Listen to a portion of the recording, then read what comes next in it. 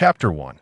At the entrance of the Cathedral of the Holy Light's Wish in the capital of the Hawk Empire, Malin Dell, a handsome youth with flowing golden hair, slowly made his way inside.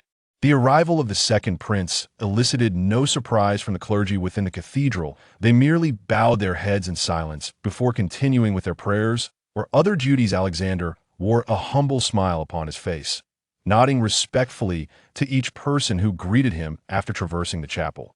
He entered a room adjacent to the garden courtyard.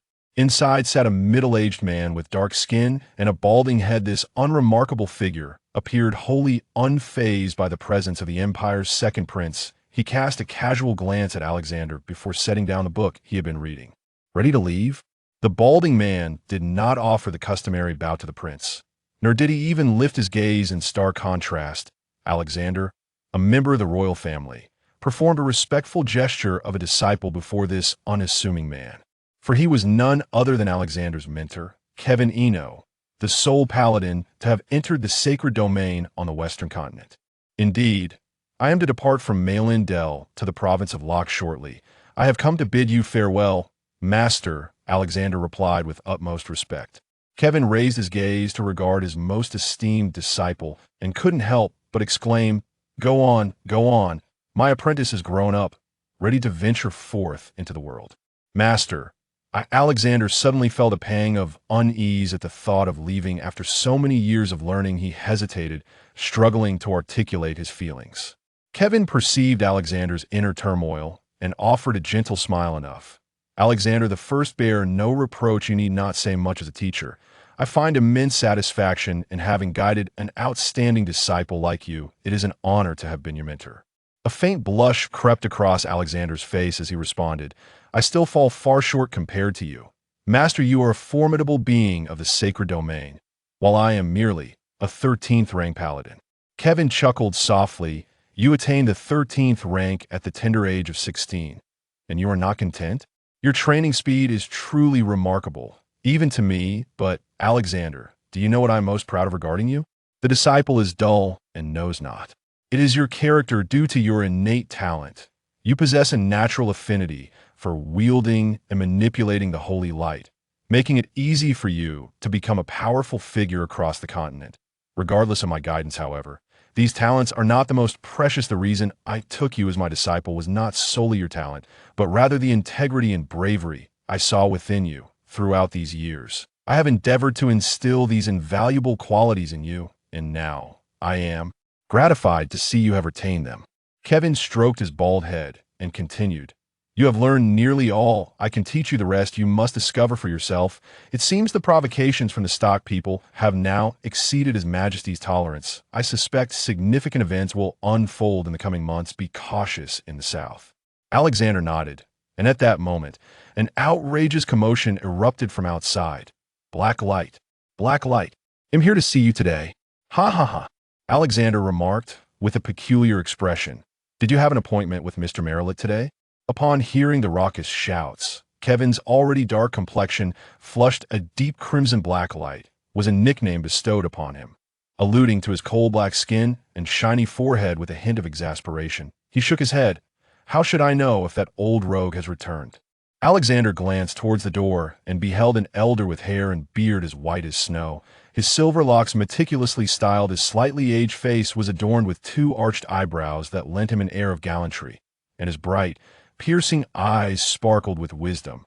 Even the neatly groomed mustache beneath his nose was well kept. The old man wore a grayish-white robe, a garment that, in terms of style, craftsmanship, and color coordination, was a rare masterpiece.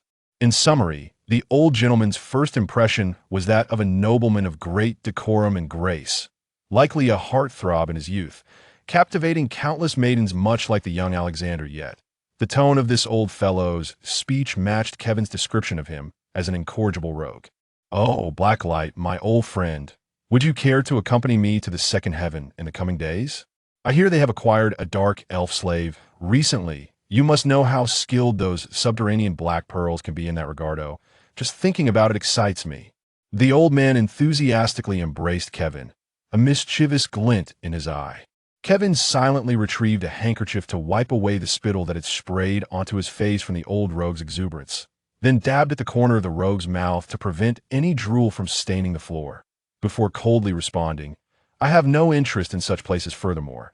If you truly wish to seek out a dark elf," Kevin paused, casting a disdainful glance, "I doubt your frail old bones will survive the encounter, let alone make it home the next day." The old rogue, incensed, began to lecture Kevin about the unsanitary nature of using a handkerchief in such a manner, then proceeded to recount tales of his past exploits in the world of pleasure. He repeatedly asserted how he had maintained his fitness and grooming, insinuating that he remained as virile as ever, capable of 7 encounters in one night, all while dismissing Kevin's concerns as trivial.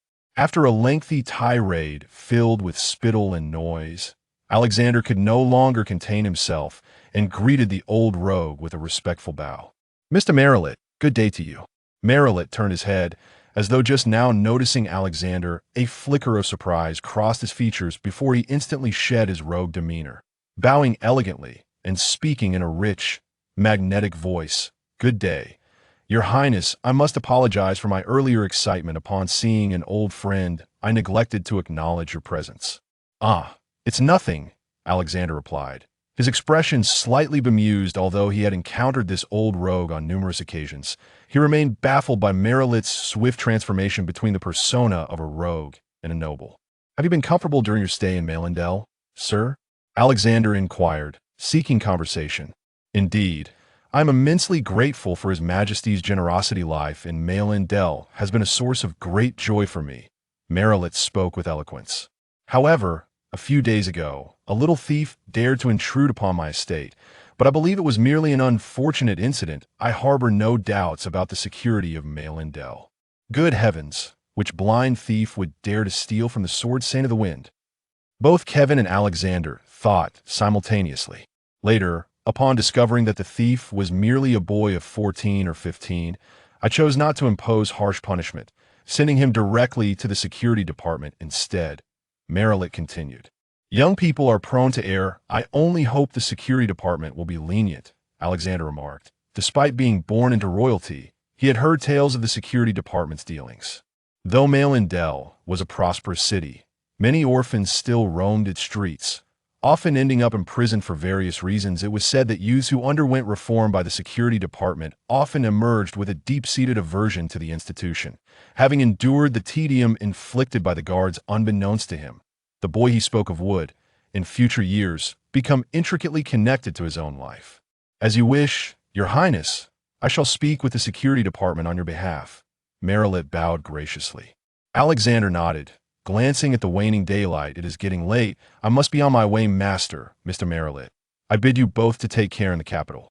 Go forth, be cautious in the south, and remember to ponder deeply in times of trouble. I believe my disciple will not disappoint me." Kevin patted Alexander's shoulder. Alexander returned a gesture of respect before turning to leave. As Alexander's figure receded, Merrilet remarked, "A fine lad, is he not? Regardless of how fine he is, he remains my disciple, and is of no concern to you," Kevin replied, visibly pleased. "Humph, do not become too smug about having such a fine disciple. I have prepared a gift for the one to the east. As well be wary, old bald head, lest that fellow drive you to despair," Merrilet teased. "What could a destitute, sacred domain warrior like you possibly offer?" Kevin retorted, aware of the old rogue's financial struggles. "You shall see soon enough," Merrilet replied with an air of mystery this time. "That old chap truly has struck it lucky, but it is still a gift for me. I must ensure to extract a few fine items from him when I see him in a few years. Ah, the thrill of robbing the wealthy is unparalleled." "Hey, the wealthy individual you mentioned must be that fellow from the east, right? So don't come ransacking my home." Kevin's dark complexion darkened further as Mallolit approached the bookcase in the inner room, his eyes slyly scanning the third compartment in the lower left corner of the cabinet. "Oh, it's indeed the 10-year vintage from the Rousseau Manor. It seems that you, the so-called paladin, have not been idle in collecting treasures," Mallolit remarked, his eyes gleaming with excitement as he opened the cabinet and beheld its contents. As Mallolit caressed the bottle of wine with the tenderness one would bestow upon a lover, Kevin realized that this bottle was doomed to meet its fate today with a sigh. He implored, "Could you leave me a little? This was a gift from Alexander just 2 days ago." "What nonsense! A fine treasure such as this ought to be shared for maximum enjoyment. Am I the sort to indulge in solitary feasting? Malolith responded with exuberance. Good heavens! How on earth did you catch a whiff of the wine? If you were to apply at the Ministry of Public Security as a search dog, you might very well steal the job from all the canines there. Despite Kevin's usual composure, he finally snapped under Malolith's relentless teasing, resorting to the most cutting remarks he could muster yet. He knew that in a physical confrontation, he would undoubtedly be at a disadvantage. Malolith, however, paid no heed to Kevin's jibes, instead clutching the bottle and scouring the room for crystal glasses to pour the wine. By the light, how is it that even a rogue like this can step foot in the sanctum? Kevin lamented helplessly to himself before taking the initiative to procure a crystal glass. 10 days later, Emperor Larvin officially issued a proclamation, vehemently condemning the Stockians for their repeated provocations along the border of the two nations. He declared that the Hawk Empire, having reached its limit of tolerance, would bolster its military presence along the southern frontier should the Stockians fail to provide a reasonable explanation for the recent tensions. The Hawk Empire would not rule out the possibility of war. Consequently, the Hawk Empire entered a state of heightened military readiness. As the nation was taken aback by the Empire's forceful response, a caravan transporting a multitude of laborers arrived at the port of Keed. This group of slaves was destined for the eastern continent, laying the groundwork for the Hawk Empire's expansion in that region. Oh, is this the ocean? Is this a ship? Can this vessel truly carry us across this boundless sea? Regner mused aloud, gazing at the grand ship docked at the harbor. Bang! A hand the size of a palm struck Regner on the back of his head, causing the small and wiry boy to see stars. Get in line and board the ship properly. You've been hopping around like a monkey this whole time, spat the imperial sailor escorting the slaves, spewing saliva as he spoke. Regner glared at the sailor in resentment, but upon witnessing the sailor's muscular chest and robust arms, he resigned himself to obediently follow the line of slaves onto the ship. Chapter 1. The Voyage. Regner wiped the sweat from his brow, his gaze lifting in bewilderment to the vast azure expanse of the ocean. He had heard tales of the sea, yet had never witnessed it himself, never believing that such an all-water realm truly existed. But now, before him lay an endless stretch of blue, rendering disbelief impossible. For Regner, the events of the past few days had been overwhelming. As an orphan, he had toiled for years merely to satiate his hunger, having seen little of the world and thought even less. Life had been both simple and arduous, until a fortnight ago, when he had fled in panic and found refuge within a noble's estate. The details of what transpired next were hazy for Regner. He remembered resting in the shadow of a tree for a moment, confirming that his pursuers had departed, and then, driven by an irresistible urge, the notorious little lay from the Melendel slums could not resist the temptation presented by the poorly defended noble residence. As Ragnar stealthily made his way to the storeroom, intending to pilfer some items to sell for a profit, he was suddenly struck on the back of his head and fell into a haze of unconsciousness.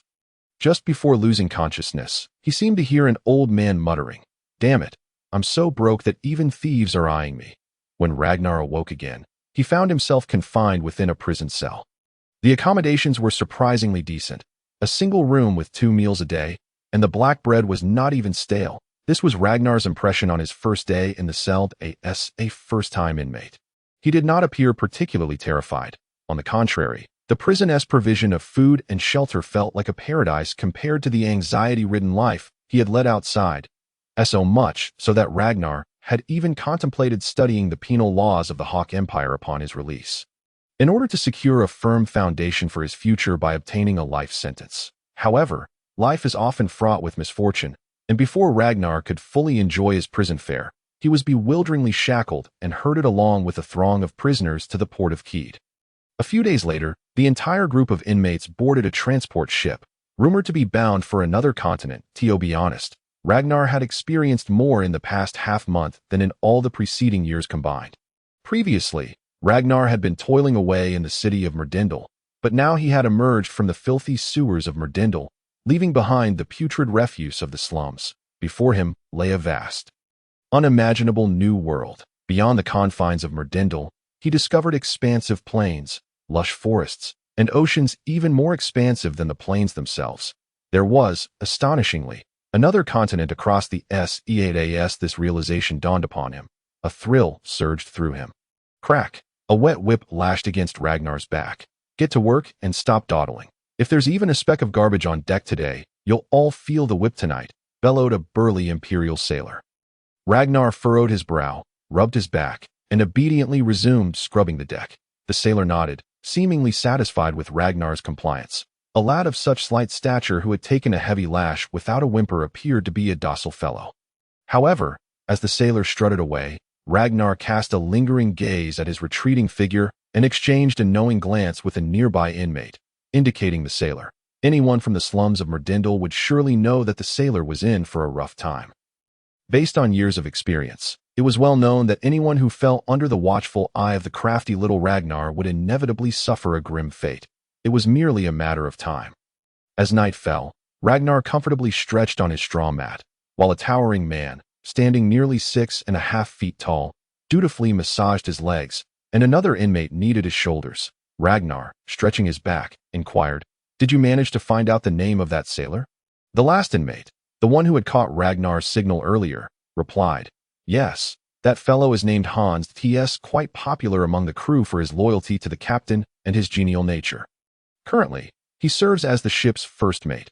However, boss, I also found out that Hans is an 8th-level warrior. While it's easy to deal with us, if it comes down to a confrontation with him. Dante blamed me for speaking plainly. It might just be a game for him. Nonsense. You're saying he's an 8th-level warrior, and I should engage him in a brawl? It just seems that since we set sail, he has taken an inexplicable dislike to me. I'm bursting with frustration and need to vent," Ragnar retorted. "But why is the management of inmates so lax since boarding?" he asked. The inmate explained somewhat awkwardly. "Well, boss, you've seen us three. We may look sturdy, but together we're hardly a match for one of the sailors. Thieves said that the captain of this ship is an 8th-level mage. If that's true, then all of us prisoners combined wouldn't stand a chance against him. Furthermore, being at sea leaves us with no means of escape, hence the relaxed management aboard. How is it that such formidable individuals are assigned to escort prisoners? It's no wonder the sailors exude such confidence," Ragnar mused. But this was fortuitous. He patted the small paper pouch he kept close, relieved that his treasure had not been confiscated, and waved his hand, signaling that he wished to sleep. The two who had been tending to him promptly began to tidy his straw mat while showering him with praises like, "Boss, you're magnificent. Teach Hans a lesson." Though the sight of 3 brawny men fussing over a frail lad of merely a few years was rather peculiar and comical, they had little choice. The law of the strongest prevailed, not only in the slums, but also within the confines of the prison. Who would have thought that this seemingly fragile boy possessed such formidable strength? Recalling the moment when they discovered their 4th cellmate was a scrawny youngster, they had initially thought that someone would be there to make their beds, massage them, and fetch them water. Yet, moments later, they realized that even their combined might was no match for this little imp. When his fighting spirit ignited, it was as if a storm had erupted, rendering them nearly blinded. Fortunately, due to the sailor's supervision, this little demon had refrained from inflicting serious harm upon them. Thus, after a friendly discussion, they decided that the second would be responsible for tidying the boss's sleeping mat, the third for massaging him, and the fourth for fetching his water. Once everything was arranged and they watched their little master fall into a dreamy slumber, they breathed a sigh of relief and began to prepare their own bedding for sleep. The following days passed smoothly, but the sailors noticed that their esteemed first mate had been in a particularly foul mood lately. Although he had made quite a fool of himself in numerous ways, such as slipping down the stairs and tumbling head over heels, or suffering from a bout of diarrhea, or having his trousers inexplicably tear, it hardly seemed sufficient reason for such rage. During these days, if any prisoner showed even the slightest hint of negligence, they would receive a few kicks from the first mate, with the most unfortunate being the young lad named Ragnar, who seemed to be his favorite target for ire. Now, both sailors and prisoners lived cautiously under the wrath of first mate Hans. Some had suggested that the captain intervened to placate him, but the captain merely smiled and brushed it off, not taking it seriously. Thus, life continued day by day until, after 13 days at sea, they finally arrived at the Hawk Empire's port on the eastern continent. The city of Rormi, the town of Rormi, adjacent to the port, served as the first supply station for the prisoner transport team in the eastern continent. equipped with ample food and supplies, as well as accommodations for the transport team to rest and a jailhouse. The captain left behind a dozen or so capable hands to guard the prisoners, while the rest were granted a 2-hour reprieve to amuse themselves in town. That evening, while most were out, the first mate knocked on the captain's door. "Captain, I can't take it anymore. I want to thrash that little brat." Hans burst into the room, unable to contain himself. "Hey, calm down, Hans. Sit down and tell me what's going on." The captain replied, his demeanor contrasting with Hans' bulk. The captain was an elegant man, showing no signs of the wear and tear of a life at sea. After taking a swig from his flask of strong rum, Hans exclaimed, "That little rascal Ragnar is simply insufferable. If I keep pretending to be oblivious, I'll start feeling like a fool myself. I want to pummel him. What has he done? Is it just a few tumbles, a bit of diarrhea, and some ripped trousers? But he certainly executed those pranks beautifully. Hardly anyone on the ship noticed," the captain mused. "That's nothing." Hans gritted his teeth in frustration. The captain, with a hint of amusement in his eyes, probed, "Oh, what could be worse? Of course, there's so much you don't know." Hans replied, somewhat embarrassed, yet determined. "For instance, he slipped me laxatives, and while I was incapacitated, he threw a tin can into the latrine from outside." The captain paused, trying to conjure the image of a tin can splashing into the pit and sending up a wave of filth, and he could only imagine Hans' expression, an amalgam of anger, despair, and desolation. "Oh, that's why you've been carrying that foul odor around," he murmured. Hans remained silent for a moment before adding, "Then he secretly smeared a layer of chili sauce on my clothes while I was hanging them out to dry." The captain, his eyes wide in disbelief, stammered, "I wondered why the cook kept complaining about running out of his special chili sauce. He couldn't help but marvel at the little imp's relentless antics." Hans was about to continue, but the captain interjected, "All right, Hans, while that little rascal is getting the better of you, don't forget you've dealt with him quite a bit as well, when you made him clean the toilet."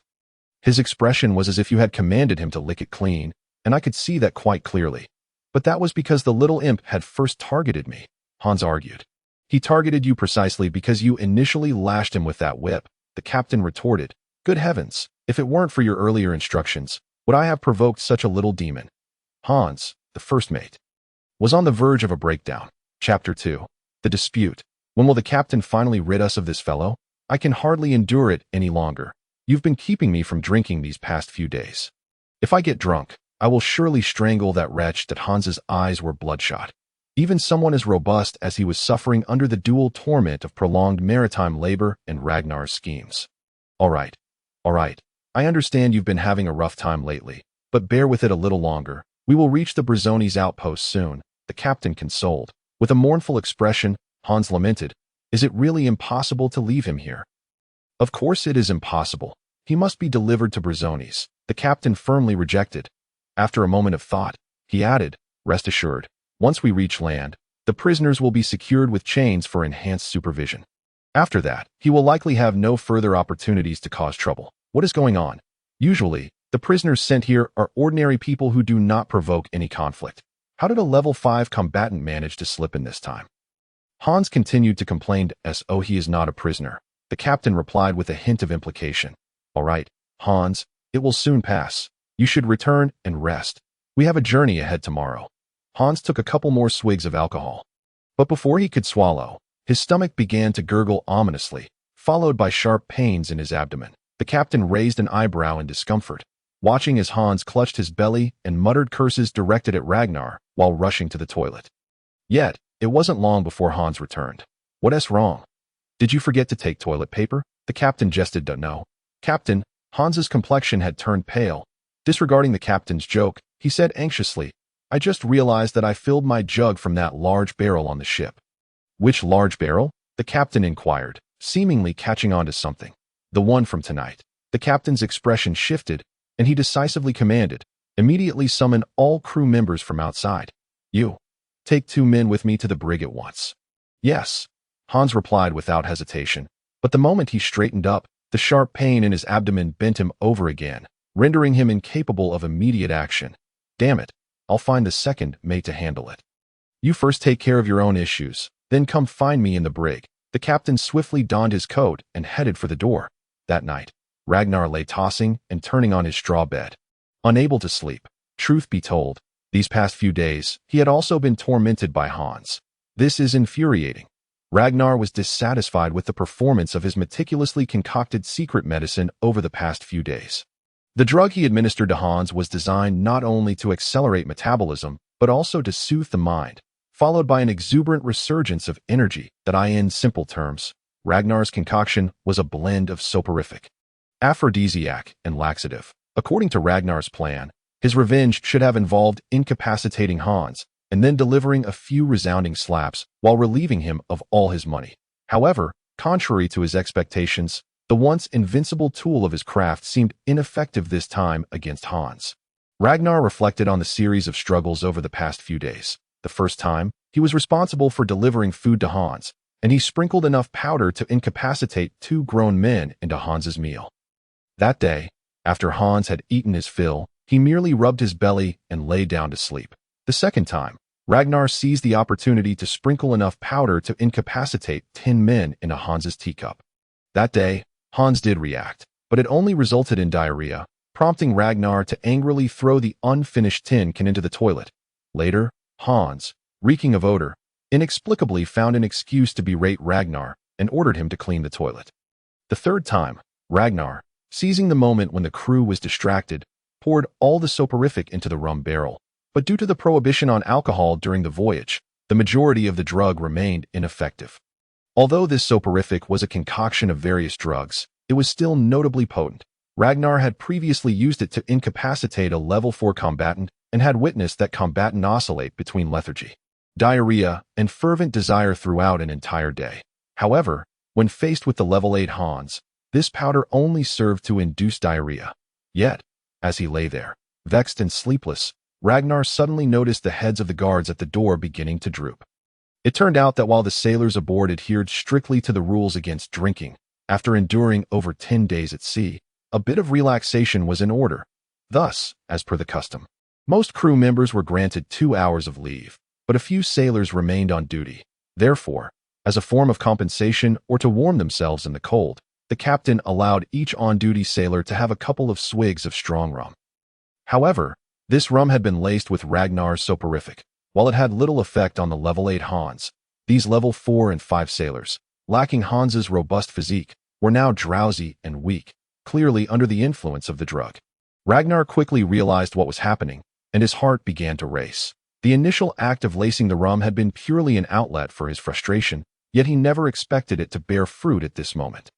He ran his fingers through his hair, revealing 2 slender iron wires. When he had been imprisoned, his carefully hidden pouch of drugs had gone undetected, and it was impossible that these wires, concealed in his hair, had been confiscated. To use Ragnar's own words, these 2 wires were his tools for survival, having picked the locks of nearly every household in the Malendel slum.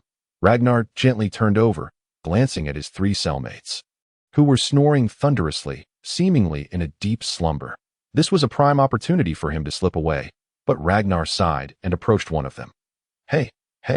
Ragnar gently kicked him twice, but the man merely grunted in satisfaction and continued to snore. In desperation, Ragnar crouched down and patted his face, finally rousing the man from his stupor. Boss, what's the matter? I'll take care of the night pot tomorrow. The burly man was clearly still groggy. What night pot?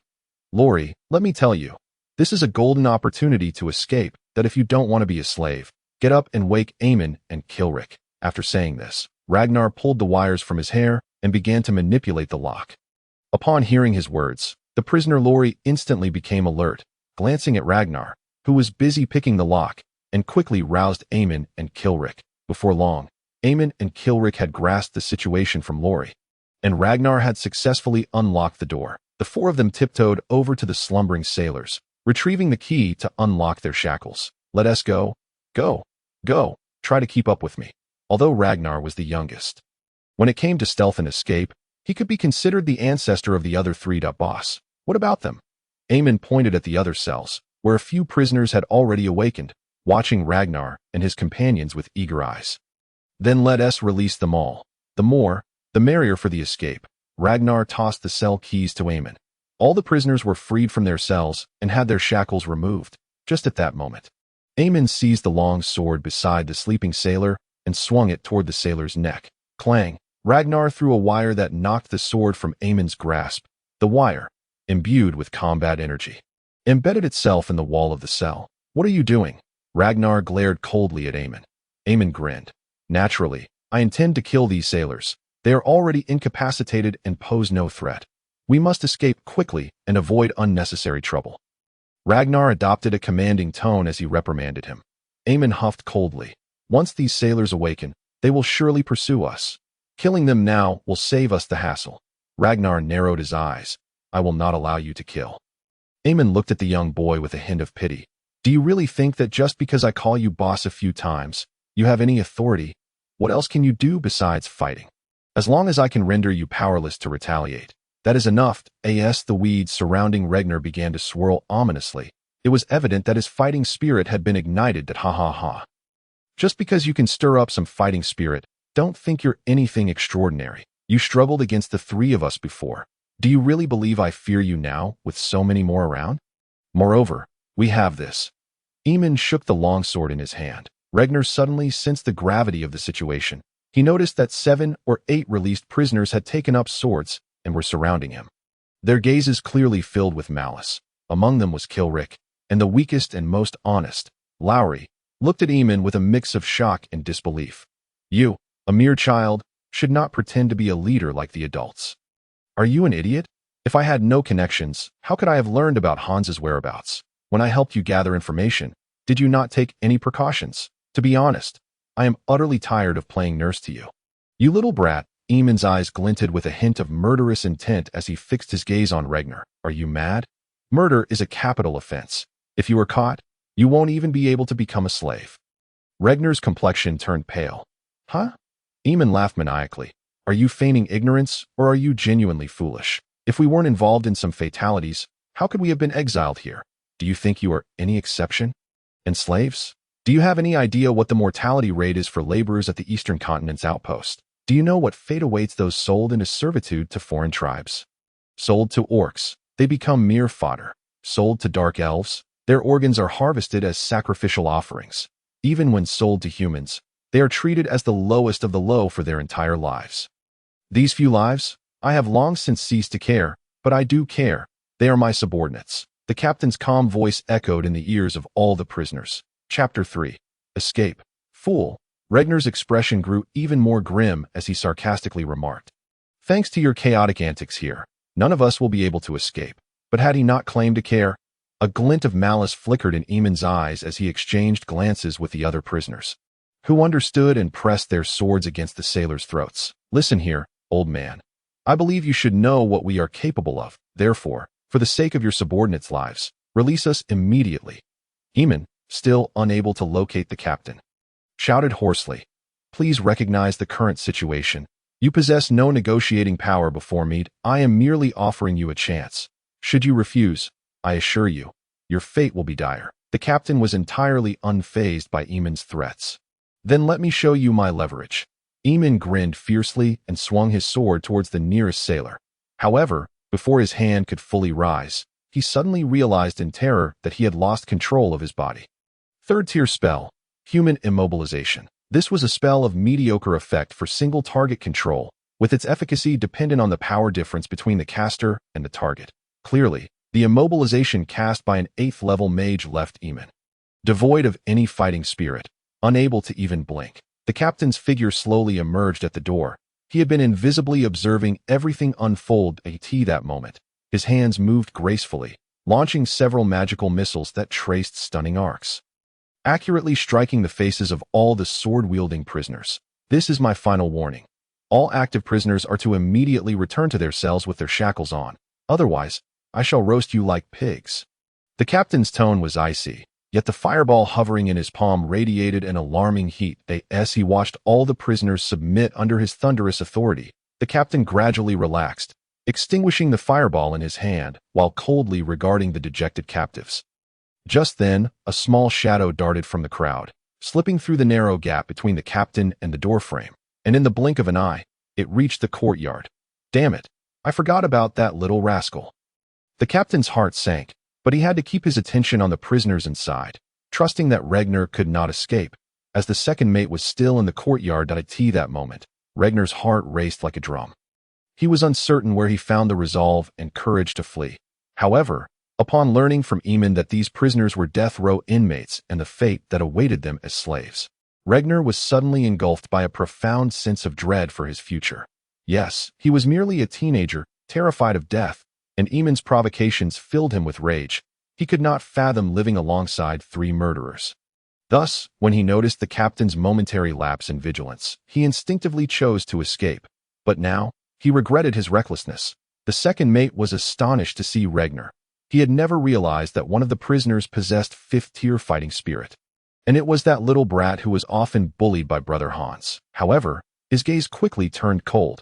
According to the laws of the Hawk Empire, if a prisoner attempted to escape during transport, the guards had the right to execute them on the spot. The second mate swiftly drew his longbow, knocking an arrow from the quiver, and with a twang of the bowstring, the arrow, infused with powerful fighting spirit, shot towards Regnar's forehead at an almost imperceptible speed. The second mate turned out to be an adept ranger. Regnar ducked just in time, the arrow narrowly missing him and grazing his scalp, causing a trickle of blood to flow from his ear. The captain, witnessing this scene, suddenly realized that the second mate was unaware that Regnar was a prisoner requiring special treatment. That heart-stopping arrow had nearly cost Regnar his life. And now the second mate had drawn his bow once more. "Spare him," the captain shouted. Startled by the captain's call, the second mate's hand faltered slightly, and the arrow whisked past Regnar's arm, drawing a bit more blood. Regnar was now overwhelmed with terror at the prospect of death. It was the first time in over a decade that he had faced the specter of death, and that fear nearly drove him to the brink of madness. "Get out of here! Get out of here!" The only thought left in Regnar's mind was this, as an overpowering instinct for survival overwhelmed him, and he sprinted toward the wall. "Fool! How could you possibly jump over such a high wall?" The second mate calmly pulled back his bow once more, this time aiming for Regnar's calf.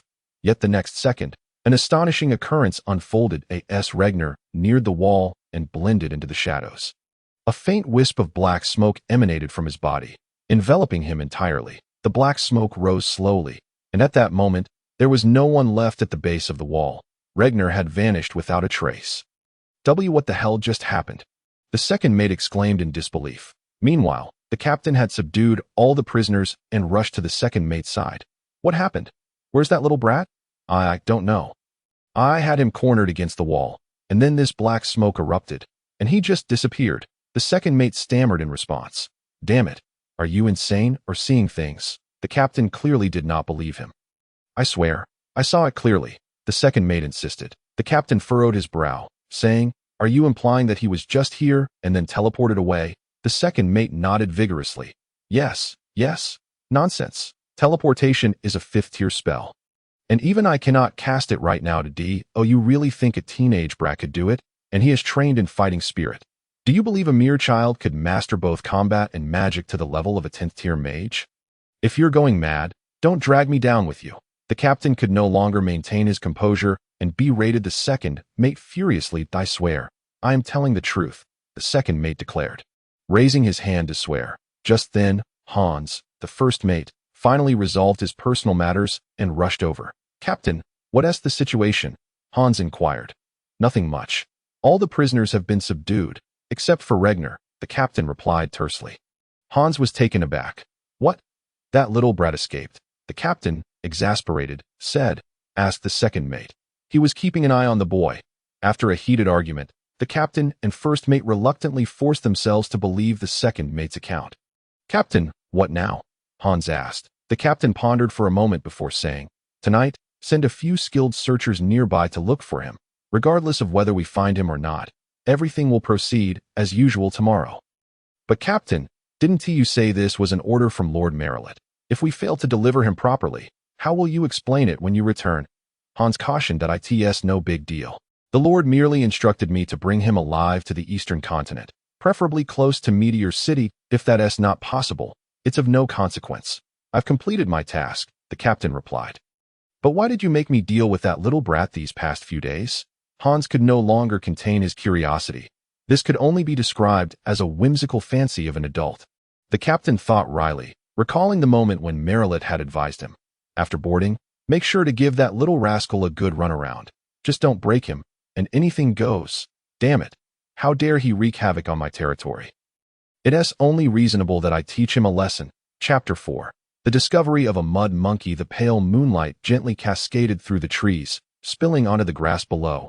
The once verdant forest was cloaked in a delicate silver sheen, rendering everything dreamlike. Regner tumbled from the air onto the grass, staring in astonishment at his surroundings, desperately trying to recall the events that had just transpired. Regner vividly remembered that mere seconds ago, he had been in the courtyard of the jail in Ralmy town, confronted by the vice-captain's deadly flying arrows. But just as he found himself cornered in utter despair, darkness enveloped him, fatigue crashing over him like a tidal wave, nearly rendering him unconscious. When he opened his eyes again, he found himself in this forest. His memories were intact and uninterrupted. Regner could still feel the adrenaline pounding in his heart from the courtyard scene mere moments prior. Yet, within seconds, he had been transported to an unknown forest. Was it teleportation? Did a mage come to my aid? Regner speculated, for in his understanding, only a mage's teleportation spell possessed such extraordinary mobility, regardless of the reason. He had saved my life, Regner thought, gradually rising to his feet and invoking the chivalric tales he had heard. I thank you, my lord, for your timely rescue, and if it pleases you, I would be most grateful to see your esteemed visage. Regner dared not raise his voice too high, fearing that this place might not be far from Ralmy town. Who knows what spells that mage captain might employ to detect him if he shouted. After waiting in silence, he received no response. Instead, a squirrel perched on a nearby tree tossed 2 pine nuts at him, seemingly protesting Regner's late-night disturbances. Regner scratched his head, unperturbed, and raised his voice once more. Since you choose not to reveal yourself, may I at least know your name, so that I may express my gratitude in the future? The squirrel retaliated by throwing down a few larger acorns. Annoyed, Regner glared upward, but no further replies came. He awkwardly continued, in any case, I am deeply thankful for your life-saving intervention. Suddenly, he felt a thick substance plop onto his head. When he reached up to investigate, he discovered it was bird droppings. Above him, a nightingale chirped, as if mocking, what is this fool babbling about? Frustrated, Regner cursed under his breath. Kaladak, wait, I need a drink, shouted a remarkably tall and striking woman. Fetch it yourself. I'm exhausted, came the irritable reply from the man named Kaladak. Seriously, is it such a burden to bring me a little something? The woman grumbled. Indeed, Kaladak replied, patting the large backpack on his chest. This bag weighs over 150 pounds anyway. What is the fuss about carrying a bit more? Look at you, drenched in sweat. Well, I'm not the one carrying your gear, Kaladak retorted, thumping the backpack on his back. Your pack, my pack, plus armor and weapons. It's nearly 500 pounds. So what? It's just good exercise. But Vera, Kaladak struggled to lift his hand. Look, I can barely draw my sword like this. What if danger strikes? We've walked this road countless times. What danger could there possibly be? Besides, you have me and Salinos with you. Vera dismissed, but just then, a sharp roar echoed from nearby. See? What did I tell you? Kaladak quickly removed his backpack and handed it back to Vera. Just a few swift shadow dragons, right? Vera reluctantly accepted the pack, though her expression revealed a hint of excitement. After all, swift shadow dragons posed little threat to them, but their hides could fetch a good price. What do you say? Should we clear them out? Kaladak unsheathed his dual swords. Of course. Why pass up a few free coins? Vera readied her bow. Salinos, who had remained silent until now, nodded in agreement. Kaladak grinned widely. All right, as usual, stay close to me. Regner narrowly dodged a crushing blow to his skull, but was caught off guard by a claw from the left, instantly adding 3 more gashes to his body. That he rolled away from the encirclement, but despair began to wash over him. He had wandered through this forest for 3 days, yet he remained trapped within its depths. For 3 days, he had survived on lake water to quench his thirst and foraged for some meager fruits to stave off hunger. Although he had slain numerous beasts daring enough to attack him with his 5th-level combat skills, the sheer vastness of the forest proved overwhelming. Without a guide, Regner was left to wander aimlessly, only to find himself deeper within, finally arriving at the heart of a forest teeming with magical beasts. The so-called magical beasts could be considered powerful and dangerous creatures, but the higher-tiered ones possessed intellect comparable to humans, with some even capable of wielding magic. The swift shadow dragons that Regner now faced were undoubtedly among the lowest tier of magical beasts. They had animal-like intelligence but were stronger, faster, and more resilient. While a single swift shadow dragon posed less threat than a black bear, their troublesome trait was their pack behavior, under the assault of over a dozen swift shadow dragons. Regner quickly found himself overwhelmed. Within mere seconds of the attack, he bore several new wounds. Despite the trials of the past 3 days having toughened his resolve, he ultimately succumbed to despair in the face of such overwhelming odds. It seems this is the end for me, Regner thought helplessly. What a pity I never found you. Just as he resigned himself to his fate, a powerful arrow suddenly soared through the air. This time, however, the target was not Regner, but the nearest swift shadow dragon. Vera, watch over that kid. I'll charge in and take down the head dragon. Salinos, cover me. Kaladak commanded, then charged towards the dragon pack. Like most pack animals, the strongest male among the swift shadow dragons would become the head dragon, responsible for leading the group in their daily lives and hunts. If the head dragon were to fall, the entire pack would descend into chaos, making it much easier to dispatch a disorganized horde. Kaladak clearly understood the behavior of swift shadow dragons, as he darted with astonishing speed toward the robust head dragon lingering at the edges of the fray. Swiftly severing its head with a single stroke, the blood gushed forth, splattering Kaladak's face and rendering his expression somewhat ferocious. With the head dragon's demise, the pack lost its cohesion, and several swift shadow dragons that had been attacking Regner shrieked in panic, redirecting their assault toward Kaladak. Ha! Finally a chance to stretch my legs. Kaladak laughed maniacally as his powerful combat aura erupted, momentarily halting the advance of the charging dragons. He then swung his sword in a horizontal arc. The blade, imbued with combat energy, instantly severing the necks of 3 swift shadow dragons. Meanwhile, the 2 dragons behind him were precisely dispatched by Salinos, who didn't even glance back. Be careful, if you damage the hides. They want to sell for a good price, and I'll have words with you, Vera shouted, then knocked an arrow and shot through the skull of a swift shadow dragon attempting to attack Regner. With the strength of Kaladak's trio, equipped adequately, they could easily take down over 30 large swift shadow dragons with only minor injuries. That moment, there were merely 12 swift shadow dragons remaining. And with the head dragon slain, the battle was remarkably uncomplicated in less than 2 minutes. All the swift shadow dragons lay dead. Regner watched as the trio swiftly annihilated the dragons with astonishing efficiency. Although he was unaware of their intentions, they seemed to harbor no malice, and he couldn't help but feel a sense of relief. What luck I've had this time, Regner mused, grinning at Kaladak as he approached. However, the pain from his torn wounds struck him, and combined with the joy of surviving and a fierce hunger, darkness overtook him as he collapsed to the ground. This kid dead. What with that foolish grin on his face as he about to kick the bucket? Kaladak approached and kicked Regner's head lightly. Stop talking nonsense. Vera shot him a glare. What do we do now? Take him with us, Kaladak inquired. Vera glanced at Regner, whose youthful face was smeared with dirt and blood, and sighed. He is still just a child. Let us bring him along. That I cannot bear to leave him here to await his demise. Kordak cast another glance at Salinos, who nodded in agreement, saying, I have no objections. Very well, let us tend to his wounds for the time being, and then set up camp here. We shall decide our next course of action once he awakens tomorrow. However, I must make it clear, if he is unable to walk by then. Vela, you shall carry him. Kordak made his decision. Vela raised an eyebrow, asking, why must it be me? Because you insisted on bringing him along. I've suddenly come to think that perhaps we could do without him. All right then, let us be on our way. Kordak, look at how small he is, and he has sustained such grave injuries. It's simply pitiful. You should carry him. Then you carry him. A delicate lady cannot manage that. I refuse to take responsibility. Brother, have a heart and carry him just this once. No way. Will you or won't you? Kordak asserted. I have never gone back on my word. If I say no, then it is no. Damn it. Kordak, don't push your luck. You know what happens when you irk me. See, if you had just spoken to me properly from the start, we wouldn't be in this situation. I am quite reasonable. Kordak replied, somewhat disgruntled. He turned his gaze back to the dirt-covered Regner, muttering to himself, well, I've picked up a muddy monkey. Meanwhile, Salinos, who had remained silent, began to quietly tend to Regner's wounds. Chapter 5.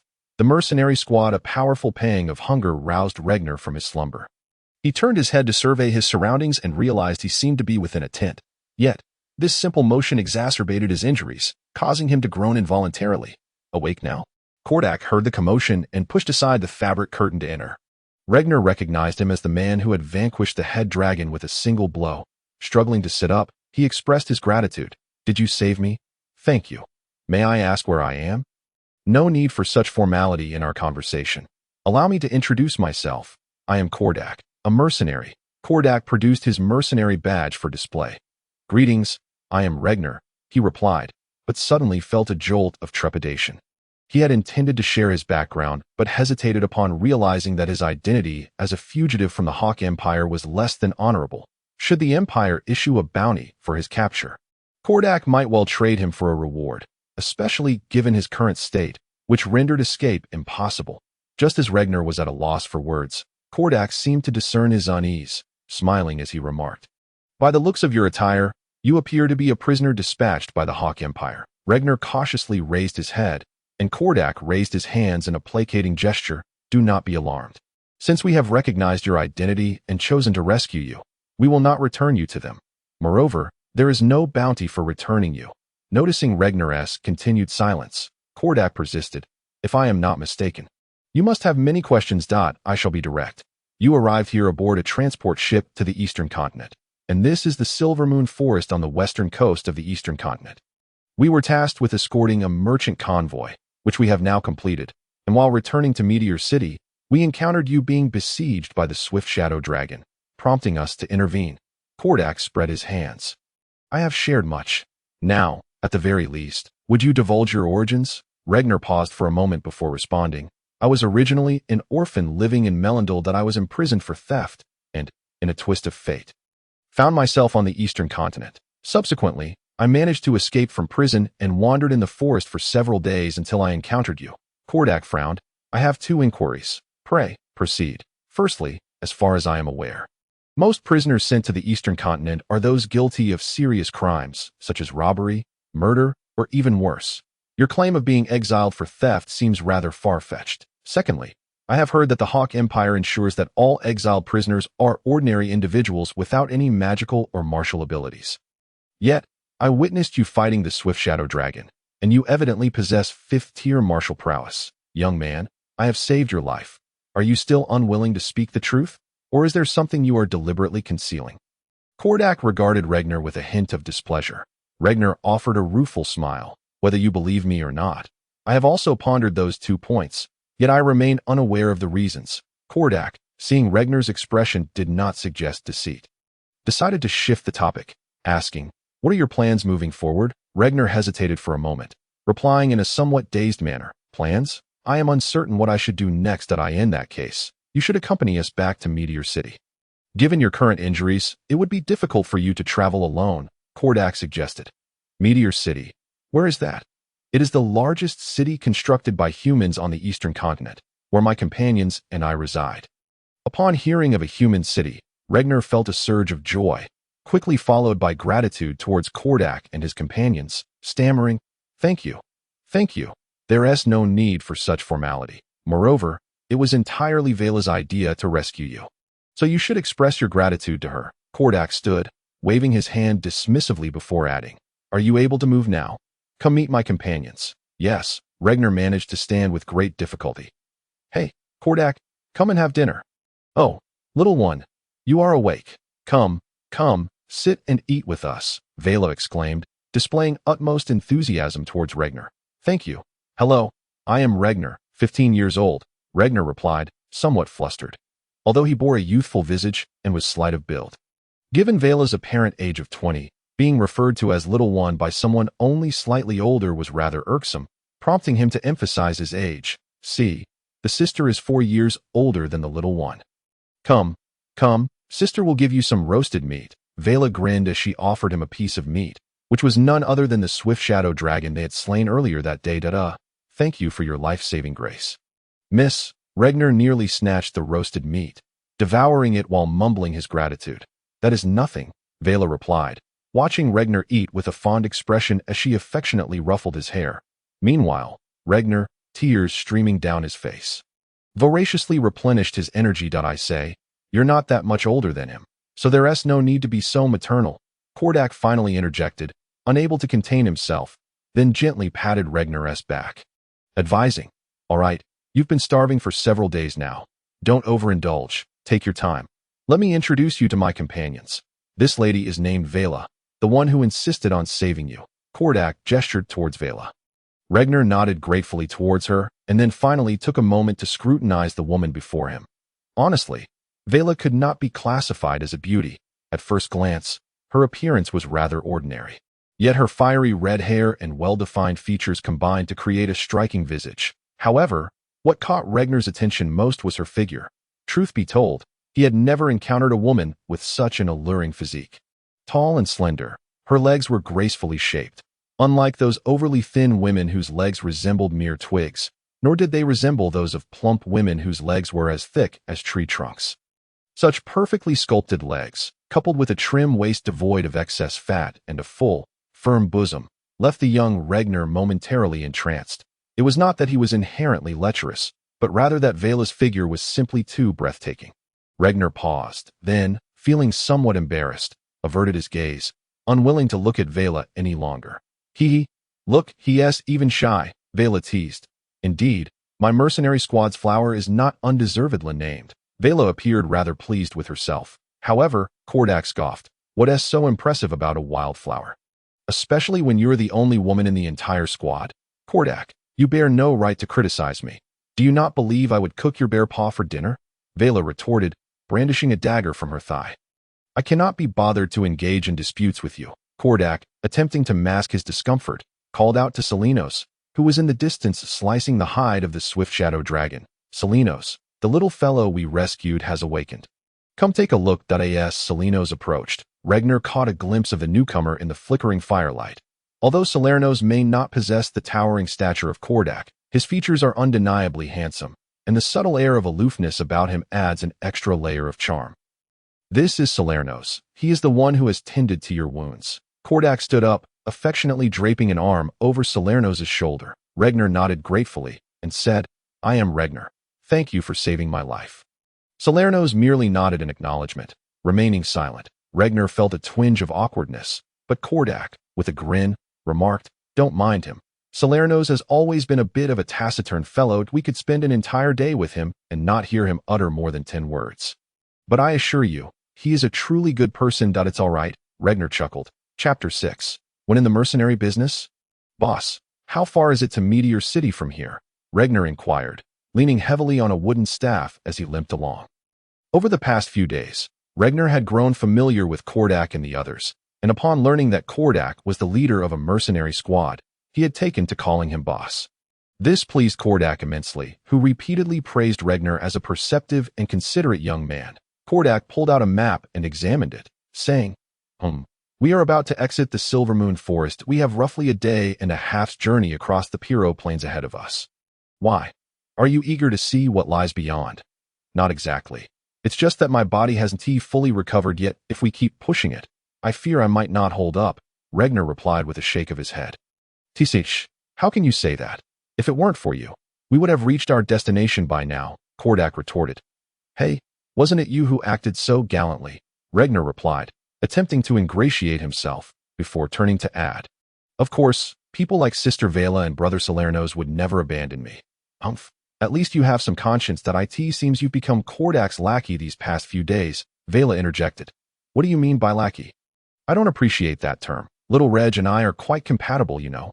Besides, he sees through your antics of bullying me, and sometimes he just can't help but speak up." "Right, Little Reg," Kordak exclaimed. "Exactly," Ragnar quickly agreed. Vela's eyebrows shot up in annoyance. No, Sister Vela is the best. When has she ever bullied you?" "Boss, you're not being fair," Ragnar stammered, suddenly feeling a chill run down his spine, hastily backtracking. "Now that's more like it." Vela nodded in satisfaction. "Traitor, after all the care I've given you these past 2 days, to think you'd turn on me so quickly. No dinner for you tonight," Kordak exclaimed, feigning outrage. Ragnar wore a look of impassivity, trotting over to Kordak's side and saying, Boss, you know better than I do how formidable Sister Vela is. I was left with no choice. Rest assured, no matter what I say, I will always steadfastly support you in my heart. However, I must advise you to refrain from sparring with Sister Vela. Even if your tongue is sharper than hers, she still has nails and teeth. Humph, what kind of talk is that? Kordak declared with righteous indignation. I, Kordak, am a man of honor. How could I ever yield to someone as unruly as Vela? Don't let her current demeanor fool you. I merely grant her some dignity in your presence. Once we return to Meteor City, you shall witness how I deal with her. After all, I am her captain. If I cannot manage a mere squad member, what kind of leader would I be? Kordak had intended to portray himself as a grand figure in front of Regner. But as he spoke, his excitement grew, causing his voice to rise. When he finally regained his senses, he noticed that Regner had fallen behind, watching him with a look of pity. Upon turning around, he found Vela narrowing her eyes as she approached. And soon the edge of the forest echoed with Kordak's cries for mercy. Vela, let me explain. I was just joking with Regner. Oh, don't grab me. Let's talk this out. Ouch. I said, don't push your luck? Ah, if you keep this up, I might just get angry. Hiss, I was wrong. Is that not enough? Oh, for heaven's sake. Regner, why aren't you helping me? It's broad daylight. Look up at the sky, Kordak wailed. And you, Salernos, do you remember how I handled things when you got into trouble with her? Hurry up and come over. Ah, help?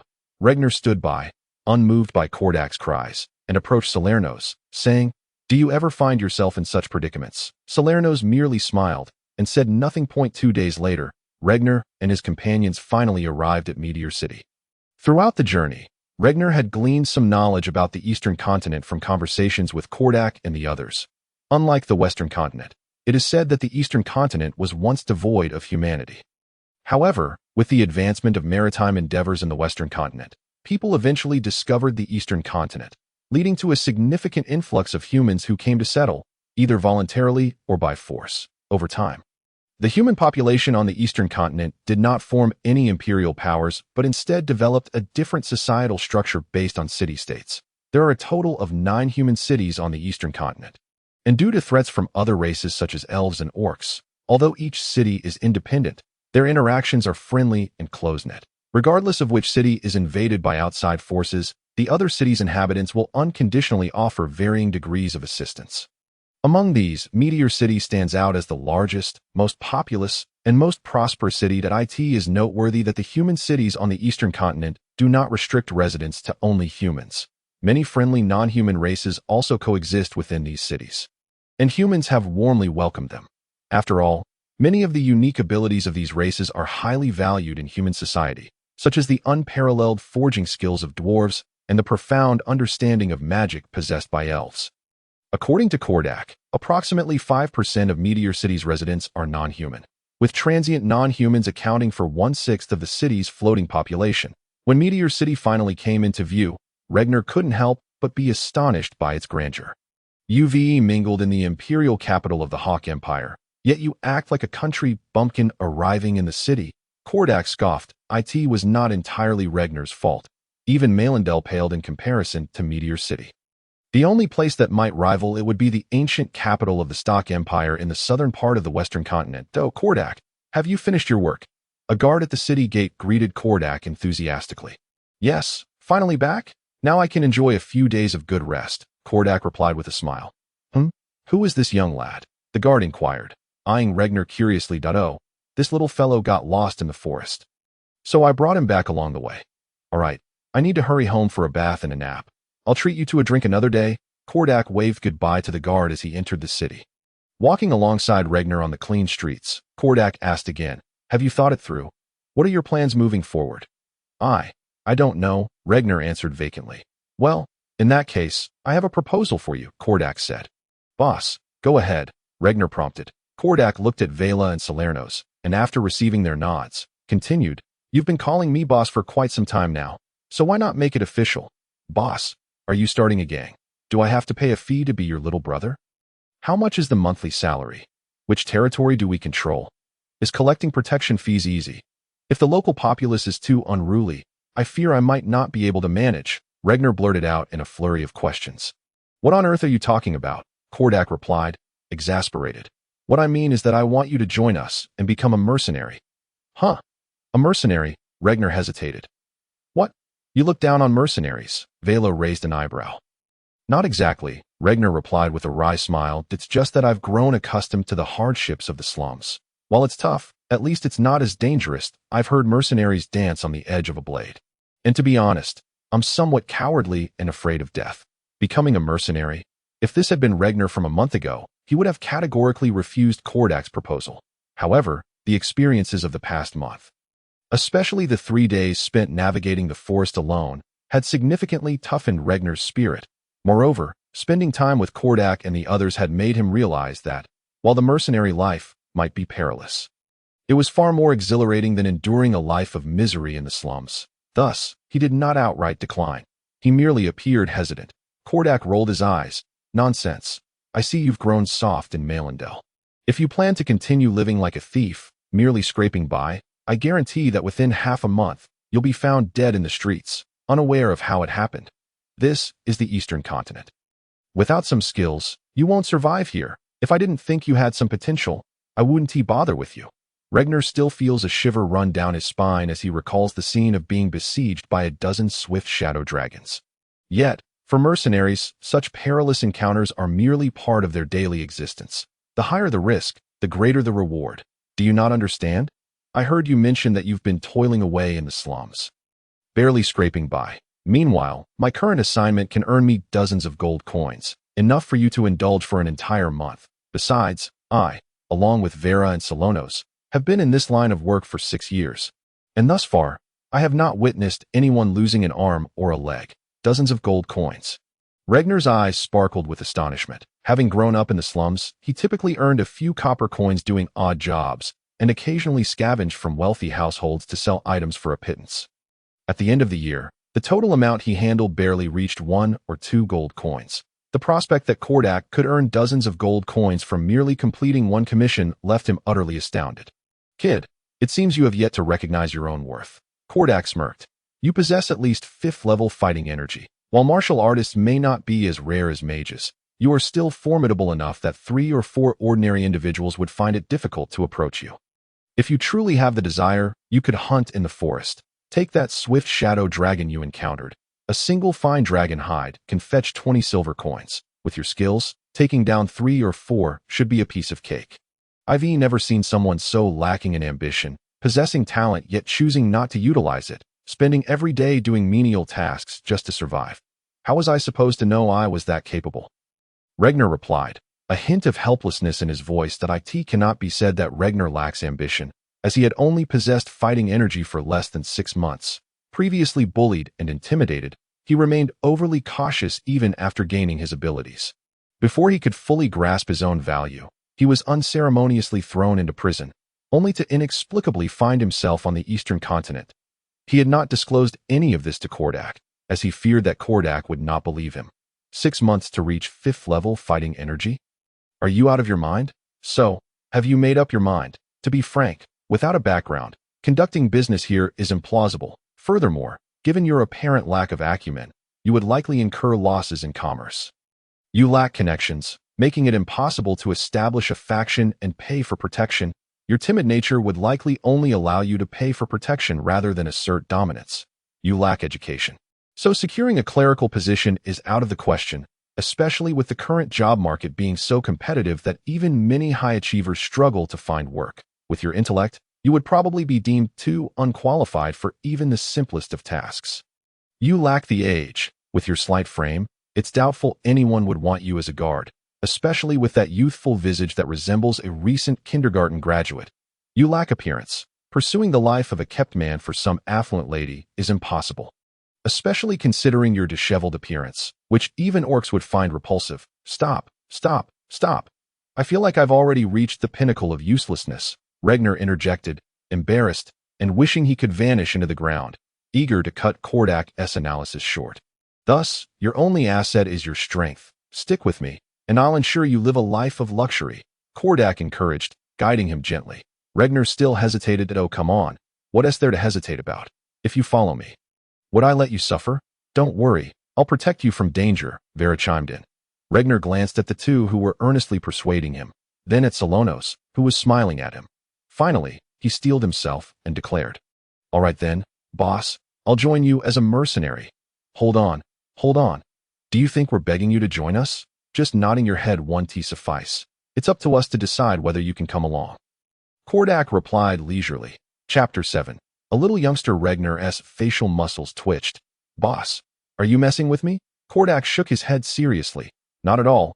Little Regnar, I genuinely want to invite you to join us. However, I must also be responsible for the entire team. If it were a short-term collaboration, that would be one thing.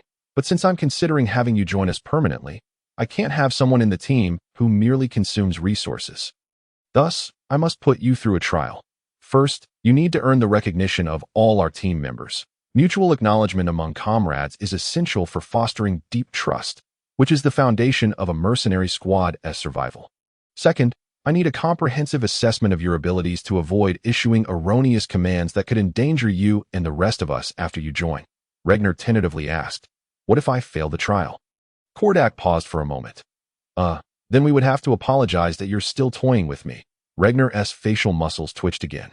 Come now, young man, you must have confidence in yourself. Besides, Kordak won't make things overly difficult for you. So rest assured, Vera patted Regnar's shoulder reassuringly. Hey, just so you know, I'll state this clearly. If you can't pass, I will definitely not allow you to join. Kordak chuckled. Puffed. Such hypocrisy. I don't believe you would actually prevent him from joining. Vera muttered quietly, though Regnar did not catch her words. Oh, when does the trial begin? Regnar still wore a worried expression.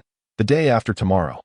Today, I'll take you to clean up, buy some clothes, and let you rest a bit. Tomorrow, I'll explain the trial details to you, and then take you to purchase necessary equipment, so we can commence the trial the day after tomorrow. Kordak contemplated before adding, by the way, have your injuries healed? Regnar moved his limbs and nodded. They're about healed. Kordak was somewhat astonished. Wow, that's quick. Those wounds were only stitched up a few days ago. Regnar chuckled wryly. I guess I've been beaten up a lot as a child. I previously endured far worse, and it usually took me over half a month to recover.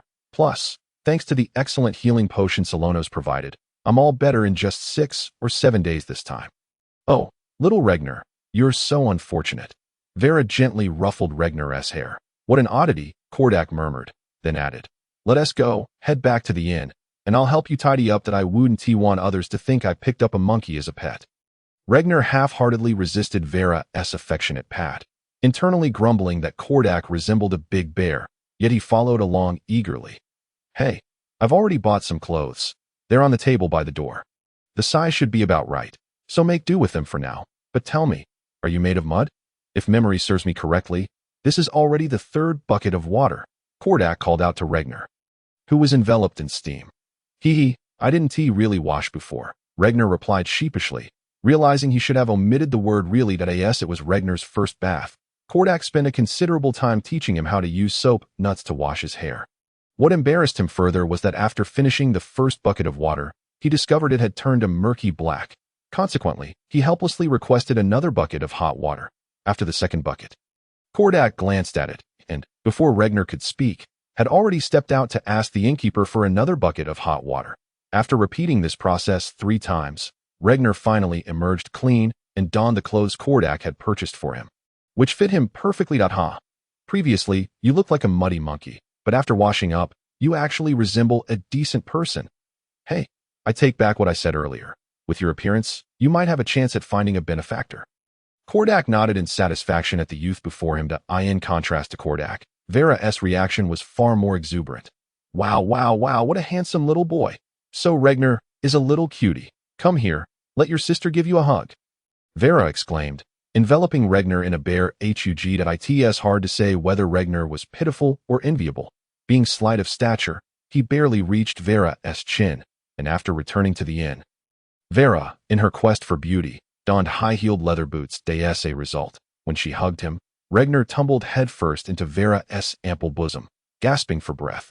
Meanwhile, Vera seemed utterly oblivious, seeing Regnar's somewhat babyish face and perceiving him as merely a slightly taller little boy.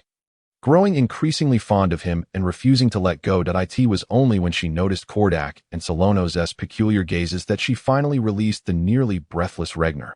Huff, huff, I'm not a little boy. Huff, huff, I just look a bit young. Huff, huff, if this continues, I'll get angry, Regnar protested, his face flushed, though no one could tell whether it was from the lack of air, embarrassment, or delight, though dear, I was just joking. Don't be upset, Vera chuckled, finding this youth increasingly amusing. What a delightful advantage to have, Kordak spat in disdain. Regner turned to see that Kordak's left cheek bore the mark of envy, his right cheek the mark of jealousy, and a massive character for hatred emblazoned across his forehead. Beside him, Silenos regarded Regner with a gaze that held an unusual intensity. Am I not of a smaller stature? Regner mused. Naturally, I cannot compare to the towering and formidable figures like the boss and Silenos. His expression shifted instantly, adopting a sycophantic smile reminiscent of a treacherous knave. I can't be bothered to engage in idle chatter with you. Come now, tell me what skills you possess, so I may devise a challenge for you. Kordak showed no inclination to indulge Regner's whims, though. I assumed you had already contemplated this. Regner stammered in surprise. Fool. Assessments vary from person to person, and if a new mage joins us, would it be reasonable for me to test his melee combat abilities? Kordak retorted with a scowl. Regner wiped the spittle from his face, continuing his obsequious demeanor. Ah, indeed, the boss is truly wise, understanding such profound truths. Of course, how else could I assume the role of captain? Kordak's countenance softened slightly as he continued. Now, speak plainly of your abilities and merits. Regner replied. Kordak, does being able to eat count as a merit? After a prolonged pause, Regner managed to utter this. That counts for naught.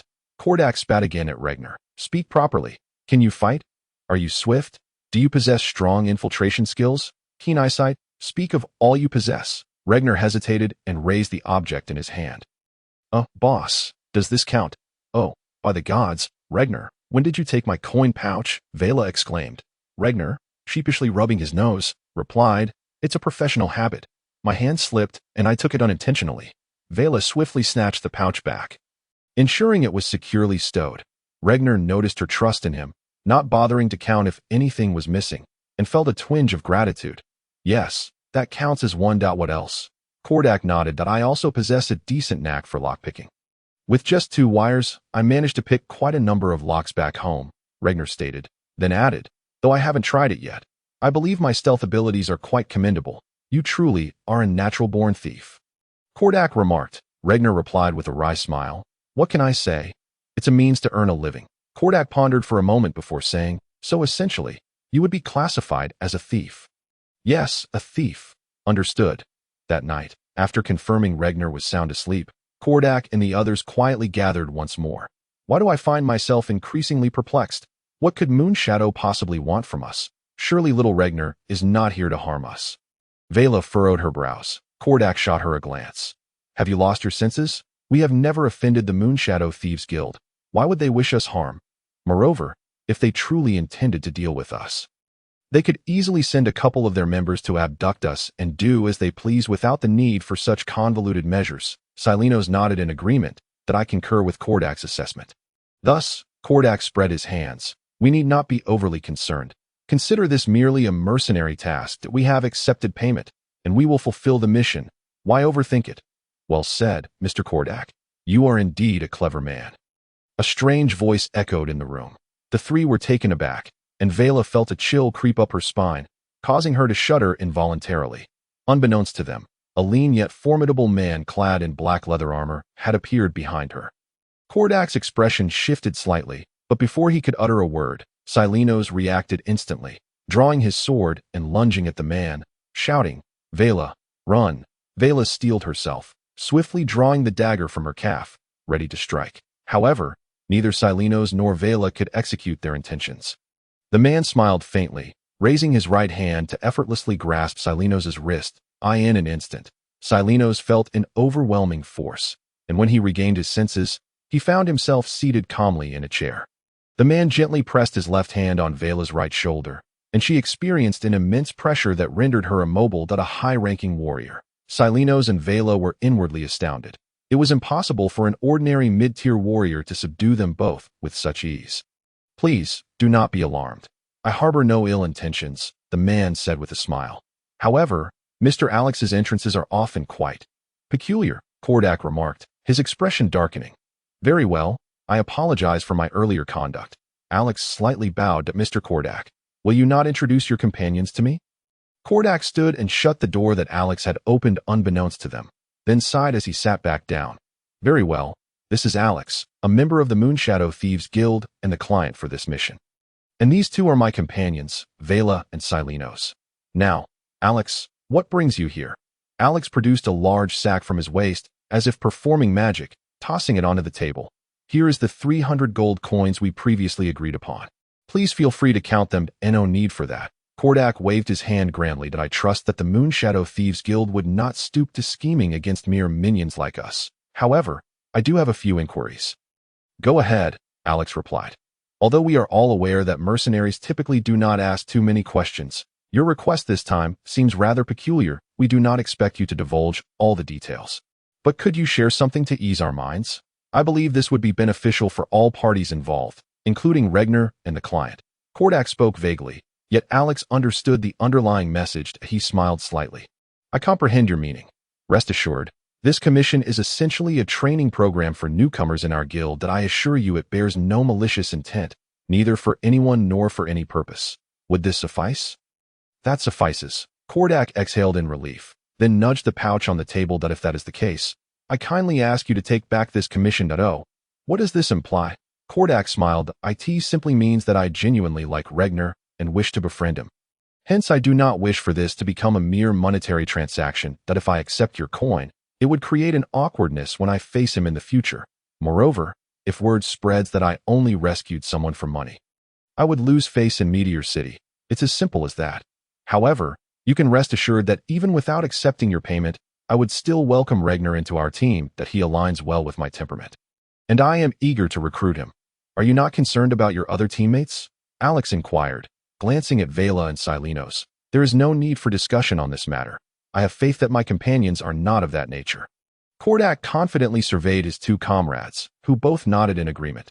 Very well, truly, you are the most reputable mercenary team in Meteor City. It seems enlisting your services was the correct choice. Nevertheless, I insist you take this money. Alex pushed the pouch back toward Kordak. Kordak's brow furrowed in displeasure as he replied, What? Do you think I am merely putting on a facade? I harbor no doubts regarding Mr. Kordak's integrity. Alex clarified, I merely considered that since Regner arrived here, he has been practically destitute. Kordak shook his head earnestly. Mr. Alex, you are too kind. That lad is not just destitute.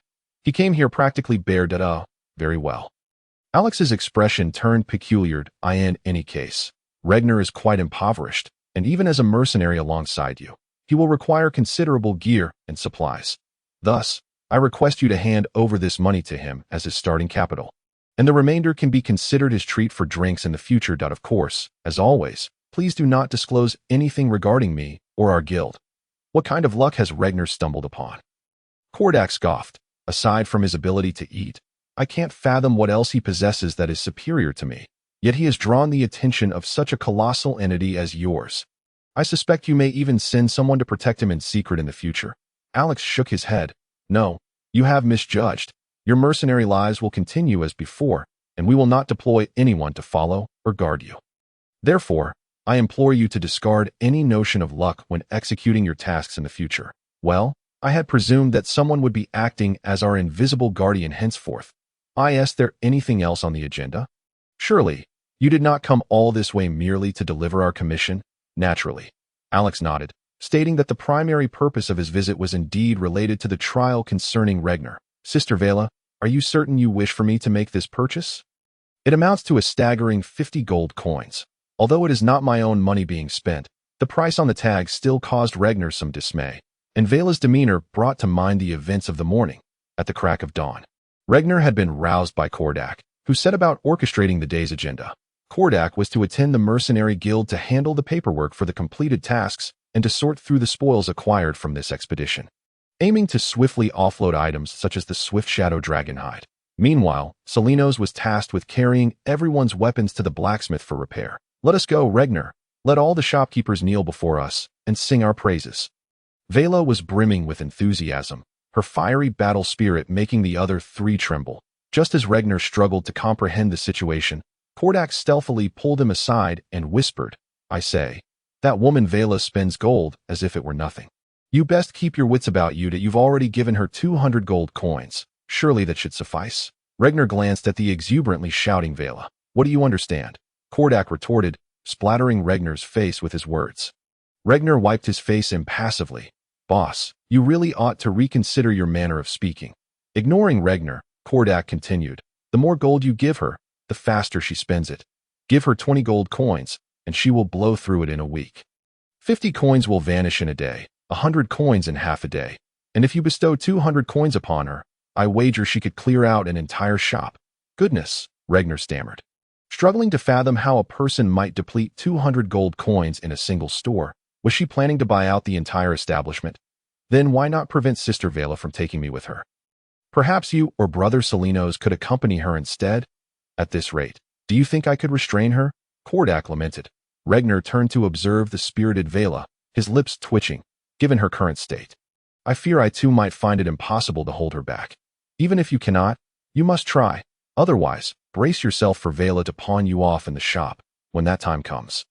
I shan't have the funds to buy you back. Kordak delivered this ominous statement before departing. Returning to reality, Regnar opened his coin pouch and paled slightly. Since their departure, he and his companion had only visited 2 shops. At a weapons store called the Flame Hammer, they had procured 2 steel daggers, a mithril longsword, 6 throwing knives, 2 climbing grapples, a 5-meter length of mithril wire as fine as a hair, a blowpipe, and a set of tranquilizer darts. Subsequently, they had ventured to a shop named the Journey of Survival, where they acquired several smoke bombs, multiple sets of trap-making components, 2 pieces of tight leather armor, and a pair each of gloves, boots, and bracers. Now, Vela had her sights set on a shadow cloak hanging on the wall. Oh, I haven't even begun to lament the expense. What sorrow do you bear? Vela appraised the nearly weaponized Regnar with satisfaction before turning to the shopkeeper to utter the words that sent Regnar into a frenzy. Sir, bring me that cloak for inspection. Chapter 9. The Trial. Oh dear. This young lady possesses remarkable taste. This shadow cloak is indeed one of the finest items in our store. Many have sought to purchase it, yet I have held on to it. The shopkeeper, an elderly man, smiled, the crow's feet at the corners of his eyes blooming like daisies. Hold your horses. Let us discuss it first, Regnar exclaimed in exasperation, for this human elder was far more persuasive than the dwarf blacksmith at the Flame Hammer. Whatever Vela desired, he could extol it to the point of seeming divine, compelling Vela to eagerly prompt Regnar for payment. Oh dear, my good sir, I see that this lady has bought so many items on your behalf. The money is spent on you, and you ought to be delighted, the shopkeeper chirped as he eagerly retrieved the shadow cloak, relishing the chance to fleece such a lucrative customer. Indeed, it is spent on me. Yet it enriches your coffers, Regnar retorted with a sharp tongue. The old man was unfazed, grinning as he showcased the cloak to Vela, elaborating. The shadow cloak, crafted from the hide of the cunning shapeshifter. The chameleon beast, created by a master alchemist. It has been meticulously treated to ensure softness and lightness, while retaining the incredible color-shifting camouflage ability of the chameleon beast. When donned, one can seamlessly blend into their surroundings with but a thought, rendering them virtually undetectable to foes. A must-have artifact for stealth and ambush. My dear lady, hesitate no longer. Given your generous purchases, I shall offer it to you for a mere 45 gold coins. This is practically at cost, and were it not for your exquisite beauty, I would never offer such a price. Sister Vela, we've already spent over 120 gold coins. Regnar's voice trembled. There remains over 70 coins. Let us purchase it. Vela seemed to misinterpret Regnar's concern. Are you resolute in spending every last coin? Regnar cried out in despair. Kordak gave me such a sum precisely for that purpose. If he bestowed upon me 200 and I spend 150, what use is the remaining 50 to stroll about with? Vela seized the coin pouch and began extracting money. Regnar found himself momentarily bewildered by Vela's unconventional logic. Well, you've certainly stocked up. Upon returning to the inn that evening, Kordak remarked with satisfaction that Regnar's eyes brimmed with gratitude. Boss, you truly went above and beyond this time. It's nothing, merely trifles. After all, this money is the guild's shared funds. It is not solely mine. Moreover, as you join our ranks, you shall gradually repay it. It is of little consequence, Kordak declared with magnanimity. I think I may have misheard, Regnar replied, perplexed. After each mission, we reserve 10% of the commission as shared funds. Which is what I refer to, Kordak explained, his expression suggesting he understood Regnar's tone. That is not what I meant, Regnar protested. You mentioned I would have to repay? Kordak rolled his eyes. Of course, That is a solid 200 gold coins. If you don't repay me, who will? Boss, how about I consider withdrawing from the guild? Regner tentatively suggested. Not a problem, Kordak replied with a hearty laugh, waving his hand, just as Regner prepared to breathe a sigh of relief. Kordak's expression turned serious as he extended his hand. But you must repay me. Is it not sufficient to return the items to you? Regner lamented. I want my money, not your gear, Kordak stated flatly. But I sold it to you. Regner despaired. The following night, Regner began his trial. In the center of the courtyard stood a room containing a book with a deep blue cover. It was the only item within. Making it easy to locate, your task is to infiltrate this room and retrieve the book. Naturally, there are guards in the courtyard. You may incapacitate them, but you must not inflict any permanent harm. Nor may you kill them. It is as simple as that, Kordak had told Regner. Though Regner had felt considerable trepidation prior, uncertain of the trial's nature, he found himself relieved upon hearing Kordak's instructions. It was merely a matter of stealing something. While he may not boast about other skills, Regner was undoubtedly adept at pilfering. At that moment, he had entered the courtyard, deftly stowing away his climbing claws.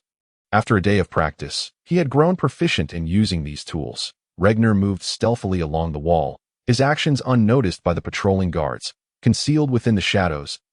Oh, you think little Regner will succeed? Vela inquired, sipping her drink, a slight flush adorning her cheeks. Kordak and the others were seated in a tavern, enjoying drinks and conversing, unconcerned about Regner's potential misadventures. Since Alex had taken responsibility, they felt no need to intervene.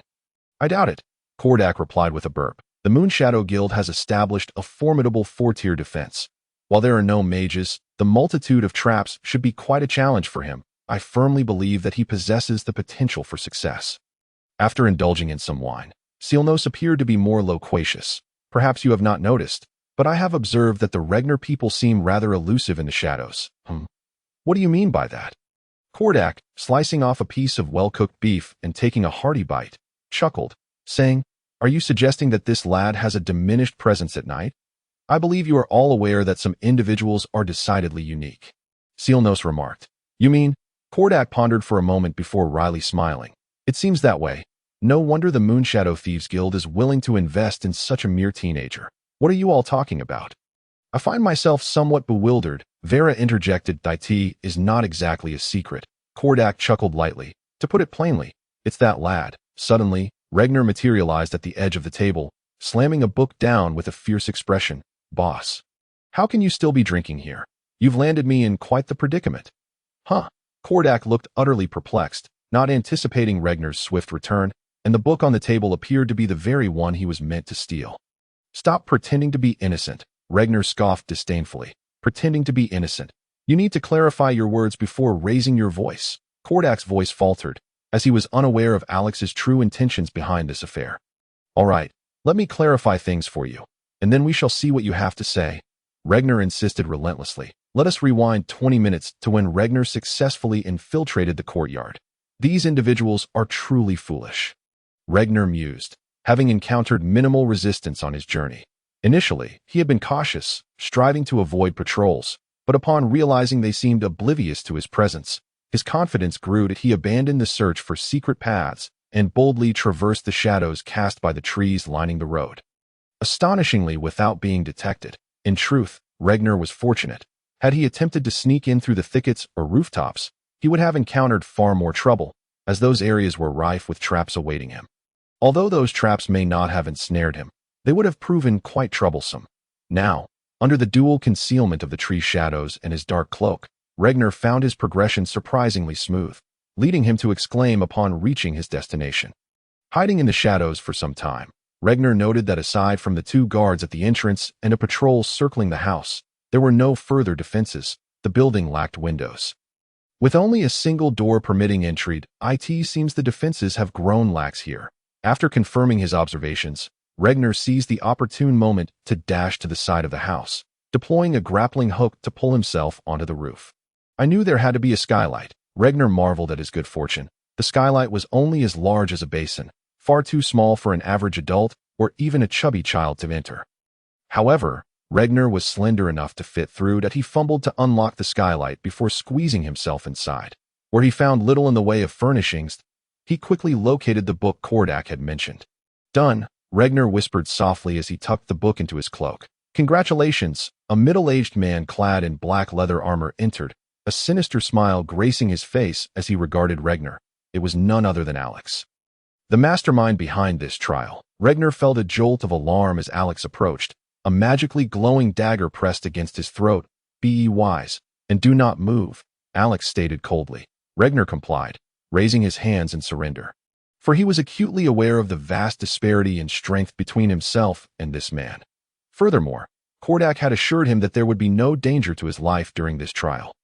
Thus, he resolved to heed Alex's directives. Now, let us converse. Alex confidently sheathed his dagger, stating, your name and the purpose of your presence here. Regner remained silent, staring at Alex without any intention of responding.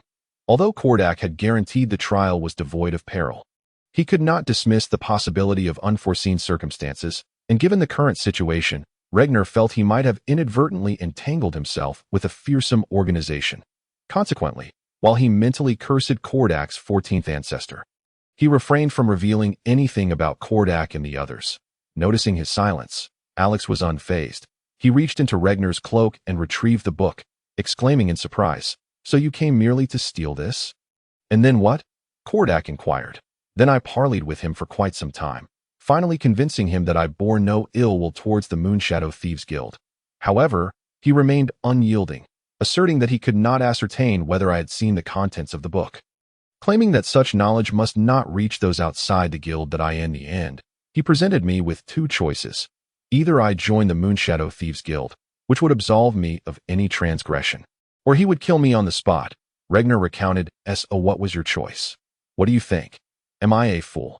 Naturally, I chose to join the Moonshadow Thieves Guild, after which he produced a contract for me to sign and provided me with a letter of introduction for me to report to the guild's administrative department on Beryl Street in the coming days.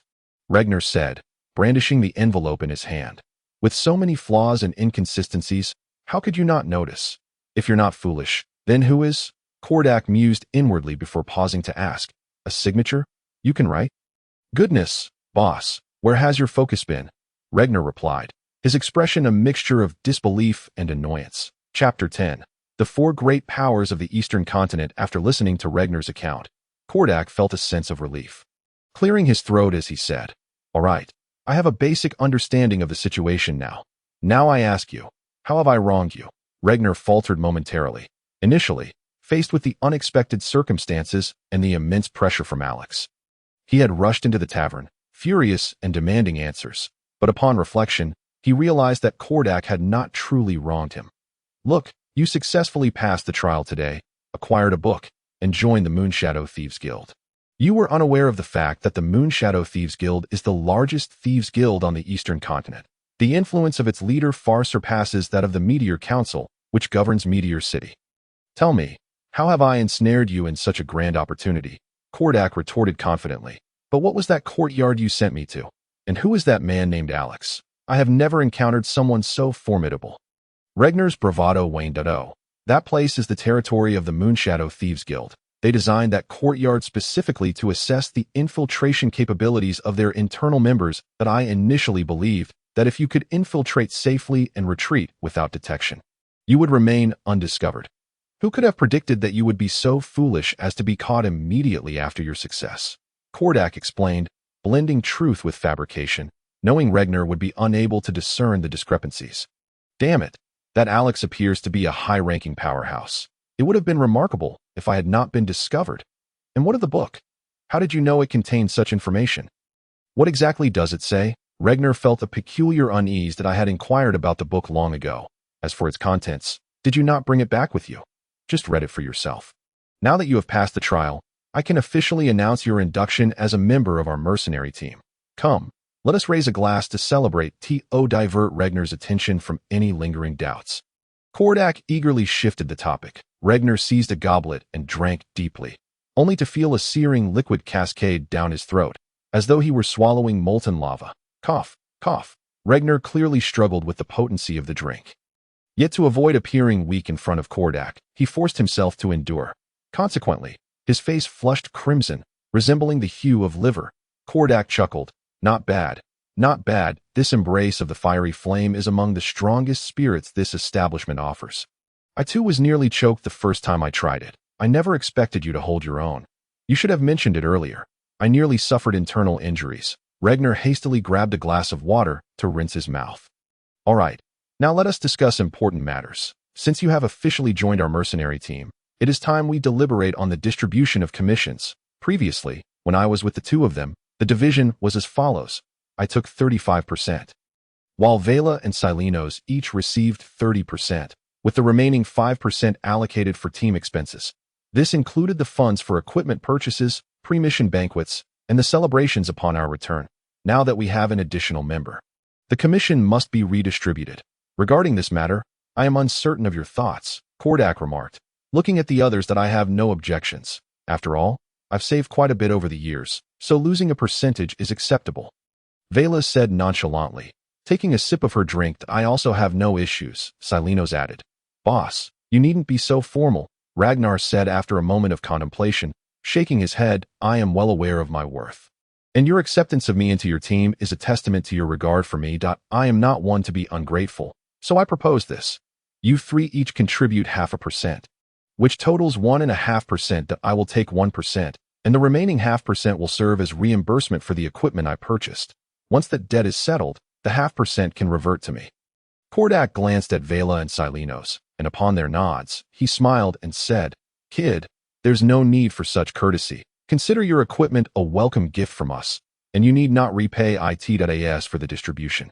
Let us proceed as you suggested. We shall each contribute 0.5%, and you will receive 1.5%. Do not think it insufficient. After all, you have just joined us. Once we've completed a few more missions, we can reevaluate. Boss, that's over 100 gold. Ragnar began to protest. All right, since you call me boss, we'll do it my way. This matter is settled. Kordak waved his hand dismissively. Come now, just listen to Kordak. We are not concerned with your reservations, Vela interjected, while Silenos patted Ragnar on the shoulder. Very well. Then tomorrow, you will accompany me to the Mercenary Guild. The Mercenary Guild? Ragnar was taken aback. It seems I must enlighten you on the basic knowledge of the Eastern Continent, Kordak said, taking another sip of his drink. You likely believe that the human population of the Eastern Continent is centered around 9 cities, with the 9 lords and their councils determining the fate of most humans here. Ragnar pondered for a moment before replying. Isn't that the case?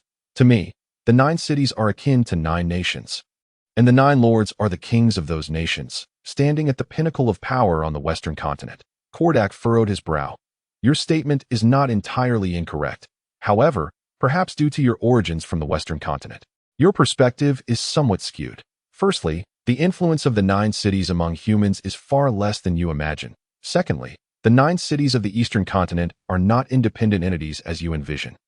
They are interconnected in ways beyond your comprehension. They have formed an alliance with substantial common interests, and in a sense, they function as a single entity. This alliance is known as the Alliance of 9 Cities, which is one of the 4 major powers influencing humanity on the Eastern Continent. For major powers, Ragnar clearly found this information intriguing. Indeed, unlike the Western Continent, the Eastern Continent lacks numerous nations or territorial divisions. Most of the inhabitants here are exiles, and the harsh living conditions compel us to hone our skills in magic or martial arts. Consequently, the number of adventurers on the Eastern Continent far surpasses that of the Western Continent. Most adventurers are accustomed to a life of peril and seldom settle in one place, making it difficult for them to become citizens of any particular city. This is one reason why the power of the cities is weaker than you might expect. As adventurers like us, we simply join various organizations, serving them in exchange for rewards. Among these organizations, possess the greatest strength, the Alliance of 9 Cities, which holds official power over the 9 cities, the Mercenary Guild, which encompasses all mercenary interests, the Moonshadow Thieves Guild, renowned for its formidable assassination abilities and control over vast intelligence resources across the Eastern Continent, and the Arcane Eye Association, which, despite its small membership, claims nearly 3/4 of the continent's mages. That we belong to the outer circle of the Mercenary Guild. Outer circle? Ragnar inquired. Yes, although the Mercenary Guild has its own independent mercenary groups, they cannot solely rely on their own strength to meet the overwhelming number of daily mercenary tasks. Thus, They devised a strategy to expand their influence while maintaining strict internal hierarchies and clear divisions of labor.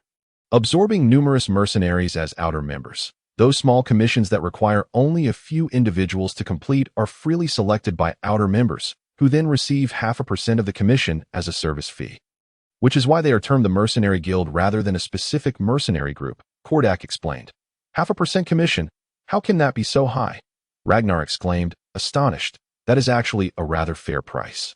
Clients can certainly post bounties directly on the streets, but that carries certain risks. After all, without any assurance of credibility, one cannot guarantee the quality of the mercenary's work if it is a protective task.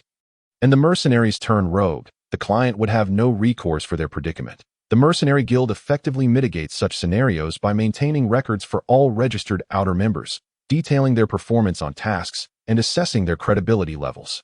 This way, clients can feel more secure when posting their tasks. Of course, clients also pay an additional fee for this service, which establishes a dual fee system for the mercenary guild, Kordak elaborated patiently. But boss. Ragnar hesitated. Haven't I already signed a contract with the Moonshadow Thieves Guild? Can I still join the mercenary guild? Not a problem. Kordak replied confidently. I recall you mentioning that you joined the administrative department of the Moonshadow Thieves Guild. Correct? Indeed. Then it is no issue. The administrative department functions as an outer circle of the Moonshadow Thieves Guild that I have heard they operate on a rotating duty system, so you might not be called to work for over a month.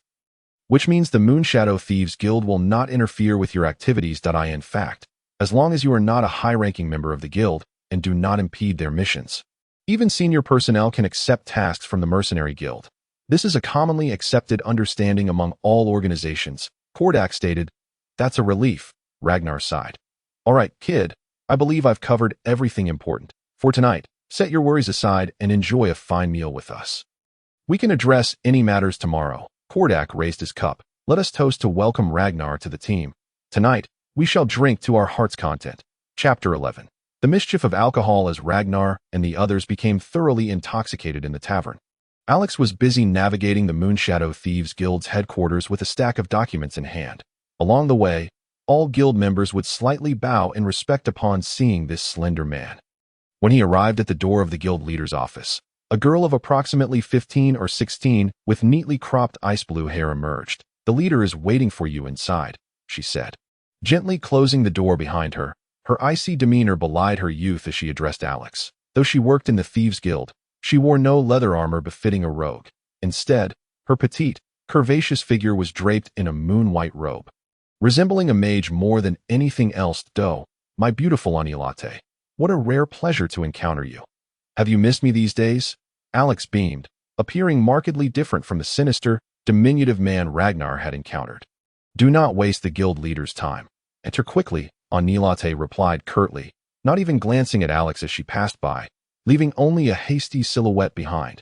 What an icy woman, Alex mused, momentarily taken aback by Anilate's demeanor. Before shaking his head and adjusting his expression to one of mild reverence as he gently knocked on the door before pushing it open. Inside, the supreme authority of the Moonshadow Thieves Guild.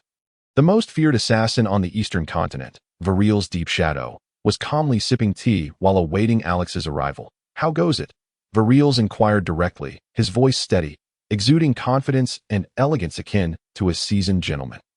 Alex bowed slightly and replied, the situation is quite favorable. Ragnar's performance has exceeded our expectations. Elaborate further. Certainly. Based on our observations, Ragnar's martial prowess appears to be modest, likely at a level 5. However, I have also acquired some information through our intelligence network in the West. After a careful comparison, I discovered that Ragnar did not seem to exhibit any signs of possessing fighting spirit while living in the slums.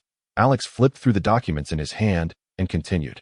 On February 14th of this year, which was over 8 months ago, he was severely beaten by the baker for stealing bread. The baker was an ordinary man without any fighting spirit or martial skills.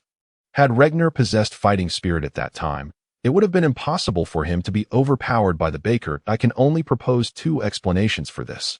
The first is that Ragnar had long possessed fighting spirit but deliberately concealed it. Even when being beaten, which seems unlikely since I found that Ragnar had, during his transport, used his fighting spirit to subdue 3 fellow prisoners, indicating he had no intention of hiding it. The second explanation is that Regner acquired his fighting spirit recently. At least after February 14th, I remain skeptical about this, as developing a level 5 fighting spirit within 8 months is quite extraordinary. Nevertheless, I cannot find any other explanation. There is no doubt that Regner's fighting spirit must have been newly acquired. Said Vireless, indeed. Although Alex was unsure of how Vireless reached this conclusion, it had become his habit to never question the words of the esteemed leader.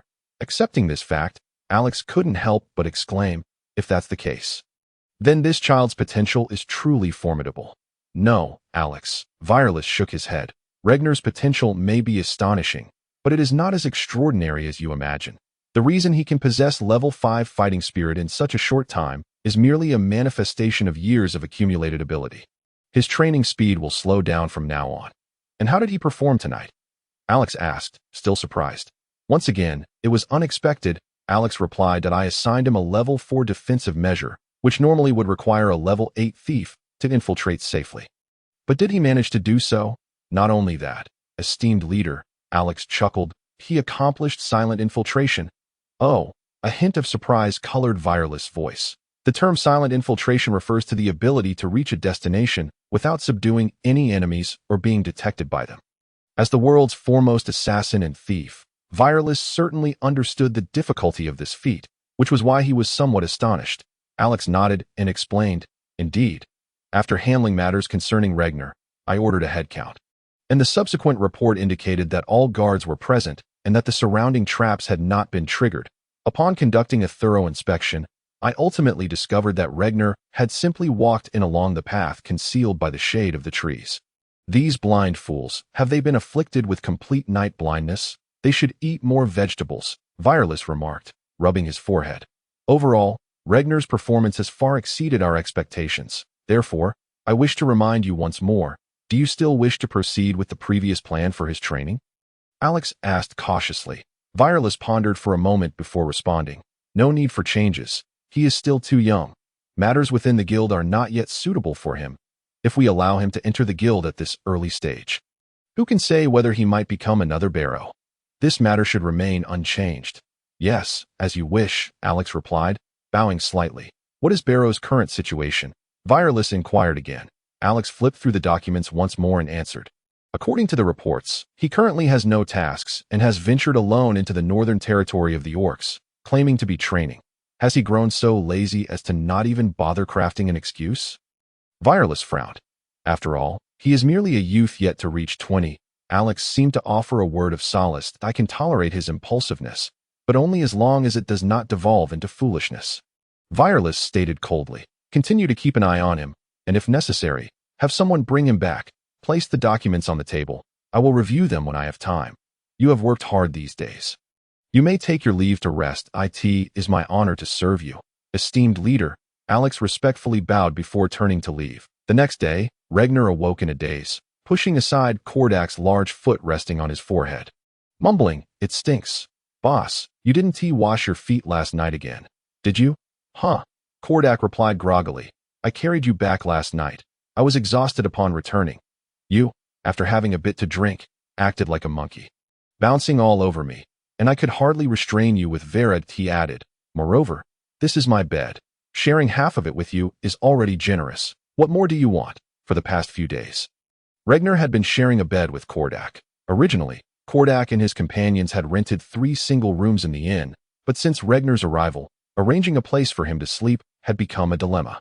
While none of the 3 wanted an additional individual taking up space in their bed, the inn had no vacant rooms available, leaving them with the options of either having Regner sleep in the hallway or sharing a bed. Clearly, regardless of whether Vera or Regner consented, Kordak and Salinos would never agree to share a bed with her, and given Salinos' solitary and taciturn nature, he did not seem a favorable choice either. Thus, Kordak became Regner's first bedfellow. But you should also pay attention to personal hygiene, Regner remarked comfortably, turning over to see Kordak's large foot, and continued, By the way, boss, you are quite strange.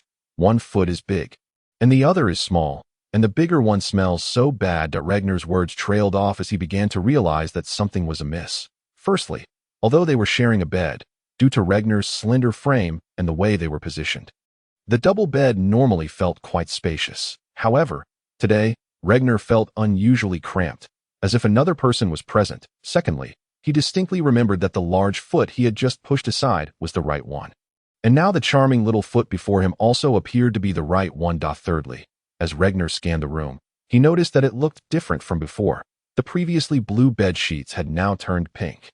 A wave of sheer terror erupted within Regner, completely dispelling the remnants of alcohol in his system. Trembling, he glanced down at the delicate foot, praying that the situation was not as he feared. Upon finally seeing the owner of the exquisite foot, Regner exhaled slowly in relief, realizing that he wouldn't have to struggle anymore. He was truly doomed. Farewell, I love this world, Regner silently declared his last words. Then cast a glance at the still-dazed Vera. Suddenly, a spark of hope seemed to ignite within him.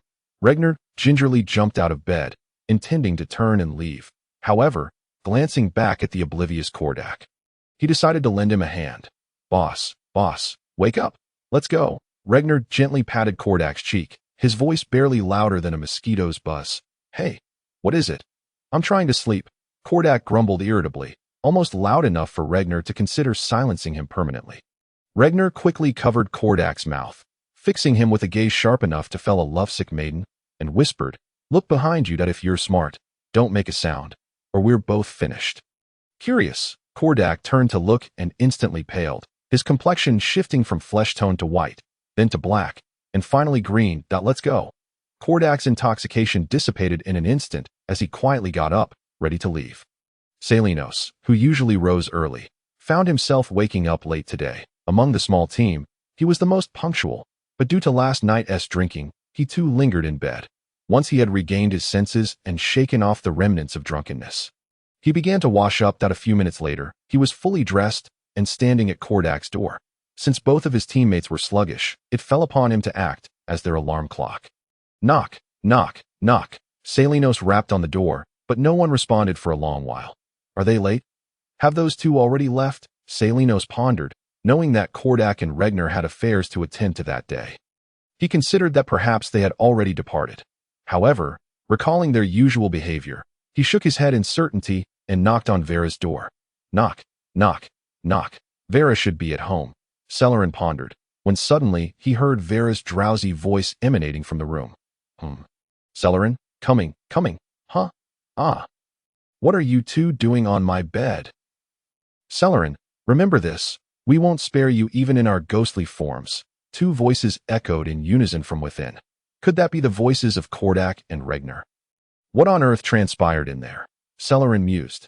Chapter 12. The miscellaneous department. Moments later, Vera opened the door, during which Celerin was subjected to a cacophony of curses, screams, the sound of palms and faces making rapid, intimate contact, the scratching of nails on flesh, and so forth. Upon entering the room, he beheld two individuals, two people bound to chairs, two whom he should have recognized, if one were to remove the vivid handprints adorning their faces and the claw marks upon their arms, tidy their disheveled hair, and dress them in proper attire. He would surely recognize them as Kordak and Regner, Celerin thought, glancing at their disheveled appearances and then at Vera, his mind beginning to formulate suspicions. Have you two been assaulted by her? Celerin leaned in and whispered. Nonsense. Kordak and Regner simultaneously spat at him. Fear not the divine adversary. Regner gritted his teeth. Fear only the swine-like ally. Kordak lamented dramatically. Vera turned and delivered a sharp rap to each of their heads. How dare you speak of others? You two were the ones who drunkenly stumbled into my room in the dead of night. Regner, teary-eyed from the pain, protested. Sister Vera, I am wronged. I was drunk last night, and it was the boss who carried me back. I remember nothing. Look at me. I'm fully clothed.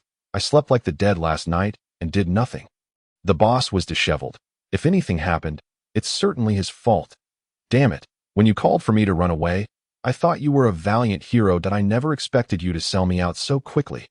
Kordak felt as if the world had turned against him. Boss, this is a critical moment.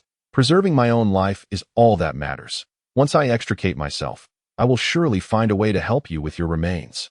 Regner declared, unashamed and with a facade of righteousness. Celerin can help me with my remains. Kordak cried out as if in agony. Boss, you cannot have such high expectations. If I had run off at that moment, Celerin wouldn't have even arrived yet. Now, in my effort to save you, I too am ensnared. What more can you complain about? Regner retorted, equally distraught. Could you please close the door for me? I have some matters to attend to. Vera smiled charmingly. Am I to close it from the outside? Celerin realized he seemed to have stumbled upon knowledge he ought not to possess, cold sweat trickling as he yearned to flee. Not at all. With a smile, Vera shut the door herself, while inside, Kordak and Regner howled in madness. Ha! Come on, Celerin. Embrace destruction. Let us perish together. Ha! As Regner exited the inn, he gazed at the sunlit street bustling with life and could not help but marvel at the beauty of existence. According to the plan, Regner was to accompany Kordak to register with the Mercenary Guild in the morning, and then in the afternoon, he would report to the Moonshadow Thieves Guild alone, as Kordak and the others were not guild members and thus could not partake in this matter. However, after Vera dealt with the three of them, Kordak sought out a mirror and thereafter refused to show his face outside. What a joke! You want me to parade my esteemed self around the Mercenary Guild? If Marvel or Kodo catch sight of me and start blabbering, will I ever live it down again? Kordak quipped, locking himself away in his room thereafter, remaining silent. Left with no choice, Regner sought out Celerin. He lacked the courage to confront Vera again. But upon seeing Celerin's face, he shook his head and exited the inn alone. Though Regner was an accomplice of Kordak, perhaps due to his youth, Vera had not exacted a harsh punishment upon him. Apart from the faint handprints on his face, he appeared relatively unscathed. Thus, Regner steeled himself to venture out. Following Kordak's directions, he walked along until he arrived at Burial Street. What would the largest Thieves Guild branch on the Eastern Continent be like? He wondered, feeling a mix of excitement and anxiety, akin to a student about to meet their new campus for the first time. Dim alleys, barely perceptible hidden doors, vigilant guards, convoluted passphrase, and hurried guild members. Regner finally located the hidden door and, using his introduction letter, passed through the guards. Once inside, he found himself bewildered by the bustling activities around him. Soon, a trained receptionist approached to guide him, leading him through a series of paperwork and identity verification, ultimately filing his records into the database. Thus, he officially became a member of the largest Thieves Guild on the Eastern Continent, and in due course, he envisioned himself rising through the ranks, becoming a general manager, a CEO, winning the heart of a beautiful heiress, and reaching the pinnacle of life. Yet, this was but a fanciful dream, for when Regner finally inquired about the miscellaneous department, after having endured Vera's torment, his spirit was crushed by the sight before him. Is this truly the miscellaneous department of the Moonshadow Thieves Guild? Where is the hidden door? Where are the guards? Well, even in the absence of hidden doors or guards, couldn't it at least appear somewhat professional? What purpose does that gaudy sign reading Moonshadow Miscellaneous Department serve? Are we running a shop? Should not thieves and assassins be discreet and enigmatic? That glaring sign seems to be advertising for business. Surely, it is meant to attract clientele. However, I feel that even if it were an advertisement, the sign ought to be replaced. The miscellaneous part of your sign is half fallen. Does our esteemed leader know of this? The largest Thieves Guild on the Eastern Continent sounds so noble and glamorous. Yet, after witnessing this miscellaneous department, Regner felt compelled to reassess the overall strength of the Eastern Continent. After venting his frustrations internally, Regner let out a resigned sigh, adjusted his mindset, and stepped inside. Within the shop, no, the miscellaneous department, there lay a portly figure, slumped over a table, snoring. Regner cleared his throat to announce his presence. Ahem, the portly man opened his bleary eyes, and upon noticing Regner's arrival, he sprang up with a beaming smile and a high-pitched voice. Ah, esteemed guest, welcome to the Moonshadow Thieves Guild's miscellaneous department. How may I assist you today? Surveillance, message delivery, finding someone, locating items, gathering information. The Moonshadow Miscellaneous Department promises to provide you with the most attentive and thoughtful service at absolutely fair prices, with no deception for young or old. The portly man then scrutinized Regner, hesitating before inquiring, what happened to your face? It's nothing. Just a birthmark, Regner replied dismissively, absently touching his still sore cheek, and bowed slightly to the portly man, saying, Hello, I am a new recruit reporting in. My name is Regner. Oh, so you're here for the registration. I wondered what business could be had so early in the morning that a flicker of disappointment crossed the portly man's eyes, and he plopped back down onto his chair, saying, All right then, show me your proof of identification. You brought a recommendation letter, right? I did. Regner produced a crumpled piece of paper from his pocket, chuckling awkwardly. Heh, I fell asleep without changing last night, so it got all crumpled up. He would not confess that it was Vera's handiwork after her morning fury. Ah, that's fine. The portly man nonchalantly took the recommendation letter. Initially, he merely intended to glance at it to confirm its authenticity. But upon seeing the signature at the bottom, his eyelids twitched. Alex Saparki. Unlike Regner and Kordak, the portly man, being an internal member of the guild, knew precisely what this name signified. The first executor of the Moonshadow Thieves Guild. A figure whose standing eclipsed even that of the information department head. Compared to him, the portly man felt woefully inadequate, since this was someone recommended by Lord Alex. How could he treat him like a mere underling? With a newfound enthusiasm, the portly man smiled warmly, retrieving a form from behind the counter. Ah, so you're one of Lord Alex's recommended talents. Come, let us get you registered. If you have any questions, feel free to ask me. Oh, by the way, my name is Solom Terwin. I am the supervisor of our miscellaneous department's Meteorite City branch. You can just call me Solom. Greetings, Mr. Solom. Regner chuckled softly before he began to fill out the form. Solom glanced at Regner and remarked, You seem to be a fresh face around here. Indeed, I hail from the Western continent, Regner replied as he continued to write. And what brings you to this side? Solom inquired further, I suppose I'm here to seek my fortune. Life in the West has become unsustainable, Regner replied dismissively. Well, it seems you've found a solid support here. The strength of our guild is well known, even extending its influence into the Western continent, Solom said, still smiling at this point. Regner raised a curious brow. I find it rather strange, he said, lifting his gaze. Isn't it said that our guild is powerful? Why does this miscellaneous department appear so unremarkable? Solom knowingly waved his hand and laughed. It's a common question among new members like yourself. Are you wondering why such a mysterious guild organization has a division that resembles a storefront? Because it truly does, Regner nodded awkwardly. Solom laughed heartily. Young brother, let me be frank with you. This so-called miscellaneous department genuinely deals with menial tasks. Our members primarily engage in finding people, delivering messages, and keeping watch. If someone requires the services of the intelligence or assassination departments, they must come through us if they lack the proper contacts. Thus, our department ends up being quite conspicuous, facilitating communication with the outside world. However, while our position may not be as prestigious as other departments, we benefit from a more relaxed and secure environment, which may come across as a bit disorganized. I see. Regner smiled and handed the completed form to Solom. After a thorough inspection, Solom nodded in affirmation and stowed it away. Once he had finished his tasks, Solom returned to his chair and said, All right, it's mostly just about filling out a form, but since it's your first visit, I have some essential matters to discuss with you. Chapter 13. Vela, please. Go ahead, Regner said, adopting an attentive pose. Okay, I want to ramble on, Solom began.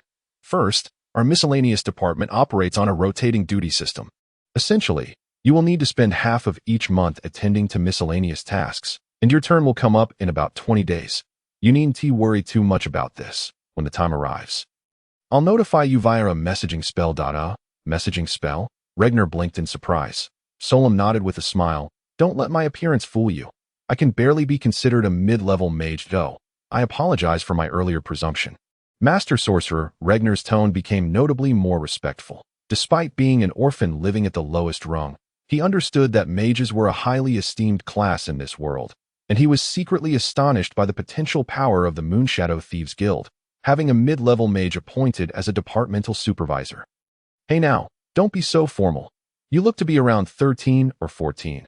I'm almost 40, so just call me uncle and I'll call you little Regner. No need for all these formalities, Solom waved his hand, instantly adopting a more familial tone. Very well, Uncle Solom, Regner replied somewhat hesitantly, puzzled by Solom's warmth. However, he was not foolish. He recognized that this amiable, rotund man would be his superior for a considerable time ahead.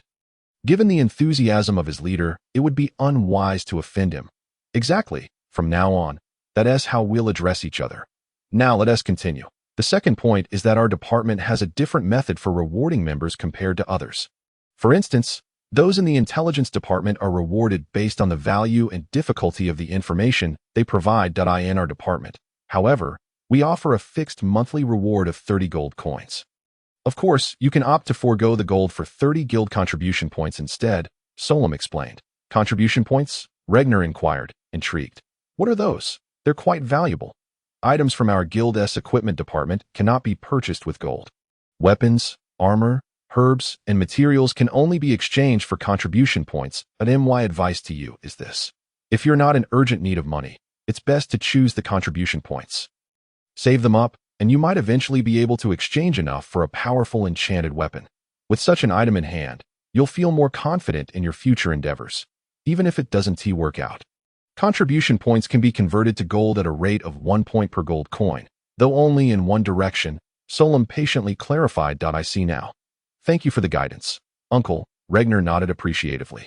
Though he hesitated, but Uncle, given my limited skills, I initially intended to rely on the guild's subsidy for my livelihood. How will I manage if I save everything? This isn't like the Western continent. Here, as long as you have the ability, earning a living is quite feasible, Solom said nonchalantly. I won't delve into other matters, but you have a level 5 fighting spirit, once you find a suitable team. Working as a mercenary could yield considerable earnings. Besides, as the supervisor of this department, I'll make sure to look out for you. It wouldn't be difficult to help you find some lucrative opportunities. Oh, how so? Regner asked. Solom chuckled, extending 3 stout fingers. This relates to my third point. Here, all tasks are assigned by me and my subordinates. If you find yourself short on funds, just let me know, and I can arrange a few investigation tasks for you. Think about it.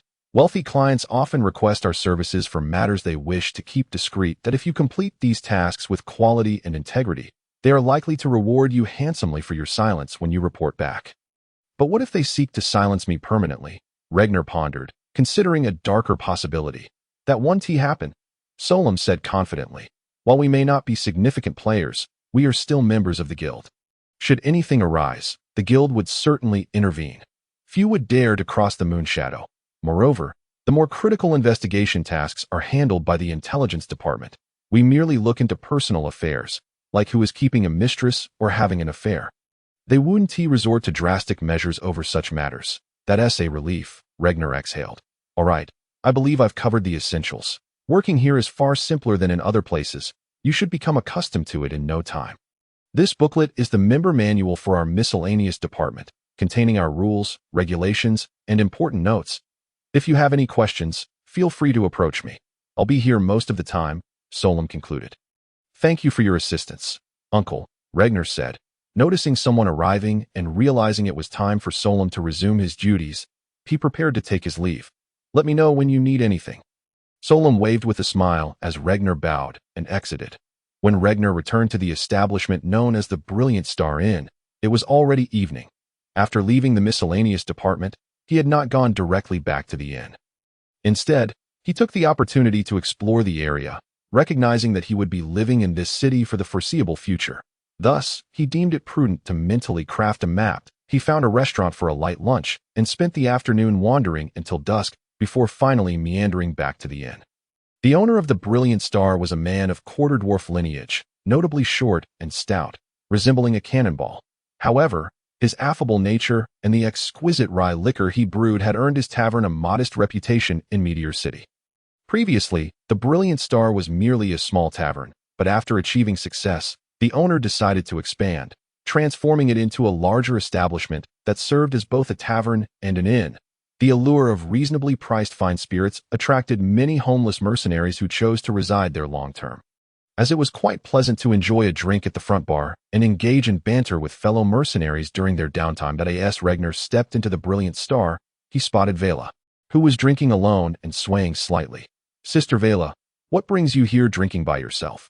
Where are boss and brother Solanos? Regner approached her while ordering dinner from the bartender. Vela, slightly intoxicated, glanced at Regner and said, Little Regner, you're back? Was your day productive? It went all right. I've reported to the guild, and I met with the department head. He.S. quite a genial fellow. Regner responded, Well, that's good.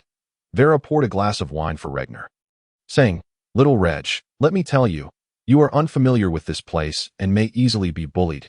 If anyone dares to trouble you, just let me know. Your sister will take care of them. Gazing into Vera's slightly hazy yet concerned eyes, Regner felt a mix of gratitude and curiosity. To be honest, The three members of the mercenary team had been quite considerate of him. Kordak was loyal and tolerant towards Regner, always involving him in mischief, playing the role of both a close friend and an elder brother in Regner's eyes. Although Silenos was taciturn, he approached tasks with a steady and meticulous nature. He may not speak much, but never lagged behind in action. Regner distinctly recalled how Silenos had tirelessly bandaged and treated his wounds, and if it weren't for him, Regner might have succumbed to infection on the road to Tio Regner. He was a silent yet dependable figure akin to a father or brother. Vera, however, was somewhat different from these two men. Though she often displayed a fierce demeanor laced with a hint of willfulness, Regner could always sense a blend of concern and intimacy in her attitude towards him. A touch of reliance.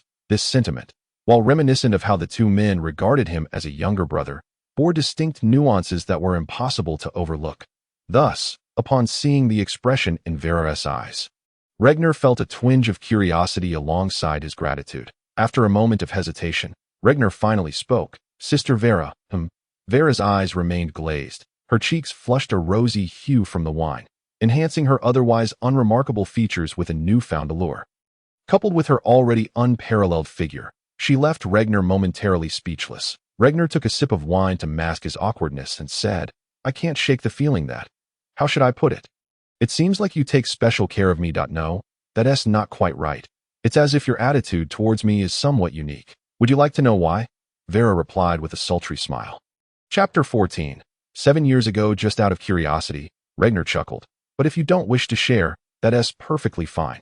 Actually, there's nothing I can't say. It's just that looking at you reminds me of my younger brother," Vera said, gazing softly at Regner, her eyes conveying an indescribable sentiment. "You have a brother?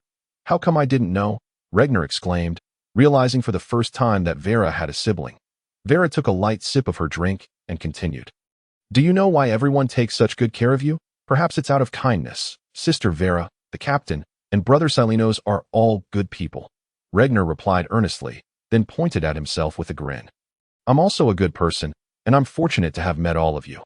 Our personalities are quite similar, a bit mischievous." Vera, observing Regner's playful self-praise, thought to herself, yet she merely pouted and said, "What kind of good person are you? Just a cowardly, timid, small, dirty, greedy, lecherous little rogue. And I am certainly not a good person," Vera added with a wistful tone, though Regner did not catch her last remark.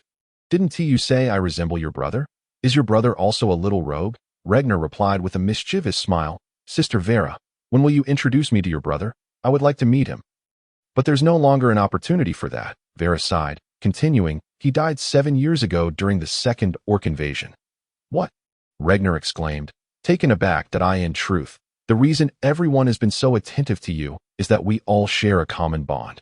"We are orphans," Vera said slowly. "What?" Regner's mouth fell open in disbelief. However, upon reflection, having spent time with Kordak and the others, he realized they had never mentioned their families. Vera's expression turned nostalgic, tinged with profound sorrow. "I was born into a family of hunters, living near the Night Song Forest to the north. There were 5 of us, my father, mother, an elder brother, and a younger brother. Back then, my father was a renowned archer. A mid-tier ranger. He would hunt during the day and teach us archery at night. My brother was diligent, and my younger brother was clever. They were both far more skilled than I. Our life can't be described as exciting. But having my father, mother, brother, and sibling around made it feel simple yet beautiful. So beautiful that I often envied it. The only girl. I was cherished by my father, mother, and brothers, who protected me from any injustice. My younger brother, 2 years my junior, was just like you, always laughing and occasionally playing pranks. Yet he was always obedient in front of me, calling me sister with every breath. That I suppose my bad temper was cultivated during that time. One day, 7 years ago, my father went hunting as usual, but didn't return late. We assumed he had been delayed tracking a game, as such things had happened before, so we thought nothing of it. In the middle of the night, we heard a commotion, and my mother, thinking it was my father returning, hurried to open the door. But outside stood a group of ferocious orcs. Regner listened intently to the story, unsure of what to say. Observing the glimmer of tears in Vera's eyes, he felt a pang of sorrow for her experience, while simultaneously grappling with a strange emotion within himself, one he couldn't quite place. He was uncertain whether to feel fortunate or mournful, for he could listen, could offer comfort, Yet he could not truly comprehend or share the burden, not because he didn't want to, but because he couldn't. He had been an orphan since birth, and the pain of losing family was a distant and foreign feeling to him. As a fellow orphan, Vera could weep bitterly over her cherished memories. For she had lost something beautiful, while Ragnar could only offer her solace, feeling sorrow for her plight, yet unable to shed a single tear that he could not cry, because he could not comprehend, because he had no right, because he had never possessed such beauty, because his memories were filled only with decaying refuse and the filth of sewers, never knowing family. Was this a stroke of luck? Or perhaps the greatest tragedy of life? Vera took a sip of her drink, adjusting her emotions, and continued, "At that moment, my mother was decapitated by the raging orcs. My brother reacted swiftly. He urged my younger brother and me to escape through the back door and run south towards Illit City. Telling us not to look back, he himself was torn to shreds while trying to fend off the orcs. That my younger brother and I barely managed to escape, and I was terrified. All the while, my brother held my hand, guiding us towards Falling Star City. Though we were young, we had learned to channel our fighting spirit under our father's guidance, so despite the dire circumstances, we were not in immediate danger. However, just as we were nearing Falling Star City, we encountered a wizard. That a human wizard? Ragnar inquired. Yes, Vera nodded. That must have been how he brought you to. Ragnar suddenly fell silent, for he saw the deep-seated hatred and barely concealed shame in Vera's eyes. He also recalled that if that wizard had genuinely been benevolent, guiding them to Falling Star City, then her brother should still be safe and sound, at least not referred to as having perished during the second orc invasion. Hence, the final question must lie with that wizard, but he could not fathom how the brother who sacrificed himself to save the two siblings perished not at the hands of the orcs or the harsh environment, but at the hands of a fellow human. He was a necromancer. Vera's face contorted with pain. When he encountered us, without a word, he launched an attack, but he clearly underestimated us. I was at level 3 of my fighting spirit, and my brother had reached level 4, while he was merely a low-tier wizard. Though we were no match for him, if he truly intended to kill us, he would likely pay a price. So, he began to speak. What did he say? Ragnar asked. Vera's eyes flickered with a hint of struggle, but ultimately, she gritted her teeth and said, he said he needed a pure boy's soul and body for his necromancy. So he had no interest in me. He told me to leave quickly if I wanted to live, not to hinder him. That if I choose to remain here, he swore that regardless of the cost, he would conquer us both. That my brother would be stripped of his soul to cultivate dark magic, while I would be subjected to unspeakable violations before being killed, my essence then harvested to create a puppet of carnal desires. Thus, I would find myself eternally ensnared within a corporeal prison, enduring his relentless torment and humiliation through the ages. That wretched scoundrel, Ragnar gritted his teeth, though he could not claim to be a virtuous man. The thought of such heinous acts, let alone committing them, sent chills down his spine. That he glanced at Vera, who lay prostrate on the table, her head buried in her arms, and trembled as he inquired. So, you abandoned your brother? I am terrified. I am truly terrified. Vera finally cracked, tears streaming down her cheeks, her once silken crimson hair now matted against her face by her weeping. Her expression bore 5 parts guilt, 4 parts shame, and 1 part grievance, as she nearly screamed. We have both exerted every ounce of effort, yet when faced with that necromancer, we had no chance whatsoever. Father is dead, mother is dead, and my brother is dead. Just days ago, he was dining, sleeping, and living alongside me, and now he is gone. Nothing remains, not even his corpse. The bloodied axe of that orc haunts my dreams each night. I am truly terrified. That I fear death. For in death, all is lost. So, I fled. I forsook my brother, my only kin, the little boy who trailed after me, calling me sister. Looking at the heartbroken Vera, Ragnar felt an overwhelming sense of compassion for this helpless woman. Am I not also guilty of betraying her? Ragnar bitterly pondered, opening his mouth only to utter the phrase, Sister Vera. You know? Vera sniffled, continuing, for these past years, I have comforted myself with the notion that if we resist, we shall both perish. Yet, I cannot forget the scene of my departure. My brother said not a word as he silently gazed at me. That look, infused with rage, sorrow, disappointment, and resentment, has cursed me ever since. 7 years have passed, and I cannot shake that gaze. Yes, I survived, but nearly every night I curse this existence of mine. I would rather have remained there. You say, I am a good person? No, I am not. I am merely a coward who abandoned my beloved kin. Sister Vera! Sister Vera! Regner hurried to restrain her as she cursed herself and struck her own face, but he recognized that her overwhelming sorrow had begun to drive her to madness. But fortunately, they sat in a chaotic corner of the tavern, where they were not too conspicuous. Yet, despite this, a keen-eyed patron noticed them and approached with curiosity. Hey, kid, did you get a woman pregnant at such a young age?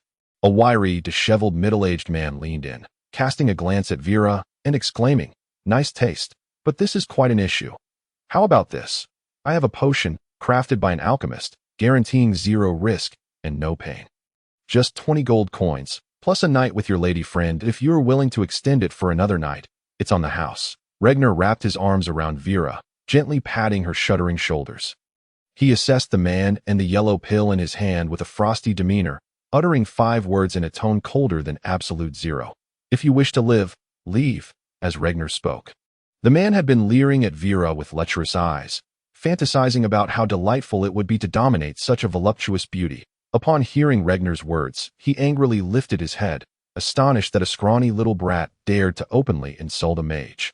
He contemplated how to deal with this insolent child, clearly unaware of the consequences of antagonizing a mage. Should he use one of his arms to teach him a lesson? However, the situation did not unfold as he had imagined. When he locked eyes with Regner, an uncanny sensation enveloped him that if one were to describe it, it felt as if he were alone in an absolute void of darkness. No direction, no gravity, not even time. Only endless blackness remained. Clearly, such a sensation could not evoke joy. The man inexplicably shivered, cold sweat pouring down his brow. Though he had no rational basis for his fear, he was convinced that if he did not comply, his fate would be dire. Thus, without further ado, he sulkily retreated. What's the matter? Sent back already? A young man inquired upon the middle-aged man's return to his table. Curse it, that kid is peculiar. The man wiped the sweat from his brow and took a swig of alcohol to steady his nerves. What formidable figure could possibly reside in this dingy tavern? The young man mused, knowing that despite the middle-aged man's unremarkable appearance, he possessed the strength of a level 7 mage and had little to fear in this establishment. Don't dwell on it. Finish your drink and let's leave. You didn't lock eyes with him, so you didn't experience that sensation, the middle-aged man responded in a low voice. What sensation? The young man asked. The sensation of locking eyes with death. Regner gradually composed himself while continuing to comfort the distraught Vera. Although their time together had been brief, Vera had shown him considerable kindness. Now, witnessing her in such a fragile state, he felt a powerful urge to protect her. Therefore, when the middle-aged man uttered his vile words, particularly upon realizing that this man was of the same ilk as the one who had harmed Vera's brother, Regner's heart raced with fury, nearly overwhelming his reason. Having successfully intimidated the man away, Regner turned his attention back to the emotionally turbulent Vera. Will you forgive me? Vera gradually calmed, yet her words led Regner to believe she had completely lost her grip on reality. Sister Vera, I am not. Regner stammered in explanation. Vera forced a smile, saying, No, I certainly know you are not my brother. However, I cannot apologize to him, nor can I face him to seek his forgiveness. You know, you bear a striking resemblance to him. Though your faces differ, your demeanor and character are remarkably similar. Thus, I wish to implore your forgiveness. Perhaps this will bring me some solace in the future. Will you grant me your forgiveness? Regner took a moment of silence, then solemnly nodded. I forgive you. I believe your brother would forgive you too, if he knew of your remorse. Sister Vera, you are mistaken. You are a good person, truly a good person, that I have always thought so. Thank you. Vera's eyes glistened with renewed moisture. Do you think this will lead to us both staring into space, leaving Regner the little fool to benefit? Kordak, observing the emotional exchange from a distance, asked with an odd tone. That will not happen, said Solanos, his response firm and direct. Why not? Kordak pressed. I am uncertain about Regner, but Vera sees him merely as a brother. So it cannot be, Solanos explained.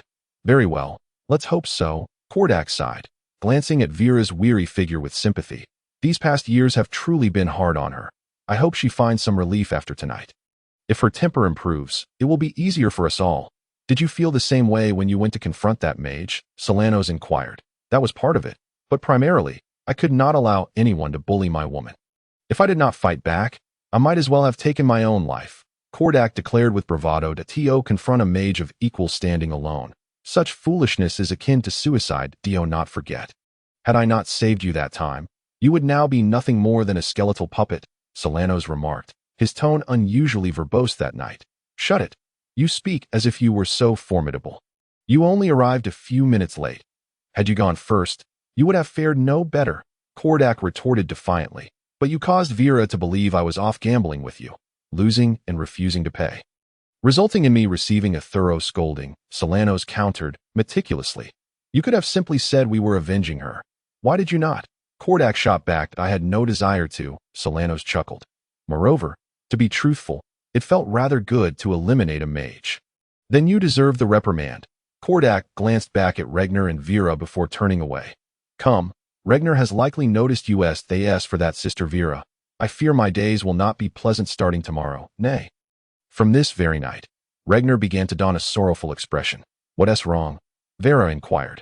Look, Regner pointed towards the figures of Kordak and Silianis. Humph, it's just those two fellows, right? After a bout of crying, Vera not only regained her composure, but her inebriation seemed to have dissipated significantly as well. Sister Vera, you can't possibly tell me you haven't noticed all these years, Regner tentatively asked. Vera raised an eyebrow. Noticed what? You really haven't noticed? Regner pressed on. What on earth is there to notice? Vera's expression shifted uncomfortably. Well, I can't say much about Silianis, but I would wager 10 gold coins that the boss definitely likes you, Regner exclaimed. Vera hurriedly covered Regner's mouth. You little rascal, what nonsense are you spouting at such a young age? We are merely ordinary comrades. Observing Vera's flushed cheeks and bashful demeanor, Regner found it amusing. He suddenly felt that today had indeed been quite rewarding. In the morning, he had forged a connection with his superior, which would surely make his future days more pleasant. A moderate gain. In the afternoon, he had wandered around Meteor City, ensuring he wouldn't get lost on the side of the brilliant stars, a minor profit. And in the evening, he had witnessed Vera's 4 distinct personas, strong, intoxicating, delicate, and shy. While the first 2 might not hold much value, the latter 2 were undoubtedly treasures of golden rarity. Such a windfall would surely incite jealousy in Kordak and Silianis, he mused. Regner then remarked. Oh, why so serious all of a sudden? Should I go tell them both? Tell them what? Vera was momentarily taken aback. Tell them you have no interest in either of them, that you and they are merely companions. So they might as well give up and stop drooling over you, Regner said with a teasing tone, sensing his mischievous side awakening. You, Vera seemed flustered. It appears that your reaction indicates you might indeed be interested in someone. Regner pressed on. Come on, tell me, and I disclose it to them. Regner began to dig for gossip eagerly. Vera regarded him as if he were a curious oddity, unable to fathom how this usually timid boy had suddenly taken the initiative. You dare? Just wait until I peel your skin off? Vera threatened fiercely, attempting to reclaim control. Yet Regner rolled his eyes dramatically, full of mischief. Sister Vera, I cannot simply stand by and watch 2 fine gentlemen like the boss and Silianis waste their time on you. While you may have your charms, it wouldn't be fair to monopolize them, would it? They've always treated me well. It would be quite ungrateful to ignore their plight, wouldn't it?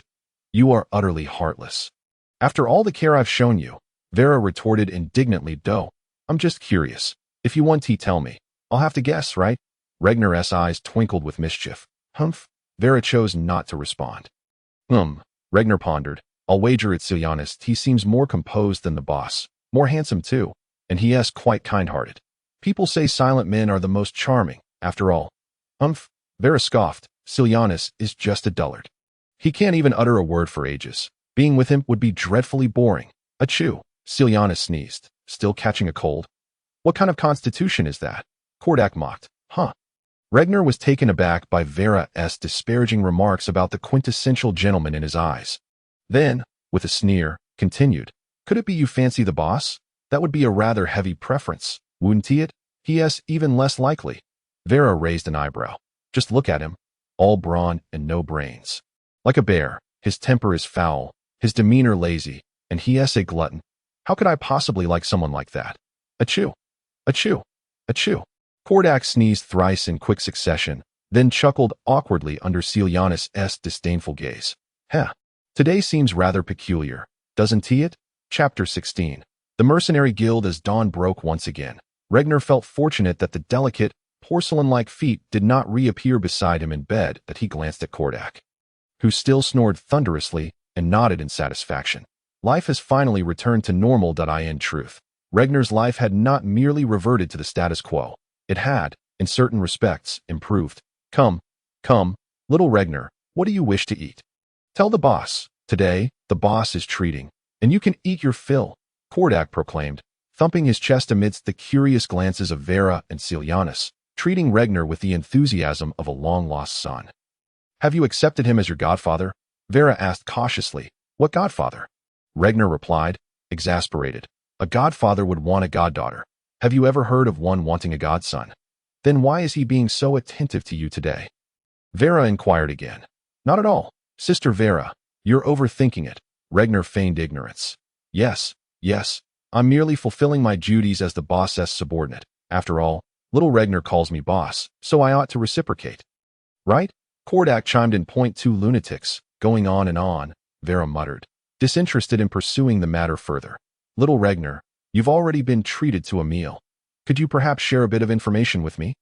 Kordak leaned in, lowering his voice, his face adorned with flattery, resembling a dog awaiting a bone from its master doe. Oh, boss, it's not that I don't want to tell you, but I've already promised Sister Vera that I wouldn't say anything, at least not for a few days. Right? Regner replied, also lowering his voice. No problem. A few days it is, Kordak agreed readily, though inwardly he cursed. Damn you, little fox, I'll indulge you for now, but once I uncover the truth, I'll make you pay back double. At that moment, Regner wore a sunny smile, secretly resolved to make the most of this information and perhaps reach out to brother Celianis. Regner had realized that when Kordak and Celianis had seen him and Vera weeping in each other's embrace, he had internally screamed, "My life is over." To avoid being expelled by his 2 leaders on the spot, Regner began frantically devising a protective talisman for his survival. Fortunately, after exerting considerable effort in softening Vera's defenses, he had finally extracted some useful information. Although Regner could not definitively ascertain which man Vera favored, he had indeed gleaned some suggestive hints from their conversation. Even these mere implications were enough to leave Kordak, who had been pining after Vera for years, in a state of agitation. Thus, Kordak had altered his usual demeanor and launched a campaign to win Regner's favor, with this sumptuous lunch being part of that strategy. What are we doing this afternoon? You 2 slept in until nearly noon again. After a hearty meal, Vera elegantly dabbed her pink lips and asked, This afternoon, I'll take little Regner to the Mercenary Guild for a visit. He ought to register early to avoid any hassle. I'll also see if there are any suitable tasks available. I've been resting for a few days, and it's about time to get active again. Kordak responded, I'll be heading to the blacksmithess to check on my weapons. They should be ready by now, Celianis added. Very well. Then, let us all attend to our respective matters. I'll also replenish my arrows and potions this afternoon. Vera nodded in agreement. Moments later, after everyone had finalized their plans, they returned to their rooms to prepare. The Mercenary Guild was not the chaotic scene Regner had envisioned, filled with burly men boasting chest hair and shouting at each other with swords drawn. On the contrary, the guild appeared remarkably clean and orderly. Those mercenaries, known for their bloodlust, dared not display their arrogant personalities here, behaving like gentlemen of high society, quiet and well-mannered, even greeting acquaintances in hushed tones. Surprised, are you? Kordak grinned at the curious Regner beside him. A little, Regner admitted that in my mind, mercenaries were impulsive, hot-headed types, but this group appears to defy that image. You're not entirely mistaken, Kordak continued, guiding Regner through the crowd. These stout fellows resemble your description, but while they may have fiery tempers, they are not fools. Even the higher-ranking warriors must behave themselves within the guild. Impressive. How does the Mercenary Guild compare to the Moonshadow Thieves Guild? Regner inquired.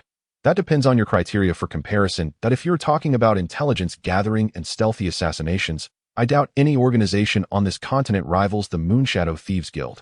However, if it comes to direct confrontation, I believe the Mercenary Guild could easily clear out the Thieves Guild's influence. Kordak pondered for a moment before speaking again. Of course, this is likely to make the higher-ups of the Mercenary Alliance quite restless. Why is that? I interjected, astonished by his naivety. You truly are a newcomer, completely oblivious to your own guild's affairs. Kordak cast a sidelong glance at Regner and remarked, in terms of sheer combat prowess, the Mercenary Alliance is probably 2 or 3 tiers above the Moonshadow Thieves Guild. However, it is rumored that the Moonshadow Thieves Guild possesses a president that instills fear in everyone. Could it be that fellow I encountered during my book theft? Regner asked, a hint of excitement creeping into his voice. Alex had been the most formidable individual he had encountered in his life, so it was only natural that he thought of him in relation to the legendary figure. Fool! Kordak scoffed at the inexperienced young man before him, bluntly stating, that guy is merely a lackey for the president. Wow, that's astonishing, Regner exclaimed, surprised that such a powerful individual could only serve as a subordinate. You must realize that the other 3 major organizations have existed on this continent for centuries. Do you have any idea how long the Moonshadow Thieves Guild has been established? Just a mere decade or so. In that brief period, it has rapidly evolved into the 4th major organization that can contend with the others, primarily due to the efforts of its president. Kordak explained that in truth, all of Kordak's assertions were merely a synthesis of rumors he had heard over the years combined with his own analyses. He was uncertain of their veracity, yet they sufficed to impress Regner, this naive young lad, with his apparent vast knowledge. Wow, Regner exclaimed, feeling exhilarated. Hearing his leader speak of their president as such a legendary figure made him feel as though he was traversing a smooth, straight path in life, with a bright future ahead. Boss, do you know our president's name? Regner inquired, wishing to memorize it and frequently mention it as his personal benchmark for life. I don't know. Kordak replied, his expression growing slightly uncomfortable. What about their gender? Age? Regner pressed on, still brimming with enthusiasm. I don't know that either, Kordak admitted, now visibly embarrassed. Are they a thief, a warrior, a ranger, a mage? You must know at least this. Right? Regner's excitement began to wane. Well, these details are all part of legend. So how could I be so specific? But I guess he is probably a thief. Kordak chuckled awkwardly. After all this, you know nothing. Regner scoffed. I thought you were more knowledgeable. That it seems that with brawn comes a lack of brains. Kordak was infuriated. You insolent brat. At least I comprehend the origins of your guild. Unlike you, a member of the Moonshadow Thieves Guild who remains ignorant of its history. How dare you criticize me? That is still better than you pretending to know everything while knowing nothing at all. Regner retorted fiercely. Kordak, it seems you have issues with your subordinates, a sarcastic voice chimed in. I've always wondered how a mercenary captain who cannot even manage his own subordinates has survived this long, that a rabble like yours should be nothing more than fodder for beasts. Kordak turned to see a long-haired man with a feminine appearance regarding him with malicious intent. As you can see, Olwen, we, the so-called rabble, are fortunate enough to remain unscathed to this day. But you, I truly cannot understand how someone like you, a scoundrel, has survived this long. Did no one emerge after you left the city to eliminate you? Kordak retorted coldly. They certainly tried, but alas, they failed. That if we cross paths in the wild. You should be cautious, Olwen said with a sinister grin before departing. Who is that? Regner frowned, his eyes fixed on Olwen's effeminate figure, which repulsed him. Olwen, a level 9 thief, a true scoundrel. 6 months ago, I caught him in the act of assaulting a young girl. I intervened, which led to our enmity. Kordak explained that I've heard he is also a member of the assassination division of the Moonshadow Thieves Guild, that I never expected the Moonshadow Thieves Guild would accept such filth. Regner said, shaking his head in disapproval. Be cautious. While his character may be lacking, his skills are formidable. Only the capable can join the assassination division, Kordak warned. He then patted Regner on the shoulder, but within the Mercenary Alliance. He wouldn't dare cause chaos. Now, let us move on. I'll take you to register. Chapter 17. Eva, Kordak, what brings a newcomer here today? He looks quite young. The reception area of the Mercenary Alliance was mostly empty, and the woman in charge of receiving guests quickly noticed Kordak and his companion. That I've brought a new member to register. His name is Regner, Kordak replied with a smile, then turned to Regner, saying, This is Eve. Regner glanced at Eve, who appeared to be a vibrant woman with dark golden hair and azure blue eyes. Though her features were not striking, she exuded warmth and liveliness, making one feel an immediate sense of familiarity. Hello there, young man. I'm Eve, she said amicably, extending her hand. After a brief moment of hesitation, she opted to refer to him as young man rather than child upon observing Regner's appearance. Hello, Miss Eve. I'm Regner, he responded enthusiastically, relishing her address. Now, please fill out this form, Eve said, handing Regner a sheet of paper. Time was of the essence as it was during working hours, and after a brief exchange of pleasantries with Kordak, she focused on the task at hand. Forms are required everywhere, Regner thought with a wry smile. How are Salinos and Vera doing? Eve inquired while guiding Regner through the form-filling process. Kordak nodded and replied, quite well. On our last mission, they returned unharmed. Since coming back, they've mostly been eating, sleeping, and training at the IN. By the way, I must thank you. Without your introduction, we might not have found such a good mission. That's nothing that I handle numerous notices daily, so I'm bound to remember some good ones. But Salinos hasn't shown up since the last time, Eve remarked, her eyes sparkling with tenderness whenever she mentioned Salinos. Suddenly, she paused, then scrutinized Kordak with a discerning gaze. Did you tell him something? He has been busy these past few times. It's not unusual for him to miss out. Don't overthink it, Kordak said, his eyes darting nervously. Humph, you're being evasive. You must have said something. Eve glared at Kordak, her expression fierce. Well, I'm just looking out for you.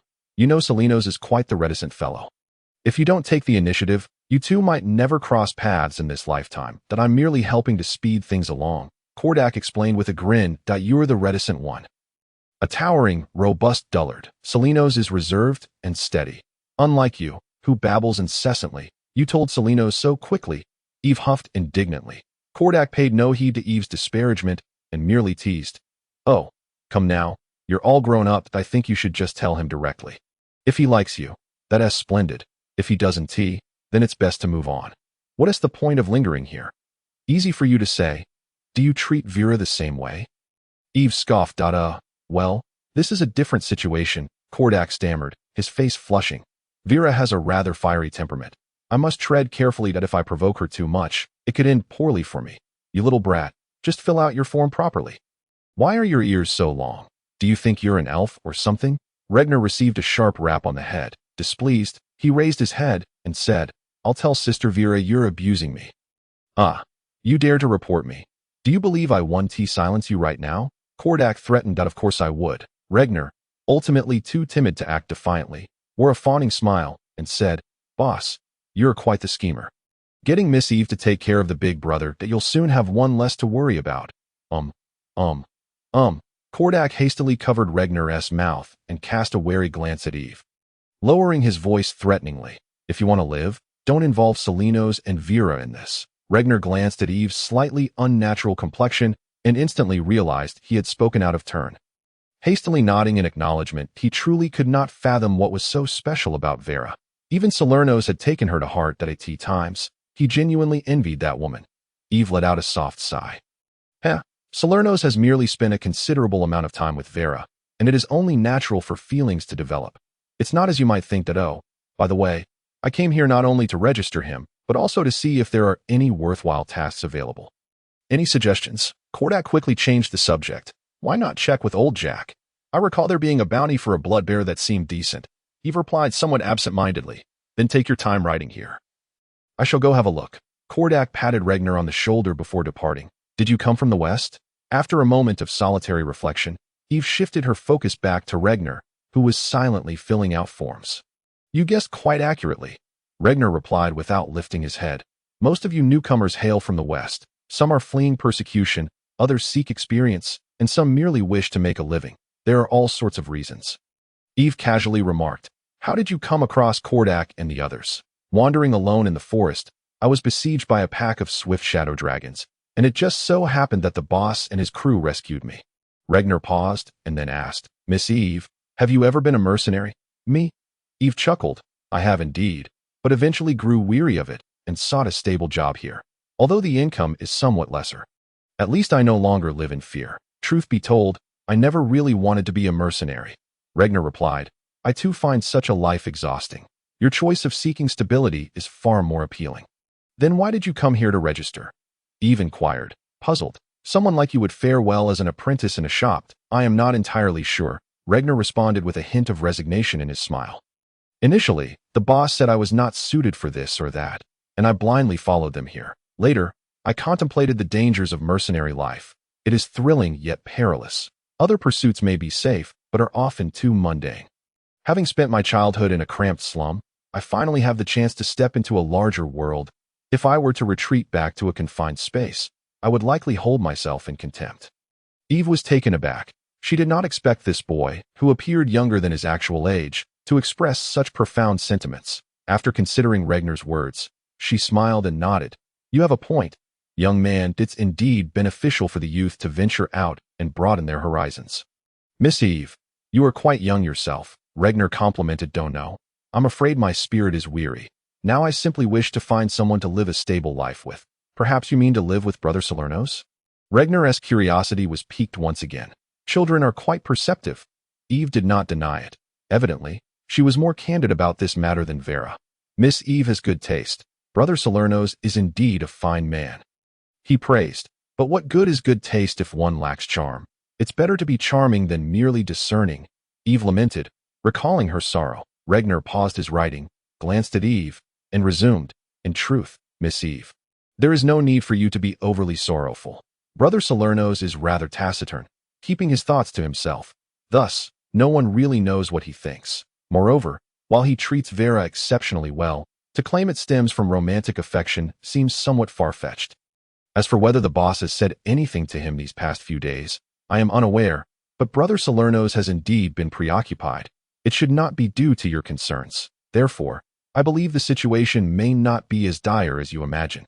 Perhaps if you muster the courage to express your feelings to Brother Salernos, a pleasant surprise may await you. But what if nothing comes of it? Eve asked. Even if that is the case, it is still a reality. Whether you speak of it or not does not alter the fact. Knowing the truth is certainly preferable to wandering aimlessly in ignorance. Regnar answered. Are you trying to comfort me? Eve asked with a somewhat forced smile. Not quite. I merely spoke my mind.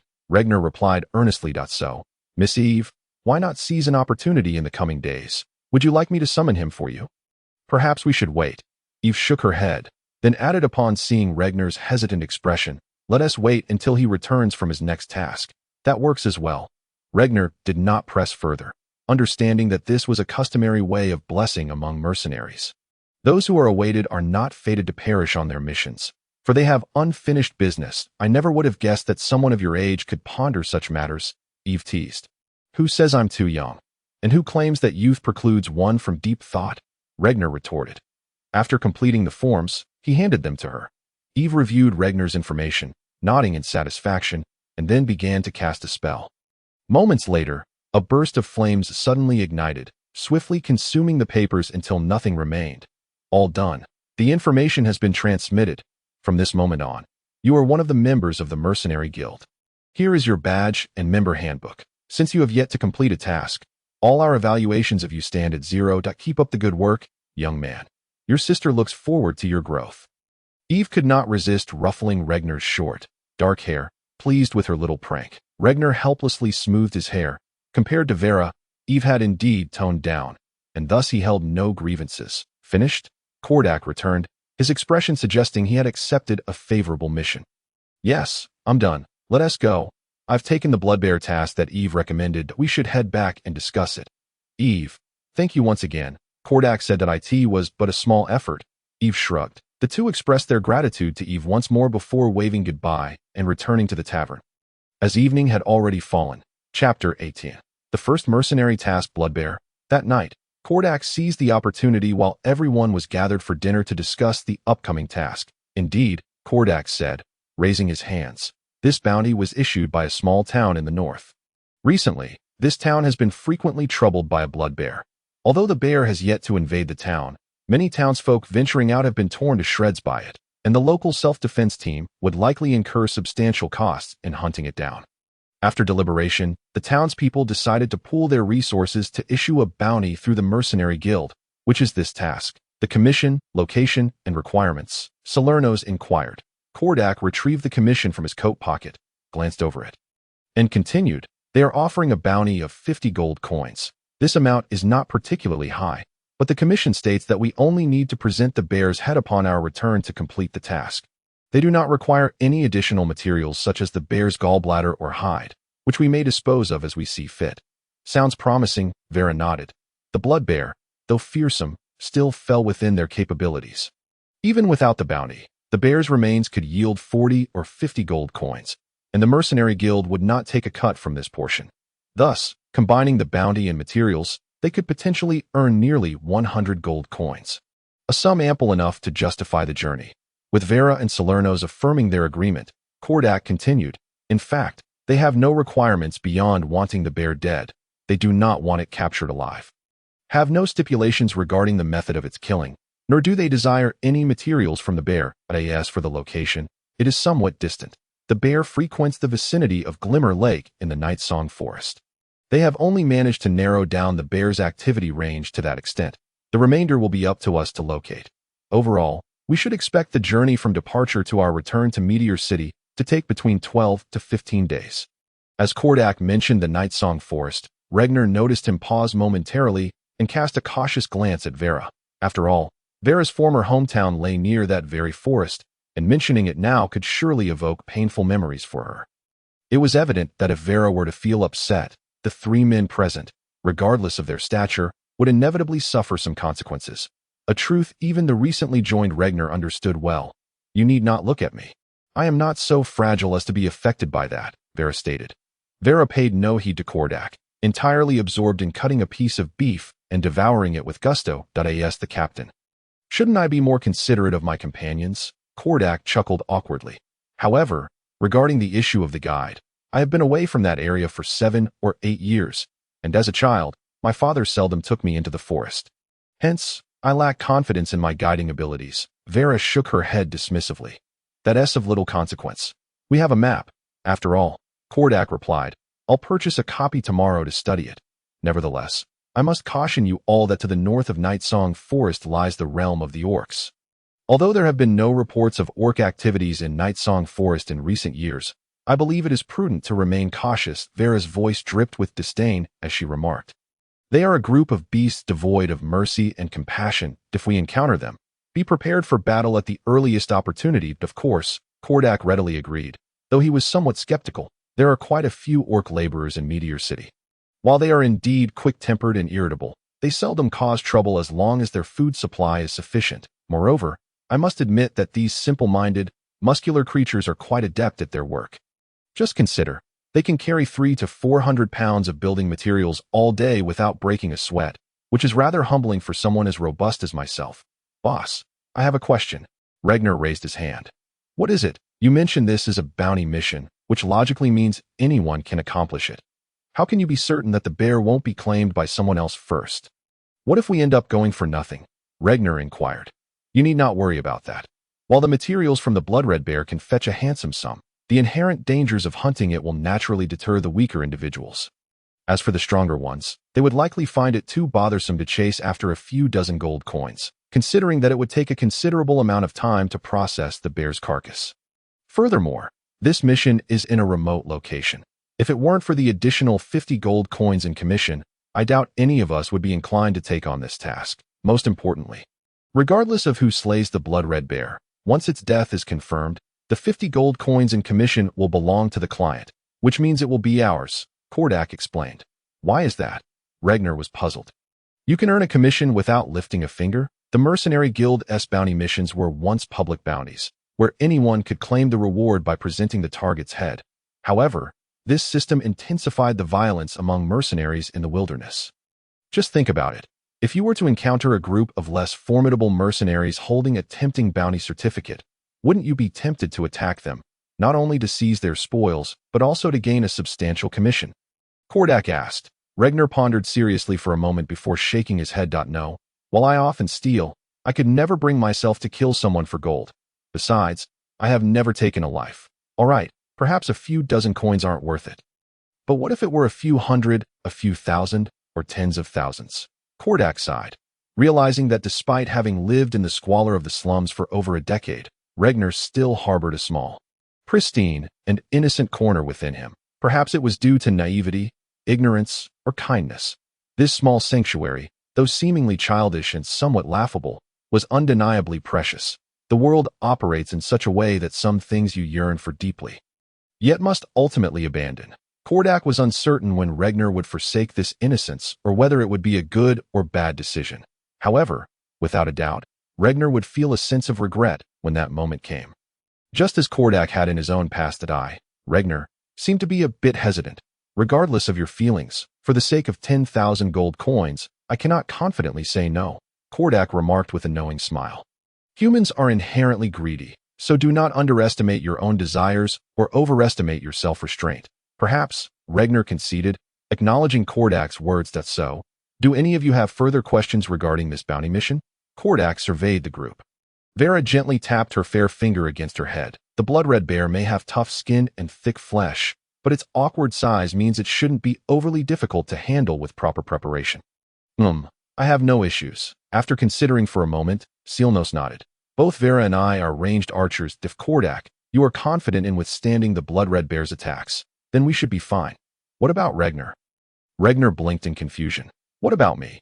Vera clarified. What Silnos means is that while you excel in close combat, facing a beast of such brute strength as the blood-red bear is still quite perilous.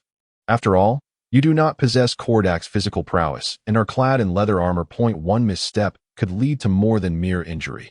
That creature could easily rend you in two. Goodness, it's that formidable.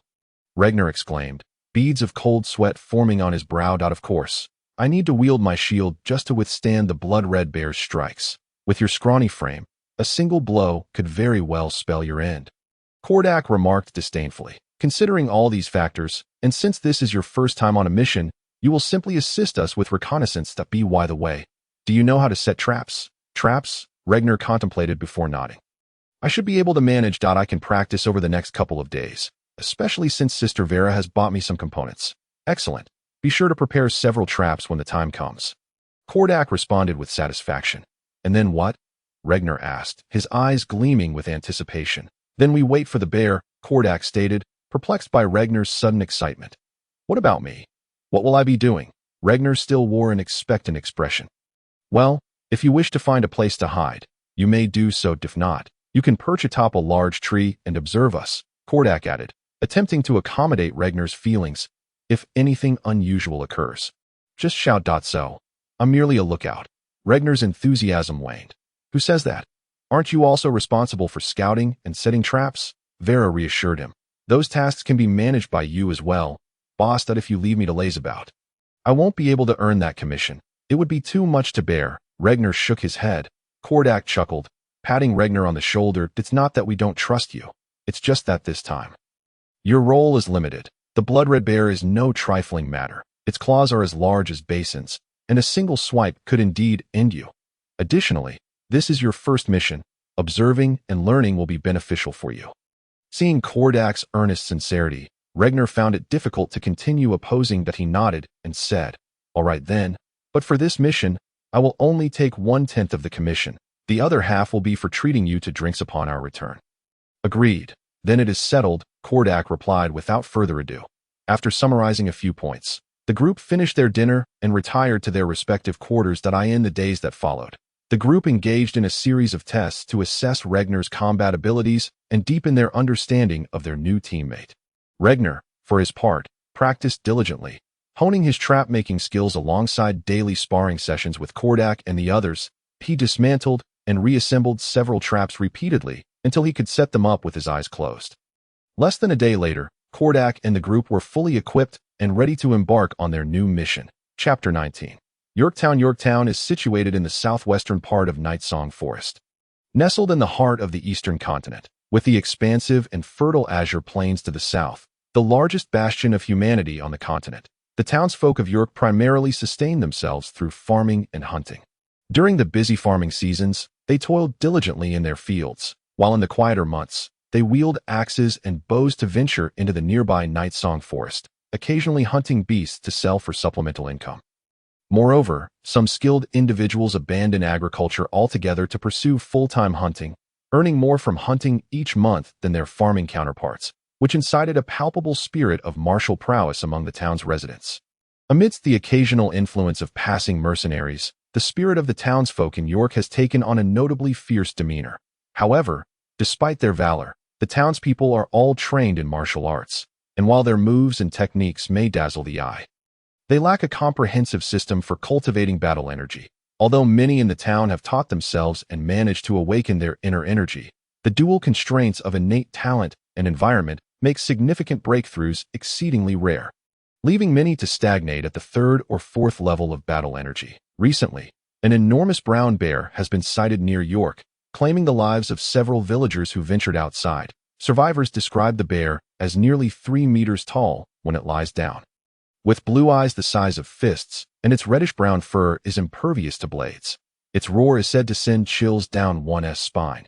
Initially, many hunters dismissed these tales, mockingly wielding the villagers' scythes and claiming that if such a scythe cannot even cut through wolf pelts, then surely the bear is not invulnerable. A few overconfident individuals armed themselves and set out to rid the town of this menace, only to never return. News of townsfolk being injured by the bear spread like wildfire, plunging York into a state of panic. After deliberation, the mayor decided to mobilize the town's self-defense force to hunt the bear, and several hunters volunteered to join the bear hunting team. This gradually emboldened group scoured the Night Song Forest for 2 days, ultimately discovering the blood-red bear drinking from the Twilight Lake. However, upon locating the beast, the leader of the team, the captain of the town's self-defense force, decisively ordered a retreat. That is a blood-red bear. Having transcended the realm of mere beasts, it is a magical creature beyond the capability of us ordinary folk to contend with, he explained. Initially, the mayor thought the captain was shirking responsibility, but upon witnessing the terror in the eyes of the other hunters, he was compelled to accept this grim reality. Attacks continued unabated, and with winter approaching, the townsfolk had hoped to strike while the bear hibernated. But witnessing the constant injuries and fatalities among them cast doubt on whether the beast even hibernated. Ultimately, the townspeople resolved to spare no expense, issuing a bounty for the bear through the mercenary guild. When Kordak and his companions arrived in York, they were met with an enthusiastic welcome from the townspeople. The residents, beleaguered by the threat of the blood-red bear for months, were relieved to see capable individuals come forth to alleviate their plight. While the mercenaries were compensated, the financial burden per person was minimal, prompting the townsfolk to express their gratitude. Furthermore, the fierce reputation of York citizens made it all the more significant that their finest hunters had trembled before the blood-red bear, with many having lost their lives. Now, this confident band of mercenaries had taken on the task, piquing the curiosity of the residents regarding the prowess of these formidable warriors. Were they perhaps endowed with supernatural strength upon their arrival? The townsfolk couldn't help but nod in approval, their hopes for this hunt bolstered. Although the town boasted numerous burly men, none matched the stature and muscular symmetry of the leading mercenary. His finely crafted iron armor glimmered, suggesting that even the claws of the blood-red bear might struggle to penetrate it. Clad in armor and wielding an axe and heavy shield, the captain's equipment weighed at least 150 pounds. Yet he moved with an effortless grace that belied his burden. The 2 other members of the team, each bearing a longbow with seemingly elastic strings and sharp, glimmering arrows, appeared more than capable of piercing the hide of the dreaded bear. Lastly, there was the attendant, a surprising addition in this day and age, equipped with both dagger and longsword, his keen eyes revealing a cleverness that promised to be an asset should his master require assistance. It was no wonder they commanded such a high fee. The townsfolk recognized that the 50 gold coins spent were well worth it. Thus, Kordak, Vera, and Celeros were warmly received, while Regner was notably overlooked, treated as little more than a mere attendant. Initially, Regner attributed this lack of respect to his youth, but upon hearing someone wish the mercenaries and their attendant a swift victory, he realized it was a matter of being looked down upon entirely. Observing the fervent townsfolk, Regner felt frustration with no outlet. Was it the overwhelming presence of Kordak and the others that intimidated them, or was it simply the townspeople's lack of discernment? Ultimately, he concluded it was his own slight stature that rendered him invisible.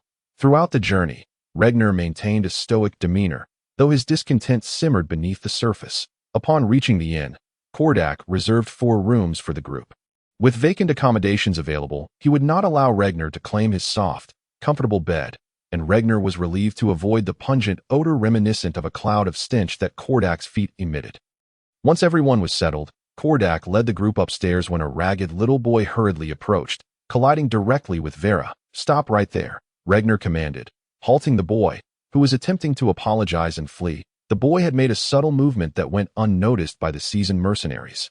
But it was not lost on Regner, who hailed from the notorious slums of Melendel. The boy's gesture was all too familiar, reminiscent of the countless times Regner had seen such a ploy succeed in lifting purses from unsuspecting victims.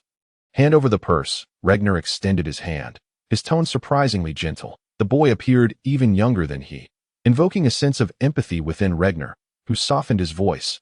"Hand over the purse, and we shall let you go without trouble."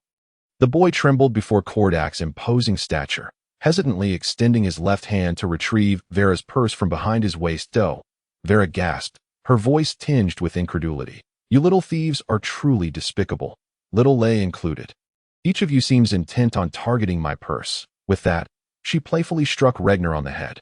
"Well, I suppose this could be considered atonement," Regner replied with a wry smile, rubbing his head. However, as he reached for the purse, he caught a glimpse of the boy's expression morph from fear to rage in an instant. "Oh, hell with you." The boy spat venomously, and before anyone could react, a dagger, concealed in his right hand, lunged toward Regner's throat, shockingly infused with a hint of battle energy. Regner remained calm, his gaze fixed on the dagger that neared him. He swiftly struck the boy's wrist, causing the dagger to clatter to the ground as the boy yelped in pain. Losing his grip, without hesitation, Kordak stepped in front of Regner, delivering a swift kick to the boy's chest. Fortunately, Kordak, acknowledging the boy's youth, refrained from using battle energy or excessive force. Nonetheless, the boy was sent flying 2 meters before crashing to the ground. Groaning in pain, the purse tumbled from his grasp, spilling glimmering coins that clinked as they scattered across the floor. Yet, in the face of the mercenaries' formidable display, no one in the inn dared to stoop down to seize a few coins for themselves. Such a ruthless heart at such a young age. To resort to murder upon failing to steal? Kordak remarked, frowning. The boy struggled to rise, fully aware of his precarious position but defiantly cursing. "Fine, you win. I can't fight you, but if you think you can kill me, think again. I'll haunt you until the end of your days, and you'll never sleep peacefully again. Tonight, you all better watch your backs." "Still so brash. Let us see who loses sleep tonight," Kordak retorted angrily, stepping forward, ready to teach the malicious little wretch a lesson. While he had no intention of killing him, ensuring the boy spent a few restless nights would be a simple endeavor. Just then, a hand grasped Kordak's arm. Chapter 20. Notes from Virile. Regner observed the boy, who leaned against the wall, incessantly cursing, and a strange sensation welled up within him as Kordak prepared to deal with the boy. Regner hesitated for a moment before pulling him back, though Regner was fully aware that this boy had attempted to kill him mere moments ago for a bag of silver coins. And Kordak was not one to act without reason. Regner couldn't help but feel a pang of compassion upon seeing the boy's fierce expression and cold, calculating eyes. "Let it go. I'm unscathed. And Vera's purse remains intact." Regner shook his head in response. Kordak turned to him, observing him silently for a moment before finally nodding. "Fine, since you insist." He then addressed the boy, saying, "Lad, pick up the coins for me. Once you've done so, you can leave." The boy spat out a mouthful of blood-tinged phlegm and kicked the silver coins at his feet, gritting his teeth as he retorted, "You expect me to help you collect your money? Do it yourself. Just wait. If you dare let me go, I will surely return to trouble you again. If you don't pick them up, you'll never leave today," Kordak replied, uninterested in continuing to argue with the unreasonable youth. After a brief standoff, the boy ultimately chose to relent, bending down to gather the silver coins one by one. Regner, who stood beside Kordak, watched the boy for a moment before sighing and stepping forward to assist him. The boy stiffened at Regner's approach but silently resumed picking up the coins. Once all the silver was collected, the boy handed the pouch to Regner and turned to leave in silence. "Wait," Regner called after him. "What is it? Are you backing out?" The boy furrowed his brow and turned back. "What is your name?" Regner inquired. "What business is it of yours? Are you an orphan?" Regner pressed further. "None of your concern," the boy snapped. "Talking to you is quite a hassle." Regner frowned slightly. "Have you ever been to Twilight Lake? 10 silver coins, and you can guide us there. Once we arrive, you may return." "You think I'd lead you out into the wilderness to kill me? No need for that. This place will suffice. No one cares anyway." Regner, unwilling to waste more words, simply opened Vera's pouch and tossed 10 silver coins toward the boy. "Here, as your payment. We depart tomorrow morning, so be sure to wait for us at the door." The boy accepted the coins with a flash of surprise in his eyes, then nodded. "Deal." After saying this, he turned and left. Regner glanced back at his 3 companions, who wore peculiar expressions, and sheepishly smiled. "It's all right for me to arrange for a guide, right? Of course, came the reply, but Vera approached with a beaming smile. Clamping her left arm around Regnar's head and twisting his scalp with her right fist, chiding, "Using my money to hire a guide? Who gave you permission to touch my funds? Have you lost your mind?" After the minor commotion at the inn, Regnar and the others ventured out once more to gather provisions like dried food and fresh water, and soon it was evening. After their meal, everyone retired to their rooms early, knowing the coming days would be filled with travel and combat. Thus, they cherished this moment of reprieve. The following day, the boy did not fail to show up, once Kordak and the others were ready. They descended the stairs to find the boy quietly waiting with a tattered bag on his back. Upon seeing the four, the boy said nothing, merely waiting in silence. Once they were equipped for their journey, he led the way without uttering a single word. By noon, they had entered the Nightingale Forest, and throughout the journey, the boy maintained his silence, keeping a distance of 10 meters from the mercenary group. Kordak and the others, still harboring reservations from the boy's earlier behavior, made no effort to engage him in conversation. When it was time for lunch, Kordak ordered a break, and the boy halted as well. Sitting down and pulling a dirty black loaf of bread from his pack to nibble on, Regnar glanced at the boy from a distance, then approached Kordak to take a piece of roasted beef from his hands. "You should eat this. You won't survive the journey on that black bread alone." Regnar offered the beef to the boy. The boy regarded Regnar, and upon sensing no malice, accepted the meat. The aroma instantly ignited his appetite, and he began to devour it ravenously, grease coating his hands and mouth. Regnar sat down, observing the boy's voracious consumption, and chuckled. "I'm Regnar.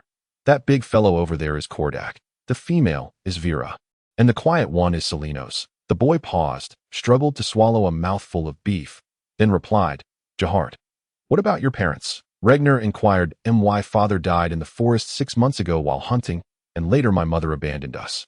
Jahart responded, "Us. Do you have other relatives?" Regnar handed his water flask to Jahart. Jahart took it and gulped down a couple of swigs before answering.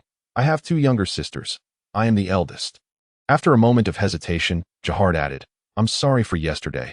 My sisters are young and were crying at home from hunger, which is why I resorted to stealing. And thank you for the silver. Otherwise, my sisters might have gone hungry for days." "Hey, it's no problem.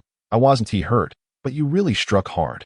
If that blow had landed, I might have truly been done for," Regnar remarked, gesturing to his throat. "At that moment, I suddenly felt a surge of anger toward those of you with money, and in a fit of rage, I acted without thinking," Jahart said, somewhat apologetically. "Well, even though you have spirit, it's still hard to injure me," Regnar said, patting Jahart's shoulder with a hint of pride, then earnestly advised, "You mustn't act so impulsively. Always remember to leave some room for others and for yourself." Regnar shared the wisdom he had gleaned from years of experience in the slums, then turned to leave with a sense of unrecognized accomplishment. Kordak watched Regnar approach, his face betraying a certain understanding of the world, and scoffed, muttering, "Show off in the deep of night."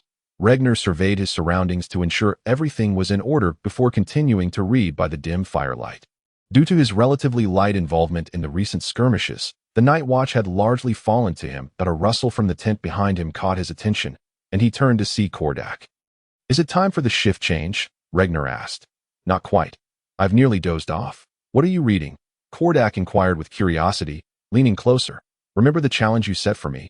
This is the book I was supposed to retrieve." Regnar replied, lifting the deep blue-covered book. Kordak said, intrigued.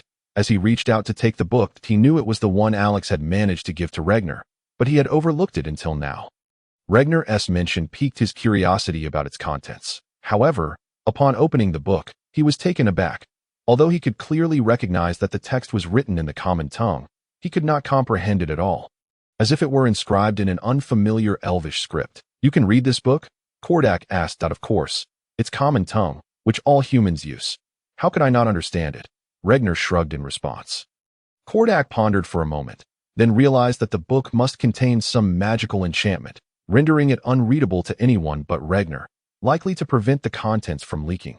This encryption was devised by the Moonshadow Thieves Guild.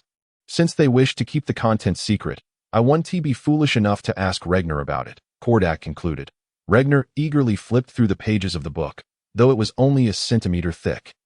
The pages were as thin as gossamer, making the entire book quite substantial in content. In truth, it was not merely a book but a notebook, a compilation of various techniques and knowledge, from the moment he had retrieved this notebook. Regner had found its contents intriguing, and after days of study, he had gleaned numerous benefits from it. For example, techniques for setting traps, methods for cultivating and applying combat energy, movements for combat, and principles for stealth, among others. The more Regner delved into the notebook, the more captivated and astonished he became. Between the lines, he discovered that the original owner of the notebook was a man named Variels. Over these days, each time Regner perused the notebook, his admiration for Variels grew deeper. "Boss, do you know someone named Variels from the Eastern Continent? He must be an assassin, right?" Regner asked. "Variels?" Kordak pondered, shaking his head after a moment of thought. "I have absolutely no idea." "Tisich, I knew you wouldn't know," Regner replied with disdain. "You do know him?" Kordak countered. "I do," Regner confirmed, tapping the notebook. "He is the author of this book. What is so special about this author?" "What is the matter?" Regner's boastful response. "The author of this book is undoubtedly a formidable individual. Many of the insights within have truly broadened my horizons. Wasn't it Jet Hart who struck my throat yesterday? My maneuver to disarm him was learned from this very book. That I've acquired a plethora of skills, from crafting traps to mastering combat techniques. Otherwise, do you truly believe I could progress so rapidly just by sparring with you all in Meteor City?" Kordak suddenly understood. No wonder Regner's improvement over the past few days could be described as meteoric. Initially, to enhance Regner's combat experience, Kordak had dispatched the least skilled in close combat, Vela, to train with him. At first, Regner's performance could be described as being toyed with. Yet, within mere days, Regner was able to hold his own against Vela, much to the astonishment of the trio in their party. However, even with such an explanation, Kordak remained inwardly astounded by Regner's capacity for learning. "Speaking of which, little Reg, I've always been curious about how you learned to read. Were you not an orphan from a young age?" Kordak inquired, discreetly expressing his long-held curiosity. "Ah, that was the old man who taught me back in the day," Regner replied. Chapter 21. Memories. The old man? Kordak displayed keen interest. Regner nodded and said, "Indeed, although I was an orphan from a young age, I was fortunate enough to have the old man care for me.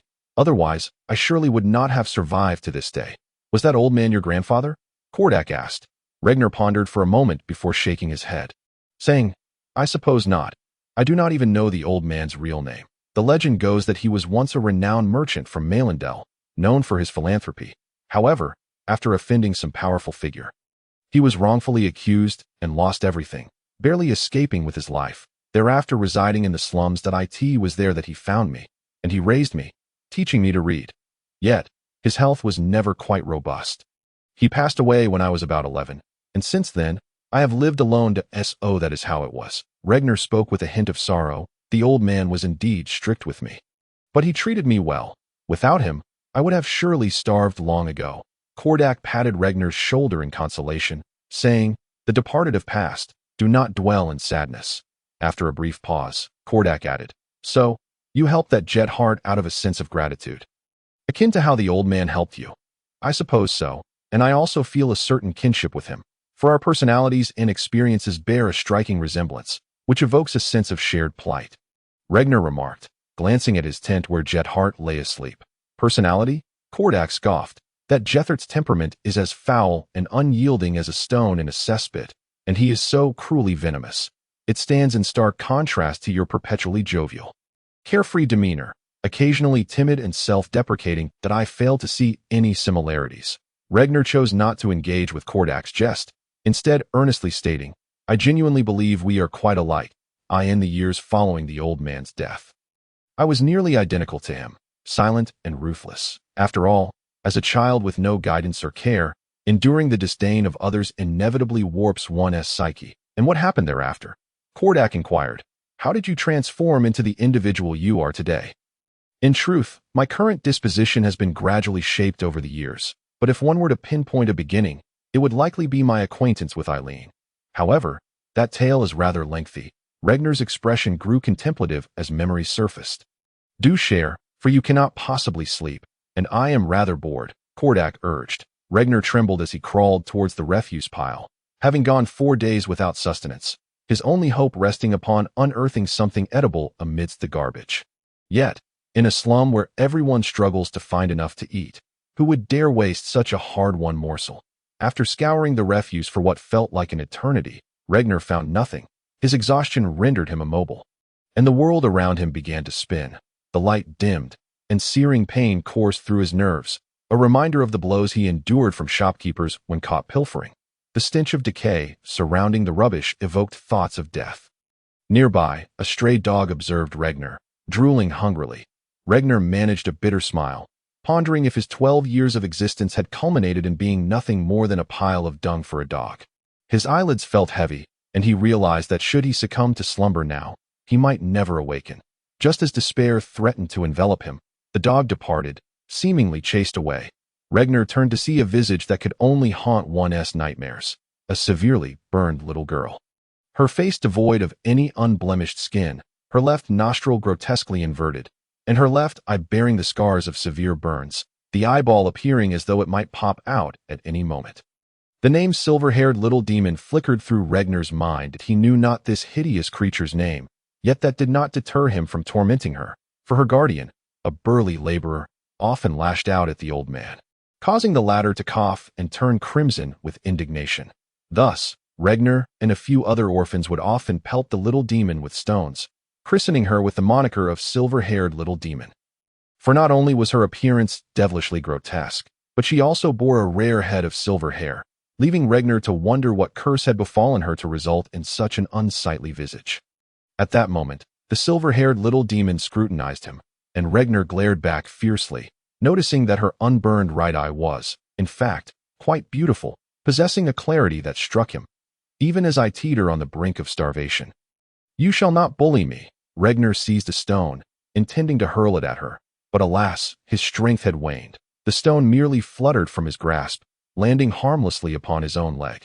The silver-haired little demon appeared momentarily taken aback, then fled swiftly. Watching her retreating figure, Regner sighed in relief. To behold that ghastly face in his final moments would surely condemn him to hell. Go on. Begone. Do not let me lay eyes upon you again.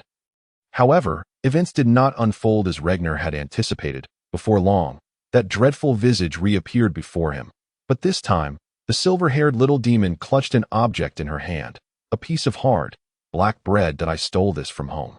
You must eat it quickly, lest my father discover it and punish me, the silver-haired little demon offered, her voice unexpectedly melodious, akin to a babbling brook, contrasting sharply with her appearance. Regner gazed at her in disbelief, unable to comprehend her kindness, especially given that he had often reduced this wretched creature to tears with his stones. His prolonged fasting had dulled his sense of hunger, yet the sight of the black bread ignited within him the greed of a merchant beholding the most exquisite black pearl in the ocean. He recognized it as his lifeline. Almost instinctively, he snatched the bread, biting into it with such fervor that he bit his own tongue. Yet the pain was inconsequential. The aroma of the bread mingled with the faint metallic taste of his own blood was nothing short of divine. Gradually, strength began to return to his body, and clarity seeped back into his mind. Though he could not ascertain his level of hunger or fullness at that moment, the mere possession of the black bread instilled within him a flicker of hope. After regaining some strength, Regner cast a glance at the little demon who had saved his life. The silver-haired little demon, noticing his revival, offered a twisted smile that, despite its sinister appearance, bore a semblance of joy. Regner, wordlessly, rose unsteadily and stumbled away from the refuse heap, while the silver-haired little demon skipped away, seemingly elated. In the days that followed, Regner left the slum and found work cleaning door panels for various shops. Though he earned no coins, the daily rations of bread were sufficient to satiate his hunger. He intentionally saved the finest piece of buttered wheat bread, intending to return it to the silver-haired little demon. Yet, when Regner sought her out, he discovered her face and body marred with bruises. It dawned on him that she had received a beating for the sake of that piece of bread. "Hello, I am Regner. Here is the bread I promised you.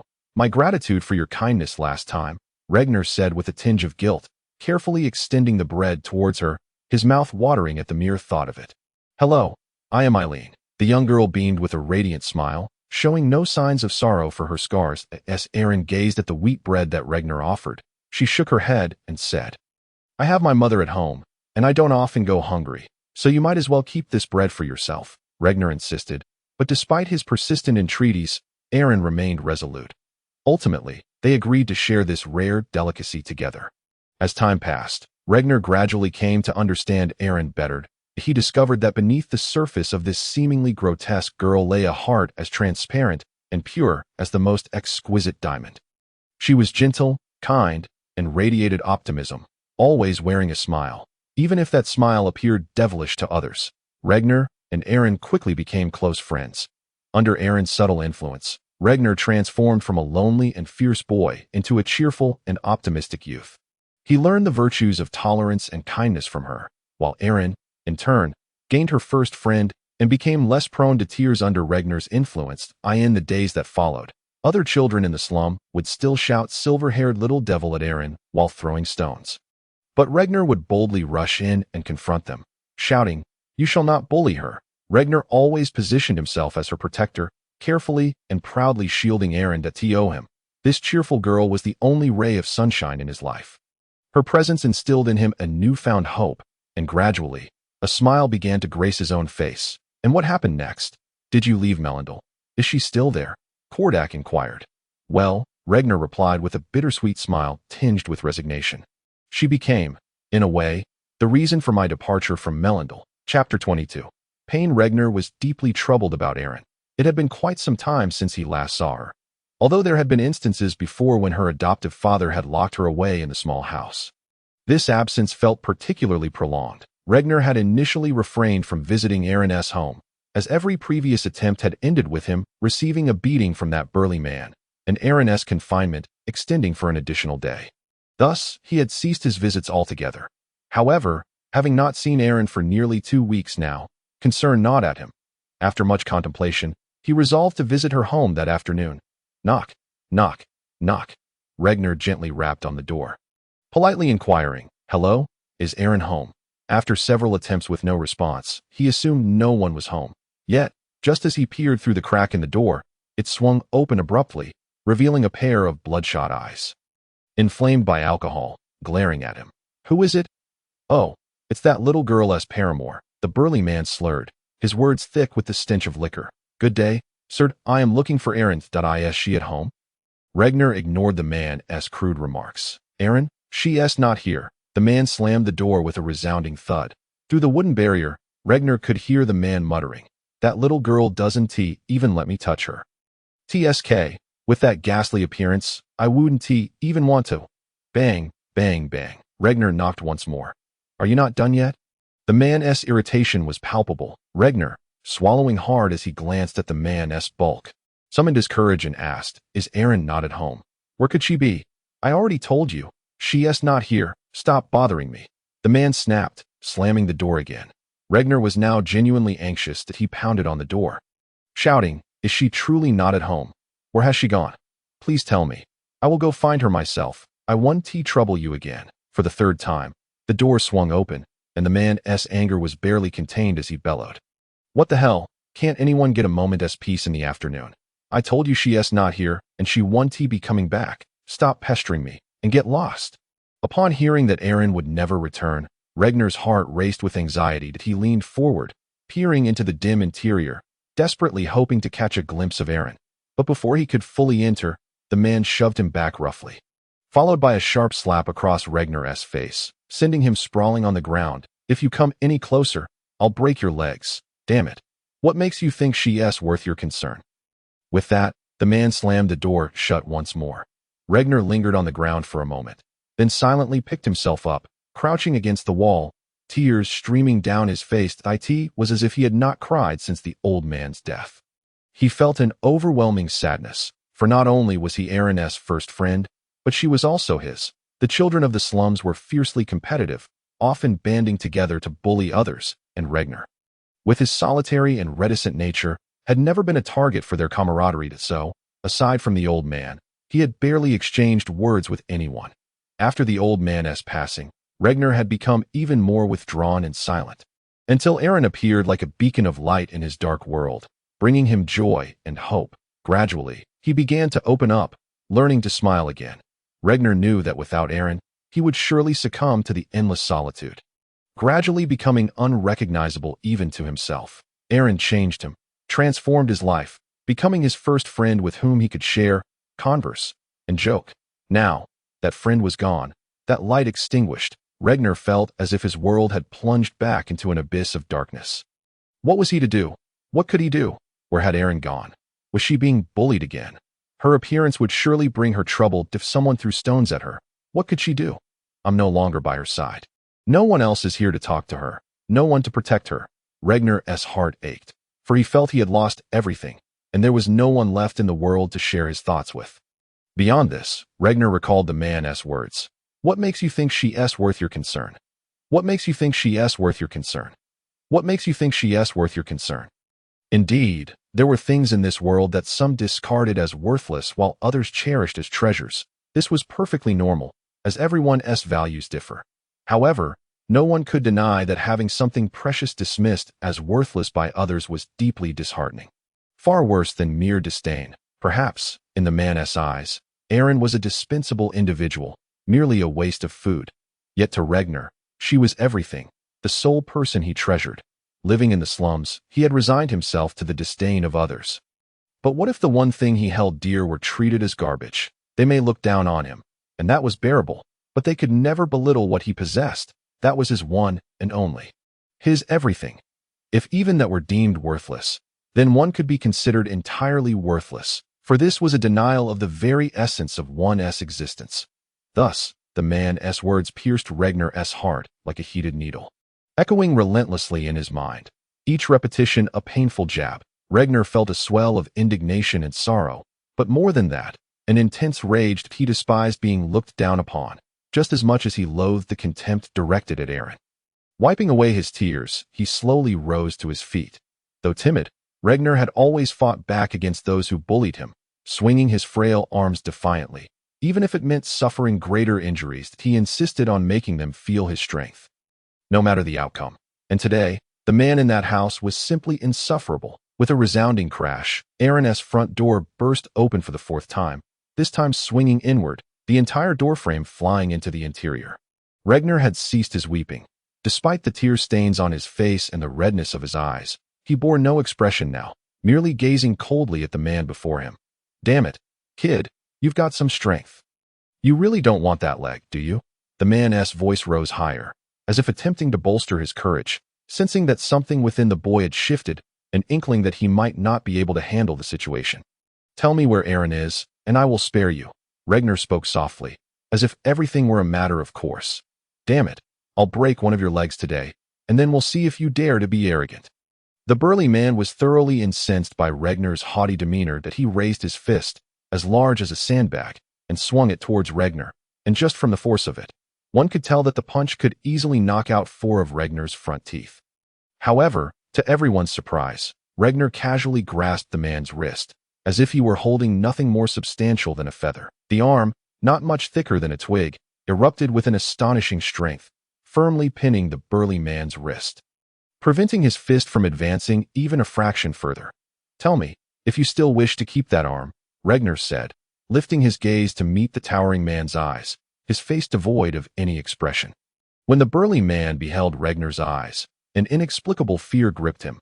He recalled that this boy's pupils had once been a bluish-black, but now they had transformed into a pitch-black abyss. It was a profound and pure darkness, from which not a glimmer of light could be discerned. The agonizing pain radiating from his wrist jolted him back to reality, as Regner gradually applied pressure, causing the bones to emit faint creaking sounds under his immense grip.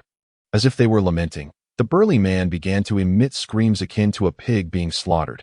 After confirming that he had instilled sufficient intimidation, Regner slightly loosened his grip.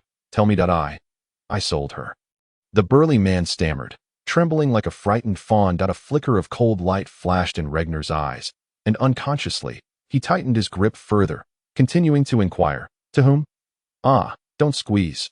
I can't say who I sold her to, or they won't let me go. The burly man cried in agony. Even if you don't tell me, I will not spare you, Regner replied coldly, his pressure increasing. They are not someone you can provoke. The burly man protested, still resisting. That is my own affair. What you need to consider now is whether you will still be able to earn your living with these hands. Regner continued to intensify the pressure. All right, I'll tell you. Damn it, just let go first. I'm about to break. I'll tell you. I swear. The burly man finally collapsed under the strain. Regner released him again, and the man fell to the ground. Gasping for breath, beads of sweat dotting his forehead, resembling someone who had just endured an intense bout of exercise. The Rolson Trading Company. I sold Aaron to them. For 3 gold coins, he muttered, lowering his head after a moment's respite. Silence enveloped the air, an extended silence. The burly man had no idea what Regner was contemplating. He dared not raise his head, fearing he might provoke the boy before him. He merely gazed apprehensively at Regner's soiled pant leg, uncertain of what awaited him next. Regner howled, akin to a wolf that had lost its last companion, a sound piercing and heart-wrenching, infused with deep sorrow and rage that even the man could feel. Listening to Regner's wail, the man suddenly recalled Aaron's innocence. That wretched little girl always appeared so joyful. After long days of backbreaking labor, she would be at home, quietly waiting with bread and ale prepared. Even when he was in a foul mood and struck Aaron, she would simply sit in the corner, wiping her tears, then begin tidying up without a word. The thought of this stirred a twinge of guilt within the man. But as he recalled the 3 gold coins from Rolson, he reassured himself that it was all worth it, for those coins had allowed him 3 days of unrestrained pleasure at the brothel, with those women's fair bosoms that he could scarcely even touch otherwise. Regner trembled slightly, his fists clenched tightly, nails digging into his flesh, drawing forth droplets of blood. Aaron was gone, sold by this man before him for a mere 3 gold coins. A ferocious emotion began to swell within him, rendering his mind increasingly hazy. Regner yearned to beat this man senseless, to render him a cripple, perhaps even to take his life. Yet he forcibly suppressed such impulses. For after all, this was the man who had raised Aaron.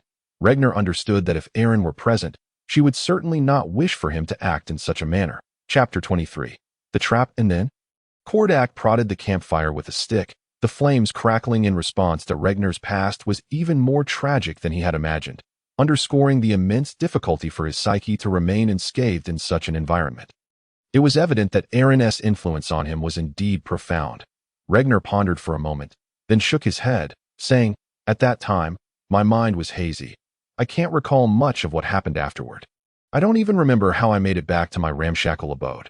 When I finally regained consciousness, I found that I could wield fighting spirit. In the days that followed, I began to inquire about the Rolson Trading Company, investigating for about half a year, until one day, I was discovered while tailing them. They pursued me relentlessly.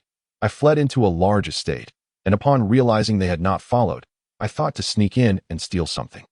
However, as soon as I reached the warehouse, I was knocked unconscious, and when I awoke, I found myself imprisoned. That a few days later, I was brought here. So that's how it was." Kordak maintained a facade of indifference, but internally he was churning with tumultuous thoughts. He had just realized that Regner had previously mentioned not possessing fighting spirit.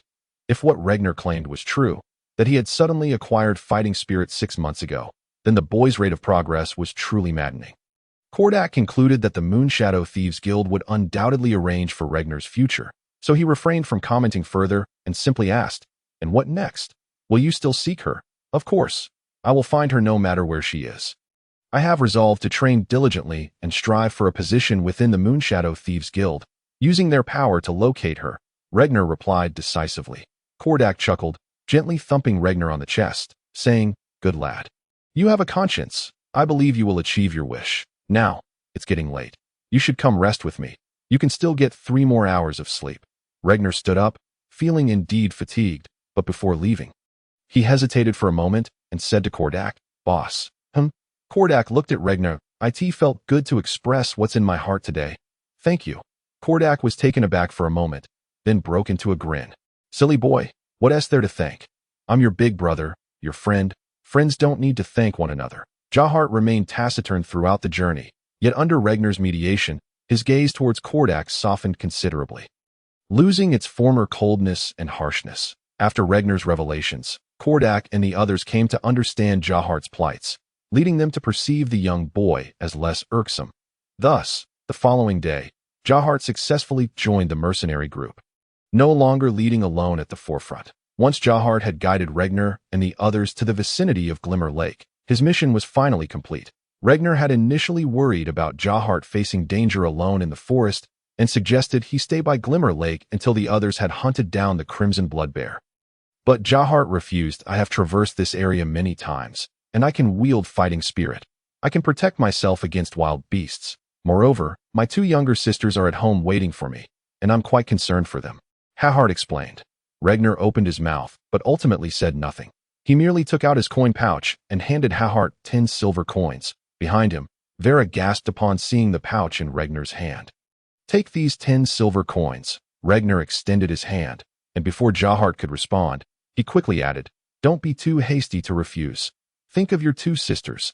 Their well-being is far more important than your pride. Consider them.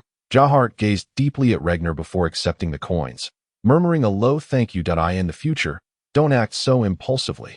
Remember what I said. Leave some room for both others and yourself. Regner patted Jahart on the shoulder before turning to rejoin Kordak and the others. Jahart watched Regner's modest figure retreat, feeling a sense of admiration for this boy who was not much older than himself. Then, he witnessed the following scene. Still daring to steal my sister's wallet and spend my money so freely?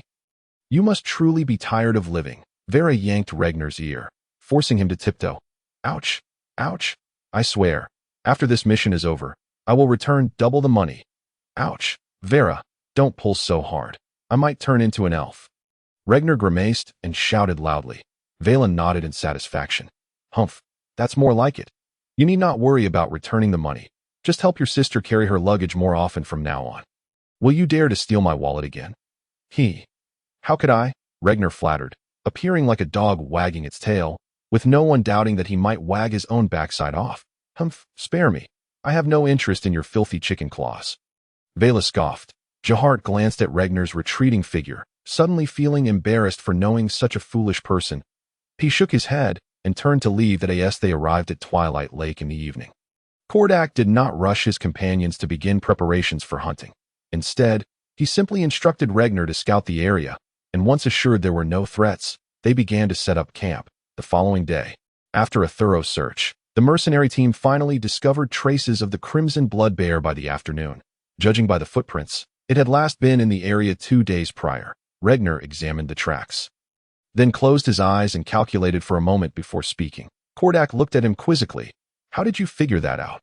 Oh, there's a method in the notebook I obtained, Regner casually replied, continuing to observe the footprints. Well then, if your calculations are accurate, the bear's next arrival shouldn't be far off. Hurry and prepare to set the traps, Kordak said, delivering a swift kick to Regner to get him moving. Regner, displeased, rubbed his backside and began his tasks with a grumble. Hey, little Reg. Kordak tossed a large bottle of golden, viscous liquid to Regner. What is this? Regner asked, puzzled by the bottle. Refined honey from the Cella Manor. You know how it is. Kordak shot Regner a knowing look. One of camaraderie. Boss, you're so considerate, even thinking of nourishing us, Regner exclaimed, eagerly opening the bottle to inhale the rich, sweet aroma. Stop. That's bait for luring the Crimson Blood Bear. Who said anything about nourishing you? Kordak felt an instant disconnect with such a fool. Tisich, boring. As the leader, you should show some concern for your subordinates, Regner muttered, and while Kordak wasn't looking, he took a few large gulps. Having never tasted such a delicacy before in his life. Wow, it's truly sweet. Regner smacked his lips, recalling the old man's words about how delectable it was. Today, he found it to be indeed true. Hey, you little glutton, trying to steal some bear's food for yourself, Kordak said, exasperated. Come on, I won't need it all, I just want a little to fill my stomach. It's almost evening, and I haven't eaten yet. Regner retorted, taking another swig. Hurry up, don't mess this up. If the honey is gone, I'll use your flesh as bait. Kordak dismissed him, weary of Regner's antics. After a couple of hours of busy work, Regner finally set up his traps. According to Kordak, ordinary traps could not penetrate the bear's thick fur. Thus, after discussing it, they decided Regner would use the traps to impair the bear's vision once its eyes were injured.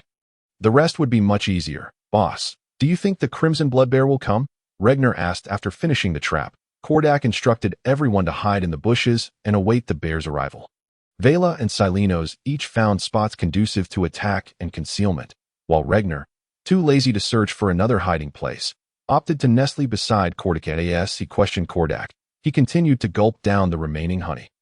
If your timing is correct, it should arrive soon, Kordak replied, glancing at Regner with a frown.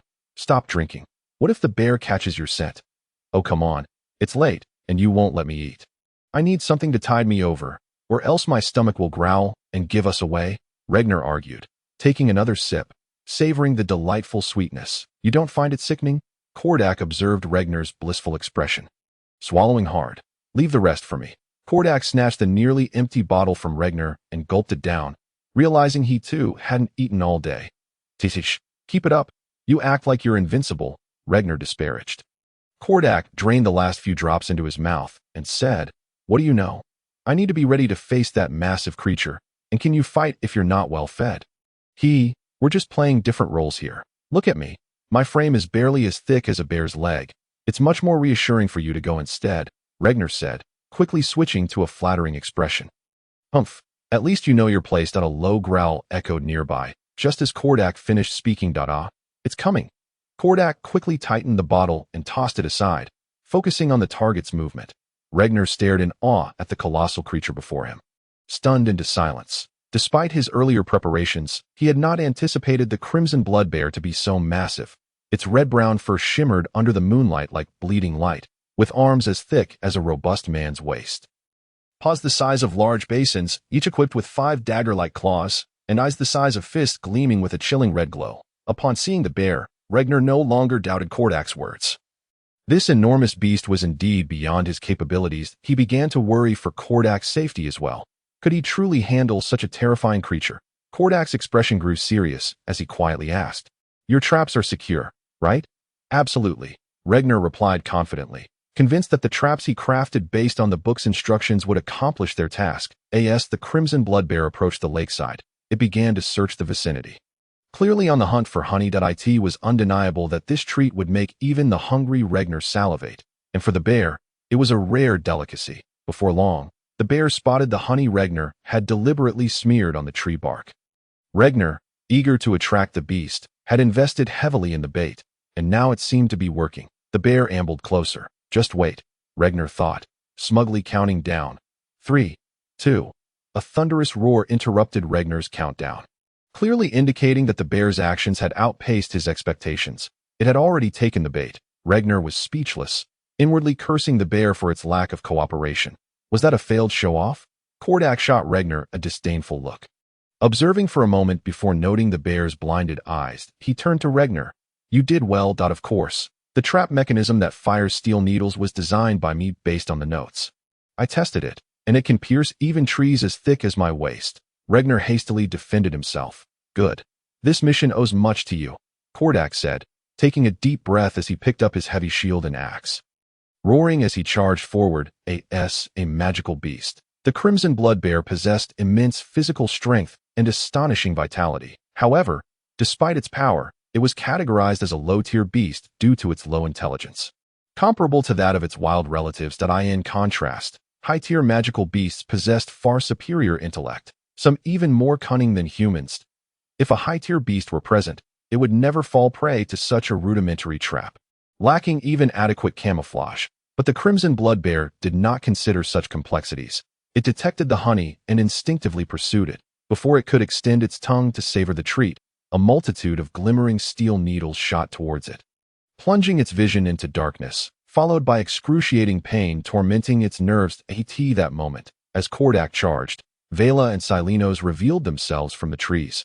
They stood firmly atop the tree trunk, drawing their bows with calm determination, aiming their arrows at the colossal creature that loomed in the distance. For this hunting mission, Silenos had specifically purchased 60 armor-piercing arrows from the Hammer of Flames, each inscribed with rudimentary wind magic runes. These arrows were not only swift but also possessed formidable penetrating power, though they came at a steep price. A mere handful cost 12 gold coins, even after the generous discount offered by the dwarf proprietor of the Hammer of Flames. In addition to the armor-piercing arrows, Vera procured specialized poisons designed to combat magical beasts from the Mercenary Guild. Rumor had it that these concoctions were the brainchild of a mysterious alchemist. Any beast, no matter how robust, would find its movements sluggish and physiological functions deteriorating upon exposure to this toxin, while it bore no side effects for humans. A truly remarkable phenomenon. However, this elixir was also costly. Vera and Silenos meticulously coated each armor-piercing arrow with the contents of a small vial, which was quickly emptied, costing them 5 gold coins. Fortunately, with the 200 gold coins gifted by Alex during their last encounter. The team's communal funds remained sufficiently ample, allowing Kordak to grit his teeth and extravagantly purchase these supplies. Under normal circumstances, Kordak would have been more frugal, calculating each expense meticulously. Yet, even so, he resolved that after dispatching this formidable foe, he would retrieve every single armor-piercing arrow without fail. Kordak deftly dodged the attacks of the blood-red bear. Although clad in heavy iron armor and wielding a hefty shield and axe, his agility, honed through years of rigorous training under Vera's grueling regimen, rendered him as nimble as a monkey, perceiving the bear's strikes as if they were in slow motion. Meanwhile, under the relentless barrage of Vera and Salinos, the poison began to take effect on the blood-red bear. Kordak even began to roll beneath the bear, targeting its vulnerable underbelly with his attacks. Though he doubted their efficacy, he remained unperturbed, as their initial plan was simply to wear down the creature. A thunderous belch erupted, resonating through the air and reaching the ears of the blood-red bear. Ragnar, initially tense as he observed the unfolding scene, gradually relaxed his vigilance upon witnessing Kordak's confident maneuvers. He began to leisurely calculate how much longer it would take to subdue this massive beast. Just then, Ragnar felt a surge of air rising from his stomach, gathering in his chest, and without a second thought, he let out a resounding belch. Although the blood-red bear was blind, its acute hearing and sense of smell remained intact. Without a doubt, Ragnar's earth-shattering belch caught the bear's attention. The sweet aroma of honey wafting from his mouth ignited the bear's fury. Consequently, the blood-red bear abandoned Kordak, charging toward Ragnar with a furious roar. As Ragnar beheld the charging behemoth, his legs turned to jelly, and he regretted having indulged in too much honey that he contemplated fleeing. But the sheer ferocity of the approaching bear instilled an overwhelming fear within him, paralyzing his body. The bear's massive paw, accompanied by a howling wind, swung toward Ragnar. The blood-red bear had entered a frenzied state, its rage enhancing its agility. As Ragnar watched the paw draw near in despair, he felt a sudden force pulling him backward by a meter. Sharp claws grazed his left cheek, leaving a faint wound but sparing him from serious injury. Kordak had arrived just in time. With a resounding slap, Kordak yanked Ragnar aside without hesitation. "What the hell? Are you paralyzed with fear? Get moving!" he shouted, his eyes blazing with fury. "Don't you dare treat this like a game. This is a mercenary mission, and it can get bloody, even deadly. Move!" Kordak glared at Ragnar, launching into a tirade, then forcefully tossed the novice away. When he turned back, the blood-red bear's paw was less than a meter from his waist. In the next moment, Kordak's 200-pound frame was sent flying as if blown by a tempest, crashing violently into a sturdy tree trunk, falling silent. "Boss!" Ragnar cried out, his voice filled with anguish as he rushed toward the unconscious Kordak. Vera also gasped, leaping from branch to branch, firing arrows to distract the blood-red bear while swiftly making her way toward Kordak. The bear, relying on sound, charged once more at Ragnar, but suddenly felt a weight on its back. Salinos had leapt onto the bear's back, gripping its long fur tightly, refusing to be shaken off despite the bear's furious thrashing. In a fit of rage, the blood-red bear reared up, letting out a bone-chilling roar. Unfazed, Salinos climbed steadily up the bear's fur, reaching its head in no time that he seized a tuft of hair at the back of the bear's neck with his left hand, coiling his body as he deftly drew a dagger from his right boot. The dagger gleamed with exquisite craftsmanship, and to his astonishment, its blade shimmered with an orange magical glow. A magical weapon. Ragnar had heard from Solem in the logistics department about the immense value of magical gear. And after perusing Viril's notes, he understood just how extravagant it was to possess such equipment. Having spent nearly 200 gold coins on his own set of gear under Vera's guidance, Ragnar had been shocked by the expense. Yet he knew that even if he sold all his belongings, his equipment would pale in comparison to Salino's dagger. Any piece of gear that acquired enchantments surged in value by multiples, and weapons were even more precious. Salino's dagger was worth at least 1,000 gold coins. In truth, this dagger was the result of Salino's years of toil as a mercenary, painstakingly saved for it. Was a masterpiece crafted by the dwarven blacksmith at the Hammer of Flames over several months.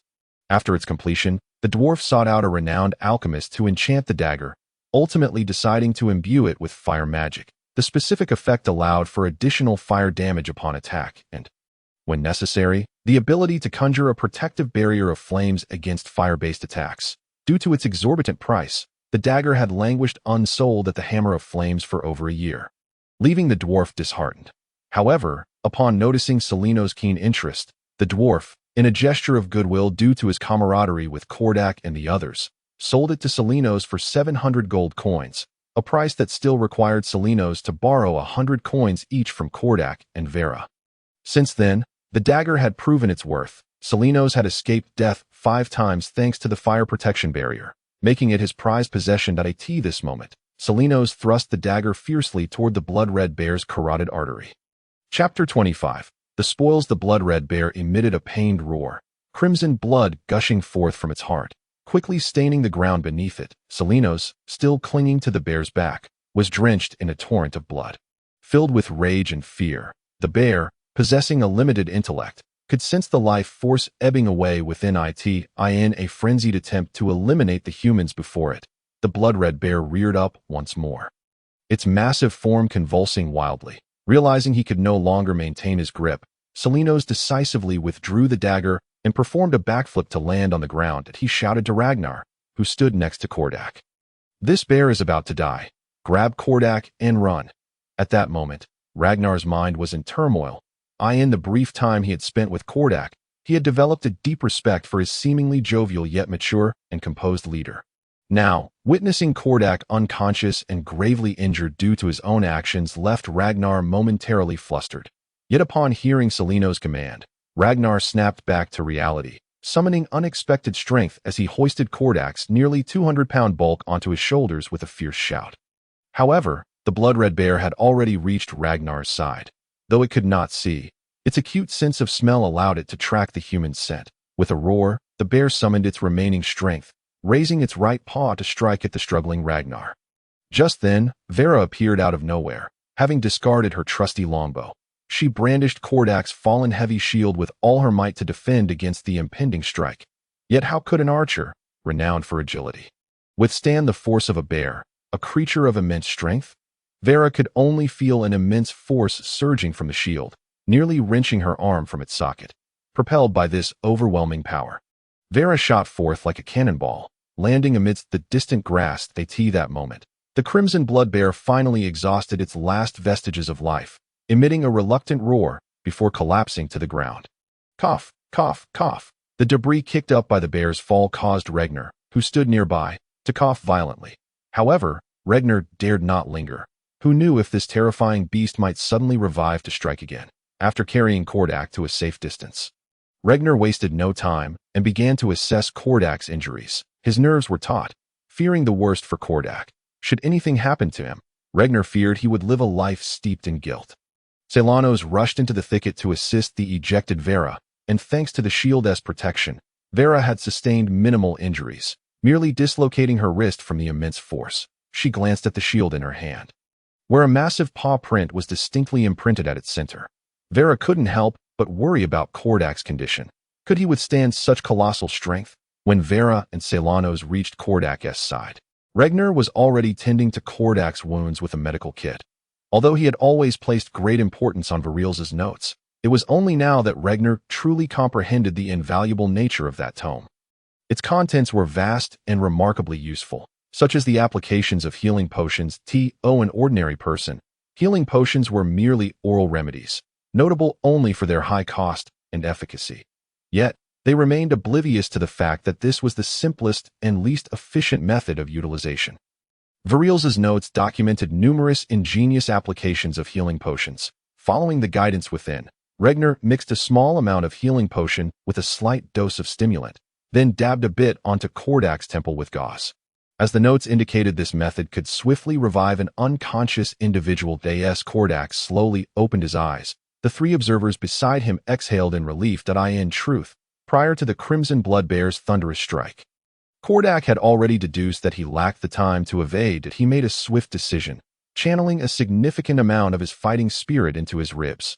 Under the dual protection of his fine iron armor and fighting spirit, he had sustained injuries, but they were not severe. Kordak's unconsciousness stemmed from his head colliding with a tree trunk after being hurled by the bear. The bear is dead? Kordak grimaced, feeling a sharp pain in his right ribs. It's dead. Are you all right, boss? Regner asked anxiously. I'm fine. Just 3 broken ribs. I'm not going to die, Kordak replied, giving Regner a firm pat on the forehead. In the future, don't be so foolish at times like this. I don't have that many lives to spare for your rescue. Don't worry, boss. I won't do that again, Regner said, feeling a bit guilty. Unlike usual, Regner did not retort. He knew that the recent mishap was entirely his own fault. Because of him, both Kordak and Vera were injured, and Celanos had taken a significant risk engaging the Crimson Blood Bear in close combat. Had it not been for a stroke of luck, someone might have lost their life. Thus, he humbly accepted Kordak's reprimand, silently resolving never to hinder the group again. Kordak had suffered 3 broken ribs from the bear's strike, and his right side was left mangled by the beast's sharp claws, 4 deep gashes visible down to the bone. Fortunately, these were merely superficial injuries. Under the protection of his fighting spirit, Kordak's internal organs remained unscathed. Once they clarified Kordak's injuries, Vera and Celanos visibly relaxed. Kordak glanced at the distant corpse of the Crimson Blood Bear and urged them, "You two should go deal with the bear's body. The sooner you skin it, the better the price it will fetch." Celanos nodded in acknowledgement and silently turned to leave. "Are you all right?" Vera inquired. "These minor injuries are just to intimidate that kid," Kordak said, grinning and pointing at Regner. "Very well then." Vera shrugged nonchalantly and instructed Regner. "We're going to handle the bear. You stay here and help him bandage up. Just follow his lead. All right. Please help me take off my armor and clothes," Kordak commanded. Regner complied, trying his best to be gentle. But as he removed the snug garments, he inadvertently disturbed the wounds, causing Kordak to grimace in pain. "Boss, you're impressive. With such severe injuries, you don't even let out a sound," Regner genuinely remarked, believing his leader to be a true tough guy. "What's this? Have you seen the scar on my back? That was from a band of robbers 2 years ago. If it had been half a centimeter deeper, that bastard would have severed my spine." "I didn't make a peep then either," Kordak boasted, pointing at the scar on his back. "Of course, you passed out that time. Making any sound would have been miraculous. Humph, if it weren't for Celanos. You wouldn't have made it back to Meteor City alive." From a distance, Vera overheard Kordak's braggadocio and did not hesitate to interject. "Hey, why don't you mention how a year ago, when we were besieged by the Tsongbei wolf pack, it was me who carried both of you out while you were unconscious?" Kordak sought to reclaim his ground. Had it not been for Vera shooting the Tsongbei wolf king with an arrow, would you have escaped? Celanos joined the conversation. "I'm too lazy to argue with you both. Everyone has their off days, right?" Kordak, seeing the two conspiring against him, hastily ceased the dispute. By the way, Celanos' close combat skills are quite impressive," Regner casually asked as he wrapped the bandage. "He's decent. In terms of speed, that kid is faster than I am. But he lacks my strength," Kordak explained at Regner's interest piqued. "Oh, have you ever sparred with Celanos? Who's stronger between you two?" Well, we each have our victories," Kordak chuckled awkwardly. "Overall, Celanos wins more often." Vera chimed in from afar. "Let us stick to skinning the bear." "Skinning whose bear?" Kordak inquired, as Vera stood up, bloodied skinning knife in hand, smiling at him. "The bear's hide, of course." Kordak wiped the cold sweat from his forehead. After ensuring Vera was settled down, he lowered his voice to Regner. "To be honest, Celanos' close-range offensive capabilities are quite formidable. There are times I can't keep up. However, that's also because his fighting spirit level is higher than mine, and he benefits from magical equipment. Come on, just because his fighting spirit level is higher doesn't mean he has superior talent." "As for the magical equipment," Regner scoffed, "I don't believe Celanos could stab you just because his weapon is sharper. What do you know? That flame blade is a masterpiece by the Flamehammer boss. When I clashed with him, sparks flew everywhere, making my eyes spin. Oh, you know what it means for your eyes to spin." "That's what it means," Kordak exclaimed, slapping Regner on the forehead once more. "Boss, if you keep slapping me, I won't have anyone to bandage you later." Regner rubbed his forehead, suddenly pausing to ask, "By the way, what's your fighting spirit level compared to Celanos?" Chapter 26. The journey home. "This is my oversight." Kordak smiled apologetically. "I've been so focused on helping you understand our abilities that I neglected to consider your limited knowledge of ours. Allow me to provide a brief explanation. I am at level 8 fighting spirit, specializing in close combat, typically wielding dual swords or a shield with a single-handed axe, and I am proficient in the use of various weapons, including bows. However, I prefer close-range combat, so I don't use bows often." Celanos is at level 9 fighting spirit, possesses good marksmanship, at least better than mine, and is also strong in close combat. But he primarily uses daggers and single-handed swords. He is the most balanced and capable member of our team. Vera is at level 7 fighting spirit, with weak close combat skills, but she excels in marksmanship, making her the greatest threat to our enemies despite her lowest fighting spirit level. She primarily uses bows and daggers. I see. Regner nodded. Since you're new to our group, it's normal for there to be some dissonance during the adjustment period. Just keep working at it. Kordak encouraged, patting Regner on the shoulder. I will. Boss, Regner hesitated, wanting to say more. Thanks again. You saved me once more, Regner expressed sincerely. Not at all. Kordak smiled broadly and remarked, perhaps in the future, we may still rely on your assistance. Regner, referencing the notes of Wells, divided a vial of healing potion in half. Administering one portion to Kordak, he then retrieved 2 hemostatic herbs and a sprig of 3-leaf grass from his medical kit and began to chew them. What are you doing? Kordak inquired, somewhat perplexed. By mixing these 2 herbs with half of the healing potion and applying it to the wound, the healing effect will be significantly enhanced, Regner explained, spitting the herbs onto the bandage before pouring the remaining potion over it and handing it to Kordak. I deliberately purchased these herbs before setting out, anticipating any unforeseen circumstances that I never expected they would come in handy. Well, if you are willing to use another vial of healing potion, the wound should be nearly healed in 3 days. Hey, since our mission is accomplished, why should I rush? A vial of healing potion costs 2 gold coins. Kordak shook his head. Although healing potions are miraculous in their healing abilities, their exorbitant price is equally staggering. Even this lowest purity, smallest capacity, basic healing potion is worth enough to sustain a poor family for an entire year, not to mention the legendary potions that can instantaneously heal wounds. Be on the safe side. Kordak always ensures that his team carries 5 vials of healing potion before embarking on any mission, anticipating any potential need. Now that one has been used, the accountant in him feels a pang of regret. Did you learn that from the notes? Kordak asked, as he noticeably felt the pain in his wound diminish. Indeed, that notebook is truly valuable, Regner replied while wrapping the bandage. Kordak pondered for a moment before asking, have you finished reading it all? Not yet. Regner shook his head. I've been reading it these past few days, but the content is so extensive that I've only managed to get through most of the basic material. Perhaps just 1/10. It's a good resource that deserves attention. Reading it multiple times is beneficial, Kordak advised. Regner nodded in acknowledgement. After Regner completed the bandaging of Kordak, Vela and Salinos were still occupied with the task of processing the crimson blood bear. Due to its immense size, completely dismembering the bear would likely take 2 to 3 days. So they prioritized extracting the most valuable bear skin and gallbladder, leaving the other parts temporarily discarded until they could devise a plan upon their return to Yorktown. As it was already quite late, after slaying the crimson blood bear, Regner and his companions set up camp for the night, departing from Glimmering Lake the following morning, due to Kordak's severe injuries. Though he could still move, traversing the rugged terrain of the forest was inevitably taxing, necessitating assistance. Regner had initially harbored high hopes of becoming Kordak's crutch, but Kordak had rejected him without hesitation, leaving him feeling rather foolish. You're so short that I'd have to bend over to support you. It's uncomfortable for both of us, so let us find someone else, Kordak explained, casting frequent glances towards Vela. Right. Regner suddenly grasped Kordak's implication and quickly chimed in. Vela, you should help instead. Why me? Vela asked, puzzled. Besides you, there's only Salinos left. If he helps the boss, who will carry the heavy pack? Regner pointed at Salinos, who had a backpack on his front and another bulging with bear skin on his back, looking quite heavy. Very well, Vela contemplated for a moment before agreeing. Good lad, so quick to cooperate. I'll treat you to a couple of good meals when we return. Kordak gave Regner a thumbs up. Hee, Regner grinned, reciprocating the gesture to show his appreciation for Kordak's camaraderie. However, it wasn't long before he realized he had dug himself a hole. For under the pretense of assisting Kordak, Vela handed over her own belongings to him.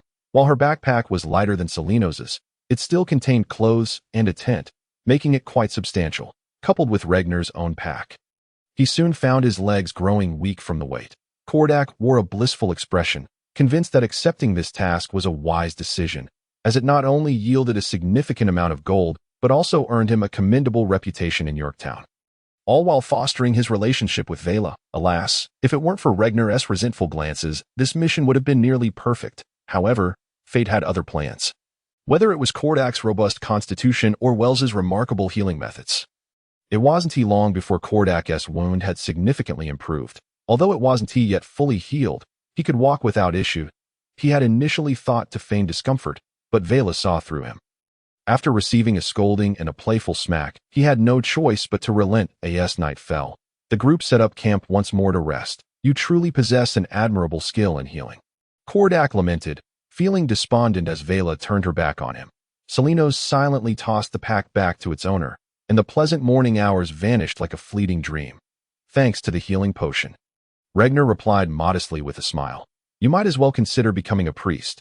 Your methods have nearly tripled the healing efficacy. Kordak recognized that this type of injury usually required at least half a month to heal. And even with a healing potion, it would take 3 days to walk again. Yet this time, it took less than a day. Kordak, go fetch some water. We have none left, Vela said, shaking her empty water flask at him. Why must I go? Are you really sending an injured man on an errand? Kordak protested, his face a picture of reluctance. I've been lugging around your bear-like bulk all day, and this afternoon I carried your backpack for an extended period. I am utterly exhausted and need to rest. Vela stretched, her form fitting snugly in her leather armor, accentuating her lovely curves. Isn't little Regner still here? Kordak mused, unwilling to seek Salinos' help, as he had already done his share of hard work today. Oh, I've also carried a pack for quite a while today, and besides, I don't know the way. What if I get lost? Regner declared, his forehead emblazoned with the words, I'm proud of being directionally challenged.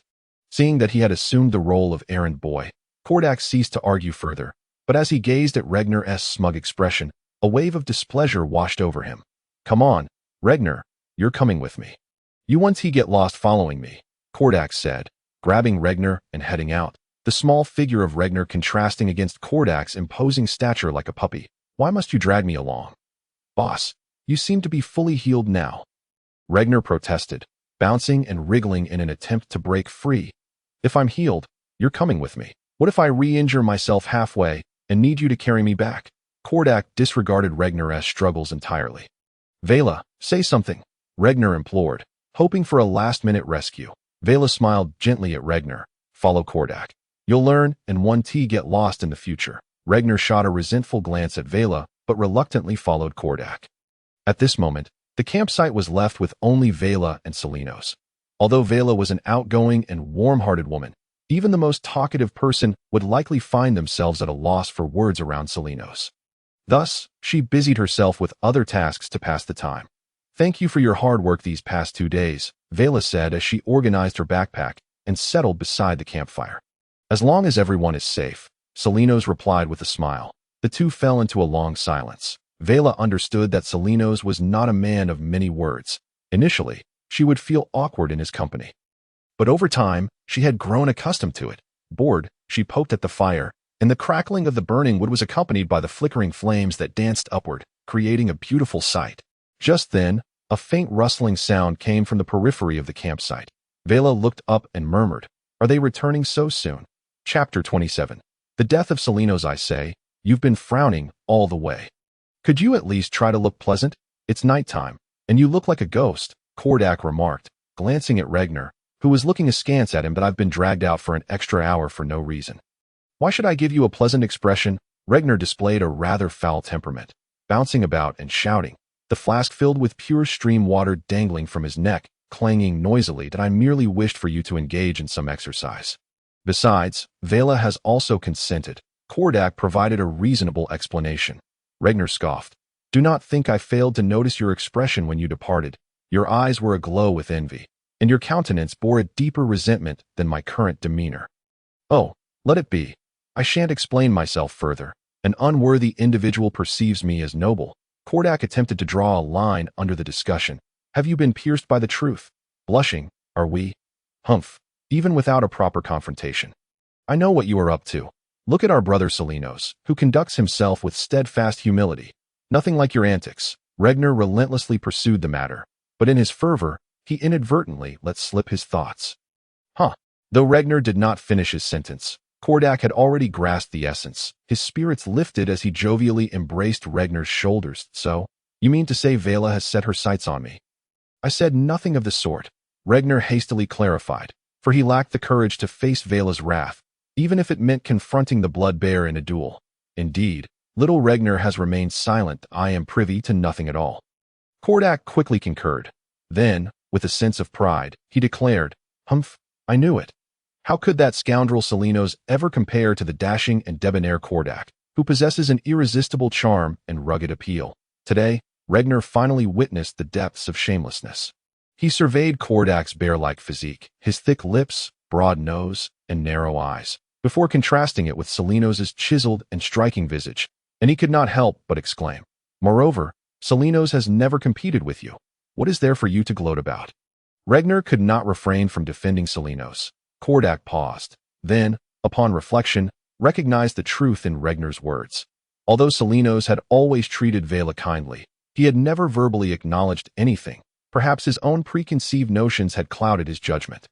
In truth, Salinos was a quiet and thoughtful man, treating everyone fairly, including Regnar himself. Yet, at times, his attentiveness was misinterpreted as a threat, leading to such conclusions. What now? At a loss for words. Just as Regnar was about to utter something more, Kordak abruptly covered his mouth. Silence. Do you detect something? Kordak's expression grew grave, his voice hushed. Regnar inhaled gently, immediately discerning a faint odor, one he recognized and had encountered recently. In his mind, he quickly reviewed the scents. It was neither the aroma of bread nor roasted meat, nor Vela's subtle fragrance, nor the sweet scent of honey he had previously tasted, but rather a nauseating and repugnant stench. Yes, it was the scent that had assaulted his senses when the blood bear's carotid artery was severed, an unmistakable odor of blood. Regnar's face turned ashen. They were barely 100 meters from Vela's camp, and if this scent bore any connection to her, even a fool would not remain unconcerned. Do not rush. Let us first ascertain the situation. We must proceed cautiously. Kordak's expression mirrored his inner turmoil. Suppressing the urge to dash back to camp and discern the truth, he issued the most prudent command to Regnar. The two crouched low, stealthily navigating between the tree trunks, their figures concealed beneath the shadows, evading the moonlight. The campfire's glow drew nearer, and the stench of blood intensified, chilling Regnar's heart. Though he yearned for the camp to be safe and for Vela to frown upon their tardiness upon their return. With Salinos silently smiling at them, the overwhelming scent of blood told Regnar that all of this was likely a mere illusion. He had mentally prepared for the worst. Yet even so, the sight that met him upon reaching the camp was enough to render him momentarily blind, nearly causing him to faint. The camp was eerily silent. The bonfire had been thoroughly extinguished. Only a few scattered logs struggled to emit faint glimmers of light. One corpse had caught fire, slowly burning and releasing the aroma of roasted flesh. However, Regnar found no appetite in the face of the overpowering stench of blood, which nearly obliterated all other scents. Aside from the burning body, several more lay scattered around the camp. 3 or 4 corpses, not of human origin. Their towering, robust forms, covered in thick, yellow-green fur, left no doubt in Regnar's mind. The bodies belonged to orcs, Salinos. Kordak could no longer contain his impulse, bursting forth from the shadows upon sighting Salinos sprawled on the ground. Regnar followed suit, and upon seeing Salinos, his head spun with a buzz. The orc's crude stone axe had torn open Salinos' abdomen, intestines slowly spilling onto the grass, a gruesome sight. Yet, beyond the gaping wound, Salinos' left chest bore the mark of a brutal blow, blood mingling with fragments of internal organs staining the ground. It was evident that his sternum had been shattered. Regnar, the healing potion. Quick! Hand me the healing potion. Kordak nearly roared. Regnar scrambled to retrieve a vial from his backpack and handed it to Kordak, then tremblingly poured a mixture of healing potion and stimulant, applying it to Salinos' temple. Salinos stirred awake, his gaze unfocused, clearly teetering on the brink of death. With bloodied hands, Kordak poured an entire vial of healing potion into Salinos' mouth, as if it were of no consequence. After consuming the potion, Salinos' eyes gradually regained some light, just as Kordak snatched the remaining healing potion from Regnar's grasp, preparing to administer it once more. No need to waste it, Kordak. Salinos weakly shook his head, murmuring, My heart has been shattered by the orc's stone hammer. Do not speak, my brother. You shall not perish. Kordak tenderly caressed Selenos' face, now smeared with blood and dirt, transforming his handsome features into a grotesque mask. As Selenos' lips moved, yet no sound emerged, and suddenly he became agitated, summoning his last vestiges of strength to say, "Go rescue Vela. She has been taken by a dozen or so orcs. To the east. Save her. Vela is not dead. Where is she? What on earth has transpired here?" Kordak posed a series of questions, but at that moment, Selenos seemed to have exhausted his final breath. In a faint voice, he stammered, "We orcs attacked Wei Bei Dong to rescue her." Selenos whispered his last words, and then fell completely silent. Kordak felt the flicker of his life force rapidly fading, yet he hopelessly realized his powerlessness in this situation. The injuries sustained were beyond any remedy. Only the miraculous resurrection abilities of a legendary priest could save Selenos. But whether such a priest existed anywhere in the eastern continent was uncertain. Encountering a legendary priest in this desolate wilderness would likely be more miraculous than healing Selenos with a mere potion. Thus, he held tightly to his comrade, his brother, his savior, as a tear slowly streamed down the face of this once robust MNAT. That moment, Regner was already in tears, having wept profusely, among the mercenary team. He was the least familiar with Selenos, but that was merely due to Selenos' reclusive nature.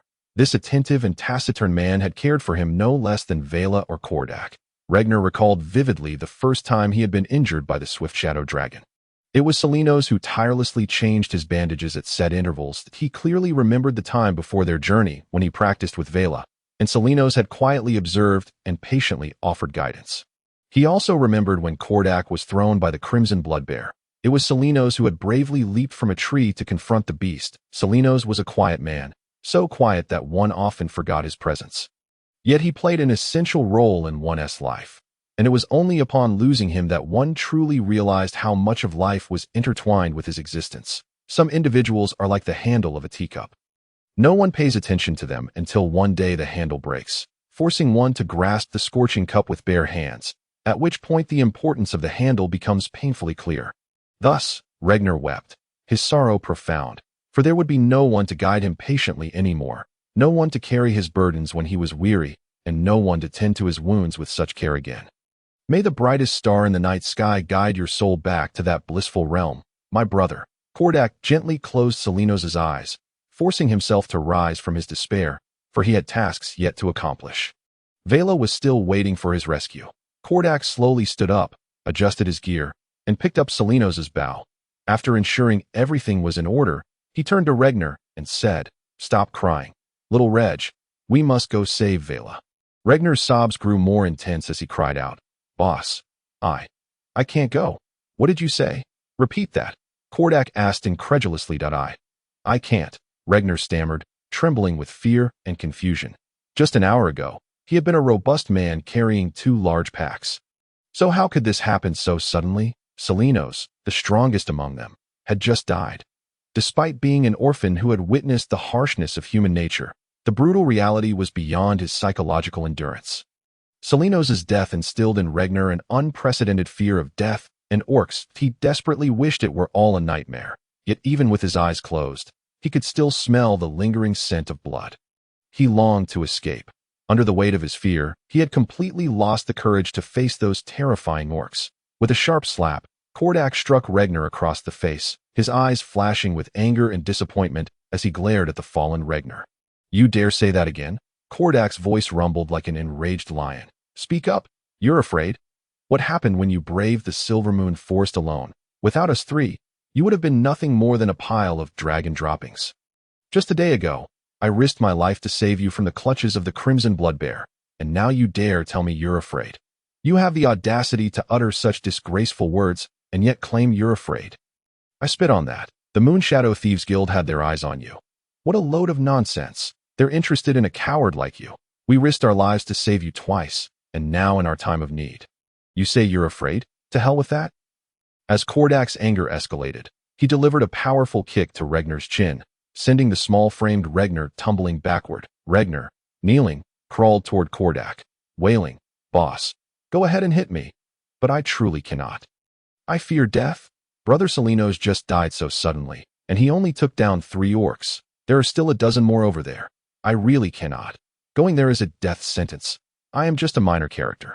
An orphan, not a hero from a tale. I lack their courage and their invincibility I am just an unwanted orphan. I barely escaped the slums, and I do not want to die here. Regnar's mouth and nostrils bled from Kordak's kick, mingling with his endless tears and the dirt on the ground, rendering his face a wretched sight, reminiscent of his days in the slums. Kordak gazed coldly at Regnar, a stark red handprint visible on his left cheek. The youthful face twisted with fear and shame as he looked on. Kordak's heart began to soften. After all, Regnar was merely a 15-year-old boy. He too would have trembled in the face of such circumstances at that age. How could he demand so much from Regnar? He gradually quelled his anger, sighed, and gently helped Regnar to his feet. All right, little Reg, I was wrong. I should not have lost my temper with you. I apologize. Boss, it is my fault. I am a coward, Regnar mumbled.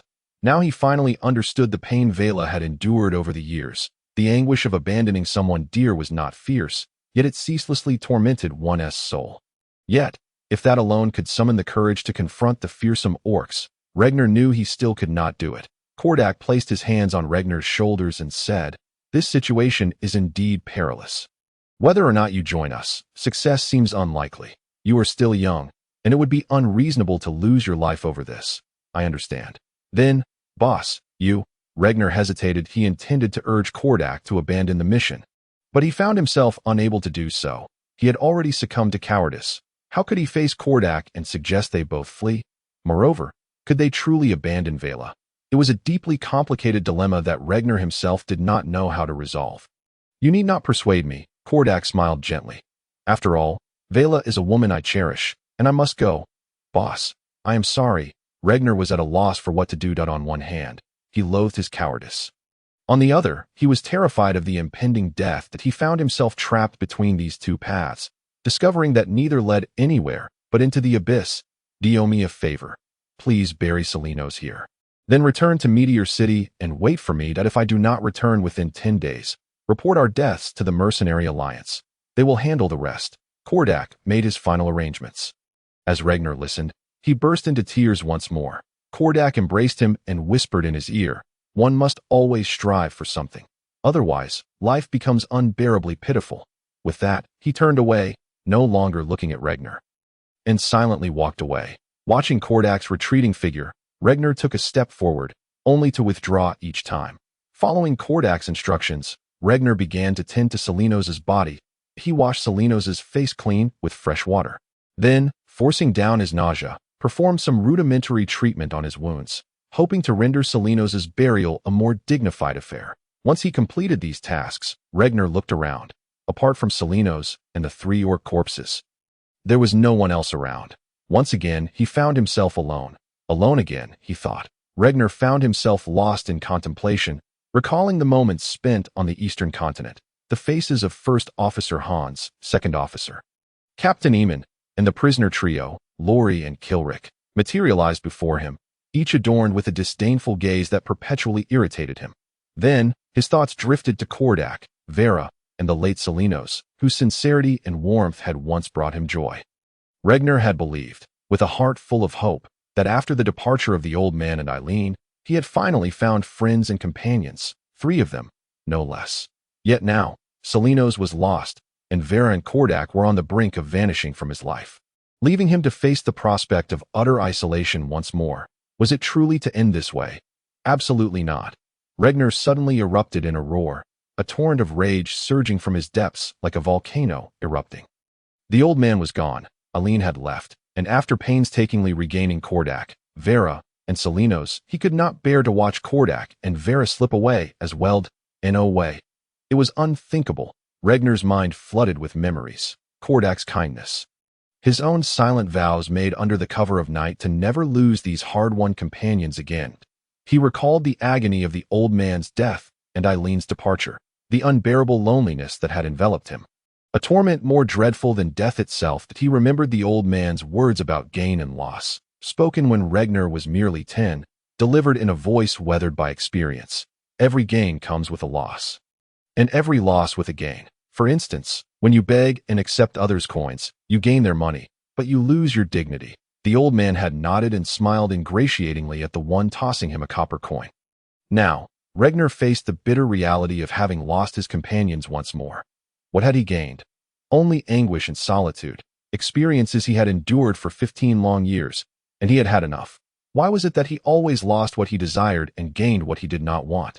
He glanced at himself, realizing he had nothing left if he wished to reclaim the cherished memories of the past, to regain those companions who brought him joy, and to reclaim the mercenary squad that had provided him with a sense of belonging. What could he offer in exchange? His very life. If he was destitute yet still yearned for something, he would stake his life for it. That was the only possession he had left, the only currency for barter. Regner, who once fought with wild dogs over a scrap of bread from a garbage heap, now viewed the orcs as akin to those dogs, seeking to snatch away his last morsel. Should he not fight back? He loathed those who dared to steal his bread, and a malevolent smile, uncharacteristic of his age, crept across his youthful face. His deep blue eyes transformed into pure black, and a surge of dark energy erupted from him. Extinguishing all flames in an instant, Regner calmly readied his gear and sprinted towards the direction Kordak had taken. Chapter 29. The rescue. Vera stumbled forward, nearly falling to the ground as she was shoved by an orc. She spun around in fury, glaring at the creature with hatred. The orc behind her muttered in its native tongue, and although Vera could not comprehend the Orcish language, she understood it was likely something dismissive. Urging her to move along. "Captain, why do we have to take this pale-skinned woman with us? She disgusts me," remarked one orc as he pushed Vera, glancing at a towering companion. "Pig, we have searched a vast area and found no clues. Therefore, let's bring back a human to see if they know anything." "Humph, humans have become far too arrogant lately," the orc captain scolded as Vera walked. She cursed under her breath, but the language barrier rendered her words futile. And the orcs continued to shove her along. She was indifferent to where these brutish creatures were taking her. She had relinquished all hope. During the orc ambush, Vera had been so focused on the commotion ahead that she had overlooked the danger from behind. And a blow from an orc wielding a wooden club struck her on the head. While she did not immediately lose consciousness, her ability to resist was severely compromised. She witnessed Salinos fighting desperately against the orcs and saw the captain strike Salinos' battered chest with a massive hammer weighing 400 pounds. Her parents and siblings had been slain by orcs, and now her close companion had met a grim fate beneath the orc's stone hammer. A maelstrom of hatred, anger, and sorrow tormented her spirit, driving her to the brink of despair. Now, Vera only wished to fight back fiercely, hoping to take down a few orcs in her final stand. She endured in silence, biding her time until her mind cleared, preparing to confront the orcs with whatever means necessary, even if it meant using her bare hands to choke the life from one of them. Feeling her strength returning, she feigned to stumble over a stout tree root, ready to strike. "This human woman is utterly useless," one orc scoffed, preparing to lift Vera as she lay on the ground. Just then, an arrow whizzed through the air, piercing the orc's skull. Kordak had been trailing the orc band for an hour, utilizing his years of mercenary training to successfully locate their camp. Yet he hesitated to act. This group of orcs numbered 13, and while Kordak possessed courage, the stakes involving Vera's and his own lives demanded caution. He had envisioned various strategies, digging traps ahead, laying ambushes, or charging in to cut down a couple of orcs to rescue Vera. However, after much contemplation, he recognized the flaws in each approach. Ultimately, he resolved to exploit the orc's poor night vision, patiently waiting for the darkest hour before dawn. Though this would limit his own visibility, it was preferable to the nearly blind orcs. Thus, as Vera prepared for her last stand, Kordak released his first arrow. "Ambush! Arm yourselves," the orc captain bellowed, and all the orcs raised their weapons, assuming battle stances, with several crude wooden shields thrust forward. Kordak frowned, dissatisfied with the outcome of his first shot. After extensive observation, he had identified the leader of this orc band. And adhering to the principle of capturing the leader first, he aimed his arrow at the captain. If he could fell the leader, the remaining simple-minded orcs would be much easier to handle. However, just as luck would have it, one orc stepped forward to kick Vera, unwittingly becoming a shield for the captain. The orc captain seemed to realize that he was the intended target, cunningly dragging the fallen Vera to the rear of the group. Vera had been poised to strike, but the sound of the arrow's flight momentarily froze her in place as the orc with an arrow embedded in his head collapsed before her. She recognized the enchanted, penetrating arrow. Instantly understanding that Kordak and Regner had come to her aid, desperately, Vera struggled. While she was nearly the equal of the orc captain in strength, she could not hope to match the brute force of the hulking orc. She writhed in a futile attempt to escape, shouting, "Don't mind me. You two idiots. There are too many of them. You can't win. Hurry and flee." The forest was silent, and though Kordak did not respond, another arrow soaring through the air provided a clear answer. "I will not leave." "Kordak, you fool, smelly bear. How can you be so stupid? You can't take them all down. Go. Take Regner and leave. He's just a child. He shouldn't lose his life because of me. You must think of him too." Vera screamed, desperation lacing her voice. Vera was on the brink of collapse. Her lips were bitten until they bled, and tears mingled with blood as they streamed down to her chin. Yet, she remained oblivious to her plight. Screaming at the top of her lungs, "That boy doesn't need your concern. Foolish girl. He has long since departed," Kordak thought bitterly as he loosed another arrow. The assertion made by Kordak about Regner's mastery of all weapons was not mere bravado. His archery was remarkably precise. In the enveloping darkness, 3 arrows had already felled 2 orcs, and if the orcs failed to act, it seemed entirely plausible that he could eliminate them all with nothing but his bow. The orc captain was seething with rage, furious at the cowardly wretch who dared to hide in the shadows, loosing arrows from afar, an act entirely contrary to Orcish cultural tradition. 2 of his comrades had already perished at the hands of this timid assailant. A disgraceful fate for valiant orc warriors. If you have the courage, draw your weapon and confront us directly. Yet, none of the orcs dared to make a move. Their night vision was woefully inadequate. And in the darkest hour before dawn, their visibility scarcely exceeded 10 meters. To make a charge now would expose their brethren to the hidden archer's deadly arrows, a perilous endeavor indeed. "A pack of fools," Kordak muttered to himself as he cautiously adjusted his position once more, releasing another steady shot. The 3rd orc fell, and the orc captain felt a mix of anxiety and fury. His gaze shifted to Vera, still screaming in terror, and a cunning plan began to form in his mind. He retrieved a dagger glowing with an orange magical aura from his lower back. A weapon he had seized from the hands of a fallen human. This human had been formidable, and to prevent further casualties, he had driven away other orcs who sought to swarm the battlefield. Engaging Salinos in single combat. While the orc captain was slightly inferior to Salinos in skill, the latter had already been wounded by other orcs. Allowing the captain to prevail, he claimed Salinos' dagger as his spoils, not only for its quality, but also as a mark of respect for a worthy foe. Now, he brandished this exquisite and powerful magical weapon threateningly above Vera's throat. "Come out, woman, or she dies." Vera was muffled by his hand, rendering her unable to utter a sound, and the orc seized this moment to bellow. He had once been fortunate enough to receive instruction from the great hammer of earth, learning a smattering of the common tongue. In his desperation, he uttered a phrase combining both Orcish and common speech. The meaning was simple: "Cowardly assailant, emerge and face us directly, or I shall slay this woman." Kordak, possessing a rudimentary understanding of Orcish, grasped the gist of the threat. "I knew it wouldn't be that simple." He placed his bow on the ground and retrieved a small vial of dark purple potion from his cloak, examining it briefly before murmuring to himself, "It seems I must use this after all." A fleeting struggle flickered in Kordak's eyes, then he uncorked the vial and consumed its contents. "Not bad," he remarked, nodding in approval. As the orcs grew increasingly agitated, Kordak hesitated no longer. He unsheathed his dual swords and, with a mighty roar, leapt forth from the shadows. The orcs, witnessing a tall and formidable human male emerge, could no longer contain their fury, brandishing their crude weapons and charging forward. Kordak, too, felt a surge of determination as he charged at the 5 approaching orcs. The battle was imminent. Kordak erupted with a fierce aura of combat energy, leaping into the air and executing a devastating downward strike. The orc raised a spiked club in a futile attempt to block. Underestimating both Kordak's strength and their disparity in equipment, the dual swords, empowered by the aura, were razor-sharp. The orc was cleaved in half, blood spraying across Kordak in an instant. Kordak's strike was lethal.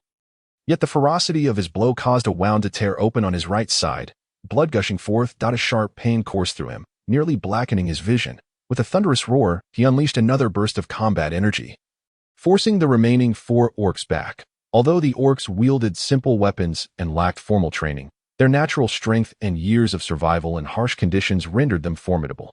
Instead of retreating in fear upon witnessing their comrade's gruesome demise, they became further incensed, roaring as they charged at Kordak once more. The orc captain, though disdainful of employing such threats against his enemies, found himself with no choice but to resort to such tactics as the situation grew dire. Upon seeing Kordak leap into action, he momentarily set aside his anxiety, lowering the dagger from Vera's throat and preparing to issue commands to his comrades when a searing pain struck the back of his head. Mere moments later, he was plunged into eternal darkness. Chapter 30. Death Struggle. Regner gently withdrew the dagger embedded in the orc captain's skull. He had gleaned a basic understanding of orc anatomy from Viril's notes, which indicated that the lower part of the orc's occipital region lacked bony protection, making it an ideal point for assassination. The accuracy of Viril's notes was validated as the dagger plunged into the captain's head as if piercing rubber. The orc captain succumbed to death in an instant, the act barely making a sound. However, Viril's notes were not infallible. Regner attempted to follow the recorded methods to track Kordak and Vera's locations. But due to a lack of meticulous study, he ultimately veered off course. Fortunately, the distance was not great. He had heard the orc captain shout warning of an enemy attack and had followed the sound.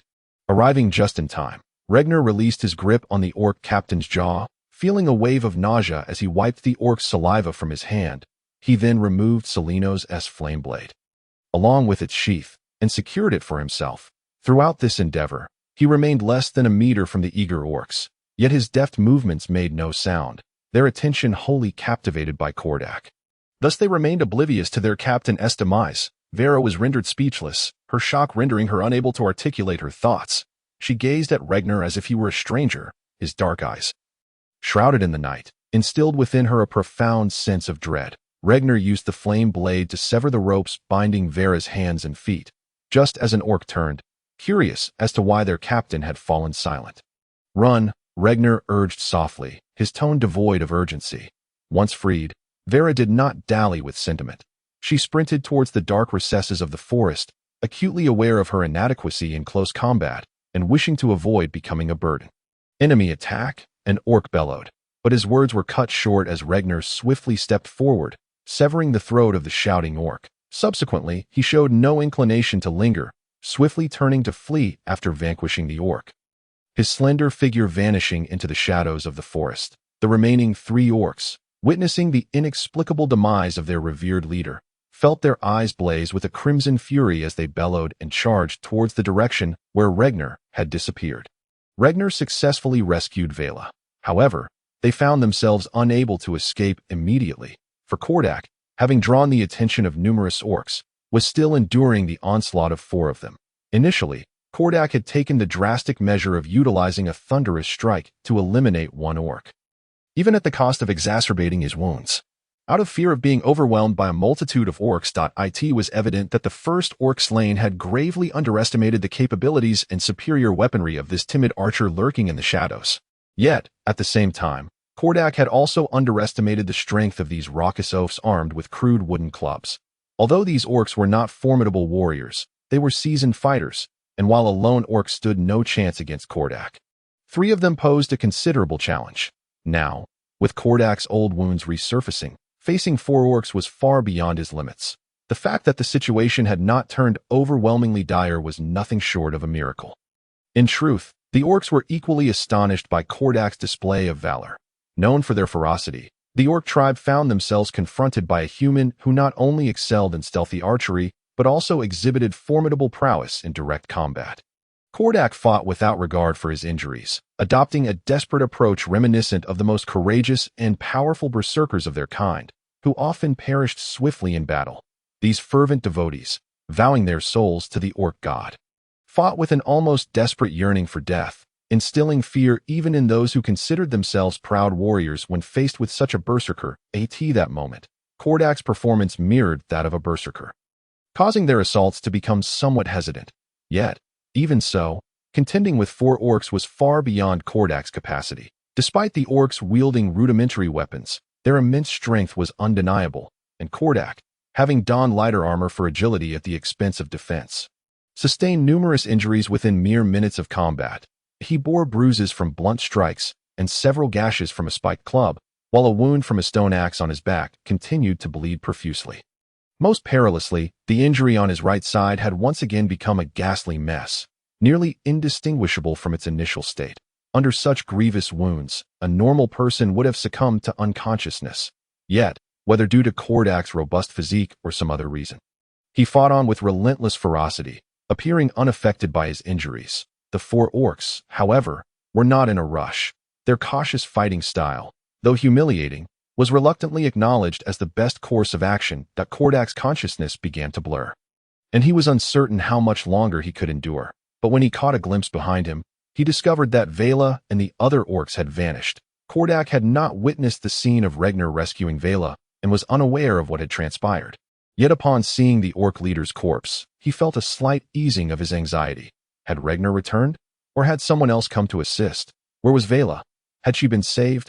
Kordak's mind swirled with questions. But the immediate chaos left him little room for contemplation. Even as these thoughts flickered through his mind, Kordak faltered for a moment, and an orc to his right seized the opportunity, swinging its stone hammer down onto Kordak's already injured side. With a cry of agony, Kordak rolled away, propelled by the force of the blow, but his ribs, hastily healing under the influence of potions, snapped once more. The searing pain compelled him to take a deep breath.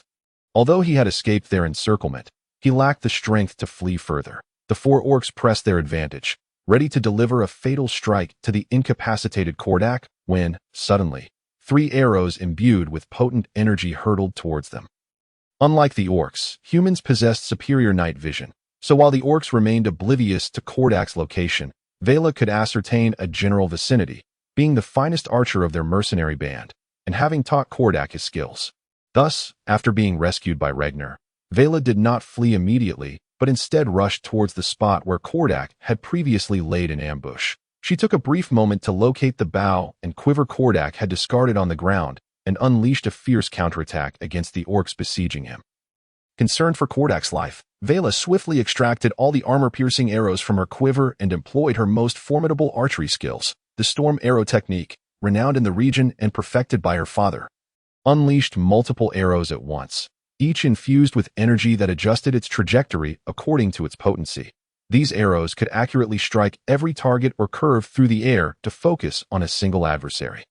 Her father had once fired 4 arrows simultaneously. After years of training, Vela, though not reaching her father's level, managed to release 3 arrows at once. The 3 armor-piercing arrows struck the heads of 3 orcs with deadly precision, causing Kordak, even in his wounded state, to swell with pride for his woman's ability to dispatch 3 foes at once. Moments later, a 4th arrow pierced the skull of the 4th orc.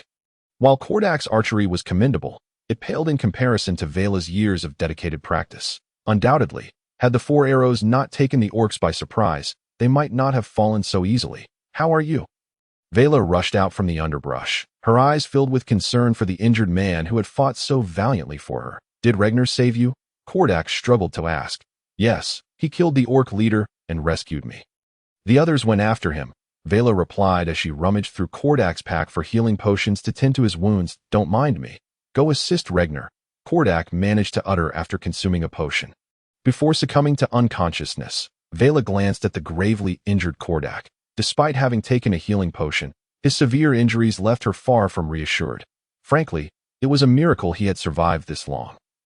Yet, with thoughts of Regner now facing 3 orcs alone, Vela felt an urgent pang of anxiety. Kordak had consumed 2 healing potions, Celerin had used 1, and Regner had expended a 3rd to create a clarity potion. If Kordak's injuries required Regner's external treatment, they were down to their last complete healing potion. Vela took the remaining potion and, armed with her bow and a dagger drawn from Kordak's boot, set off in pursuit of Regner. Chapter 31. The harvest. Regner sprinted swiftly, the contents of Virilea's notes swirling in his mind. He repeatedly pondered how to confront the situation at hand, even while pursued by 3 orcs. Regner felt no hint of panic, his mind operating with mechanical precision. Perhaps due to his slight frame, Regner moved nimbly through the complex terrain of the forest, a stark contrast to the clumsy, hulking orcs behind him. Had he continued his flight uninterrupted, Regner might have easily eluded all of them, yet he had no desire to flee. The haunting image of Celerin's tragic demise lingered in his thoughts. He believed that only by eliminating every orc here could he find any semblance of solace. After a period of contemplation, Regner became convinced of his own capabilities. once he confirmed a safe distance from the orcs. He retrieved his climbing grappling hook from his waist. With a deft flick of his wrist, he swung it twice before casting it upward, the hook firmly embedding itself in the trunk of a tree. Regner then tugged on the rope and gradually ascended into the branches. The tree creaked under the strain of the grappling hook, yet it did not yield, for Regner's weight was still under 100 pounds. Had Kordak, who weighed over 200, attempted the same feat, the tree would likely have succumbed, and even the rope might have snapped under his might. Perched quietly on a branch, Regner noted that the darkest hour of the night had arrived. Even human vision was limited to roughly 15 meters in such inky blackness. However, he remained acutely aware of the slightest movements around him, a sense of omniscience that brought him comfort. Yet he had neither the inclination to revel in it nor the time to ponder how he acquired such an ability. As 3 orcs were already charging toward him with ferocious roars, Regner felt a twinge of disdain for their actions. Did they fear he might evade them? He caressed the flame blade at his side, knowing that even the faint glow of a firefly would stand out in the oppressive darkness. Thus, as he retrieved the flame blade, he deliberately took the sheath as well. Otherwise, he would be akin to carrying a beacon for tracking. One orc scanned the surroundings warily, noting that his 2 companions were within his line of sight. This temporary strategy, devised by the limited intellect of the orcs, ensured that whoever spotted a threat could swiftly lend support. Regner waited in silence, and as the orc approached beneath him, he unhesitatingly flung a throwing knife in the opposite direction.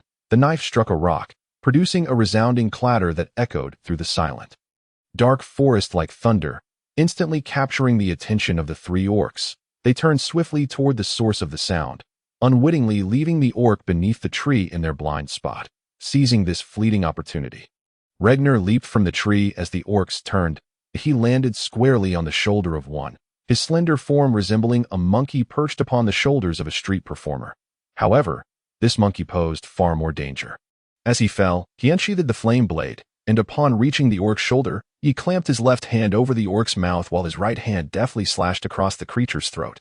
The sound of gushing blood drew the attention of the other 2 orcs, who turned to witness their dwindling comrade collapsing to the ground. Behind him, a slight figure executed a backflip, landing soundlessly before vanishing into the shadows. Regner concealed himself among the underbrush, coldly observing the 2 orcs barreling toward him, their expressions a mix of grief and rage as they murmured to each other about their fallen companion. Anger? We are alike, Regner silently mused, yet his heart hardened further, for all of this was wrought by the orcs themselves, and now they would pay the price for their actions. Moving silently through the forest, Regner sought a suitable position. Upon finding it, he drew a common iron dagger and forcefully lodged it into the tree trunk. The sound of steel meeting would quickly attracted the orc's attention, but Regner remained unperturbed. He raised his arm and, with all his strength, hurled the flame blade like a throwing knife toward the opposite trunk. True to its magical enhancement, the blade soared through the air and embedded itself deep within the tree, leaving only a short hilt protruding. The orcs charged forward once more, their fury mounting as they pursued the cowardly figure who dared not confront them directly. They were incensed that several of their comrades had fallen to this wretched little creature, including their strongest leader, slain in a manner they could not comprehend. They howled with rage. They found a perverse thrill in the notion of exacting revenge on this despicable human. Their delight. The coward seemed to recognize the shamefulness of his actions, for he had stopped a short distance away, glaring at them with cold, defiant eyes. The orcs accelerated their pace, fearing he might flee, but an eerie scene unfolded. The leading orc emitted a strange sound akin to a blade slicing through flesh, causing the trailing orc to halt instinctively. This action earned him precious moments of life, as he witnessed his companion collapse mid-run, the massive head rolling away from the body with a sickening thud. The gruesome sight halted the remaining orc in his tracks, and he noticed a fine metallic thread suspended just half a meter in front of him, glistening ominously with droplets of crimson that dripped onto the forest floor. Regner had ingeniously crafted a rudimentary trap, tying one end of a mithril wire to the hilt of the steel dagger and the other to the flame blade. He had first secured the less sharp steel dagger in the tree trunk, then with great effort lodged the sharp flame blade into another tree, creating a razor-thin wire strung at the height of the orc's vulnerable throat. Thus, the charging orc unwittingly fell victim to Regner's trap, the mithril wire severing his neck as his comrades fell one after another. Even the proud and valiant orc warrior felt a twinge of fear toward the diminutive youth before him.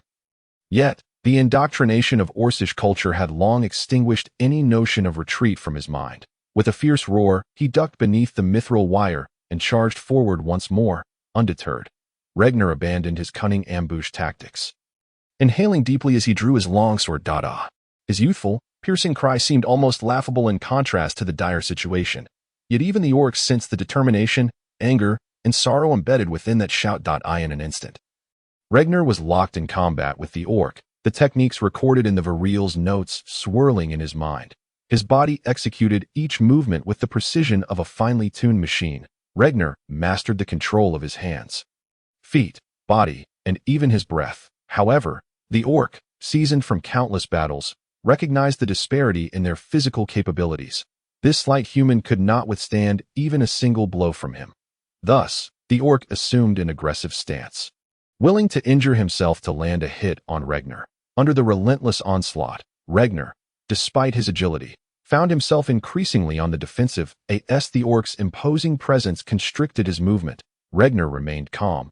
He leaped backward, hurling his long sword to obstruct the orc's advance, and drew the final dagger hidden in his boot. Upon landing, a surge of strength erupted from his ankle, and in an instant, Regner displayed astonishing speed. The orc barely had time to react before Regner was upon him, and before the orc could raise his hands to defend himself, Regner's dagger had already sliced through his throat. Blood gushed forth from the wound, and the orc, in disbelief, cast a final glance at Regner before collapsing to the ground. With the last orc vanquished, Regner sank to the forest floor, utterly spent. His eyes returned to a deep blue-black, and he surveyed his surroundings in astonishment that he struggled to comprehend the events that had transpired. Yet his memory vividly confirmed his actions, that he recalled with chilling clarity the calmness he had maintained in the face of danger, the flawless control he had exerted over his body, and the calculated manner in which he had dispatched his foes. Shouldn't the sight of orcs have sent him into a panic? Regner gazed at the droplets of crimson upon his hands. An overwhelming sense of fatigue surged through him, and darkness enveloped his vision as he succumbed to unconsciousness. Chapter 32. The severely wounded Kordak. When Vela found Regner, he remained in a deep stupor. Notably, this fellow had exhausted both his physical strength and mental faculties after dispatching 5 orc adversaries, leaving Vela to encounter a Regner who was frothing at the mouth. His eyes rolled back in his head. Startled by Regner's condition, Vela rushed over to examine him, and upon confirming that he was not gravely injured, she finally breathed a sigh of relief. Drawing upon her memory, she commenced the preparation of a wakefulness potion. Estimating the proportions somewhat haphazardly, after concocting it, she applied the mixture directly to Regner, reasoning that such substances were unlikely to prove fatal. As Regner stirred back to consciousness, his first sight was Vela's anxious and concerned visage. "Sister Vela," Regner murmured, rubbing his temples. Vela's wakefulness potion lacked a certain potency, leaving Regner with a lingering headache upon awakening. "Are you all right?" Though Vela had conducted a preliminary examination, she yearned to hear Regner affirm his well-being with his own words. "Oh, I'm fine, really," Regner replied, still feeling the throb of discomfort in his head. "Were those orcs slain by you?" Vela had already surveyed the surroundings and was astonished to discover that the 3 orcs pursuing Regner lay lifeless, their bodies cold. "I suppose so, that I'm not entirely sure how I managed to kill them all." Regner hesitated, doubting whether it was indeed his doing. His memories were vivid, yet the clarity of them felt unsettling, for he could not fathom himself capable of such feats. "Well, it seems you underwent quite a transformation," Vela remarked, scrutinizing Regner's eyes, recognizing the return of the familiar youth she once knew. Now, Regner's gaze appeared somewhat bewildered and tinged with self-satisfied cunning, a stark contrast to the icy, rational demeanor he had displayed when he had rescued her. "Oh, I don't know what happened." Regner scratched his head, suddenly struck by a thought. "By the way, what about the boss? How is he?" "Kordak's injuries were grievous. He had sent me to assist you before seemingly losing consciousness. However, the orcs in that vicinity have been dealt with," Vela stated, glancing at the last bottle of healing potion in her pack. "Since you are all right, the remaining healing potions shall be reserved for Kordak. Right? Let us hurry." Regner disregarded his headache, guilt gnawing at him for not arriving alongside Kordak sooner, as perhaps his companion would not have sustained such severe injuries. Upon their return, they discovered that Kordak's condition was even direr than they had anticipated. Vela had only administered a single healing potion to Kordak before hastily seeking out Regner. Now, upon closer inspection. It was evident that Kordak's body was riddled with wounds. Most of the orcs wielded bludgeoning weapons, leaving Kordak with several puncture wounds from spiked clubs and gashes from stone axes, while nearly 20% of his skin bore a ghastly bruise. Furthermore, Vela's meticulous examination revealed that several of Kordak's bones were utterly shattered. Undoubtedly, these injuries were inflicted by the formidable blows of the orc's blunt instruments. It was a miracle that Kordak had survived thus far. What should we do? What should we do? He won't last much longer. Vela's eyes reddened upon confirming Kordak's injuries. She anxiously paced, feeling utterly powerless, for such severe wounds could only be treated by a high-ranking priest. Would Kordak meet the same fate as Salernos? It seemed inconceivable. Regner hastily prepared the wakefulness potion, trembling hands applying it to Kordak's temples. Yet Kordak remained unresponsive, if not for the faint rhythm of his heartbeat. They might have believed him to be dead. Panic gripped Regner as he regarded the man who had always been closest to him, the normally boisterous Kordak now lying silently, unable even to groan. The fear he had experienced upon Salerno's death surged back to him. Had he lost yet another companion? No, it could not be. Vela, we must go. Let us take him back to Yorktown for a doctor. Or if need be, to Meteor City. Surely someone can save him. Regner cried out frantically. That is impossible. It will take us 2 days to return to Yorktown. He won't survive that long. Vela maintained a semblance of rationality. Curse it, curse it, curse it. Regner pounded the ground with his fists, oblivious to the pain as his hands became bloodied and raw. Then let us end his suffering. With tears welling in her eyes, Vela drew forth her dagger. Kordak was enduring the torment of his grievous wounds. Rather than prolonging his agony, it would be kinder to grant him a swift release. Wait, Sister Vela, there is a way. There must be a way. Regner lunged forward, embracing Vela, his voice filled with desperation. Little Reg, let go. He cannot hold on any longer. Vela gazed at the battered Kordak, struggling against her own sorrow. Yet her hand hesitated to rise. Could she truly take this man's life? No. He isn't dead. The boss will not die. You cannot do this. Regner clung tightly to Vela. Release me. Can you bear to see him suffer like this? Unless we find a city, find a priest, Kordak will not survive. He once told me that if he were gravely injured and beyond healing, he wished for me to end his suffering swiftly. Vela screamed, pushing Regner away. Regner fell to the ground, despair enveloping him as he closed his eyes. Vela inhaled deeply, slowly raising her dagger. Ah! Vela screamed, the dagger aimed at Kordak's throat. In that final moment, as she beheld Kordak's unremarkable visage. Memories of Salernos flooded her mind. Vela had recently lost all her family and had wandered into Meteor City, feeling disoriented amidst the bustling streets and throngs of people. She had survived, but what of everyone else? Her parents? Her brothers? The townsfolk? They were all dead. Everyone she had known was gone. Did her survival even hold meaning, or was she merely a forgotten shell? She limped through the streets like a specter, oblivious to the chaos around her, until a galloping horse, belonging to the notorious son of the Meteor City Lord, pealed, charged through the crowd, prompting everyone to flee in terror. Yet Vela remained lost in her painful memories. Oblivious to the impending danger, Peeled soon noticed a small girl standing in his path, undeterred by his shouts. With no time to steer his horse away, he gritted his teeth and charged forward. Thinking her attire suggested she was unlikely to belong to a wealthy family, he would merely compensate them with a few coins if necessary to in the final moment. Vela sensed the approaching peril. But the weight of her sorrow rendered her immobile. Perhaps it is better to seek them, she thought, closing her eyes. At that instant, a strong pair of hands pulled her to safety. Peeled, seeing no one harmed, did not linger, merely hurling a curse before galloping away. As Vela observed the dust kicked up by the hooves, she realized the gruesome consequences had she been trampled. A tall, imposing man soon came into her view. Little beauty, be more careful in the future, Kordak remarked, eyeing the developing Vela with undisguised admiration. Thank you, sir, Vela replied, unaware of the implications of Kordak's gaze, yet misaddressing him due to his rugged appearance. Actually, I'm only 17. Kordak sheepishly touched his stubbled chin. But you look 47. A chilling voice pierced the air, as Salino stood quietly beside Kordak, his tall stature and reserved demeanor rendering him nearly invisible. Indeed, long before Vela made Kordak's acquaintance, Salinos and Kordak had already forged their bond. As for the duration of their acquaintance, Vela had once inquired of them both, but they merely exchanged smiles without offering a response. Recently resurrected from the brink of death, Vela found herself engulfed in despondency. Thoughts of self-destruction plagued her mind on numerous occasions. Had it not been for Selinos's meticulous care and Kordak's fervent warmth, she might have truly succumbed to despair. Vela harbored no doubts. Without these two men, she would never have survived in this merciless world. They enveloped her like protective wings, shielding her from even the slightest harm.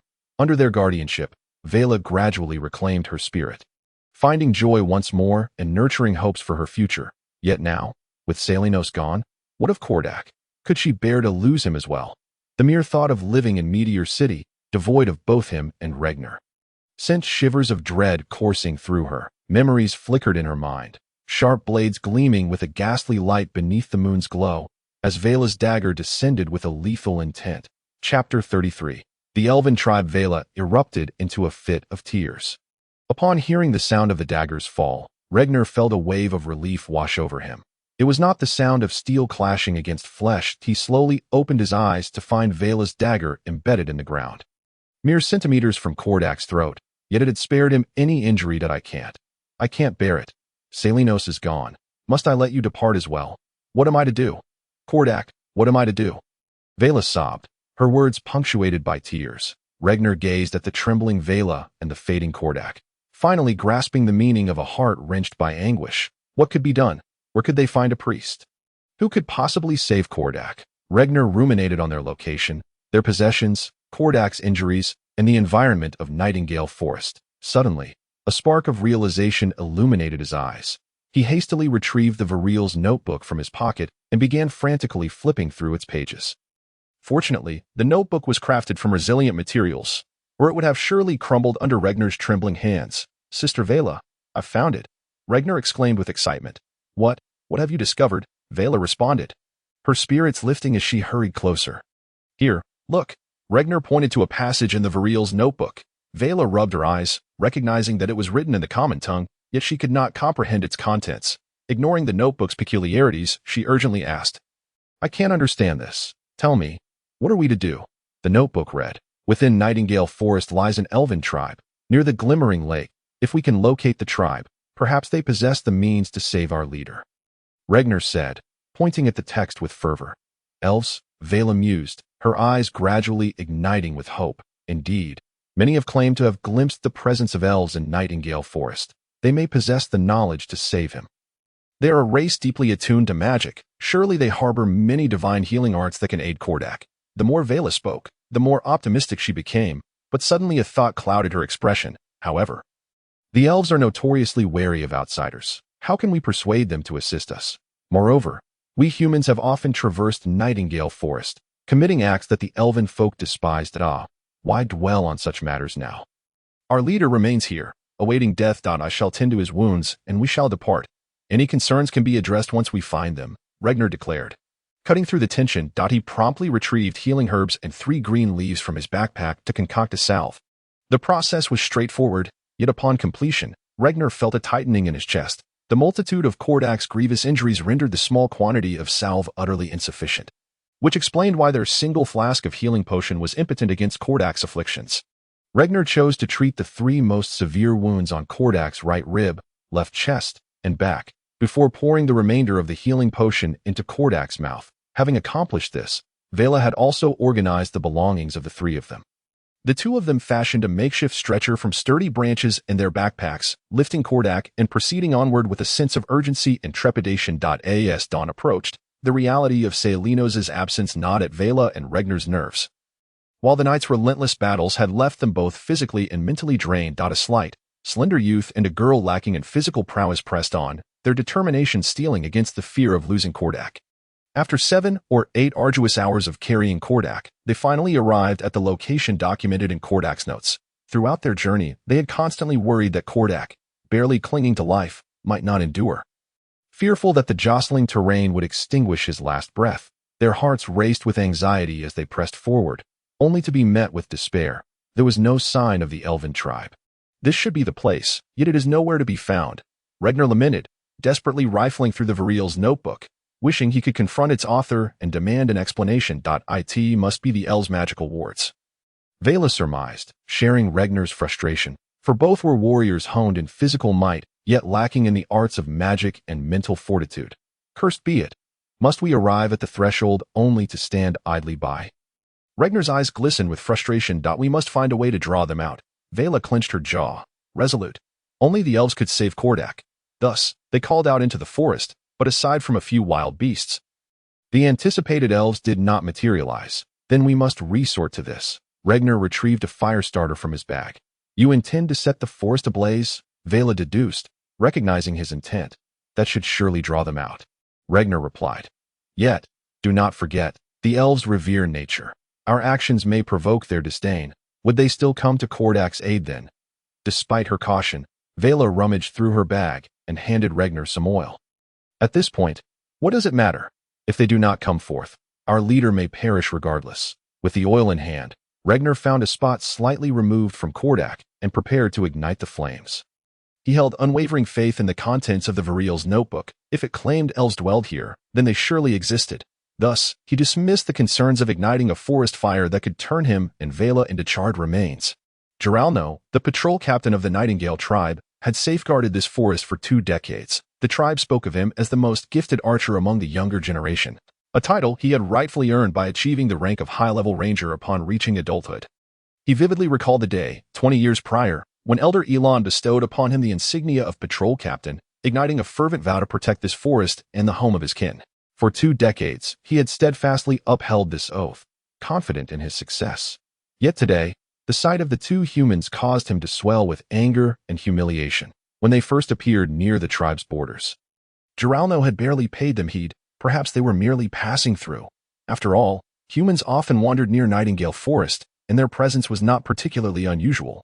But it wasn't long before the 2 humans began to shout and holler. As if searching for something or someone, Gerano, though somewhat angered by their rude shouts, chose to disregard them. After all, the elves had no desire to entangle themselves with the cunning and selfish humans. However, when the frail human boy attempted to set fire to the forest, Gerano was consumed by rage. The destruction of nature was the gravest of sins, and he could no longer remain indifferent. As Regnar ignited the flammable liquid, several elves armed with bows emerged behind him. While in the distance, Vela was already surrounded by numerous elves. Regnar gazed at the handsome, yet somewhat monotonous faces of the elves beside him, feeling a sense of relief wash over him. He grinned at the elves, attempting to convey that he bore no ill intentions, his eyes and teeth strikingly white against the soot-blackened visage illuminated by the flames. Yet it was evident that the elves did not grasp his meaning. Their bowstrings tightened further. Regnar felt darkness envelop him. The fatigue and mental strain of the past 2 days had become unbearable. The last scene he saw before losing consciousness was Vela also swaying and collapsing to the ground. Did you shoot them with tranquilizer arrows? Gerano wondered at how these 2 humans had simultaneously fainted. No, the surrounding elven youths replied, still taut with tension, their bows drawn towards the fallen humans. Gerano was increasingly perplexed. Having spent his life within the tribe, he had never ventured beyond the Night Song Forest. Though he had seen humans before, he was certain that these 2 were encountering elves for the very first time. Yet therein lay the conundrum. Despite it being their first meeting, why did the 2 humans wear expressions as if they had finally found them? Am I familiar with them? He pondered, and why had they fainted? Was it due to sheer excitement at seeing elves? A flurry of questions swirled in Gerano's mind, leaving him uncertain of how to handle the humans before him. Captain, we have discovered a severely injured human man next to the female, reported a youthful elf from the patrol team. After much hesitation, Gerano's inherent kindness compelled him to bring all 3 humans back. He had already assessed their abilities. All 3 were mere practitioners of the arcane arts. The boy at level 6, the girl at level 7, and the injured man only at level 9. While they were not weak, Gerano was confident that he could manage them alone should they dare to make any sudden moves. Chapter 34. The Descent of the Moon. When Regnar awoke, he was greeted by the visage of a man roughly in his 40s. It must be said that, although he was another uncle like Solom, this man appeared far more refined than Solom's corpulent form. This was perhaps the most handsome man Regnar had ever encountered, with sharply defined features, a prominent nose, the marks of time etched into his skin, and eyes that shimmered with wisdom. Together, these traits created a face that could elicit screams of admiration from 9 out of 10 women. "Uncle, where am I?" Regnar inquired, rubbing his temples as he sat up. He carefully recalled the harrowing events before his unconsciousness, the brutal death of Salernos, the orc ambush, Vela's abduction, and Kordak's severe injuries, these memories haunted him like a nightmare. After recalling everything, Regnar's heart tightened once more. What has become of Kordak? Uncle, what has happened to my leader, the tallest and strongest man? He asked anxiously, only to suddenly notice the pointed ears of the man before him, realizing he was an elf. Curse it, I forgot elves cannot understand. Regnar could no longer contain himself and prepared to rise and search for Vela and Kordake. Do not rush. Child, your body is still quite weak. The elf's voice was deep and resonant, rich with magnetism. Yet these details mattered little. What was important was that he spoke perfect common tongue. You understand common tongue? Regnar turned in surprise. Indeed, I once lived among humans, the elf smiled. Then you know about my companions? How are they? Can you take me to see them? Regnar implored, his anxiety mounting. Rest assured, your companions are not in mortal danger, and the girl named Vela has already awakened. However, before I take you to see them, I would like to ask you a few questions, Elon said slowly. Very well, please proceed, Regnar replied, relieved to hear that his companions were safe. He stifled his impatience, preparing to answer patiently, knowing they needed the elves' assistance. Tell me your name, your identity, and the purpose of your visit here, Elon requested, looking at the young man before him. I am Regnar, a mercenary residing in Meteor City that we were tasked with eliminating the blood-red bears in the forest. But on our way back after completing the mission, we were ambushed by orcs. As a result, my companion was severely injured, and we had no choice but to seek the elves' help due to the distance from the town. Regnar recounted succinctly, then tentatively inquired, what about my companion? Ah, I see. Your companion is not in particularly good condition, but do not worry, he is not in danger of dying today, Elon replied, but Regnar's expression changed immediately upon hearing that Kordak was in poor condition, prompting Elon to reassure him further. He had no doubt about Regnar's words. Even before Regnar had awakened, he had cast a truth-detecting spell, which confirmed that the youth was being truthful. What do you mean by not in danger of dying today? Regnar quickly caught the implication in Elon's words. Come with me, Elon sighed, leading Regnar out of the room. Most elven chambers were built high atop towering trees, and as Regnar stepped outside, he was awestruck by the sight before him. Elon was not surprised by Regnar's reaction.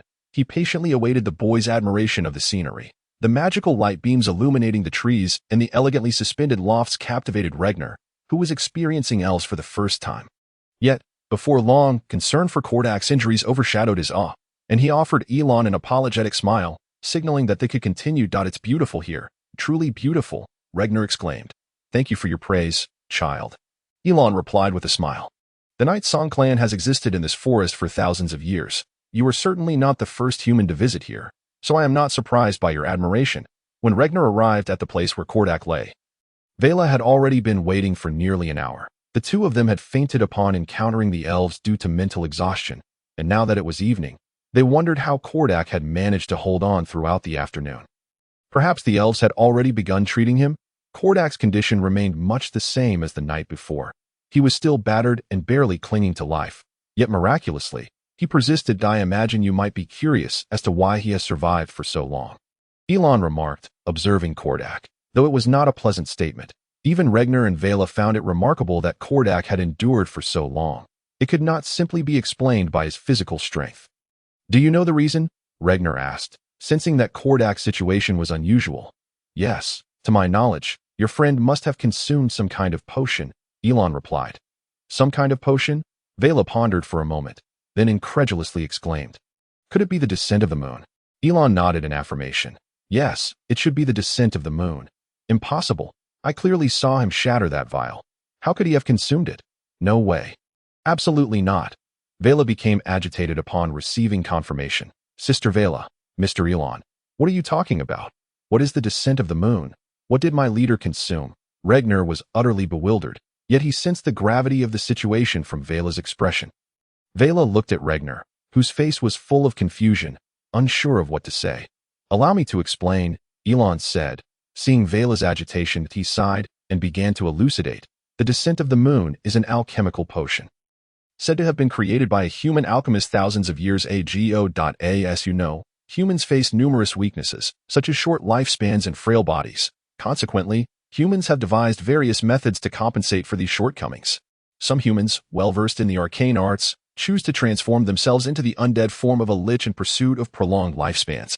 Others refine their corporeal essence to effect a qualitative change in their very existence. Yet, there are those who resort to alchemical potions to usurp the traits of other races, bending them to their will. Among these concoctions, the most esteemed is the renowned Dragon Essence Elixir. This potion extracts draconic power from the crystalline cores of dragons through alchemical methods, bestowing upon any human who imbibes it an extraordinary longevity, with some even gaining the ability to wield dragon tongue magic, despite its remarkable effects. The exorbitant cost of requiring an entire dragon crystal for each vial renders this elixir exceedingly rare.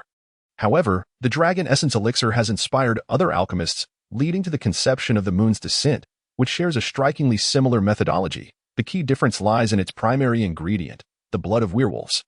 Regnar's heart raced at the mention of werewolves. Although he had never encountered one, he had heard numerous tales steeped in bloodshed and brutality. Thus, upon hearing about werewolf blood, an ominous feeling washed over him. Even without Elon elaborating on the effects of the Moon's Descent, Vera, having composed herself, continued, "We were once commissioned by an alchemist, and upon completing the task, he not only compensated us generously but also gifted us a vial of Moon's Descent. At the time, we were oblivious to its purpose, but after extensive inquiry, we finally grasped its significance. I was horrified and immediately urged Kordak to dispose of it. Initially, he resisted, but eventually, under the intense insistence of Solanos and myself, he destroyed it. Little did we know, he had deceived us, preserving the vial until now." "What exactly does this potion do?" Regnar inquired, taking a deep breath, his voice barely above a whisper. "Moon's Descent, crafted primarily from werewolf blood, grants humans certain abilities associated with werewolves upon consumption. Specifically, it endows them with extraordinary regenerative capabilities. As you can see, despite the grievous injuries sustained, your comrade has not perished. This is the result of Moon's Descent. The werewolf blood has awakened every latent potential within him, allowing him to endure until now. However, alongside this remarkable recovery, another werewolf trait is imparted upon humans, the frenzy of the full moon. Those who consume Moon's Descent will be consumed by uncontrollable rage during a full moon, losing nearly all semblance of reason and transforming into mindless butchers, capable of inflicting harm even upon their closest kin. Thus, while individuals under the influence of Moon's Descent do not fully transform into werewolves, they become scarcely distinguishable from them. This is precisely why this alchemical potion is named Moon's Descent. Even a pure-hearted individual, one who prays in the night, may find themselves transformed into a wolf on the night of the full moon." Elon spoke softly. Chapter 35. "The choice you mean to say my leader has already become a werewolf?" Regnar's voice trembled. "Strictly speaking, he is not a werewolf." Elon shook his head. "Moon's Descent merely allows your companion to inherit the werewolf's tenacious vitality and the frenzy of the full moon, but it does not grant him the formidable physical prowess of a true werewolf. This is a crucial distinction. Werewolves possess remarkable regenerative abilities, supported by their formidable physical constitution. When a werewolf is injured, new tissue rapidly regenerates to heal the wounds. The issue lies in the fact that no creature can achieve infinite tissue regeneration. Each regeneration consumes life force, which, in more straightforward terms, shortens lifespan. Werewolves, endowed with immense life potential, can thus recover swiftly without significant detriment to their longevity. However, humans cannot replicate this. Your companion has inherited the werewolf's powerful regeneration, yet lacks the terrifying physical constitution to sustain it. The continuous injuries he has sustained in battle, coupled with the rapid regeneration, have nearly depleted his life potential. This is why he is unable to self-heal post-battle. He is left with almost no life potential. So, you mean to say my leader's life potential is exhausted, and he is on the brink of death? Regnar's heart raced as he grappled with the enormity of Elon's explanation, unable to fully digest each word, yet compelled to ask the most pressing question. If we were to administer treatment now, he would not immediately succumb. He is a remarkably robust individual, originally endowed with substantial life potential. The current loss of life potential, while grave, does not necessitate his demise. However, it will significantly shorten his lifespan. As for how much shorter, I cannot ascertain, Elon replied. Then please proceed with the treatment, Regnar urged. We can devise a plan for the future later. Right now, his life is of utmost importance. Upon hearing that Kordak could still be saved, Regnar felt a surge of hope. Although the prospect of shortened lifespan troubled him, he believed that a solution would eventually present itself. After all, the alternative, Kordak becoming a cold corpse, seemed far worse.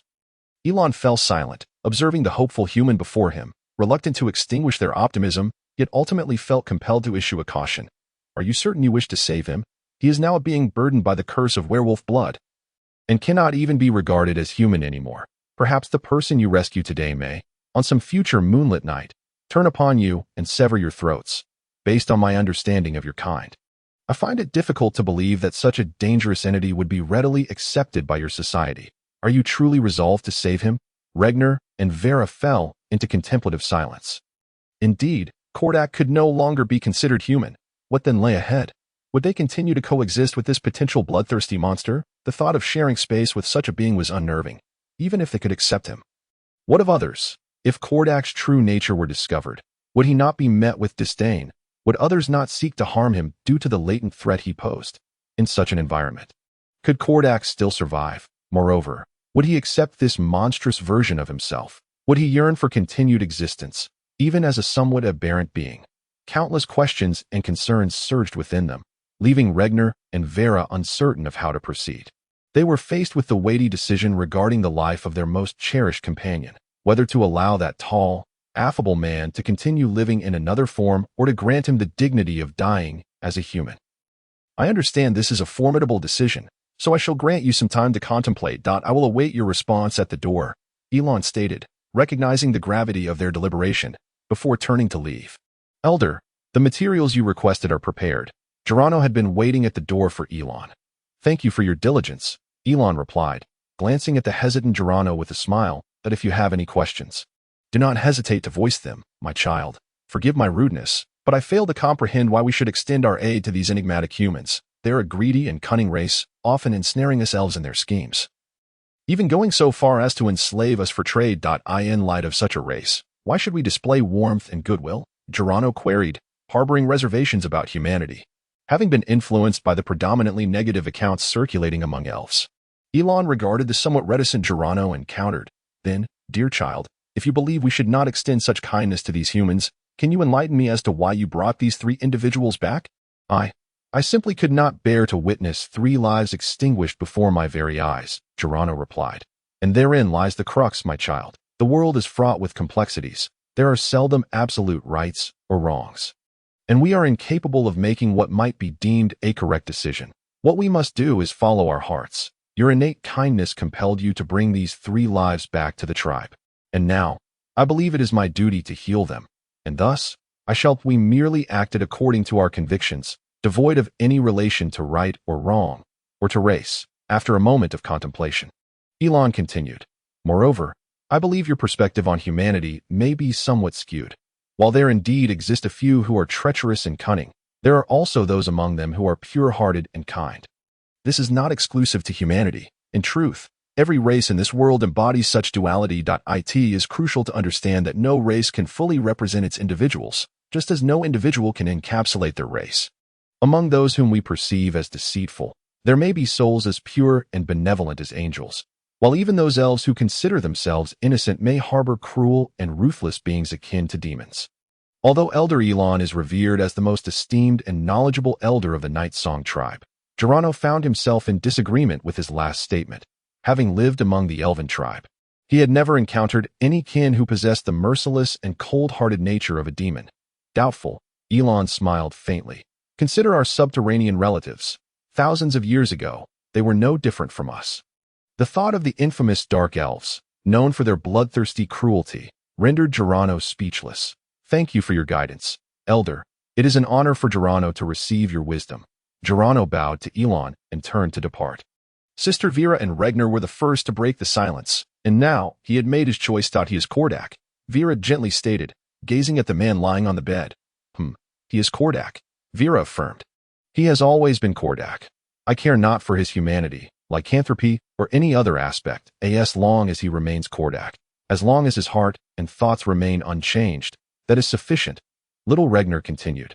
This time, please heed my words. Save him. Regardless of what he has become this way because of me, and I cannot allow him to perish. The events of 7 years ago have haunted me, and if I evade this once more, I fear I shall be unable to endure such torment.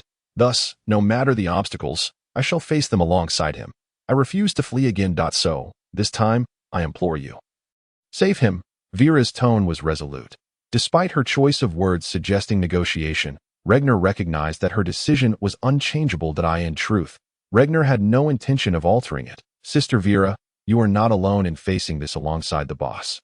Regner remarked with a smile. I shall undoubtedly remain as the third wheel between you two. Do not think of casting me aside.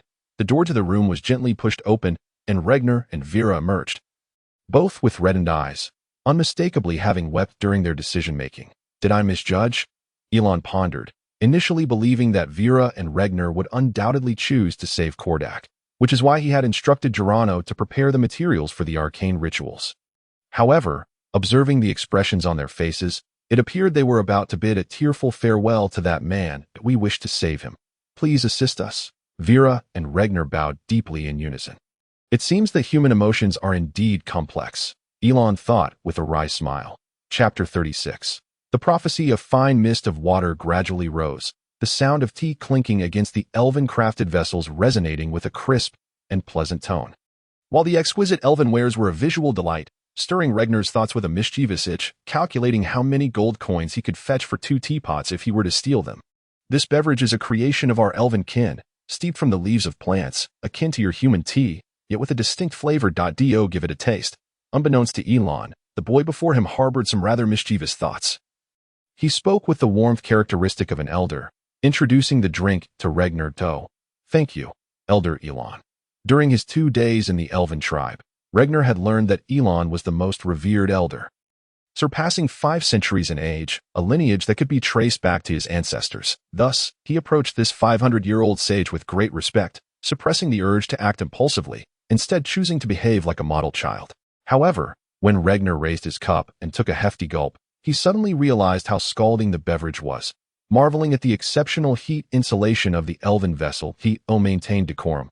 Regner swallowed the tea in one swift motion, only to feel as though he had swallowed a piece of burning coal, a torrent of heat rushing down his throat into his stomach, causing his face to alternate between crimson and pallid hues.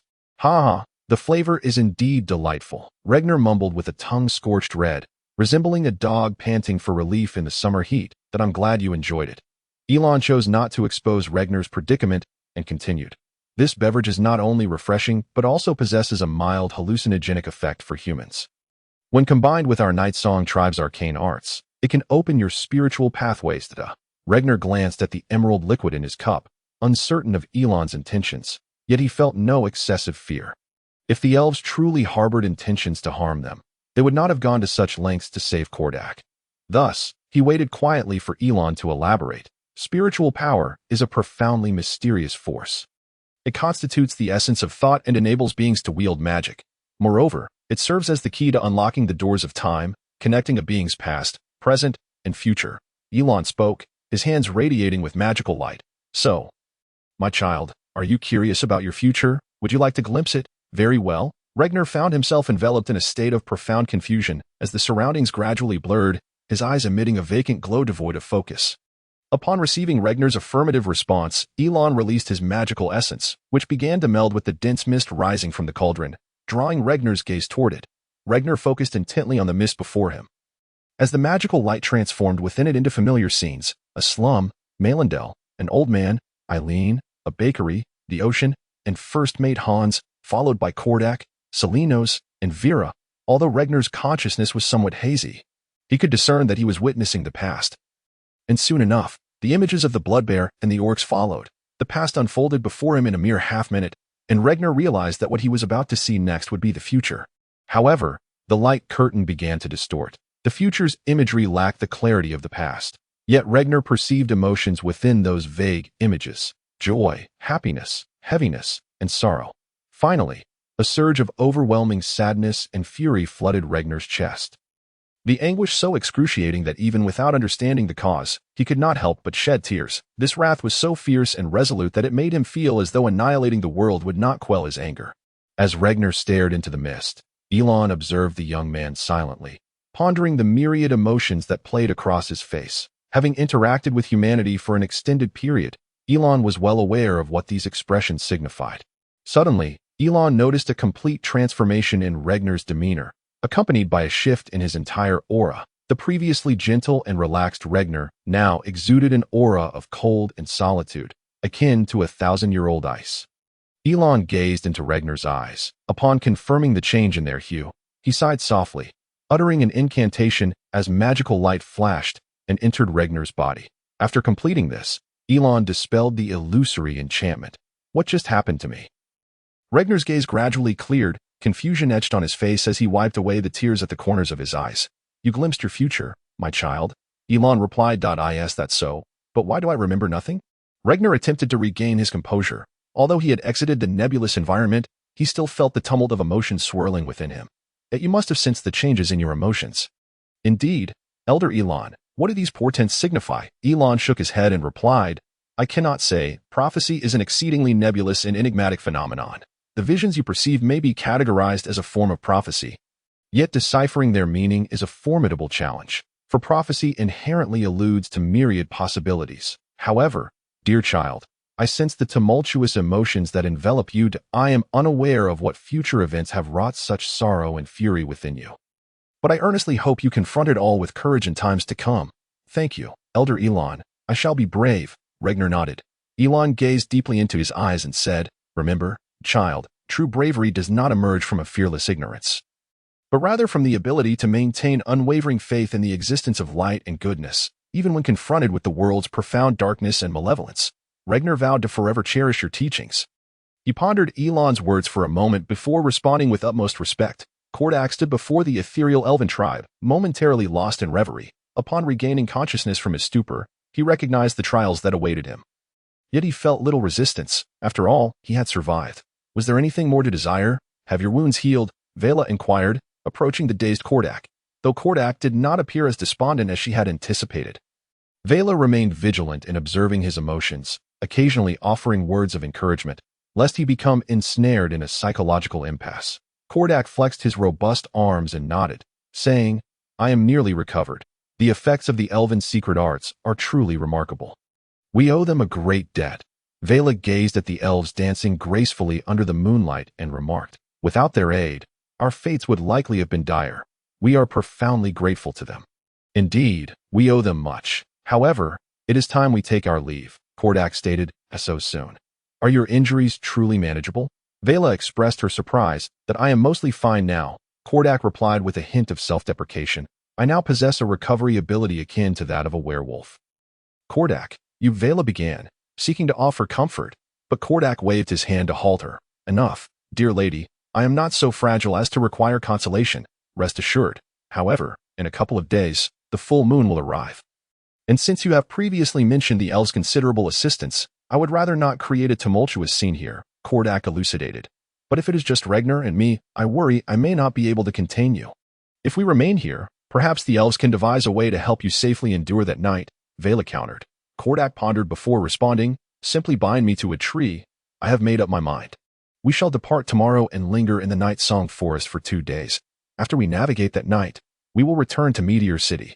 Bind you to a tree? Vela found this method of dealing with Kordak somewhat difficult to accept.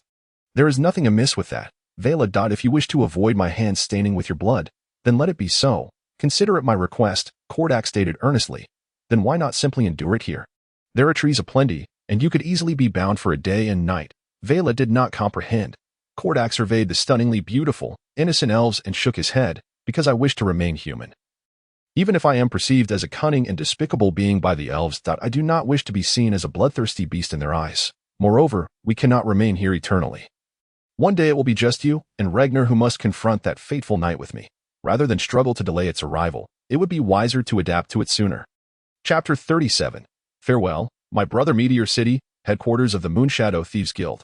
Sir, I have compiled the intelligence regarding Regnar, Annalot stated coldly, though her visage seemed to reflect that of a mere 15 or 16-year-old. Those familiar with her understood that it would be a grave mistake to underestimate her as an ordinary girl at least. When assisting the guild leader with matters, she demonstrated a level of composure and competence far beyond her years, causing many to suffer from their underestimation, most notably Alex. Leave it to me. Variels paused in his tasks. Annalot perused the intelligence, extracting a slender sheet of paper. The original report contained an exceedingly detailed, albeit somewhat cumbersome, chronicle of Regnar's life, even detailing what he consumed on particular days. Yet Annalot recognized that the majority of this information was unnecessary for Variels, and her task was to sift through and distill the pertinent details to present to him. This task, while seemingly straightforward, was indeed quite challenging.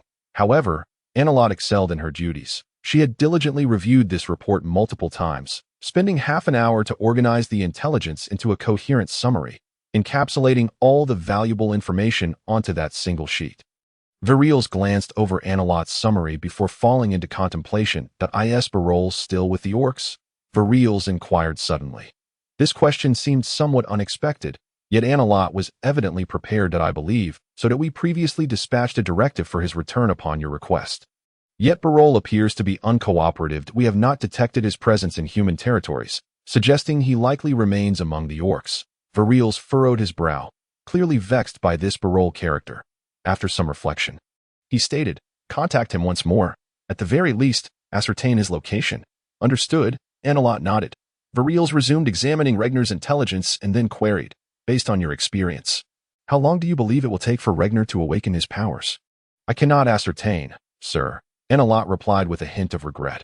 Regnar has not received any training guidance in his prior life, rendering his situation somewhat unique. However, based on his performance in the Night Song Forest, I conjecture that his potential will fully manifest within a year at the earliest, and 3 years at the latest. 1 to 3 years, is it? Virils mused, cradling his chin in thought, then regarded the frost-like girl with keen interest. You have been with the guild for nearly 15 years, have you not? Indeed, sir. Do you not find it stifling to remain in such a place for over a decade? Virils inquired. Why life is a gift from you. Sir, it is an honor to serve you, Annalot replied, her tone unwavering despite her internal curiosity regarding Viril's question. Would you be interested in venturing out to see the world? Why do you regard me with such a look? I assure you, I shall not devour you. Kordak noticed Regnar's incessant gaze, his eyes bearing the weight of fatigue akin to that of a panda. His voice rasped like metal scraping against steel. Boss, you almost had us for dinner last night, Regnar replied, still shaken by the memory. That was merely a remnant of the moon's descent. I had no control over it, Kordak lamented. The previous night marked Kordak's first full moon, during which they had followed through with their plan to bind him to a tree trunk as thick as a basin, observing with intrigue as Kordak transformed from a bear into a werewolf. Before long, a harrowing transformation commenced. Kordak's teeth elongated dramatically within a minute, his already formidable fangs extending further, glimmering ominously. Subsequently, his hair began to lengthen. Though not as fur-laden as a traditional werewolf, Kordak's already abundant fur appeared wild and unkempt under the influence of the alchemical elixir. The insatiable thirst for blood quickly consumed Kordak's rationality, and he cast a greedy gaze upon his two companions, his primal instincts compelling him to pounce upon them and rend their flesh.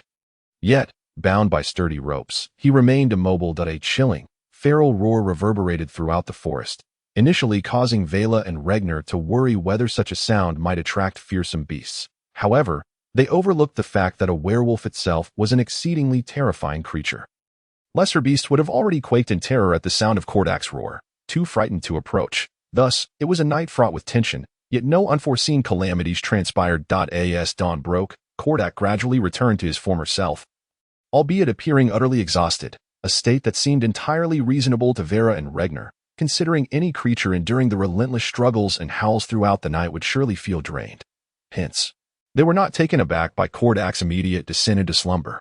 However, it was not only Kordak, who had been howling all night, but Vera and Regnar, too, found themselves wide awake, having not closed their eyes for the entire night. Even with their unwavering confidence in the strength of the ropes, it was impossible for them to find rest amidst the cacophony of 100 decibels. Thus, when Kordak succumbed to sleep, Vera, citing the need for beauty rest, was the second to burrow into her sleeping bag, leaving Regnar to keep watch, battling fatigue by slapping his own cheeks. Ironically, the youngest among them, Regnar, emerged as the most exhausted. Just look at those dark circles reminiscent of a smoky eye, the bags under his eyes swollen as if struck. And that face, genuinely bruised from his attempts to rouse himself. Kordak cast a glance at Regnar and fully grasped his resentment. By noon, Vera and Kordak finally awoke, while Regnar had grown somewhat numb to his fatigue. After deliberation among the three, they resolved to locate the body of Solanos before seeking respite. Although Regnar mentioned that he had sprinkled alchemical agents on Solanos' remains to prevent decomposition and had scattered special powders around to deter nearby beasts, even he felt it prudent to hasten their journey, for leaving their companion's body out in the wilderness filled them with profound guilt. To their relief, Solanos' body remained undisturbed, looking as if it had suffered no damage. I have returned, my brother, Kordak murmured as he slowly approached Solanos, his hoarse voice imbued with a palpable weight. Vera and Regner, eyes glistening with unshed tears, gazed upon their forever sleeping comrade. Despite their fade of ease since departing from the elven tribe, they could not evade the stark reality of Solanos' death, nor could they forget the silent, handsome man he had been. Regner, looking at Solanos' lifeless form, felt tears welling in his eyes, though they had avenged Solanos by slaying all the beasts.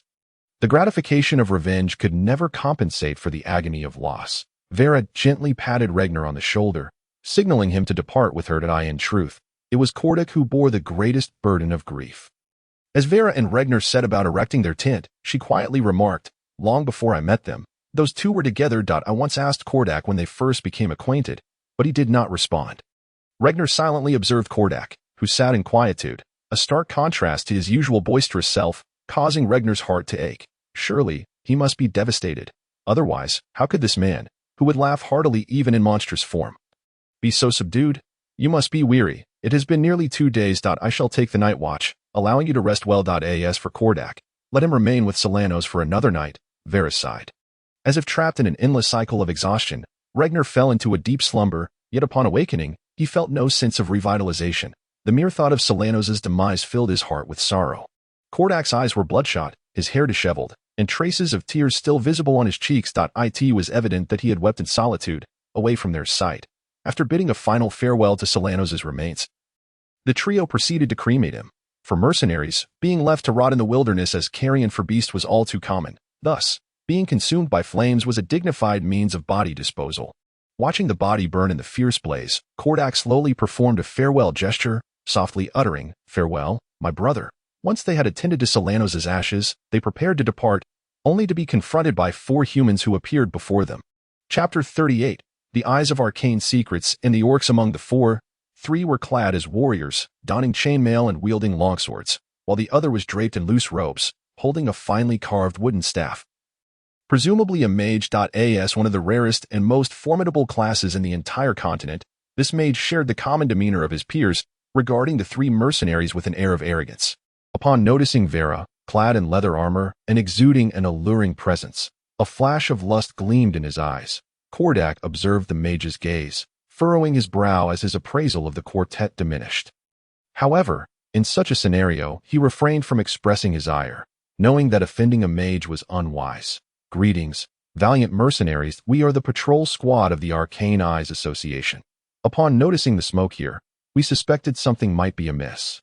Hence our arrival," one of the warriors stated, bowing slightly to Kordak and the others. "Friends of the Arcane Eyes, we are members of the Mercenary Alliance," Kordak replied, returning the gesture. "Forgive my impertinence, but might I inquire if you were conducting a funeral for your companion?" The warrior inquired further, "Indeed, it is with great sorrow that I must say my comrade fell victim to an orc ambush in the forest, bravely fighting until his honorable demise." Kordak's face clouded with grief. "I am truly sorry for your loss," the warrior said, removing his helmet in a gesture of mourning. "Our patrol squad has also been dispatched by headquarters to eliminate the orcs in the Nightingale Forest." "What?" "Yes, several days ago, our outpost near the Nightingale Forest was destroyed. Evidence at the scene indicated that orcs were responsible, and subsequently, we received reports of orc sightings within the forest. Thus, we were sent to cleanse the area of these beasts. Of course, given our numbers, we are only tasked with reconnaissance, while the actual extermination will be managed by larger forces," the warrior explained. The news of the outpost's destruction had spread through Falling Star City. While not a major event, it was evident that the Arcane Eyes, one of the 4 great powers of the Eastern continent, would not tolerate any provocation, even from other races. Thus, this group of haughty mages dispatched their patrol squad to sweep through the Nightingale Forest. In truth, the orcs had sent 5 teams into the Nightingale Forest, and Vera's party had merely encountered one of them. The thought of this sent a shiver of fear through Kordak and the others. Had the patrol squad not conducted a thorough sweep of the forest, Kordak's earth-shattering roar on the night of the full moon might have attracted another band of orcs, an encounter that Vera and Regner would have been ill-equipped to handle. "I see. Had you arrived here a few days earlier, I believe my comrade might still be alive," Kordak said, his eyes dimming. Yet, he recognized that Solanos' death could not be laid at their feet. With the understanding of the patrol squad's purpose, his hostility towards the Arcane Eyes quartet waned. "The orcs in this area should have been cleared out by our squad," but please remain vigilant in the forest. Just the night before last, we heard the earth-shaking roars of magical beasts, resembling werewolves. However, as they bore little relation to the orcs, we chose to ignore them. The warrior kindly warned. Oh, is that so? Ha. Thank you for the heads up. Kordak replied awkwardly, glancing at Vera and Regner, whose expressions were somewhat peculiar. Before continuing, might I ask if you have captured any orc prisoners? I am curious as to why they have suddenly appeared here. Regrettably, these orcs possess an exceedingly fierce fighting spirit. We were unable to capture any alive, and thus are unaware of their motives for being here. The warrior shook his head. I understand. Regardless, thank you for all you have done in the Nightingale Forest. We have completed our own task, and must now return to report. Kordak observed the mage's lingering gaze on Vera, and sensed that remaining any longer could lead to complications, prompting him to prepare for departure. The mage seemed poised to say something, but suddenly trembled, swallowing his words as he glanced at the speaking warrior, who appeared entirely oblivious to him. Very well, we shall remain here for another 2 days. Thus, we bid you farewell, and may your journey be safe. The warrior nodded slightly. Kordak and the warrior waved farewell, turning to leave with Regner and Vela. Gulen, must we return even though we have completed our mission? Why not allow them to accompany us? The mage spoke to the warrior who had just conversed with Kordak, his tone still laced with a faint arrogance. Fool. Though a warrior, Gulen did not display adequate respect in the face of this mage. Even appearing quite rude. Do not presume I am unaware of your intentions. Accompany them. I suspect you have taken a liking to the woman in their squad. Haven to you. So what if I have? Such a rare gem is indeed hard to come by. Any chance to engage with her along the way would be worth more than anything else. The mage's face reddened, clearly incensed by Gulen's disrespect. Is her worth greater than your life? Gulen coldly inquired. What did you say? It is their honor to receive the favor of a mage. What does that have to do with my life? The mage reiterated his status. Diminish your pitiful pride.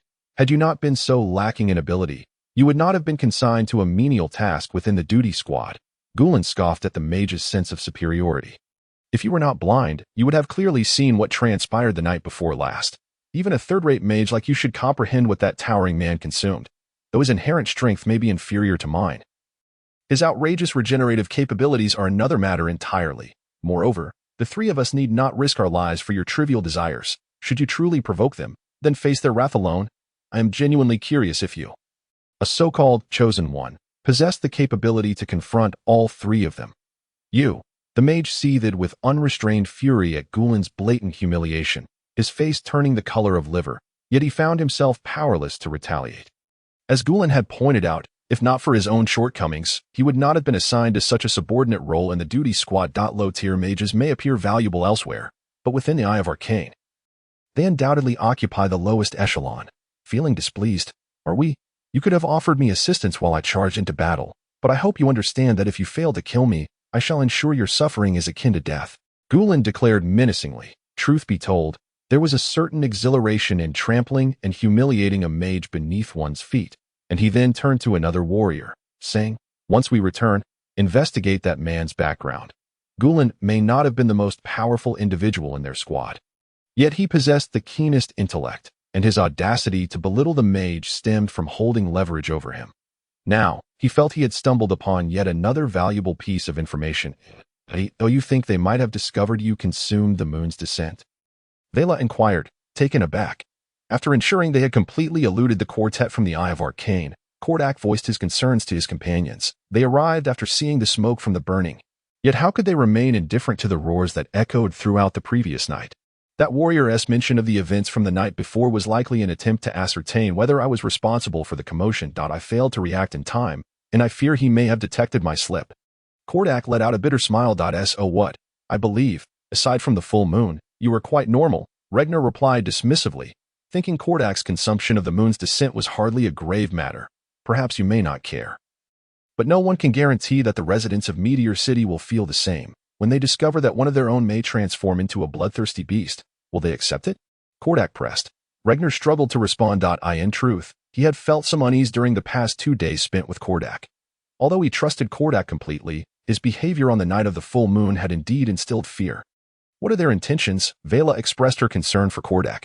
Kordak offered a reassuring smile. Rest assured, I have examined the insignias on their garments. They are undoubtedly from the Eye of Arcane. Kordak. Consider myself a notable figure in the mercenary circles of Meteor City. but I am certainly unworthy of attracting the attention of such a formidable organization. As he spoke, Kordak cast a meaningful glance at Regner. Undoubtedly, Regner would be intricately linked with the Moonshadow Thieves Guild in the future. So would the Eye of Arcane use him as leverage against Regner, thereby manipulating the guild? Upon reflection, it seemed rather implausible that IT must just be an unintentional discovery. Kordak concluded after much contemplation. Boss, should I seek an opportunity to eliminate them?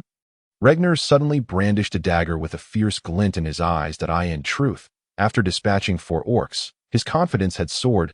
He had also noticed the mage's lecherous gaze upon Vela, and now having learned about the warrior, holding leverage over Kordak. Regner's opinion of the Eye of Arcane had plummeted. Thus, he believed it was time to showcase the prowess expected of a formidable thief. Dispatching 4 humans, a trivial task. Kordak and Vela exchanged surprised glances at the excited Regner. Little Regner, Vela hesitated. What is it? Regner inquired, puzzled. Kordak fell silent for a moment before earnestly addressing Regner. Little Regner, I appreciate your concern for me. However, this matter has not escalated to the point of taking lives. Such thoughts are rather reckless. Regner was taken aback by Kordak's words, contemplating when he had begun to so easily judge the lives of others. Murder can easily lead one to lose oneself. I hope your eyes remain unclouded by blood. I will keep watch over you, Kordak said, fixing his gaze on Regner steadily. Thank you, boss. It's not as grave as you think. Let us return home. Chapter 39. Olwen's provocation. Meteor City remained as imposing as ever. At last, we have returned. Regner marveled at the towering, robust city walls, though this journey had consumed merely a few days. It felt as if he had experienced more in that short span than in the previous decade alien invasions. Heart-wrenching separations, and life hanging by a thread. Upon returning to the perilous realm of Meteor City, he felt a profound sense of peace, coupled with an unexpected attachment to this foremost city of humanity on the eastern continent.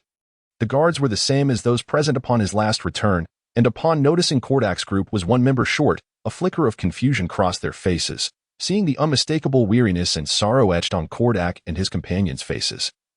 They began to piece together the situation. I am sorry, my friend, one guard expressed, his face revealing a hint of pain. Kordak managed a faint smile, choosing not to elaborate further. The guard, understanding Kordak's current state, offered no further consolation, merely placing a gentle hand on Kordak's shoulder. The brilliant star remained bustling with patrons. With the passing of Silenos, Regner finally had his own private room that, if given a choice, he would gladly return to those days of sharing a bed with Kordak and enduring his foul-smelling feet. The owner of the brilliant star was well acquainted with Kordak and the others, and upon hearing of Silenos' departure, expressed deep regret.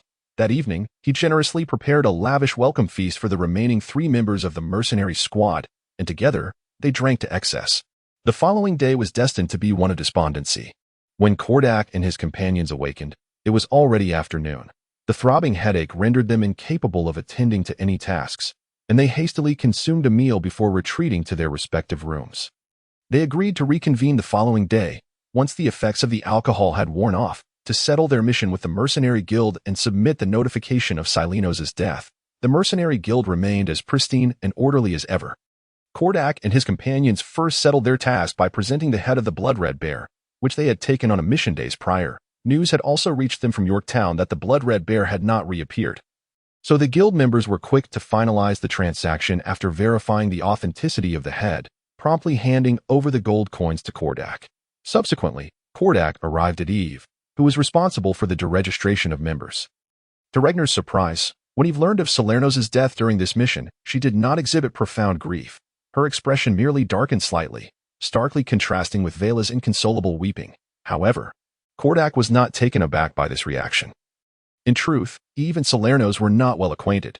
She had merely admired Salernos' composure and held a mild affection for him. Naturally, his death saddened her, but if she were to weep as if mourning a close relative, Kordak would deem it disingenuous. The matter had been duly recorded, and should Salernos fail to reappear within a month, his death would be confirmed. Eve tucked away the documents Kordak had filled out, feeling sorrow for the loss of a good man. After a moment of hesitation, she spoke with a tinge of regret. I recommended this mission, and I am truly sorry that you have lost such an important companion. If only I could. Before Eve could finish, Kordak shook his head and replied, Eve, you are overthinking. We are not devoid of discernment. Your recommendation was merely an attempt to assist us. Salerno's demise is not your fault. You may grieve for his passing, but you need not harbor guilt. It is entirely unwarranted. In any case, I am truly sorry. Eve lowered her gaze, and Regner noticed tears spilling from her eyes. Ultimately, she remained silent. If only she had mustered the courage to speak earlier, perhaps the current regret could have been avoided, she mused. Oh, let me guess. Last time it was to register that inexperienced lad, and this time what brings you here? Where's that taciturn fellow from your team? Is your visit related to him? A contemptible voice intruded upon Kordak and the others, mocking their deceased companion, which ignited a blaze of fury even within Kordak. Orwin, do you truly have nothing better to do than loiter around the mercenary guild? Kordak glared coldly at the androgynous figure before him. It's merely a coincidence. I just completed a task and stumbled upon this amusing scene. So, can you enlighten me about that taciturn fellow? To be honest, I find myself somewhat missing him, Orwin replied with a sardonic tone. His affairs are none of your concern. Salerno's was not some taciturn fool. Vela retorted angrily. Oh yes, Salerno's, my apologies. I always forget that chap's name, but I suppose it hardly matters now, does it? What use is a name for the dead? I've long said that a rabble like you won't last long. Becoming refuse is your best destiny. Orwin's cruel words struck a nerve with Kordak and his companions. You're courting death. Kordak's eyes flared with murderous intent. Since slaying the Crimson Bear, he had faced assaults from orcs. Witnessed Salerno's tragic demise and seen Vela captured, only to be forced into becoming a half-werewolf monstrosity.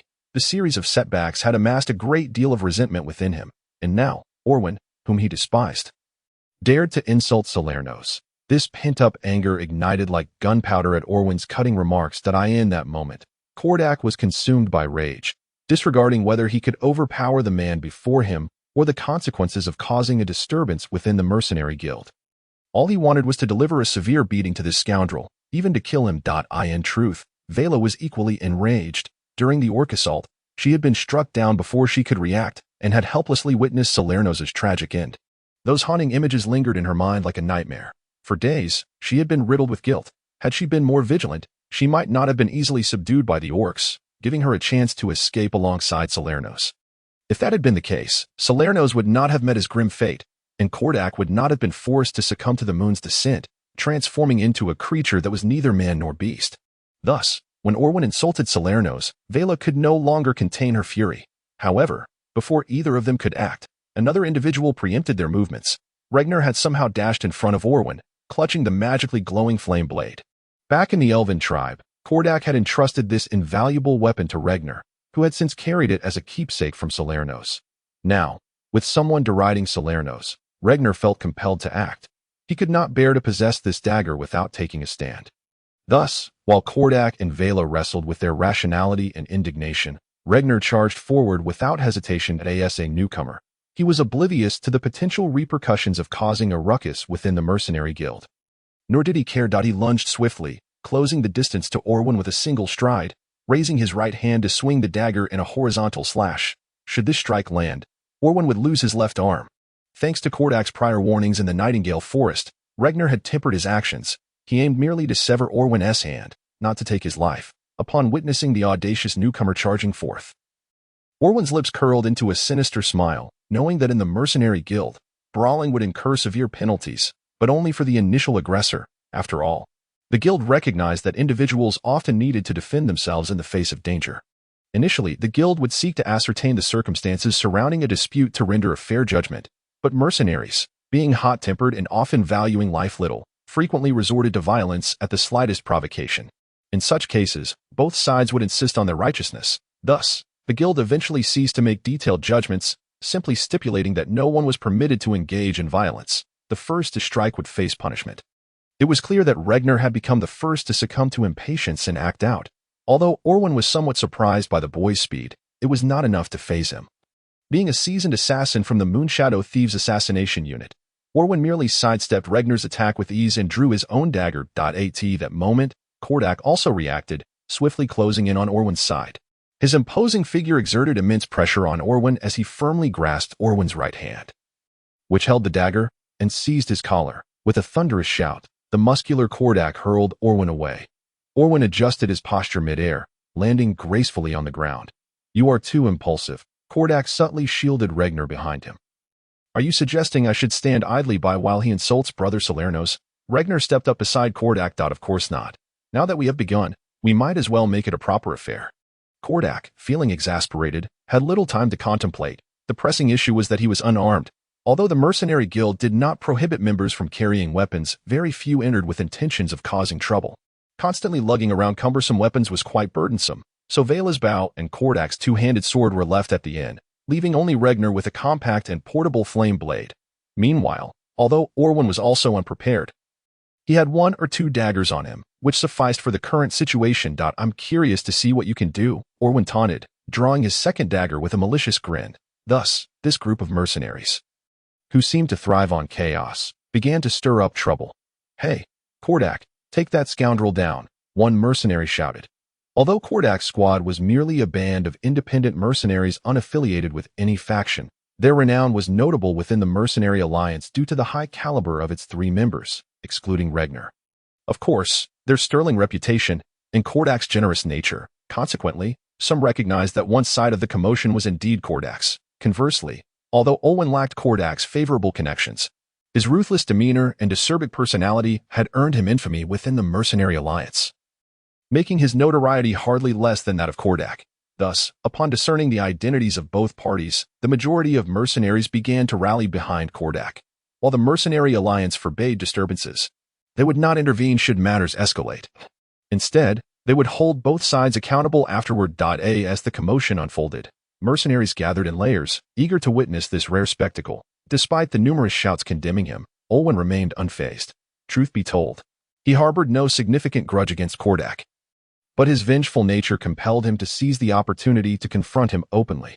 With Regner having already taken the first step, Kordak felt no further reservations. He dashed forward, his fist, large as a sandbag, charged with potent energy, aimed directly at Olwen's face. In response to Kordak's assault, Olwen merely smirked coldly. His hands emerged from an unusual angle, wielding 2 sharp daggers that lunged for Kordak's heart. Kordak deftly evaded the lethal strike.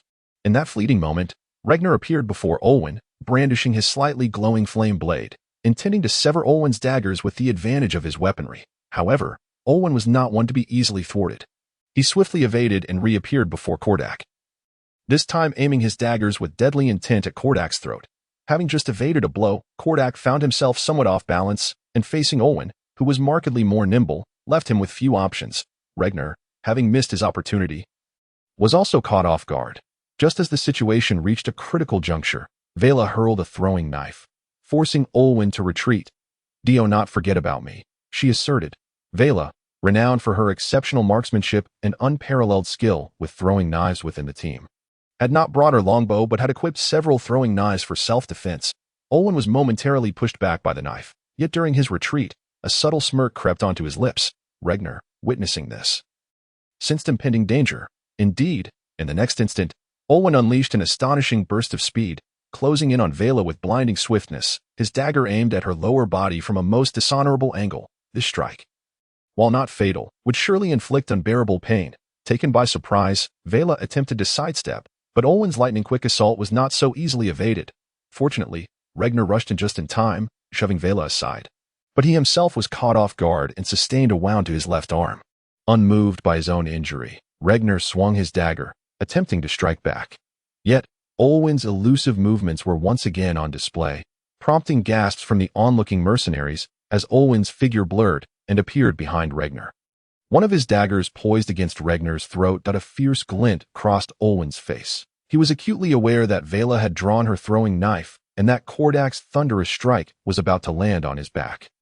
Yet, he was certain these threats would not cost him his life, and he felt entirely capable of severing the throat of the youth before him. Without hesitation, he opted for a desperate gamble. His right hand taut, ready to experience the exquisite sensation of blade against flesh. Clang! The sound of metal striking metal resonated as both Olwen's dagger and Vela's throwing knife were knocked to the ground. While Kordak's knee also appeared to have been struck, causing him to halt his advance, Olwen, now consumed by a murderous desire, turned his head in fury at the unexpected interference. However, upon seeing the instigator of this disruption, an involuntary chill coursed through him. Before him stood a girl who appeared no older than 15 or 16, her icy blue hair and porcelain skin rendering her akin to a finely crafted ice sculpture. Yet, Her blue eyes sparkled with a lively brilliance that no lifeless object could possess. Enough. Do not let this escalate to bloodshed, the girl stated coolly, her tone reminiscent of issuing a command rather than engaging in negotiation. Olwen swallowed hard. The chilling aura emanating from the girl extinguished his fervent bloodlust. Upon regaining his composure, he realized he stood no chance against her and that his obstinacy would yield no benefit. After all, it was Kordak and his companions who had initiated the conflict, and regardless of the outcome, they would surely face dire consequences. Thus, Olwen wisely sheathed his dagger. Regner, moments ago engulfed by an overwhelming sense of impending doom, now found himself in a state of sudden relief, realizing that he was drenched in cold sweat. He turned to thank his savior, but upon seeing the girl, he was momentarily speechless. He believed he had encountered many beautiful women since arriving on the eastern continent, such as Vela, whose ordinary looks were overshadowed by her stunning figure, and Eve, whose golden hair and blue eyes radiated youthful vitality. Yet, he had never encountered anyone quite like this girl. Undoubtedly, she was a beauty, and Regner would swear by his true name that, based solely on her visage, she was the most exquisite maiden he had ever laid eyes upon.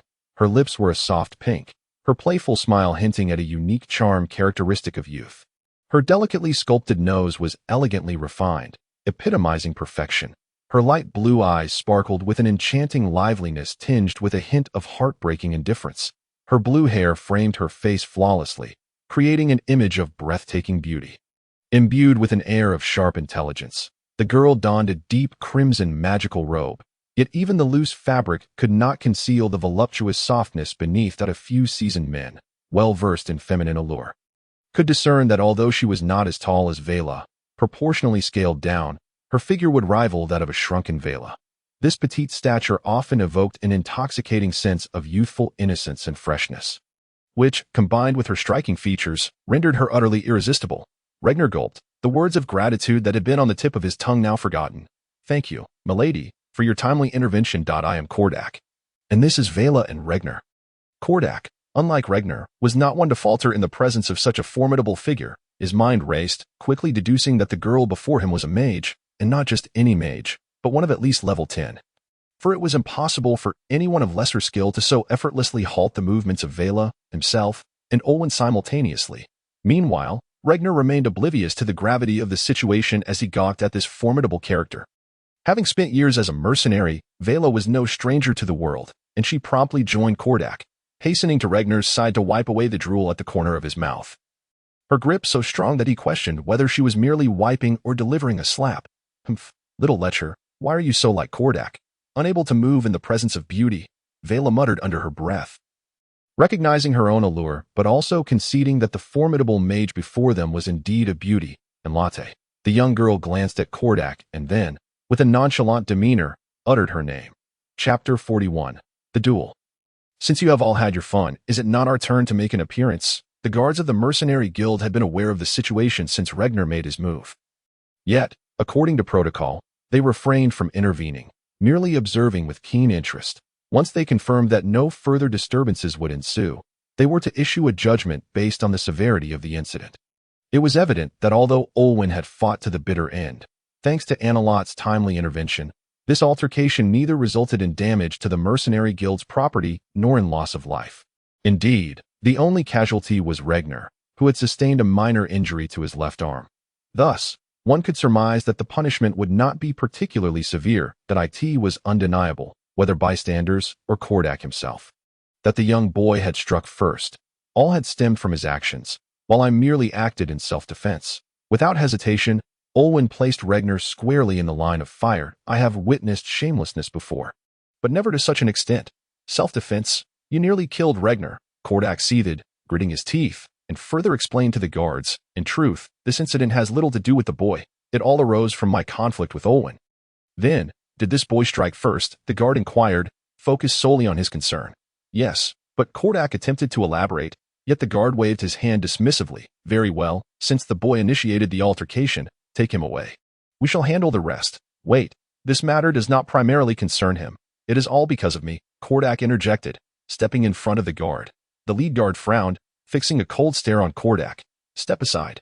He is the least involved. If you wish to calculate involvement, I too engaged just now. You may take me instead. Vela stepped forward as well. The guard glanced between Vela and Kordak, his expression darkening. Do you wish to obstruct the mercenary guild? Regardless of the situation, you cannot simply take him away. Vela shook her head, her voice resolute despite its softness. Regner, feeling touched by the support of Kordak and Vela, sighed and pushed past them. Take me. I struck first, and all of this began because of me. Little Regner, be quiet, Kordak admonished, firmly restraining Regner. The latter, new to the ways of the mercenary guild, was unaware of the consequences faced by those who instigated trouble. The seasoned mercenaries had witnessed the fates of those once arrogant and boisterous. Upon their return, they resembled meek housewives, their eyes filled with terror at the memory of their experiences. Thus, Kordak was determined to prevent such a fate from befalling the young boy. Boss, it's fine, don't worry. Regner deftly maneuvered between Kordak and Vela, stepping forward to face the guards.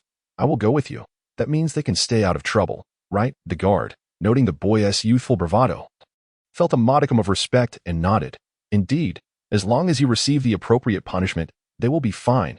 At most, a fine of a few gold coins. Then let us proceed, Regner affirmed with a nod. Little Regner, come back. Who gave you the authority to decide? Kordak reached out again, but the guard swiftly seized his arm. Hey, calm down. Observe the situation. If you act rashly, the consequences could be dire. The guard lowered his voice. Casting a cautious glance at the surrounding mercenaries, Kordak understood that with so many witnesses present, any further escalation could lead to disastrous results, especially with Olwen fanning the flames nearby, potentially endangering their entire team. Rest assured, the matter you've instigated is minor. At worst, a lesson will be imparted. Do you not trust my word? The guard gestured for Kordak to remain calm. Kordak assessed the guard and nodded. Very well. I shall place my trust in your words, but if anything happens to that boy, what can you do? You cannot defeat me. The guard rolled his eyes dismissively at Kordak's bravado. Enough, Kordak. Remain calm. This is the best outcome we can hope for. Kordak glanced at Regner, who nodded back before following the guard away to go. I truly hope that child emerges alive. Such impulsiveness could lead to dire consequences. Olwen's contemptuous voice echoed once more. Olwen, Kordak growled, his hands clenched into fists. The cracking of his knuckles audible even through his gloves. In a sudden rage, Kordak ripped off his gloves and tossed them at Olwen's chest. The crowd, once engaged in animated discussion about the incident, erupted in astonishment at Kordak's bold gesture. The duel. Kordak had formally challenged him. While Falling Star City was not governed by a multitude of imperial regulations, under the administration of the Nine-City Alliance, public brawls were strictly prohibited. The inhabitants of this locale were not merely simple folk. Even the bakery owner across from the Radiant Stars possessed some combat prowess. In a city where nearly everyone was a warrior, seeking legal recourse was viewed as a disgrace. The flawed laws of the Nine-City Alliance were incapable of upholding any rights, leading to dueling becoming a popular means of resolving disputes. When an individual publicly threw down their glove, it signified a challenge to a duel. Should the opponent pick up the glove, it was considered acceptance of the duel. At this point, the challenge party could stipulate the location and conditions of the duel. And once both parties reached an agreement, the duel was deemed valid. Olwen displayed no trace of surprise. His continual provocation of Kordak was a deliberate ploy to force him into a duel. In truth, he harbored no profound hatred for Kordak, but since their first encounter, he had developed a deep-seated disdain for the man. Thus, he was eager to find a reason to eliminate Kordak. Kordak, Vela gasped in shock, never expecting him to act so rashly. From what she had observed, it was clear that Kordak was likely weaker than Olwen. Kordak remained silent, merely offering Vela a reassuring glance. Olwen chuckled and, after picking up the glove, stated disdainfully, "The Mercenary Guild will oversee the duel, 3 days hence, at the eastern gate of Falling Star City. Any weapon may be employed, but you are forbidden from applying poison," Vela interjected, though she wished to dissuade him. The duel had already been accepted by Olwen. If Kordak were to back down now, he would find it impossible to continue living in Falling Star City. Thus, she could only strive to negotiate conditions that would place Kordak at an advantage. Very well, Olwen replied confidently, fully aware of Kordak's capabilities. He readily agreed and added, "Then let the terms of victory be to the death." Kordak gritted his teeth as he uttered the words, having endured Olwen's incessant provocations in silence. The successive blows he had faced had built within him a fierce resentment. He could no longer tolerate Olwen's taunts. No problem. Olwen's lips curled into a contemptible, sinister smile. "You've lost your mind," Vela exclaimed, panic rising within her. She had never held complete confidence in Kordak's chances of victory. especially considering Olwen's affiliation with the Shadow Thieves Guild's assassination division, whose nefarious methods of killing were likely innumerable. If the duel were truly to the death, Kordak would be in grave danger. She rushed to grasp Kordak's arm. Do not jest. Do not forget that man's identity. Regner had not strayed far. Upon witnessing Kordak's glove toss inside a stir, he halted to watch. When Kordak proclaimed to the death, he too felt a surge of alarm. Having just experienced Olwen's ghostly agility, Regner knew well that had it not been for Anilot's timely intervention, Kordak would now be but a cold corpse. While he had confidence in a regular duel, a fight to the death was an entirely different matter, and he was determined to prevent it. Boss. Regner hurried back after signaling to the guards. What are you doing? Just days ago, you chided me for being indifferent to life. Why are you now willing to risk your own? Get lost. I discipline you for your own good. What I do is my own affair. Teaching others a lesson is one thing. Dealing with my own matters is quite another. Kordak shook off Ragnar, who clung to his arm. Boss, calm down, please. Impulsiveness is the devil, Ragnar shouted. Go. Hurry up and face your punishment. Stop bothering me here. Kordak was too weary to listen to Ragnar's incessant prattling. Boss, that guy is far too dangerous. Please. Stay composed. Ragnar continued to wail as the guards dragged him away. So, do you have any other demands? Perhaps any more restrictions on what I can use? Olwen remarked with a hint of sarcasm. Kordak shook his head. No need for that. Then, Olwen's smile grew even more sinister. I shall claim your life in 3 days. Kordak merely scoffed coldly, without uttering any threats, and departed with Vera.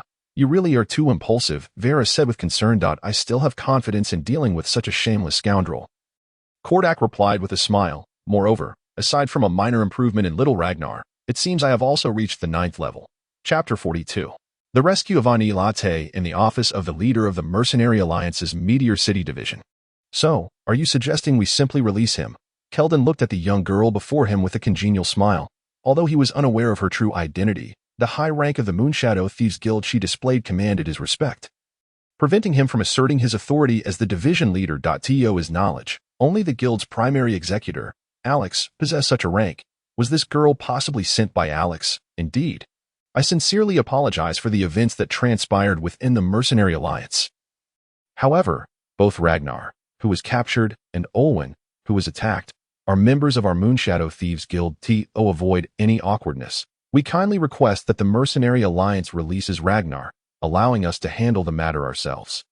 And we promise to provide a satisfactory resolution, Ani Latte explained, her tone remaining icy even in her plea. Keldon dismissed her final statement. A satisfactory resolution? You can take the person away. But do you think we would publicly negotiate with you over such a minor character? However, the attention given by the Moonshadow Thieves Guild piqued Keldon's curiosity. Olwen indeed belonged to the guild, but Ragnar was merely a lowly errand boy in the miscellaneous department. Why would such a minor figure attract the notice of high-ranking officials? Perhaps you are unaware of our internal structure. The punishment department is not a mere subordinate of any division. It is an independent entity. Although this incident occurred in our Meteor City division, if we are to release someone, we must provide the punishment department with a reasonable explanation, Keldon said, somewhat troubled. Ani Latte smirked inwardly. Keldon's curiosity was quite excessive, and it seemed he would not release Ragnar without an explanation. Fortunately, Ani Latte had anticipated such a scenario. A glimmer of cunning flashed in her eyes as she feigned mystery and glanced around. The guards stood expressionless at the door, resembling statues, yet Ani Latte furrowed her lovely brows slightly. She turned to Keldon and said, Please forgive my intrusion. Ani Latte gestured with her delicate fingers, faint magical light emanating from them. The guards displayed signs of vigilance, though they did not comprehend magic.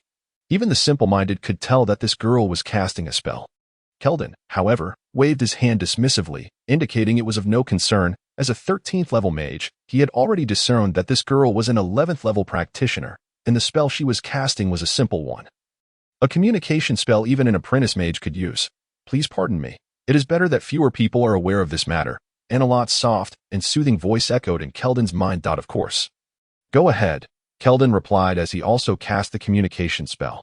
Through this hand signal, I believe you have deduced who sent me, correct, Lord Alex? Keldon contemplated before responding. As far as I know, only Lord Alex possesses this hand signal in your guild. A glimmer of amusement flickered in Anilot's eyes, a sense of mischievous triumph bubbling within her. She continued transmitting, Mr. Keldon, you are indeed quite knowledgeable. Yes, this hand signal belongs to Lord Alex. Then Lord Alex's intent is. Keldon hesitated, for after all, Alex was the primary executor of the Moonshadow Thieves Guild. What would happen to him if he unwittingly inquired about something he should not know? Though Keldon had never seen Alex in person. The rumors circulating among high-ranking guild officials were enough to instill a profound sense of trepidation within him.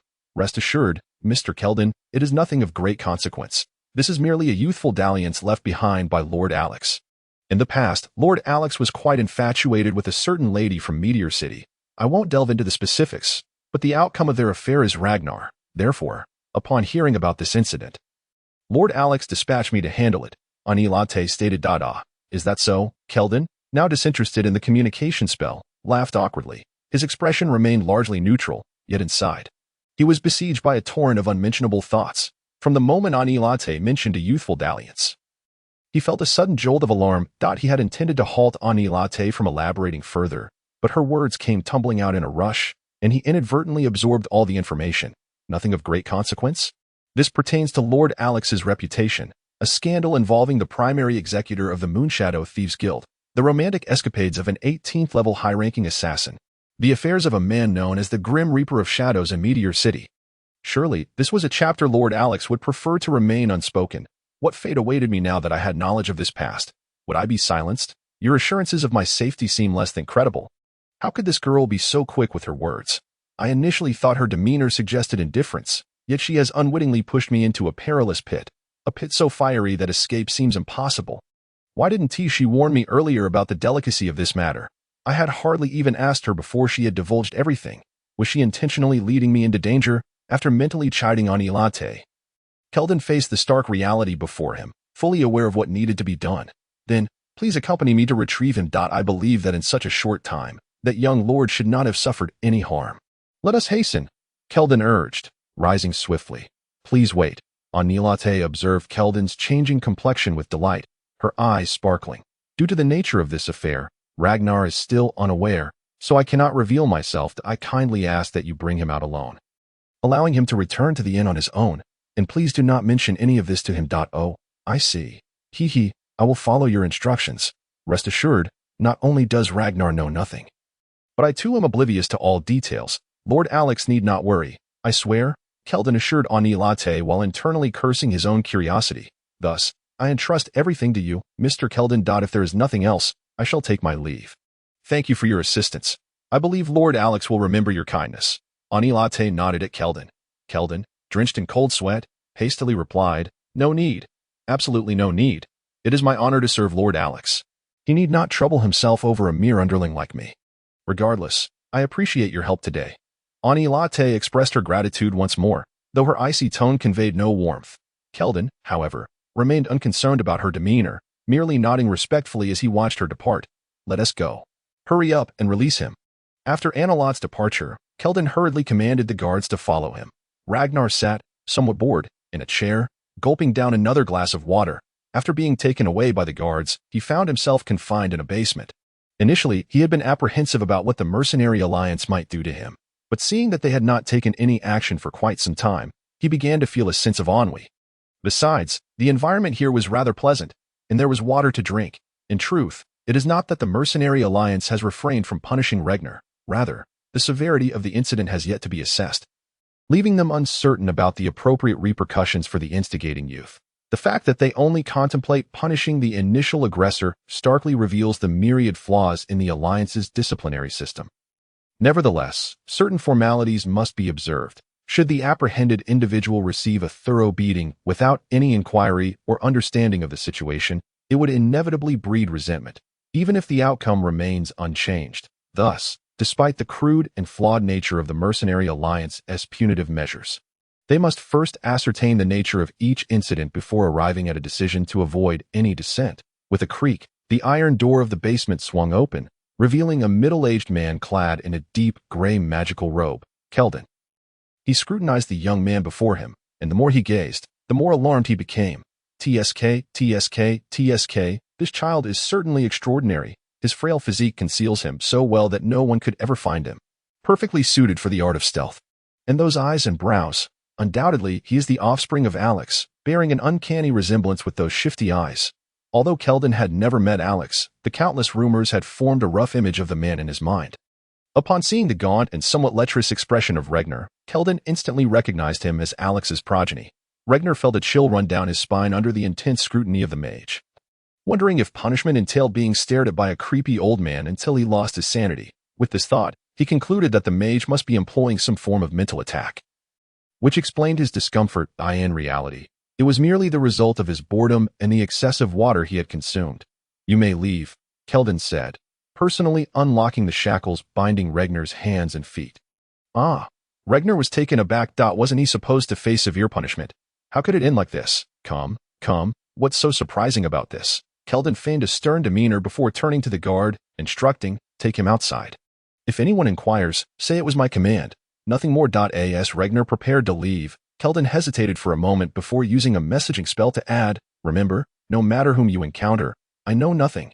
Regner glanced at Keldon, puzzled, but nodded in confusion. Chapter 43. The First Kiss. Do you truly have confidence in this duel? Despite Koldak's claims of having achieved a breakthrough to level 9, Vela remained uneasy about facing the twisted Olwen. Thus, upon returning to the inn, she continued to discuss the duel with Koldak. "I can't guarantee a 10 out of 10, but at least it's a 50-50 chance," Koldak said, gesturing with his large hand.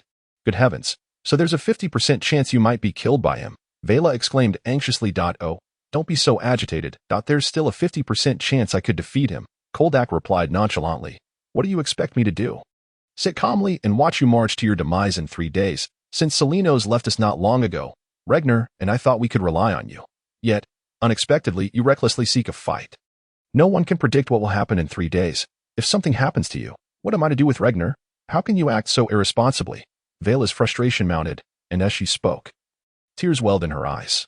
Koldak was taken aback by Vela's strong reaction. He paused momentarily before pulling the sobbing woman into his embrace. "Silly woman, don't you know me? I would never embark on something without confidence. Rest assured, I won't abandon you." And Regner, Koldak gently reassured her. Having lived alongside Vela for so long, he understood that when the fierce and fiery Vela displayed vulnerability, it indicated a profound emotional blow. Koldak, I am scared. I am truly terrified. My family left me suddenly, and Selenos departed without warning. What if one day you also leave me just like that? What will I do alone? I feel utterly useless. I fled when my brother was in danger, and Selenos died because of me. You nearly lost your life saving me. Everyone I care about perishes because of me, and I can do nothing. I feel so utterly helpless," Vela cried in Koldak's embrace, her tears quickly soaking his broad chest. Koldak gently patted Vela's shoulder. "Stop with that nonsense. How could you possibly be useless, if it weren't for you? Selenos and I would have perished several times by now. Listen, your family's death is not your fault, nor is Selenos's. The orcs are to blame, not you. Stop blaming yourself. This is not the fierce woman I know." Under Koldak's comforting words, Vela gradually calmed her emotions. Upon regaining her composure, she realized she had been held in Koldak's embrace for quite some time. Her cheeks flushed crimson, and she squirmed somewhat awkwardly in his arms.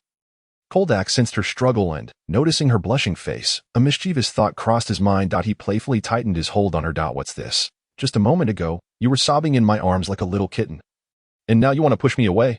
It's not as simple as you think," Koldak said with a playful grin. Vela's face reddened further, and she protested. You pulled me into your arms. It's not like I jumped at you.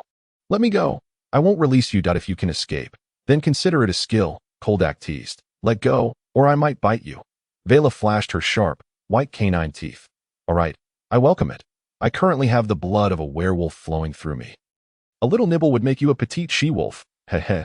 Perfectly fitting for your fierce temperament. Go ahead, bite me," Koldak taunted, extending his thick, hairy arm toward her mouth. Upon hearing the mention of werewolves, Vela's expression dimmed, and her struggles ceased. Koldak, realizing he had inadvertently struck a nerve, quickly sought to comfort her. "Hey, there's nothing to worry about. I'm not so easily killed. While the moon's descent brings many inconveniences, it also has its advantages. Doesn't it? At least it gives me confidence for the duel in 3 days." Vela sighed. "You needn't comfort me. I understand. Rest assured, I will find a way to free you from the shackles of the moon's descent. This is what I owe you, what I owe to all of you. Then shall we make a small repartee now?" Koldak slowly lowered his head. Vela gazed at Koldak's rugged face, hesitating for a moment. Ultimately, she blushed and closed her eyes, leaning in. A jolt of electricity coursed through her lips, and the delicate skin was stimulated by Koldak's coarse stubble, providing a uniquely thrilling experience that made Vela's heart race. "Koldak, clearly not an expert in such matters, relinquished his scant reserve of propriety and, driven by a fervent impulse, clumsily embraced Vela's head, awkwardly savoring the taste of her sweet lips. Suddenly, an untimely knock interrupted their intimate moment. Koldak frowned, clearly displeased by the disturbance of their rare solitude. "Who is it?" he asked, his tone irritable. If it were a servant, he would have no qualms about unleashing a torrent of curses. "Boss, I'm back." Regnar's voice rang out from outside. "Oh." Vela gasped softly, her face turning as red as if she could bleed, clearly taken aback by Regnar's sudden return. Coming. Even with Regnar, Koldak's expression remained sour. In truth, he wished to kick him squarely in the face. As the door swung open, Regnar's annoyingly smug face appeared. Upon noticing Koldak's displeased demeanor and Vela's tear-streaked face, he blinked in surprise, then glanced between the two, his expression morphing into one of knowing amusement. Regnar's grin was decidedly lewd, and he looked at Koldak with a mix of admiration and mischief. "Boss, you truly are a paragon of wisdom and might." Upon hearing Regnar's words, Vela became increasingly flustered, while Koldak, completely indifferent to Regnar's flattery, unhesitatingly delivered a sharp reprimand. "How dare you speak, you brat? You've jeopardized my important affairs." My apologies, boss.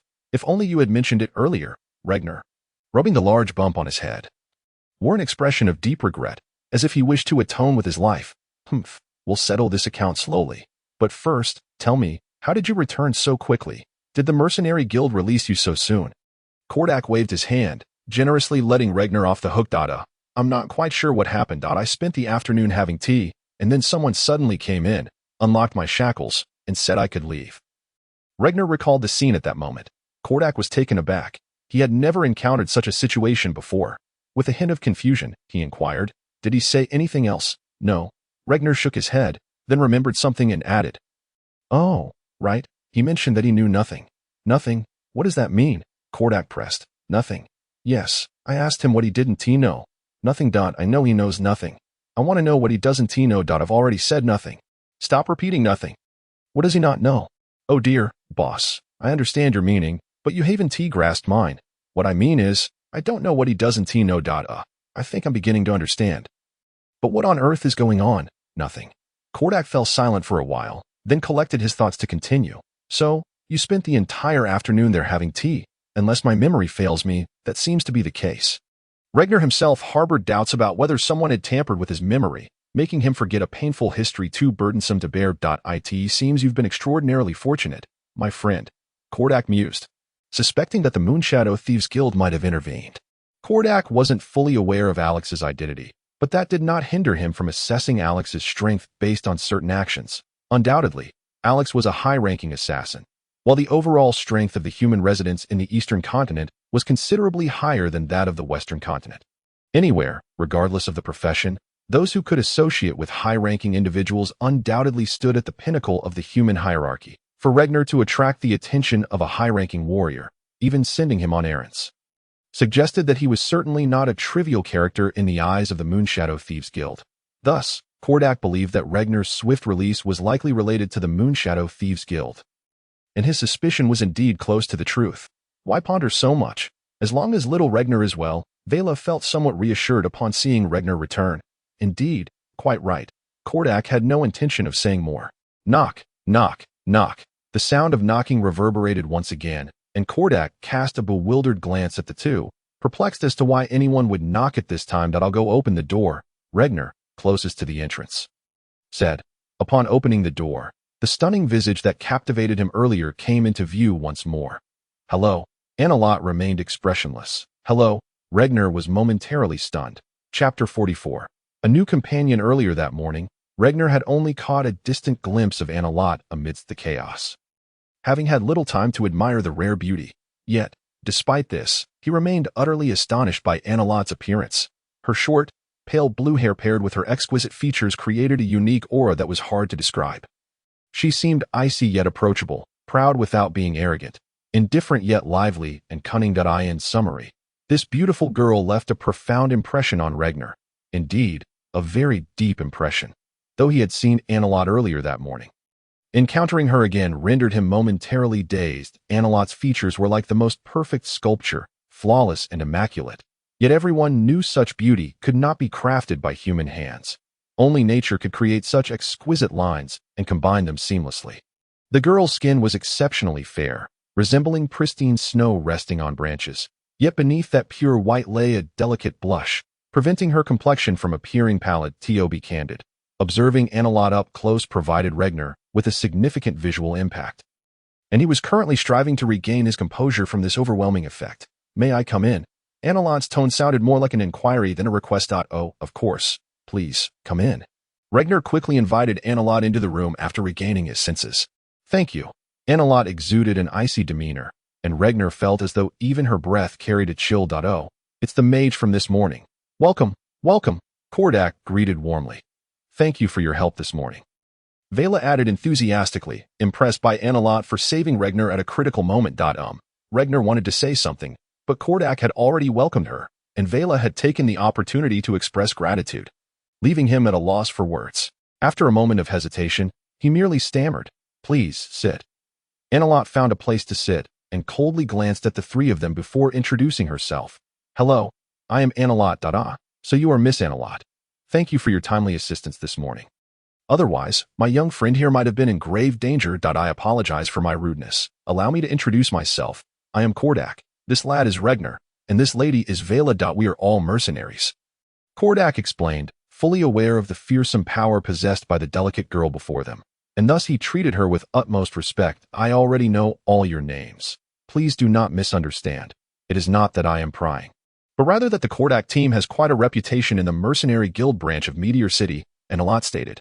"Then, Miss Annalot, what brings you to us today?" Kordak asked, as Annalot had left a remarkable impression on him when she intervened earlier, and he had intended to thank her in person afterward, but he and Vela had searched for her in vain. Now that Annalot had come to them, Kordak was curious about her intentions.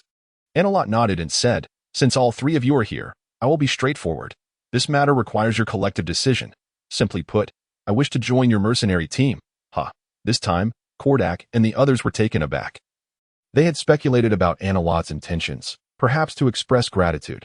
Kordak had prepared his words of thanks, ready to do her favors because she had indeed saved Regner's life, as long as her requests were not too unreasonable. Kordak was inclined to comply. However, he never anticipated that Annalot would propose something so astonishing, joining their mercenary team. Based on Kordak's rough estimation, Annalot was at least a level 10 mage. It was common knowledge that mages held the highest status among all professions. Dismissing those who only knew trivial, flashy level 0 spells, any mage with a modicum of achievement was typically wealthy and proud, disdaining to associate with the crude warrior classes or to toil for meager commissions. Thus, although the members of the Mercenary Alliance are numerous, the mages are a rather rare and precious breed among them. From another perspective, the high status of mages is attributed not only to their scarcity, but also to their extraordinary ability to summon the elements and wield destructive power. In terms of equal levels, mages can almost overpower all other professions, and even in situations where levels differ moderately. It is not uncommon for mages to triumph over stronger foes. No one would doubt that mages are among the most formidable individuals in this world. A fact evidenced by the Arcane Gaze Association, which is the smallest among the four major factions, with its total membership even falling below a quarter of that of the Mercenary Alliance. The existence of such a diminutive organization among the four great powers of the human world in the Eastern continent is solely due to its absorption of nearly 3/4 of the continent's mages. In truth, apart from the newly risen Moonshadow Thieves Guild, led by a president who has entered the sacred realm and takes an exceptionally strong stance, the other two organizations often adopt a submissive posture when interacting with the Arcane Gaze, illustrating the latter's fearsome reputation, and thereby highlighting the formidable nature of mages themselves. Kordak had no doubt that if their trio were to confront Annalot, once this beautiful girl created some distance, aside from Vera posing a certain threat, he and Regner would merely be live targets. How could such a terrifying individual, capable of obliterating an entire team, voluntarily seek to join theirs? This was no mere stroke of luck. It was akin to a golden opportunity falling from the heavens. Consequently, the trio was momentarily bewildered by this unexpected boon, wondering if they had misheard. "Yes, I wish to join your mercenary team and fight alongside you," Annalot reiterated, unfazed by their astonished expressions. Once Kordak confirmed that he had indeed heard correctly, he began to contemplate the matter seriously. Undoubtedly, the team would suffer a significant drop in strength after losing a versatile support figure like Selranos, and bringing in a powerful new member would be a welcome boon. However, Kordak was not a fool who would be blinded by the prospect of gain. there had to be a reason behind Anilate's sudden request to join. What could that reason be? Please pardon my boldness, but while we do indeed need to bolster our ranks, and you certainly exceed our requirements, your sudden desire to join raises some questions. Kordak cautiously prompted Anilate for an explanation. Anilate nodded in understanding. I comprehend your doubts, and there is no need for concealment. I am a disciple of a high-ranking mage residing in Meteorite City. When I was 4, my teacher recognized my magical talent and began my training in the arcane arts, which has now spanned 12 years. My teacher believes I have made sufficient progress and has decided it is time for me to venture out and undergo real-world experiences, stating that only through trials of life and death can I achieve a breakthrough. Thus, I have chosen the path of a mercenary, and after some inquiries, I learned of your team's commendable reputation within the city, which piqued my interest in joining you. Now I see, Kordak mused, lowering his head in contemplation for a moment before glancing at Vera and Regner. No objections from me. I believe it should be fine. Regner nodded vigorously, his head bobbing like a pestle. Vera shot a glance at Regner and remarked, I agree. Having another female in the team means I'll finally have someone to converse with, especially since this lovely young lady is so charming. Kordak observed Anilate intently, aware that Vera's comments were deliberate. Most mages tend to develop distorted personalities over time due to excessive flattery, becoming increasingly eccentric. Anilate's cold demeanor was likely a product of such influences, and Vera's use of affectionate terms like little sister and adorable aimed to gauge Anilate's temperament. If Anilate were to react with rage to such endearments, Kordak would certainly reconsider, as they all lived perilous lives, and accommodating a high-maintenance prima donna was not feasible. However, seeing Anilate remain unfazed and composed, Kordak felt a sense of relief. Very well, I have no objections. But before we proceed, there are some conditions we must discuss. Noticing that dinner time was still distant, Kordak took the opportunity to finalize all arrangements. Recognizing the strong mage's value and the urgency of securing her presence before the night brought unforeseen complications. Please go ahead. As long as it's not too excessive, I believe I can accommodate your requests, Anilate replied. Chapter 45. The first task from the logistics department. The discussions among Kordak and the others regarding Anilate naturally need not be elaborated upon. They merely revolved around the distribution of her commissions, assessment of her capabilities, and adjustments to task difficulty following her inclusion. Ultimately, they decided that Anilate would inherit Selranos' commission ratio of 25%. Although this distribution seemed quite unfair for the strongest member of the team, Anilate clearly stated that her motivation for joining the mercenary group was purely for experience, viewing her share of the commission merely as a reimbursement for spellcasting materials. Regarding task selection, even with the addition of such a powerful newcomer, Kordak subtly expressed a desire to avoid overly difficult missions, so as not to expose their companions to excessive danger. Anilate had no objections to this, explaining that having lived alongside her teacher for many years, she had never undergone any life and death trials, thus a moderate task difficulty would be beneficial for her. Upon realizing that this mid-tier mage was quite agreeable, Kordak and the others found their fondness for the seemingly icy yet beautiful girl increasing. In truth, aside from her expressionless facade and cold tone, Anilate was remarkably amiable, aside from speaking more than Selranos. She was almost a female version of him, which endeared her to the trio who had just lost Selranos. Welcome to our mercenary team. Kordak extended his hand. Anilate hesitated momentarily before shaking hands with each of the three, each different palm imparting a distinct sensation. Kordak's hand was rough and large, Vera's was small and soft, while Regner's, though not large, was unexpectedly coarse, nearly comparable to Kordak's, which surprised Anilate. Welcome. Welcome. As he held Anilate's delicate, slightly cool hand, Regner felt a stirring within. Where will you reside, Anilate? Perhaps you could move in with us, Vera inquired, her fondness for the beautiful yet aloof girl evident in her affectionate tone. I apologize, but I have my own residence in Meteorite City. The environment here is rather noisy, and I am not accustomed to it. Anilate gently declined Vera's invitation, showing no displeasure towards the familiarity in her address. Oh, never mind then. Vera dismissed it lightly, having merely suggested it, as the residents here were predominantly uncouth and brutish warriors, and it was rare to encounter a mage, especially one as delicate as Anilate. I sincerely apologize. My teacher dislikes disturbances, so I cannot disclose my address to you.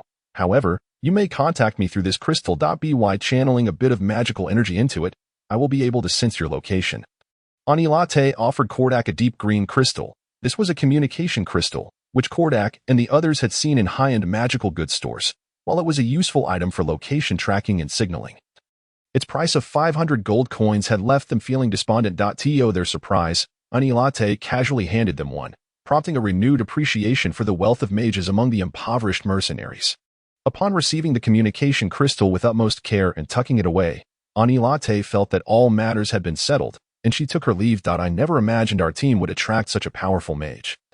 Vera mused, toying with the communication crystal.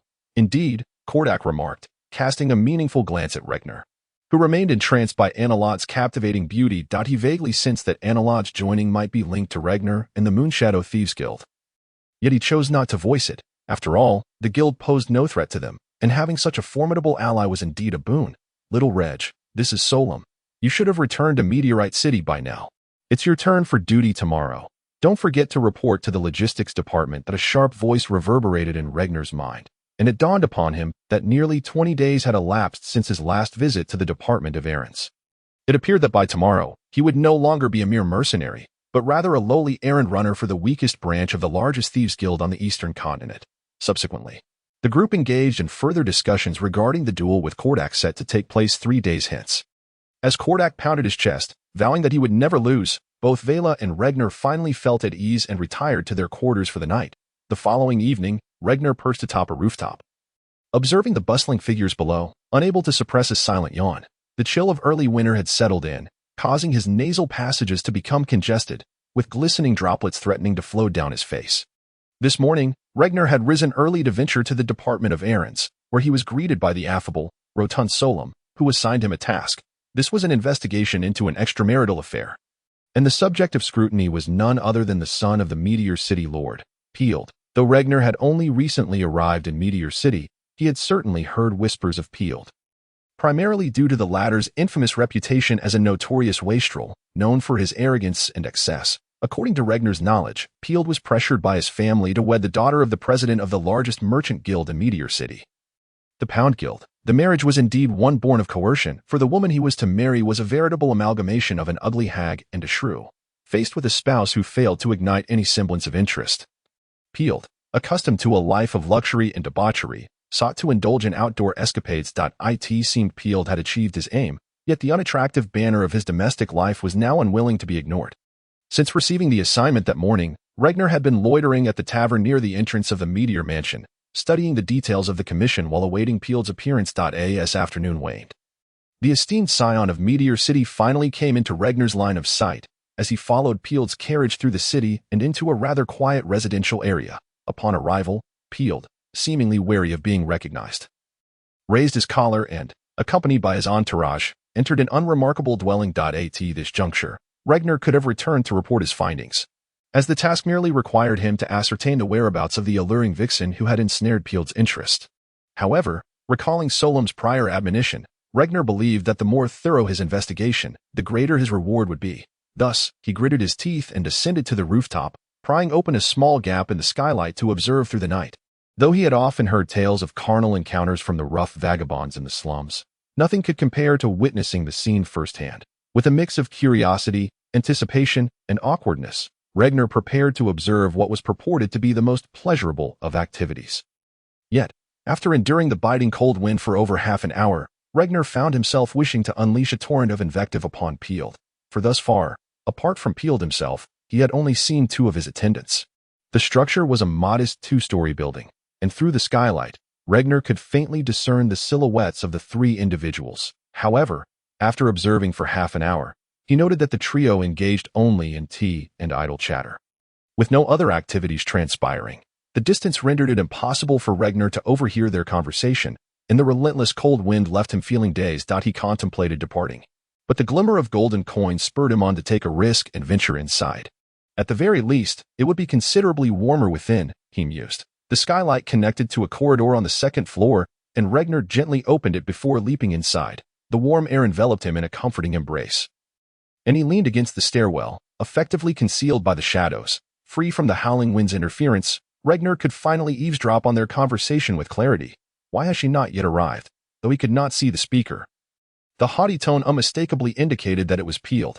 Please, sir, be patient a moment longer. She should be arriving shortly, one of the attendants replied.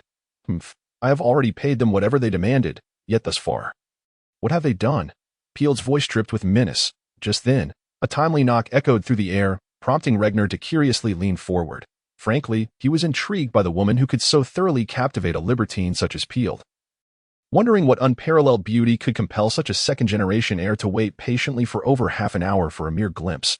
Was she more exquisite than Anilate? As the door swung open, Regner's jaw dropped in astonishment. The figure who entered was not a stunning maiden, but rather a man. Chapter 46. Barol's Conspiracy. Regner gazed at the newly arrived man in confusion. Although the individual was tall and possessed an undeniable charm, he could scarcely fathom what allure he held for Peel. Suddenly, Regner recalled the rumors circulating among the common folk about nobility. It was said that some aristocrats found themselves drawn to members of the same sex, even displaying little interest in women. This realization, Regner felt an uncomfortable sensation wash over him, as if he had been doused in a viscous substance, and his gaze towards Peel grew peculiar. Is this what they call homosexuality? Regner mused, contemplating whether he should discreetly withdraw. After all, he harbored a considerable interest in matters of the opposite sex, but the thought of same-sex affairs was beyond his comprehension. However, he hesitated to decisively leave. Having come this far, it would be unwise to abandon the investigation without clarity. Should he report that Peel's companion was not a mistress but a lover? Thus, he resolved to remain and observe further. Before long, Regner realized he had misjudged the situation. Peel exhibited no peculiar behavior towards the newly arrived man. After a brief exchange of pleasantries, they commenced their conversation. Yet, as their dialogue progressed, Regner found himself increasingly alarmed by its content. What demands do you have this time? Peel inquired. Lord Barol has sown the seeds of hatred among the orcs. Now we require humans to ignite their own fury, the man responded. Simply tell me what is required. I have no time for riddles, Peel replied, clearly impatient. As you wish. Lord Barol requests that you incite hatred against the orcs among the humans. If you could incite public outrage, it would be ideal. The man elaborated. Isn't the Eye of Arcana sufficient? They obliterated 5 elite orc scouting parties in the Night Song Forest. Peel questioned. At this juncture, Regner unmistakably sensed the stench of conspiracy. Since arriving in Meteor City, every matter had been deftly managed by the composed and seasoned Kordak, allowing Regner to relish his role as a carefree bystander. However, this did not imply that he was an ignorant youth. Having survived in the slums for many years, he had developed a certain awareness of the treachery of human nature. Long before departing from the Night Song Forest, Regner had found the sudden arrival of the orcs perplexing. According to Kordak and Vela, the orcs had remained unusually docile for the past 3 to 4 years, with no incidents of attack. The appearance of multiple orc squads in the Night Song Forest could not possibly be attributed to mere plundering. These questions had troubled Regner for some time, and he trusted that Kordak had considered these issues, even if he had chosen not to share them with Regner. After much contemplation without arriving at any conclusions, Regner had resigned himself to the notion that surviving was paramount. If the orcs were indeed plotting something, it was beyond the purview of a small fry like him. Now, it seemed he had inadvertently stumbled upon the root of these matters, embodied by the figure named Barol. From the exchange between the two men, coupled with the information gleaned from his prior conversations with the Eye of Arcana's patrol squad, Regner swiftly pieced together the majority of the narrative. The man named Barol sought to instigate conflict between humans and orcs for reasons unbeknownst to him. He was endeavoring to create friction between the two factions, and the orc presence in the Night Song Forest was likely a response to certain provocations. Consequently, his own squad had become victims of this brewing conflict. As for the situation concerning humanity, I fear it is the handiwork of that individual named Barol. He has drawn the Eye of Arcane secrets into the fray, exacerbating the conflict between humans and orcs once more. Upon unraveling the intricacies of the matter, Regner found himself overwhelmed with animosity towards this man. Barol thought it was due to his machinations that Regner and Vera had once been ensnared in peril, and Koldak had become afflicted with the blood of a werewolf, while Salinos had met his demise at the hands of the orcs. Although Barol did not intend for these tragedies to occur, the mere thought of Salinos' gruesome end ignited a fiery wrath within Regner. Driven by this anger, Regner's breathing grew labored as he cast a frigid gaze upon the 4 individuals within the room, only to realize with exasperation that he was utterly powerless to act. The pampered Peel required no elaboration. Despite having undergone some martial training, Regner dismissed his feeble attempts with contempt. However, the 2 attendants accompanying Peel posed a more formidable challenge. Regner discerned that they were no mere amateurs. After all, Peel would not be accompanied by 2 insipid buffoons if his own life were at stake. Yet, these were not the gravest concerns. The individual who entered last was the one that truly instilled trepidation in Regner. He emanated a faint but unmistakable scent of blood, a sensation that involuntarily reminded Regner of the cold-blooded assassin, Olwen. Though this man might not rival Olwen, he was certainly not someone Regner could confront lightly. Engrossed in contemplating the unfolding events, Regner scarcely absorbed the ensuing conversation among the four. Just as he endeavored to eavesdrop once more, their discourse abruptly ceased. Mr. Peeld, may I inquire if you have brought anyone else with you this evening? The man spoke after a brief silence. No. Why do you ask? Peeld replied. Then, you ought to exercise caution in the future. Otherwise, similar incidents to today may very well recur. The man's words sent a chill down Regner's spine. A cold and sinister awareness had locked onto him. He understood that he had been detected, and without hesitation, he prepared to leap out of the window and flee. However, in the next moment, a flying dagger whizzed through the air with a sharp whoosh. Regner sidestepped to evade it, but he had irrevocably lost his chance to escape. A mere boy of such diminutive stature, the man gazed at Regner with surprise. Regner remained silent, his heart racing with anxiety. Reflecting on his past encounters, he realized that he had only faced life-and-death battles twice, once against the swift shadow dragon and once against the orcs. The first encounter had been manageable due to the weakness of his adversaries and Koldak's timely support. The second had seen him perform exceptionally well, yet he still harbored doubts about whether he had truly been the one to slay those 5 orcs, now confronted with the unmistakable intent to kill radiating from the man's eyes. Regner understood that the night ahead could very well spell his doom. The 2 attendants swiftly flanked him, their vigilance unwavering despite the fact that their opponent was merely a boy. Regner drew his flame blade. Fully aware that he was outmatched, yet he had no intention of surrendering. He glared at the 3 men before him and initiated the first strike. Regner unleashed his fighting spirit, the 6th level of energy, creating a gust of wind that momentarily startled the 3 onlookers. With his left hand, he hurled 3 daggers imbued with his fighting spirit. This was a combat technique he had long mastered. However, since arriving on the eastern continent, Koldak had fine-tuned his approach. And now the daggers he launched possessed the power to pierce through flesh. The 3 men instinctively dodged, their shock evident at the boy's formidable prowess. Seizing the moment of their distraction, Regner leaped again. But instead of aiming for the window, he directed his jump towards the ground floor. Regner quickly assessed the situation. Escaping through the window was no longer feasible, and his only hope lay in capturing Peeld on the first floor. Thus, the moment he released the daggers, he leapt down without hesitation. Yet, the 3 combatants were seasoned veterans, their battle experience extensive. By the time Regner descended, the man had already shielded Peeld, while another attendant swiftly blocked the doorway. In that instant, Regner found himself trapped with no avenue of escape. The 3 seemed indifferent to Regner's identity, having surrounded him. They wasted no breath on dialogue before launching their assault. A new .4 streams of varying strengths of fighting spirit crisscrossed within the room. Despite Regner's agility, he soon revealed vulnerabilities under the relentless onslaught of 3 opponents, all of whom were his equals in skill. A gash appeared on his back, and had he not evaded in time, that blow would have severed his arm. A mix of fear and dread surged within Regner. He had never anticipated that a mere tracking mission would lead to such life-threatening peril. Yet, it was too late for regrets. The 3 adversaries offered him no opportunity for explanation, their singular focus on extinguishing his life, each strike merciless and unyielding. Regner's wounds multiplied, yet he remained unable to break free from the confines of the room. His resolve beginning to waver. One attendant seized the opportunity to unleash his most potent fighting spirit, swinging his longsword in a horizontal slash. Regner parried with his dagger, but despite the flame blade being an enchanted weapon, its reach was ultimately too limited. Under the tempest of their attacks, he found himself in a defensive stance, his inability to retaliate filling him with desperation. The attendant's swift strike left Regner with no time to maneuver. He was forced to raise his dagger and channel all his energy to block. However, this attendant was a 6th-level warrior, his fighting spirit matching Regner's own. The strength housed within Regner's slender arms was no match for his opponent's might. Thus, although he managed to deflect the blow, even severing the opponent's sword with his flame blade, the force of the strike caused Regner to lose his balance. This moment of falter was precisely what the other 2 adversaries had been waiting for. The man surged forward, intent on delivering a fatal blow to the young boy. A dull thud resonated from the man's head, as if he had collided with a wall, causing stars to dance before his eyes. He felt a warmth trickling down, and upon touching his head, his fingers were stained with crimson blood. The 2 attendants quickly noticed their companion's distress, halting their assault to regard him with confusion, only to discover that the door to the room had mysteriously swung open.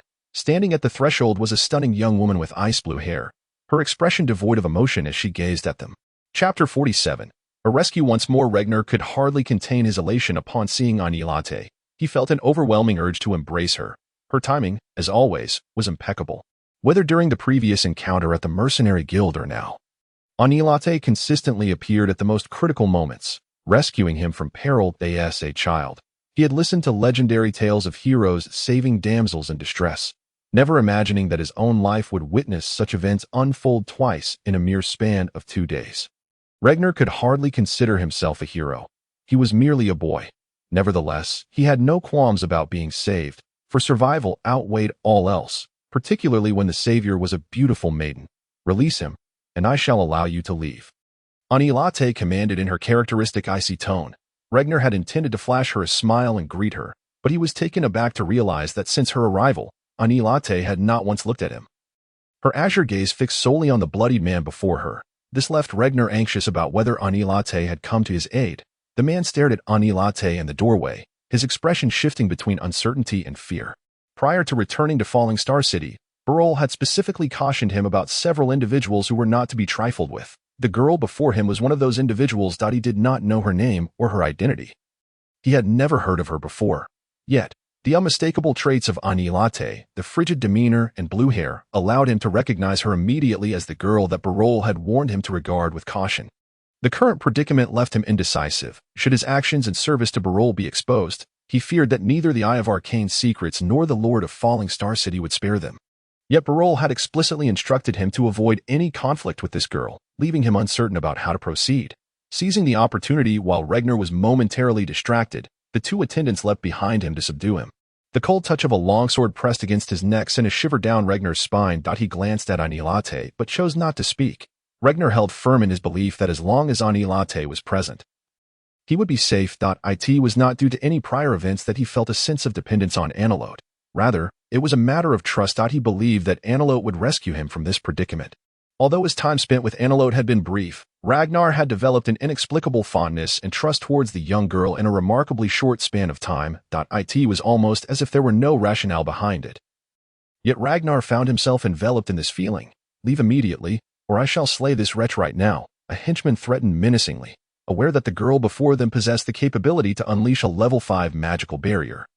He understood that their group stood no chance against her, and thus resorted to vile tactics to intimidate her into retreating. Release him now, and I guarantee that we shall remain silent.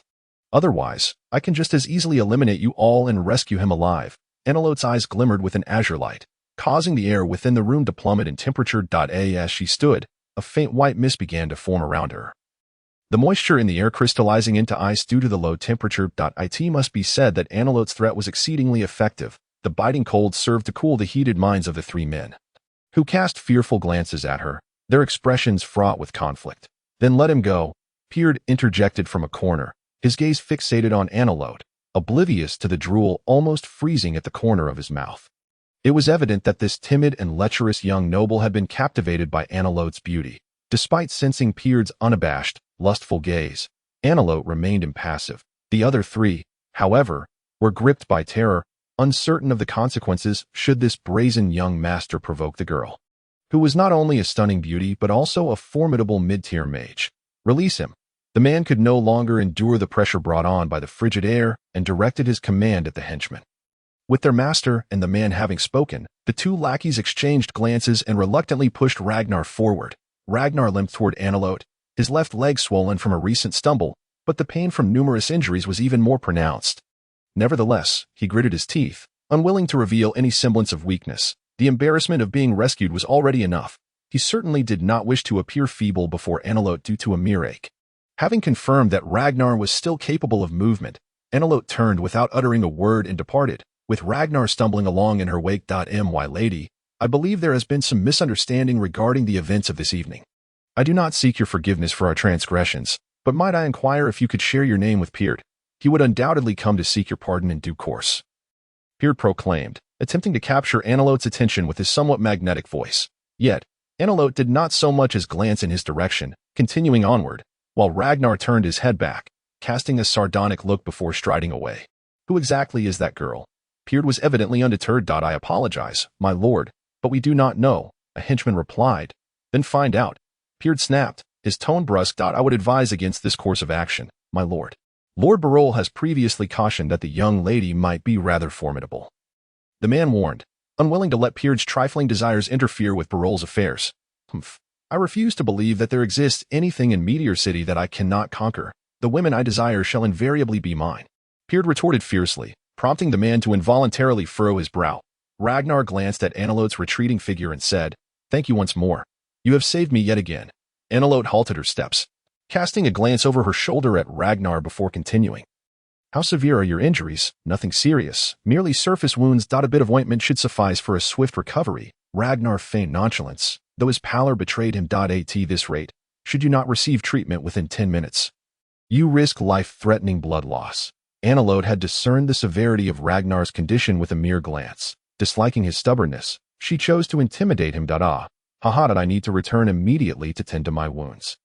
Having so much blood on me is rather unsightly, don't you think? Ragnar's complexion shifted from pale to green as he prepared to bolt toward the shining star. Wait, Anelote called after him. Is there something else? After a moment's hesitation, Anelote replied, "With your injuries, you won't make it back to the shining star. You should accompany me." She led him to a nearby residence, though it was not an expansive estate.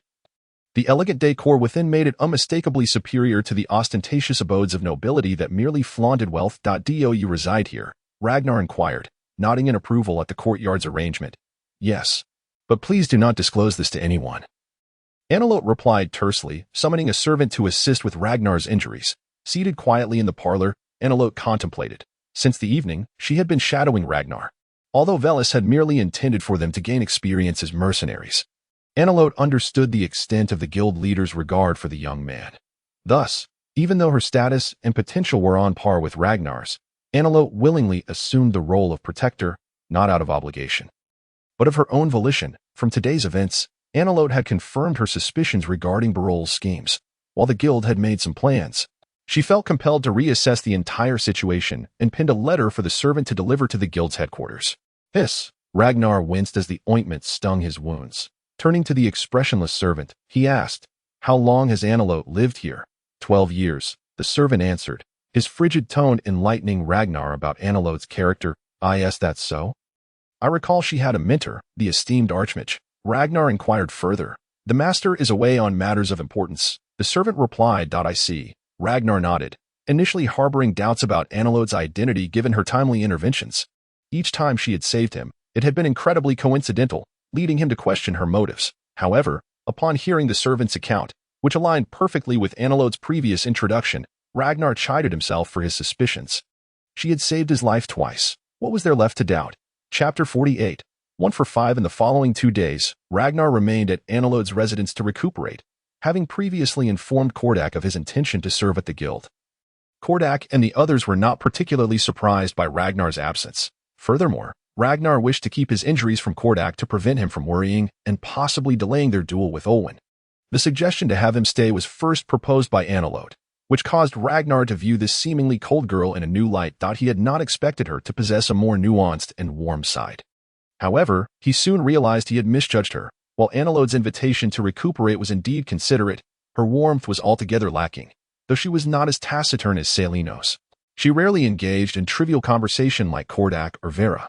Unless there was something of significance to discuss, she would not utter a word to Ragnar, leaving him feeling somewhat awkward. Though Anelote did not exhibit the hospitality expected of a host, it must be said that the healing ointments she provided were remarkably effective. The grayish-white powder was undoubtedly a secret masterpiece of some alchemist, rivaling the healing efficacy of a priest's lesser healing spells. The numerous knife wounds adorning Ragnar's body began to scar on the first day under the influence of the medicinal powder. And by the next day, the scars had completely shed, revealing fresh, tender pink flesh beneath. That evening, troubled by the impending duel with Kordak, Ragnar bid farewell to Anilate after confirming that his injuries had nearly healed, and returned alone to the resplendent stars. On that night, Ragnar and Vera engaged in prolonged discussions with Kordak, primarily focused on ensuring that the duel would proceed without a hitch. Whether they could vanquish Olwen was secondary, but Kordak's safety was paramount. Kordak, exuding confidence, revealed that Anilate had provided him with detailed intelligence regarding Olwen. Although Anilate's explanation successfully deceived Ragnar, and Vera harbored little suspicion, the shrewd Kordak was not so easily misled. Anilate, for her part, was remarkably candid. On the very afternoon she joined the team, she held a clandestine meeting with Kordak. not only admitting her affiliation with the Moonshadow Thieves Guild, but also presenting him with intelligence concerning Olwen. Given that Olwen is associated with your guild, why do you choose to assist me? Kordak inquired, bemused. I must concede that he possesses commendable execution skills. Yet his bloodthirsty and frenzied nature renders him exceedingly unpredictable. The guild disapproves of uncontrollable elements. Thus, it is only prudent to eliminate such threats. Anilate replied. Kordak's eyes glinted with intrigue. To eliminate the uncontrollable. Does that include Regner? You may draw your own conclusions. Anilate replied ambiguously before taking her leave. Early the next morning, a considerable crowd gathered at the eastern gate of Meteor City. In recent days, the impending duel between Kordak and Olwen had become the talk of the town. While the four major factions and several prominent merchant guilds remained indifferent, the duel had captivated the attention of the local betting establishments. Kordak, a level 8 warrior, had fought relentlessly as a mercenary alongside Solanos since his arrival in Meteor City 8 years prior.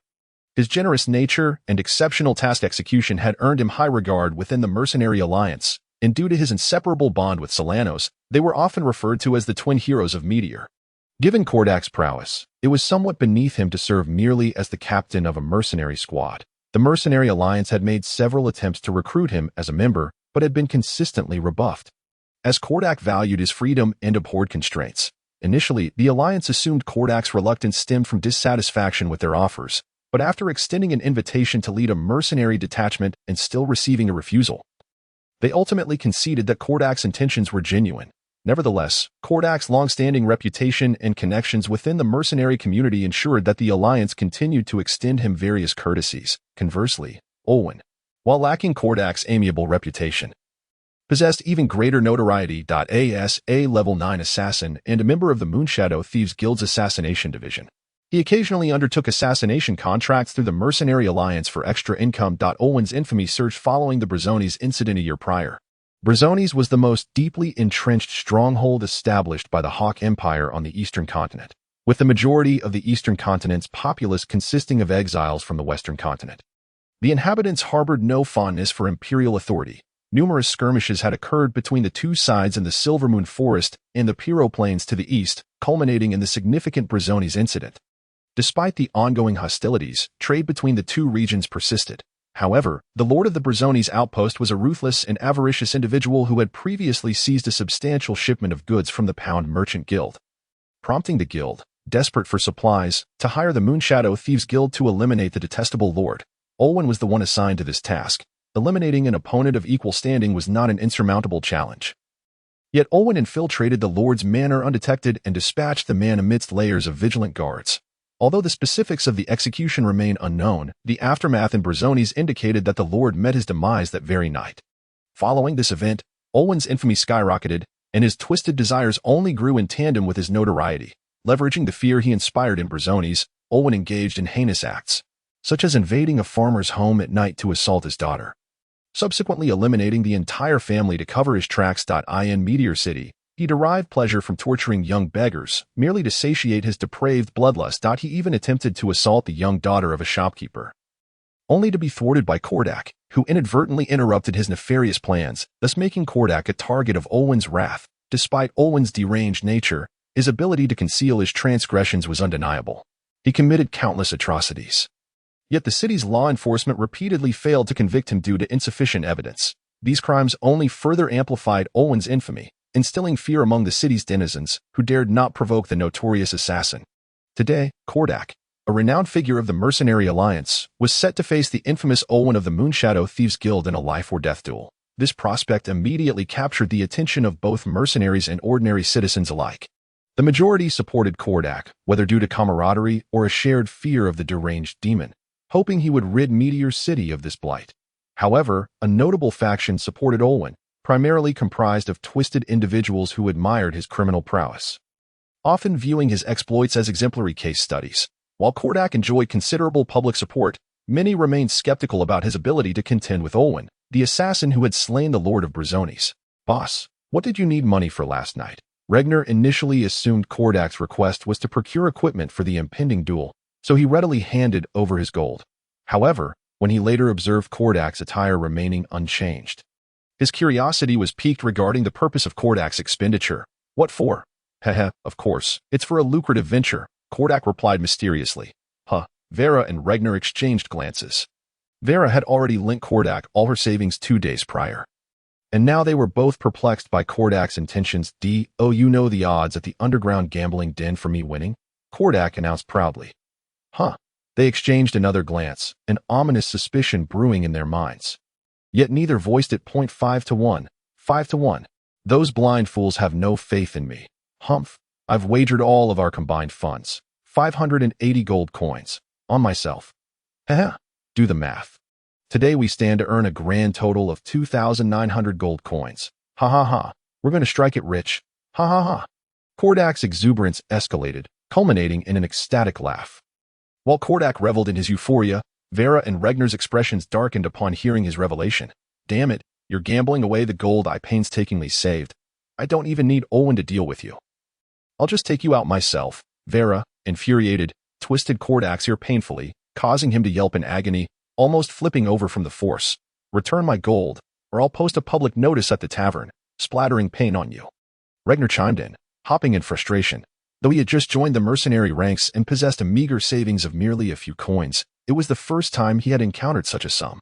Originally, he had sacrificed everything for Kordak's sake, but he never expected Kordak would squander his money on gambling. From the moment Kordak mentioned gambling, the trio's journey to the Eastern Gate was filled with incessant curses, groans, and slaps. The air thick with their outraged as the crowd beheld the nearly lifeless Kordak, tormented by Vera and Regner. They felt a sense of relief for having placed their bets wisely, in his prime. Kordak might have stood a chance against his adversary, but in his current state, how could he possibly contend with Olwen? Have you arrived? I thought you might have fled in fear, Olwen remarked with a sinister smile upon seeing Kordak. Chapter 49. The suppression of Kordak. To be frank, Kordak felt utterly humiliated at this moment. Although he was flanked by 2 companions, it was evident that neither exhibited any semblance of camaraderie. Vera had twisted his left ear into a pretzel, and now she was fixating on his right ear, seemingly displeased by its asymmetry. Regner, on the other hand, was far more animated. He had leaped onto Kordak's shoulder, akin to a monkey perched upon the shoulders of a juggler. However, unlike a monkey, which might occasionally assist its human counterpart by picking off a louse, Regner was far more menacing. The most apparent indicator of this was the way he had transformed Kordak's once lush golden brown hair into a disheveled mess. Were it not for the resilience of Kordak's hair follicles, he might have emerged from this ordeal bald, with Regner perched atop his head and Vera tugging at one ear. Kordak cast a cold gaze at Olwen, who wore a revolting grin. While others quaked in fear of Olwen, Kordak remained unperturbed. He had crossed swords with Olwen half a year prior when he thwarted the latter's plans. At that time, Kordak had approached the encounter with trepidation, considering Olwen's notorious reputation as the assassin of Lord Brazones. Yet, after a brief skirmish, Kordak had unexpectedly discovered that, while Olwen was undeniably formidable, he was far from the terrifying figure of legend. Even under duress, Kordak had found that Olwen had not been able to gain the upper hand against him. Perhaps Olwen had held back during their initial confrontation, but Kordak suspected that the disparity in their abilities was not as great as one might assume. Given Olwen's temperament, anyone who disrupted his schemes would undoubtedly face dire consequences. Now, as Kordak stood there, unscathed, it was clear that Olwen had not yet found a way to best him. Coupled with Kordak's growth over the past 6 months and the influence of his werewolf lineage, he felt confident in his capacity to challenge Olwen. After perusing the detailed information gifted by Anelote, Kordak had solidified his resolve. Anelote's dossier was remarkably comprehensive, documenting nearly every facet of Olwen's character, his preferences, combat techniques, notable exploits, and more. Kordak had devoted an entire day to studying the material, convinced that he had grasped nearly all pertinent details about Olwen.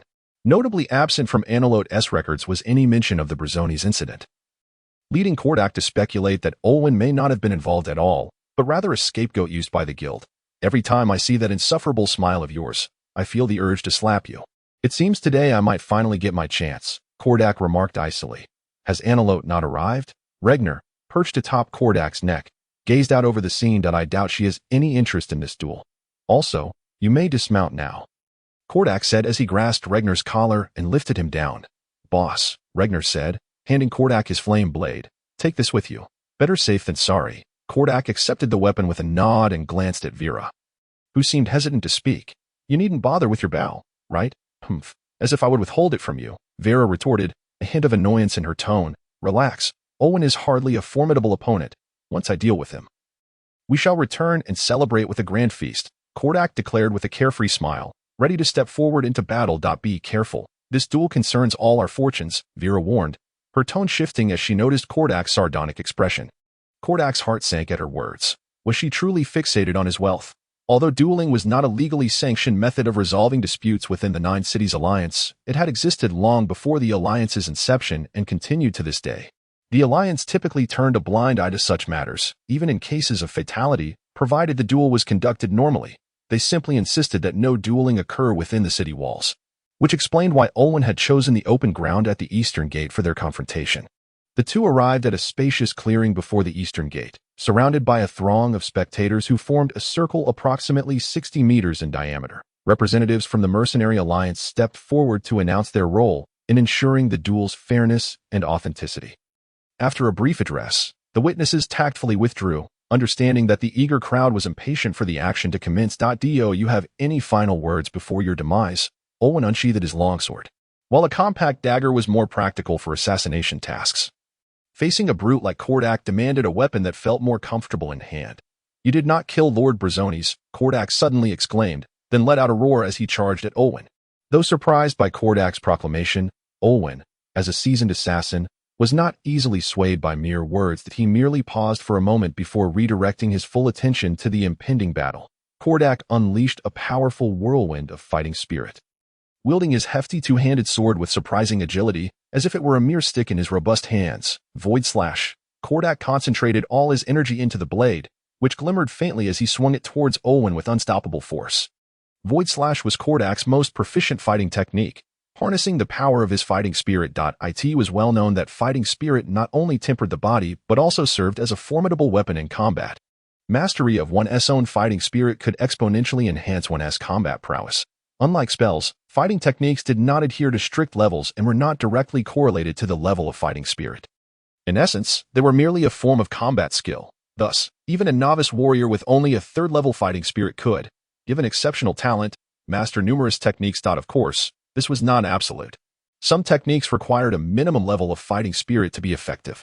For instance, Void Slash relied on a significant concentration of fighting spirit to create a blade-like attack, delivering double the damage upon impact. However, should a warrior possess a low level of fighting spirit, their attempt to execute Void Slash would result in a feeble attack, greatly diminishing its effectiveness. Regner had previously encountered detailed accounts of fighting techniques in Viril's notes, and Kordak's current use of Void Slash was familiar to him.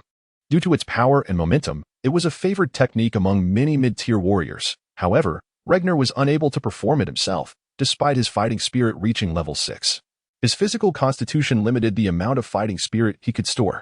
Given that Void Slash required a substantial reservoir of energy to manifest its blade-like attack, it would likely leave Regner exhausted after a single use, rendering him incapable of continuing the fight.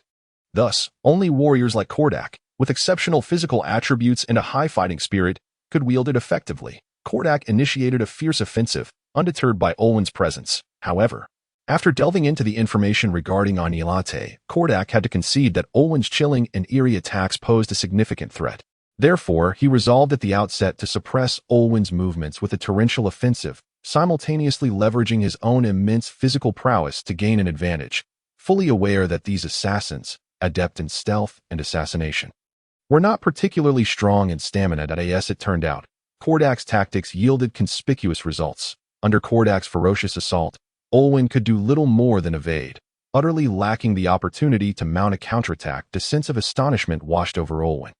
While he had anticipated Kordak's initial onslaught, he had not expected Kordak to possess such an acute grasp of his movements. The relentless barrage of attacks seemed to be preordained, leaving Olwen with no respite. He had initially planned to deliver a lethal counterstrike when Kordak exposed a weakness during his fierce assault, yet Kordak appeared to have an astonishing comprehension of Olwen's tactics, whether evading or attacking. Kordak consistently anticipated his next move, countering it in advance. Had it not been for Olwen's quick reflexes, he would likely have sustained injuries right from the onset of the battle. Kordak's performance was nearly beyond everyone's expectations. Although this brawny man was well known in the Mercenary Alliance and his strength was widely acknowledged, many remained skeptical of his chances against Olwen, who had assassinated Lord Brazones. Now, witnessing Olwen gradually falter under Kordak's relentless pressure, all present were rendered incredulous. Olwen, dodging desperately under Kordak's strikes, had a grim expression, yet he did not appear overly panicked. With a mighty roar, Kordak raised his sword for a vertical slash. Olwen discerned that Kordak's stamina was beginning to wane under the prolonged assault. A glint of determination flickered in his eyes as he leaped backward with astonishing speed, evading Kordak's strike while creating a distance of 10 meters between them. Panting heavily, Kordak remained vigilant, aware that he needed a moment to regain his composure. Olwen, too, appeared flushed from the exertion, and as he adjusted his breath, he remarked, "I didn't expect you to have reached level 9. However, do not assume you are the only one who has made a breakthrough." In the next moment, Olwen's speed erupted forth, and to the astonishment of all, the intensity of his fighting spirit surpassed even Kordak's. Having reached level 10, Chapter 50. Victory. The fighting spirit is an essential discipline for every warrior on their path to mastery. It is akin to the mana wielded by mages. The higher the mana level of a mage, the greater their mental capacity, allowing them to unleash spells of higher tiers and greater terrors. One could say mana refines a person's intellect and spirit, while fighting spirit hones the body. The most immediate manifestation of this is that the higher a person's fighting spirit level, the stronger their power, speed, and reflexes become. Although Regner appeared diminutive, if he were to engage in a contest of strength with an average adult male, he would likely emerge victorious. Regner had first-hand experience of Kordak's might. And even though Olwen appeared relaxed before the crowd, he had not relaxed his training over the past 2 days. It must be said that he was fortunate, on the brink of a breakthrough. Olwen had, through intense training over the past 2 days, managed to elevate himself to level 10. Though only a single level apart, both Kordak and Olwen were seasoned veterans of battle. And even a minuscule error could be seized upon by the other to amplify it into a decisive defeat. Especially now that Olwen's speed and strength had markedly improved after reaching level 10. Previously, under Kordak's relentless assault, Olwen had struggled to leverage his speed for an advantage. But he had now seized the opportunity to distance himself from Kordak. With a moment to breathe, he would not squander it. After a brief adjustment, Olwen launched a razor-sharp counteroffensive. His longsword deftly deflected Kordak's downward strike, and Olwen swiftly pivoted to Kordak's left side, his left-hand dagger striking toward Kordak's waist like a serpent strike. "Ha!" Kordak roared, unleashing his level 9 fighting spirit. While Olwen was not weak, he could not withstand the tempest of Kordak's fighting spirit, being pushed backward. Yet, although Kordak's fighting spirit shielded him from the blade's bite, he could not evade the piercing force of Olwen's spirit. A dull ache radiated from his waist, suggesting he had sustained a shock from Olwen's fighting spirit.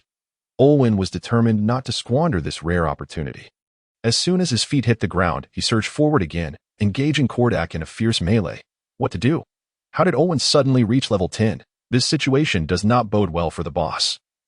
Regner thought anxiously, watching the bloody clash between the two. Do not panic. Even if Olwen has a higher level than Kordak, as an assassin, he is still at a disadvantage in a direct confrontation. Vela encouraged, though her expression betrayed concern for Kordak. He won't lose. A melodious voice rang out amidst the clamor. "Annie, when did you arrive?" Regner turned to find Anilate standing beside him, seemingly appearing out of nowhere.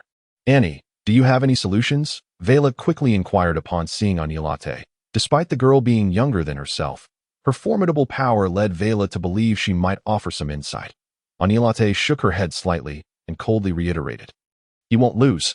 Anilate had informed Kordak of all pertinent information regarding Olwen. Even though Olwen had suddenly advanced to level 10 over the past 2 days, Kordak could entirely compensate for these disadvantages through the intelligence he had gathered. If Kordak failed to best Olwen under such circumstances, Anilate would find herself questioning the competence of the captain she had procured. Indeed, while Olwen initially leveraged his speed to exert tremendous pressure on Kordak, the seasoned mercenary quickly adapted to Olwen's pace, regaining his footing through precise predictions, leading to a balanced exchange of blows. Olwen could scarcely fathom the depth of Kordak's understanding of him, while his sudden increase in speed had indeed pressured Kordak. He had not anticipated that Kordak would still make the most accurate judgments in such a brief time, stabilizing the situation that if this continued, it was certain Olwen would not outlast the robust Kordak. Realizing that his aggressive tactics had yielded no dividends, Olwen resorted to his trump card. He retrieved 2 smoke bombs from his waist and hurled them forcefully to the ground. These smoke bombs, specially crafted by the equipment department of the Moonshadow Thieves Guild, were non-toxic and did not affect breathing. However, their dense smoke would severely restrict visibility, according to tests conducted by the equipment department.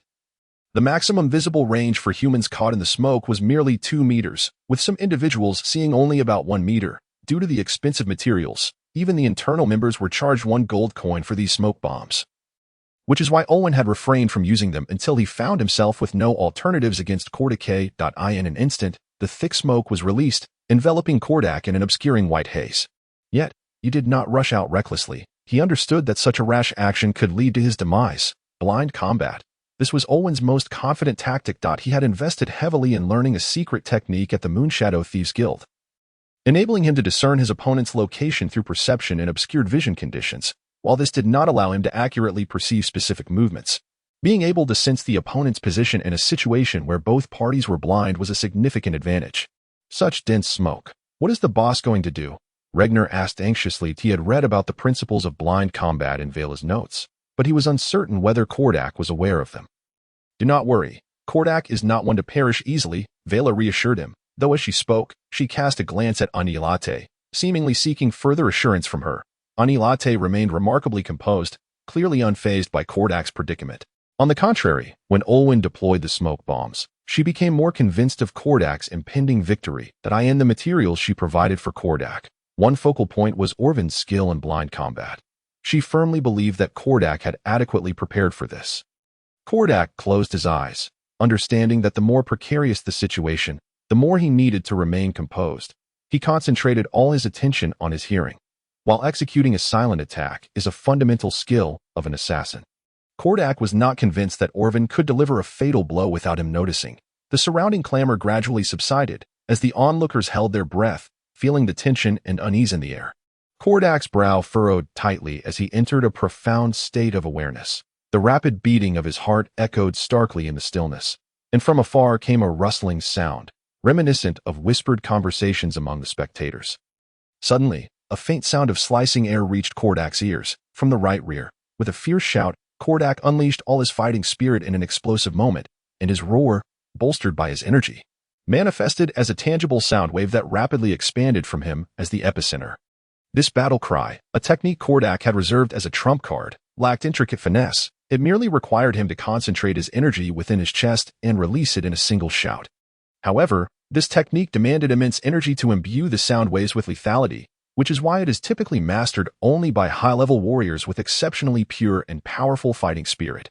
Yet Kordak, due to his extraordinary physical prowess and vast reservoir of energy, had already mastered this technique by the time he reached the 7th level. Vela and the others watched the smoke screen with palpable anxiety, unable to discern the events unfolding within. Suddenly, a soul-chilling roar erupted from the haze. Vela's heart tightened. She knew Kordak had unleashed his battle cry, but she also understood how physically taxing this technique was. If this strike did not secure him an advantage, Kordak might never recover. Within less than a second of the roar, a figure stumbled out of the smoke, and upon discerning the person's physique, Regner and Vela secretly sighed in relief. The individual had long hair cascading over their shoulders. It could only be Orphan. It appeared that even within this visually obscured blind combat, Kordak had maintained the upper hand. Orphan emerged from the fog with an expression of disbelief. Kordak's battle cry had inflicted a significant mental impact upon him. In that fleeting half-second, Kordak unhesitatingly pivoted and delivered a precise kick to Orphan's gut, propelling him backward. The battle cry had greatly exceeded Orphan's expectations, but he was even more astonished that Kordak could stabilize his mind in such a scenario to accurately gauge his position. Kordak's combat experience, understanding of his opponent, and mental fortitude surpassed Orphan's. It was only now that Orphan realized that opposing him had been a grave mistake. However, it was too late to express any regrets, for Kordak's sharp two-handed sword was already poised at Orphan's throat. The chilling sensation forcing Orphan to confront reality. Kordak's chest heaved violently. The final battle cry had also taken a considerable toll on him. This technique consumed a vast amount of energy in an instant but rarely inflicted substantial harm. Its sole advantage lay in its extensive range and the brief mental shock induced by the sound waves. Without the follow-up kick, even if Orphan had faced the battle cry head-on, he would not have suffered significant physical damage. Thus, Kordak's decisive kick utilized all his strength, nearly shattering Orphan's sternum, although Kordak had nearly exhausted all his stamina in that instant. Fortunately, Orphan was now completely subdued. A look of struggle crossed Kordak's face, but ultimately, he slowly sheathed his sword in the presence of Orphan's fearful gaze. Today, I grant you a chance at life. Get lost. And do not let me see you again. Kordak sneered disdainfully at Orphan before turning to leave. Orphan coughed up blood, gazing at Kordak's retreating figure as he steadily rose to his feet. Just as the crowd expected Orphan to leave in disgrace, he suddenly surged forward, driving his dagger into Kordak's back before he could react. Grant me a chance at life. Do you think you are worthy? Orphan whispered, wiping the blood from the corner of his mouth, his voice barely audible against Kordak's ear. Chapter 51. A Pyrrhic victory. The onlookers erupted in uproar, for it was evident to anyone with functioning eyesight that Kordak had emerged victorious from the earlier duel. Although this should have been a life-and-death struggle, if the victor chose to spare their opponent, there was nothing inherently wrong with that. Yet therein lay the crux of the issue. A life-and-death duel is deemed resolved under two circumstances. One is when one party dies, thus ending the duel. The other is a situation like Kordak's, where the dominant party has thoroughly suppressed their opponent, and the adjudicator declares the victor, concluding the duel. However, even though Kordak had completely overpowered his opponent, the mercenary guild's adjudicator had not yet declared the outcome, signifying that the duel was still ongoing. Therefore, Orphan's sudden attack did not violate the rules. Yet the spectators were appalled by his despicable actions. Vile scoundrel! How could such filth exist in Meteorite City? Shameless! Kordak showed you mercy, and you repay him with treachery. Leave this place, upon witnessing Orphan's contemptible maneuver. The crowd erupted in a chorus of condemnation, yet they were aware of the rules and could not intervene while the duel remained unresolved. Damn it, that scoundrel Orphan! Regnar's expression darkened instantly. Vela was equally incensed. Unable to comprehend why Kordak had let his guard down at such a critical moment, she unslung her bow and arrow, ready to breach the rules of the duel and eliminate Orphan. The duel isn't over yet. Are you truly going to leave without any defenses? Orphan taunted, understanding that regardless of the outcome of this duel, he would likely no longer have a place in Meteorite City. Having reached such a dire point, Orphan resolutely chose to fight to the bitter end. Kordak absolutely could not be allowed to live. Kordak spat out a mouthful of blood, muttering softly, "Any last words before you meet your end? Rest assured, I shall carve out your heart and soak it in wine." Orphan twisted the dagger in his hand, relishing the thought of Kordak's suffering, a sensation that thrilled him to the core. As he plunged the dagger into Kordak, he utilized his energy to inflict damage upon Kordak's body, a technique of his own. While it might not destroy his organs, it effectively restricted his opponent's movements. Without astonishing stamina and recovery, Kordak would be left merely awaiting death with closed eyes. He withdrew his dagger and stepped back, preparing to deliver the final blow. Kordak's two-handed sword clattered to the ground, his body trembling as it seemed he might collapse at any moment. Then, farewell. Orphan took a moment to catch his breath before lunging towards Kordak's unguarded back. However, in that instant, Kordak initiated his own movement. He swiftly drew Regnar's flame blade from his waist, and, amid Orphan's astonished gaze, pivoted and swung the dagger. Orphan's abdomen was instantly torn open by the sharp edge of the flame blade, his insides spilling forth like a toppled bowl of porridge. Life rapidly ebbed from his body, and Orphan could not comprehend how Kordak was capable of counterattacking despite sustaining such severe injuries. Ultimately, he could only bitterly gaze upon the world for the last time before collapsing into a pool of blood. I never anticipated that the moon's descent would save my life once more. Kordak thought with a wry smile, watching Regnar and Vela rush towards him, and beside them was someone who seemed to be on Ilate. However, his vision had become increasingly blurred. The severe injuries and considerable loss of stamina had rendered his consciousness hazy. Kordak struggled to take 2 steps, only to realize that his surroundings were gradually fading into darkness. Eventually, the world around him seemed to spin, leaving him enveloped in an abyss of blackness. Anilate pushed aside the flustered Vera and, with remarkable calmness, began to chant a spell, utilizing magic to assess Kordak's injuries. After a moment, Anilate looked at Kordak with surprise, then nodded and remarked, "Fortune favors you. The wound is merely to the lung." Had the dagger been off by 2 centimeters, it would have pierced his heart. Regnar, standing nearby, retrieved the healing potion he had prepared earlier and, along with Vera, began to administer emergency treatment to Kordak's wounds. Observing Kordak's injuries, Anilate was astonished to find that the wound was healing at a visibly accelerated rate, a contemplative expression crossing her face. Once the emergency treatment was complete, the mercenary guild kindly dispatched personnel to escort Kordak back to the Shimmering Stars. Subsequently, Vera invited a mid-tier priest, whom she had arranged in advance, to come and, after paying 10 gold coins for treatment, Kordak finally escaped the clutches of death. At this point, The two who had been busy all day finally found a moment to rest. Given that Ani Latte had been of considerable assistance that day, Vera warmly invited her to join for dinner. "Thank you so much for your help today, Ani Latte. Here, let this drink be my token of gratitude." Although Vera was not particularly adept at handling alcohol, she felt confident enough to share a couple of glasses with Ani Latte. "I do not drink." Ani Latte hesitated, though. "It's nothing serious. Come on, just try a couple of sips. If it doesn't suit you, we can stop," Vera urged, eagerly handing a cup to Ani Latte. With two women present, Vera opted for a lighter fruit wine instead of Kordak's favorite, the fiery embrace. Even this mild beverage, reminiscent of juice, caused Ani Latte to hesitate, her ice blue brows knitting slightly before relaxing moments later. Clearly, her initial impression of alcohol was not altogether negative. Regner, on the other hand, gulped down a large glass without hesitation, his thirst from the day's exertions making the fruit wine seem no different from juice to him. Notably, despite his slight stature, Regner possessed an unexpected capacity for alcohol, while he could not match Kordak's tolerance. He was second only to him in their group, even outpacing Sylvanus. Alcohol should be enjoyed in hearty gulps, Regner encouraged when he saw Anilat's reluctance. Ani Latte glanced at the deep purple liquid in her cup, hesitated for a moment, and then imitated Regner, downing it in one go that a captivating blush instantly bloomed on her cheeks, enhancing her already delicate features to a breathtaking degree, although her expression remained cool and composed. The sudden flush added an alluring charm to her beauty. Regner gazed intently at Ani Latte. Despite having spent considerable time with her over the past few days, he remained utterly defenseless against her beauty. Only when Vera sharply stepped on his foot and shot him a disapproving glare did he snap back to reality. "I have something I wish to ask you both," Ani Latte said, her cheeks slightly flushed, yet seemingly unaware of any change in her demeanor or tone. "Go ahead," Regner replied, his expression one of eager curiosity. Ani Latte paused for a moment before inquiring, "Did Kordak consume the moon's descent?"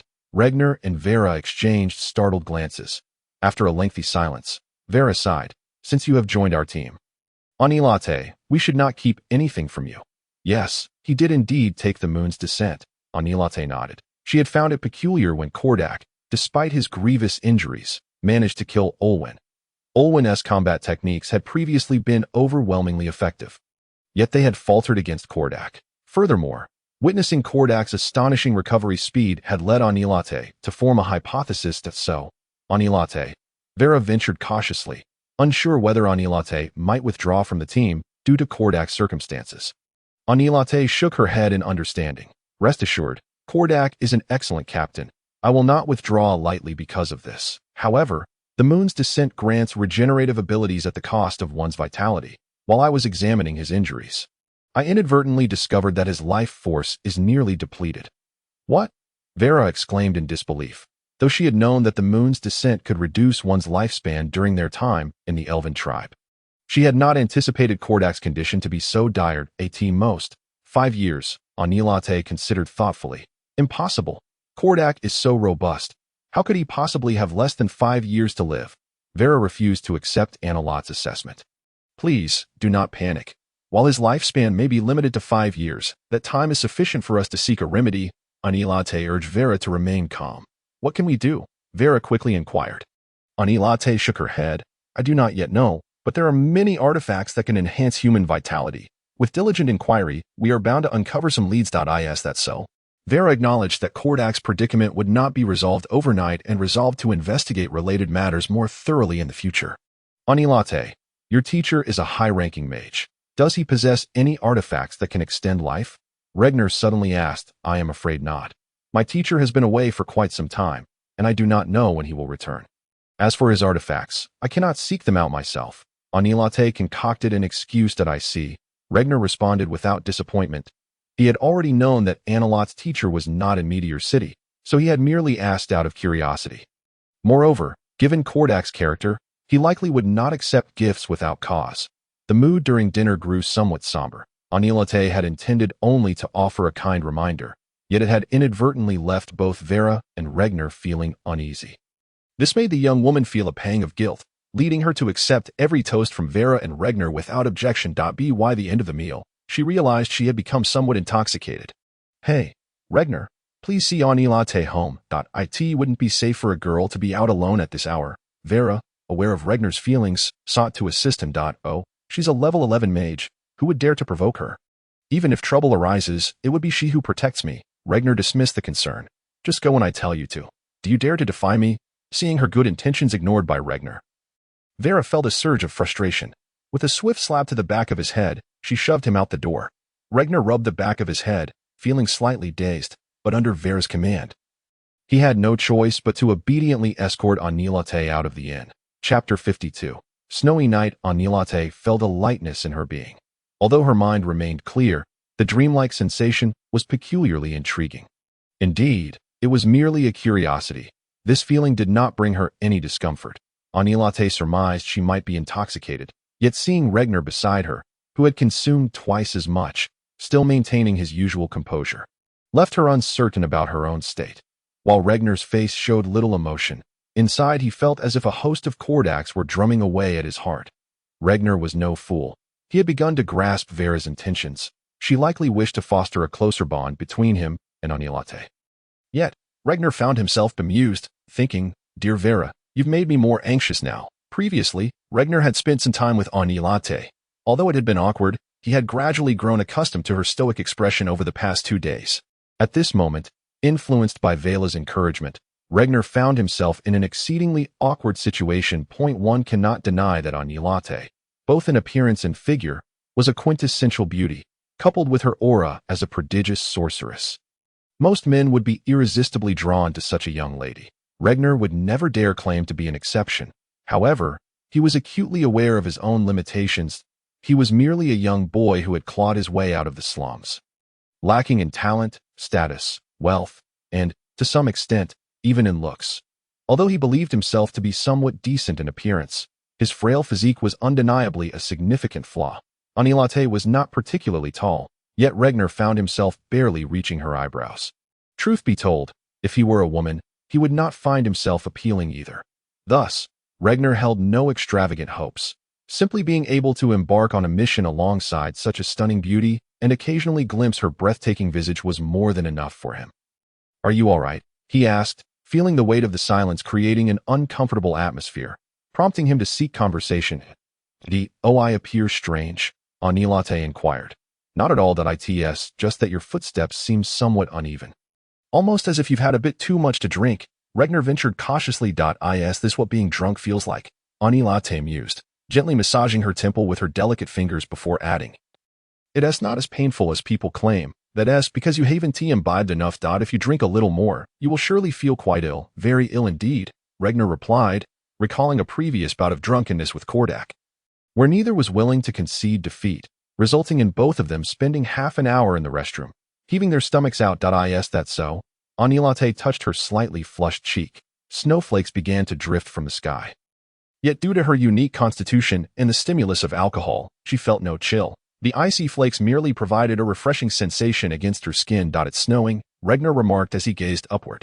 In previous years, this time of year had always been his most troubling, for Melendal's winters were far colder than that of Starfall City. Whenever winter arrived, orphans like him, who were already destitute and poorly clothed, would tremble in the relentless cold, casting envious glances at the noble youths clad in warm garments. However, Regnar's body had grown accustomed to the cold through the refining of his fighting spirit, and he could finally take pleasure in the once-dreaded chill, appreciating the pristine beauty of the snow. "Do you enjoy snow?"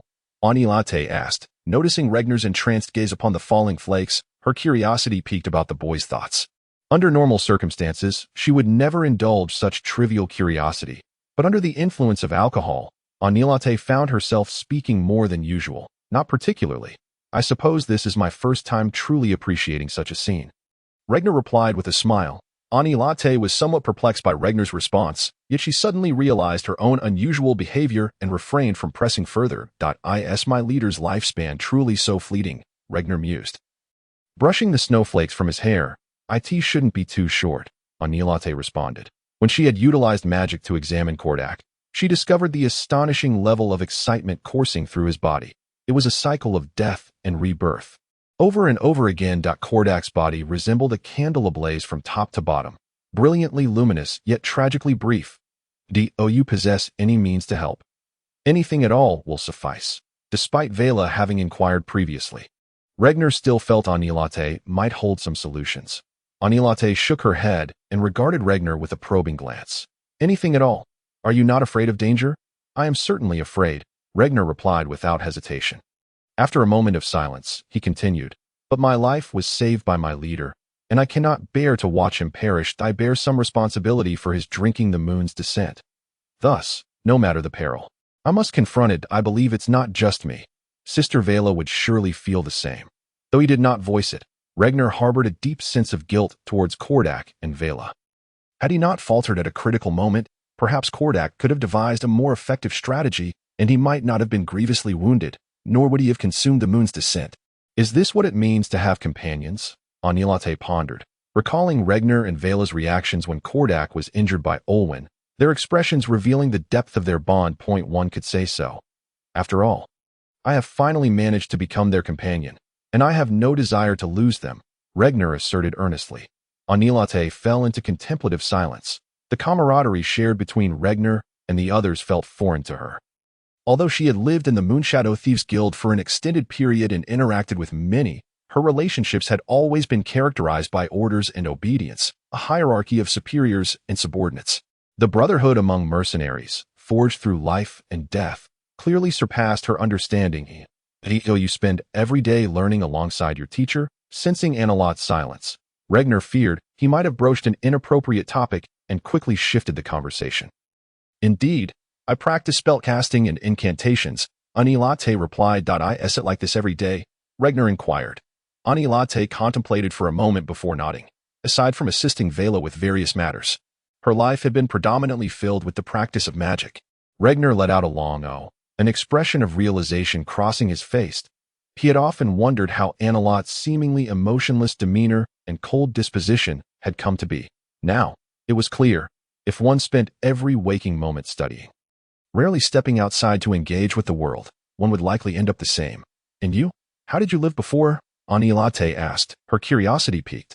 Being an orphan herself, she understood that without the Moonshadow Thieves Guild support, she might have lived a life akin to Regner's, and thus was intrigued by the life of orphans. As for me, I lived in the slums, simply scraping by day to day, Regner replied with a silly grin. Despite the grim and harrowing nature of life in the slums, he had no intention of wallowing in self-pity before Anilate. After all, he was faring quite well now, was he not? Anilate regarded Regner thoughtfully. She had heard tales of the abject lives led by orphans in this world, yet she had not expected this young boy to so casually brush aside years of hardship with a simple smile. Merely stating he was scraping by, she suddenly found herself unable to fathom Regner. He was timid and fearful, yet capable of risking everything for certain ideals. He possessed nothing, yet was often plagued by worries. He had endured suffering, yet could dismiss it all with a laugh. The two fell into a prolonged silence. Regner felt somewhat uncomfortable with the stillness, glancing nervously at Anilate, only to discover that she seemed unfazed by the quiet. Just as he prepared to break the silence with some words, Anilate spoke first. I've arrived. Thank you. Regner turned abruptly, realizing they had reached their destination unbeknownst to him, originally intending to exchange pleasantries with Anilate before departing. He suddenly changed his mind. With a somewhat awkward attempt to mimic the nobles, he bowed slightly and, in what he considered an elegant tone, said to Anilate, "It is my honor to accompany such a beautiful lady." Anilate momentarily appeared taken aback, then nodded at Regner before turning to enter. Watching the graceful silhouette vanish behind the door, Regner felt a wave of dejection wash over him as he turned to leave. His earlier gesture had been a spontaneous whim, an attempt to present himself as more refined before Anilate, hoping to avoid being perceived as merely a crude, filthy boy. Yet the peculiar expression on Anilate's face indicated that his efforts had fallen flat. Isn't this the way nobles conduct themselves? It should have been flawless, Regner mumbled to himself, scratching his head. Meanwhile, behind the door, Anilate faintly caught the sound of Regner's words, and a subtle, enchanting smile graced her delicate lips. Chapter 53. The gains of the duel. Upon Regner's return to the inn, Kordak had already awakened, with Vela engaging him in conversation. You really are quite foolish, Kordak remarked. Upon encountering Regner, Kordak could not suppress a mocking laugh. Evidently having been informed by Vera of Regner's earlier lack of romantic sensibility, was I not just pondering it? Regner awkwardly scratched his head, adding, I rectified my mistake later. Kordak and Vera immediately perked up. their eyes gleaming with curiosity as they inquired, "Pray tell, how so? Did I not escort her home?" Regner replied, momentarily taken aback. "And then? Then I simply returned," Regner stated matter-of-factly. "But I meant on your way back." Vera exclaimed impatiently. "Before that, I did escort her home," Regner responded, somewhat bewildered. "Why is conversing with you so arduous?" "I am referring to the journey back," Vera exclaimed in exasperation, her gaze filled with a flicker of hope as she looked at Regner. "Sister does not expect you to be exceptionally clever, but, you see, two young souls strolling along at night, discussing their worldviews and aspirations to deepen their bond. Surely you understand this, do you not?" "Ah," Regner's expression conveyed a dawning realization of what he had overlooked. "Fool, a useless lump," Vera and Kordak sighed in frustration at Regner's obliviousness. Regner could only stare blankly, speechless. Enough, enough. I never had high hopes for him anyway, Kordak thought, observing Regner's face flush with embarrassment. He hesitated for a moment before adopting a serious tone. "Little Reg, I was merely jesting earlier, but now I have a piece of advice for you." "What is it?" "That Anilate. Her background is rather complex. It would be wise for you not to dwell too much on it," Kordak advised thoughtfully. Regner nodded. "Boss, I understand. I have not overthought it. Just that she saved my life. Perhaps that was her intention," Kordak replied with a hint of self-mockery, pondering whether their rescue of Regner had also been driven by ulterior motives. "In any case, I hope you maintain a certain level of caution around her." Regner fell silent, merely nodding stiffly. Noticing Regner's reluctance to accept his advice, Kordak could only shake his head in resignation. This lad, although wary of strangers, still clung to a certain naivety, trusting anyone who showed him a modicum of kindness. Kordak worried that Regner's innocence might render him susceptible to exploitation, with Regner currently dismissive of his counsel. Kordak felt powerless, resolving only to keep a watchful eye on him to prevent this newfound little brother from suffering too much. "Boss, is your injury all right?" Regner attempted to divert the topic. "Not too bad," Kordak replied, moving his shoulders slightly. "The blade did not pierce my heart, and the priest's healing magic was quite effective. I should be well in 2 or 3 days." "That quickly?" Regner exclaimed, recalling the severity of Kordak's wound inflicted by Olwen's dagger, which had nearly embedded itself entirely, tearing flesh and bruising internal organs. How could Kordak possibly heal so swiftly? It was the moon's descent at play. Kordak chuckled. "That I once experimented and made a cut on my hand. In less than 5 minutes, it had fully healed. Yet you cannot be reckless, relying solely on the moon's descent to act with such bravado. To turn your back and flee during a duel is tantamount to courting death," Vera chastised, recalling how terrified she had been during the climax of the confrontation. "Heh, I never anticipated Olwen to be so vile," Kordak replied sheepishly. "In truth, Kordak merely wished to avoid being perceived as cold-blooded and murderous like Olwen in front of the onlookers. With so many witnesses present, if Kordak had executed Olwen, who was already defenseless, it would not have violated the rules of the duel, yet it would undoubtedly have repulsed some of the spectators and tarnished his hard-earned reputation. Thus, he left the decision in Olwen's hands. Should Olwen choose to flee, Kordak would not hinder him, feeling little concern over potential future retaliation. After all, Kordak had thoroughly discerned Olwen as a hollow brute. With Vera often by his side, he felt assured of her safety, and Regner had the shadowy presence of the Moonshadow Thieves Guild behind him, which would likely prevent any petty vengeance from a character like Olwen. Consequently, if Olwen chose to attack, Kordak would have the moral justification to eliminate him, resolving a nuisance while simultaneously enhancing his reputation. Truly a twofold benefit. Based on his understanding of Olwen, Kordak surmised there was a high likelihood of an ambush. And even as he turned away, he remained vigilant of any movements behind him. However, he had not anticipated Olwen's actions would be so swift, nearly costing him his life. Fortunately, thanks to the moon's descent, he retained his mobility despite his injuries. Otherwise, Kordak might have met his demise in the past. Kordak would have never risked inciting Olwen merely for the sake of public opinion. Yet ever since he consumed the moon's descent, although he did not overtly express it, he harbored a gnawing concern. Aware that his own life might be fleeting, he felt that dying would be one matter, but leaving Vera and Regner to navigate a treacherous world alone was a burden he could not bear. Vera, though bold and assertive, often acted rashly, while Regner, well, he was utterly unreliable in matters of courtship. With Selenos having departed this world ahead of him, the thought of leaving those two vulnerable in a perilous realm troubled Kordak immensely. Thus, he resolved to create a relatively safer environment for them by any means necessary. Establishing a commendable reputation was part of this endeavor. Forming a well-regarded mercenary team would ensure that, even in his absence, the mercenary guild and other mercenaries would extend some measure of care towards Vera and Regner, out of respect for his past glory. Furthermore, there was the matter of finances. Kordak was confident in his upcoming duel and had placed all his bets on himself, not the previously mentioned 580 gold coins, but rather 800. Since Selenos' demise, Kordak had taken charge of his belongings. Just a few days prior, he had discreetly pawned all of Selenos' valuable possessions without the other two's knowledge, supplementing the sum with over 200 gold coins from Selenos' legacy to wager at the gambling house.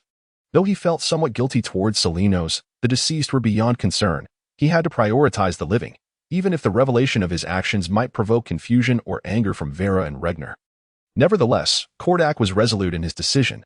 Unquestionably, Kordak felt a sense of gratitude towards Olwen. From the moment Olwen had provoked him, Kordak had formulated a general plan, and Analot's assistance had given him a measure of reassurance.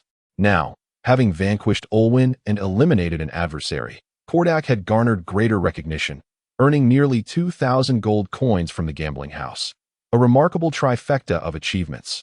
Through this confrontation, Kordak had reaped significant rewards, prompting him to contemplate whether he should pursue daily provocations and duel invitations in the future. Vera initially intended to scold Kordak, but upon witnessing his pale visage, she swallowed her words, instead awkwardly offering words of comfort. Kordak recognized Vera's struggle to express her gentler side and warmly expressed his gratitude, refraining from any teasing remarks. After all, with his injuries, should he jest with Vera as he had in the past?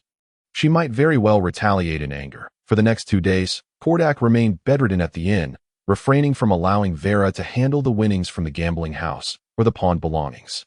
He believed it was best to wait until his wounds had healed before addressing these two matters himself, and it was preferable for Vera to remain unaware of them. What puzzled Kordak was that Regner was often absent from the inn due to guild duties, while Vera seemed to be running around without a care in the world, seemingly oblivious to the fact that there was an ailing patient at home in need of care. This left Kordak feeling somewhat discontented in his solitude. In truth, Vera had been tirelessly seeking information regarding treasures that could prolong life over the past few days. Ever since that dinner with Anilate, a shadow had loomed over her heart. She felt compelled to check on Kordak's condition every morning, as if fearing that he might vanish without a trace upon waking. Each time she beheld Kordak's face, her resolve to ensure his survival grew stronger, prompting her to rise early and scour every corner of Meteor City. She had traversed the casino, the black market, shops, taverns, and the major guild markets. Soon enough, Kordak's wounds healed, and upon discovering Vera's recent endeavors, he felt deeply moved. He attempted to persuade her to take her time and not rush. Yet, Vera, in a frenzy, showed no signs of relent. Even engaging in an argument with Kordak over it in utter exasperation, Kordak could only acquiesce to Vera's will, hoping she would eventually temper her fervor. Meanwhile, he took the opportunity to reclaim a total of 4,800 gold coins, including interest, from the casino, and retrieved Selenos' relics. Afterward, Kordak found himself languidly stretching his limbs each day, gazing longingly at the pile of glittering gold coins. Chapter 54. The Millennium Snow Lotus. One night, Regner returned to the miscellaneous department, where Solem, that rotund fellow, was, as usual, present. Through his observations over the past few days, Regner realized that this department was practically Solem's home, although he appeared to be the only one in plain sight. Behind the scenes, it was well equipped in terms of personnel and resources. Solem conducted nearly all his daily activities here. "Hey, I'm back," Regner said, having grown quite familiar with the perpetually smiling mage over these few days. "Well, nothing unusual today, I trust." Solem set aside his work to greet Regner. "What could possibly happen?" Regner replied nonchalantly. Previously, he had found himself in peril due to Solem's arrangements, and had it not been for Anilot's timely intervention, he might have faced dire consequences. Regner had since reported back to Solem about a particular task, and upon hearing that Regner had nearly lost his life, Solem was taken aback.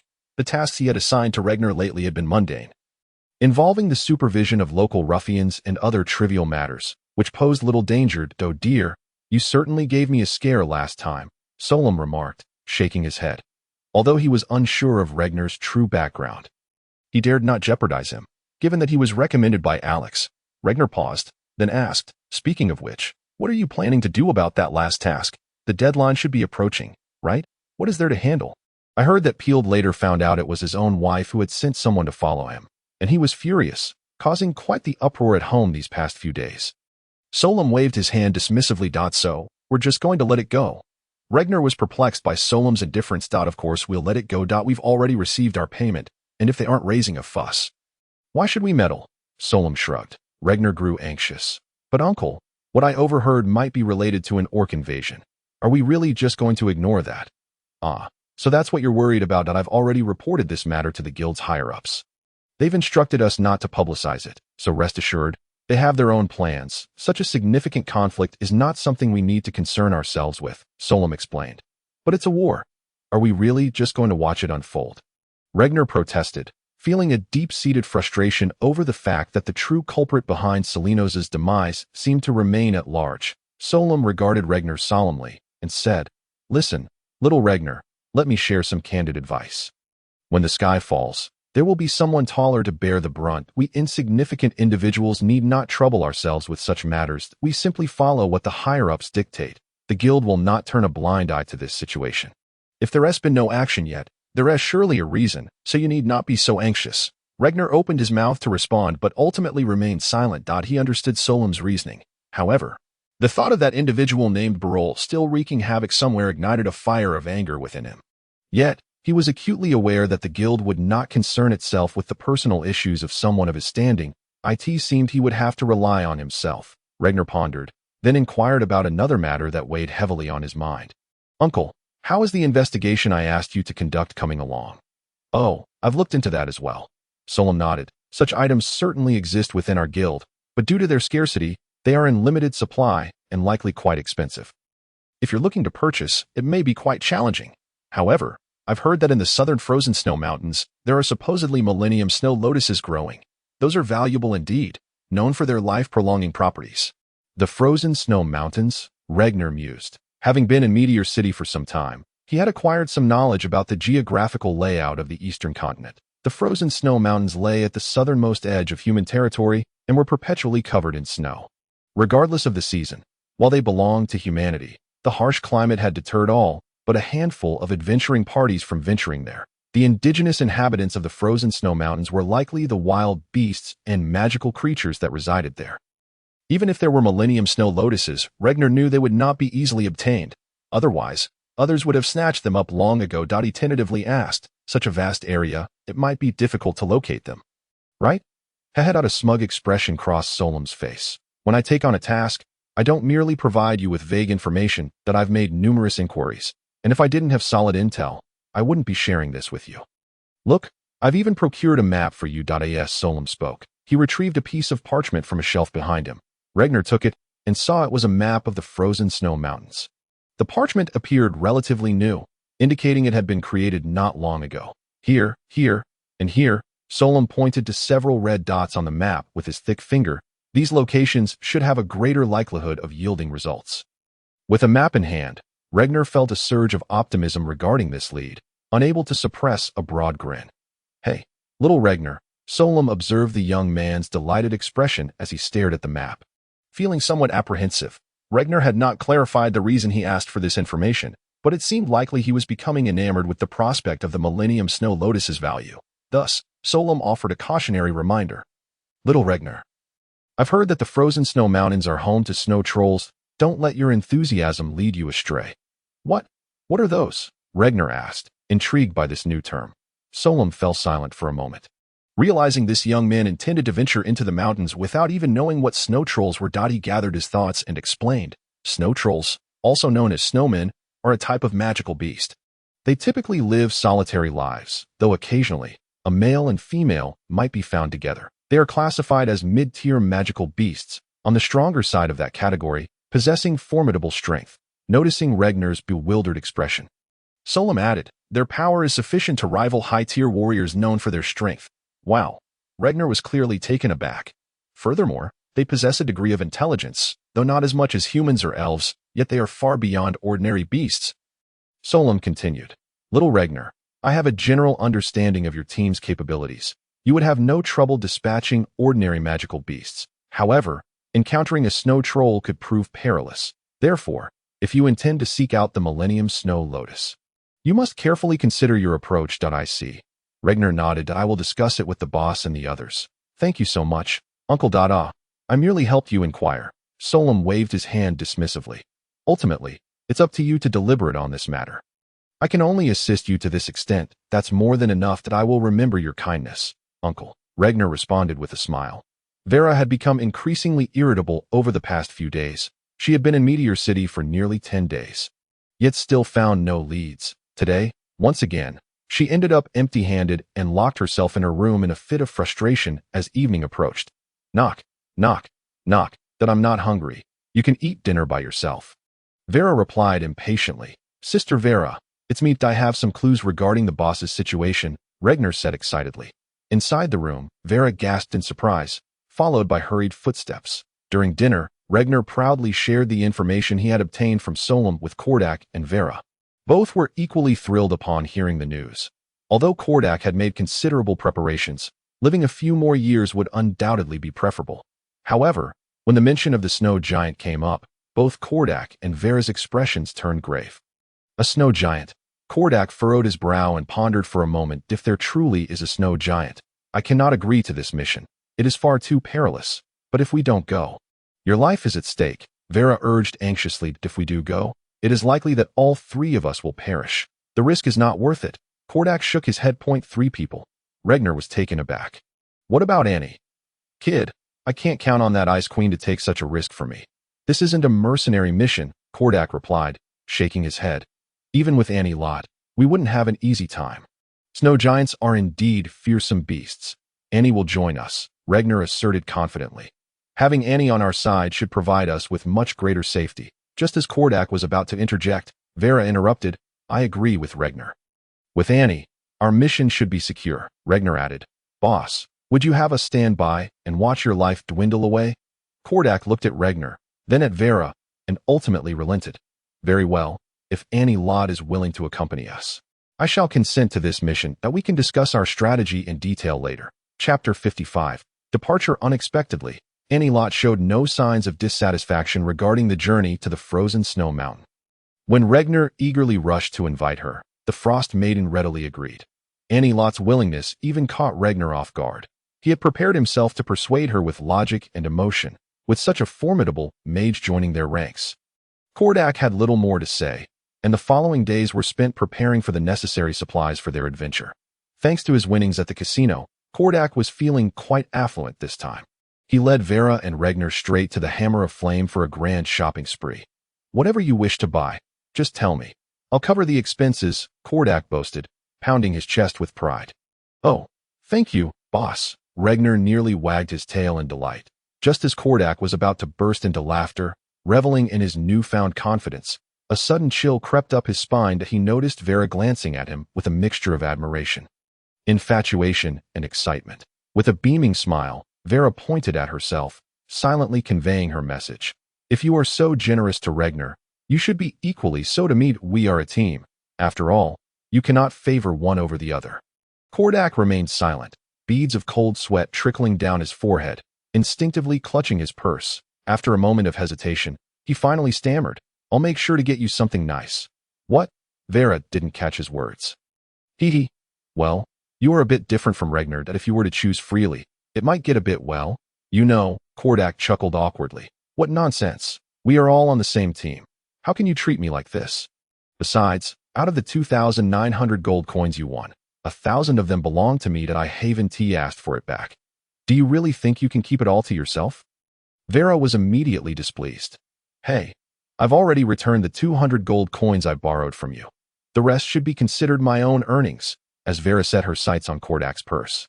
He quickly stepped back. I don't care. If you don't give me what I deserve today, I want to leave. Vera began to throw a tantrum, her demeanor bordering on a child ready to roll on the floor. After quite the commotion, Kordak eventually relented and, albeit reluctantly, agreed to let her choose her own gear, while discreetly signaling the dwarven owner of the Hammer of Flame to cooperate with him. The dwarven owner, named Muller, was originally a member of the Black Iron Dwarf clan from the southeastern Iron Mountains. He had come to Meteor City by chance and had since put down roots there. Owing to the dwarves' innate talent for forging and their generous nature, the Hammer of Flame, though not large, had always attracted a considerable number of mercenary customers, including Kordak and his team. Rest assured, there are certain items I want to sell to her. Dwarves never engage in such unscrupulous dealings, Muller whispered to the hunched-over Kordak, his tone conspiratorial. Thank you for this. Otherwise, I fear Vera would buy out your entire shop today. Kordak wiped the cold sweat from his brow. Whereas Silnos, where has that fellow gone? Muller glanced at the trio. Regner had previously visited with Vera, so Muller was aware that their mercenary group had recently added a new member that he fell in battle during our last mission. Kordak said, his voice tinged with sadness, though, I'm very sorry. Silnos was a fine human, Muller sighed. Muller, how much for that bow? Vera remained engrossed in her selection, upon spotting a longbow emanating a faint green magical glow.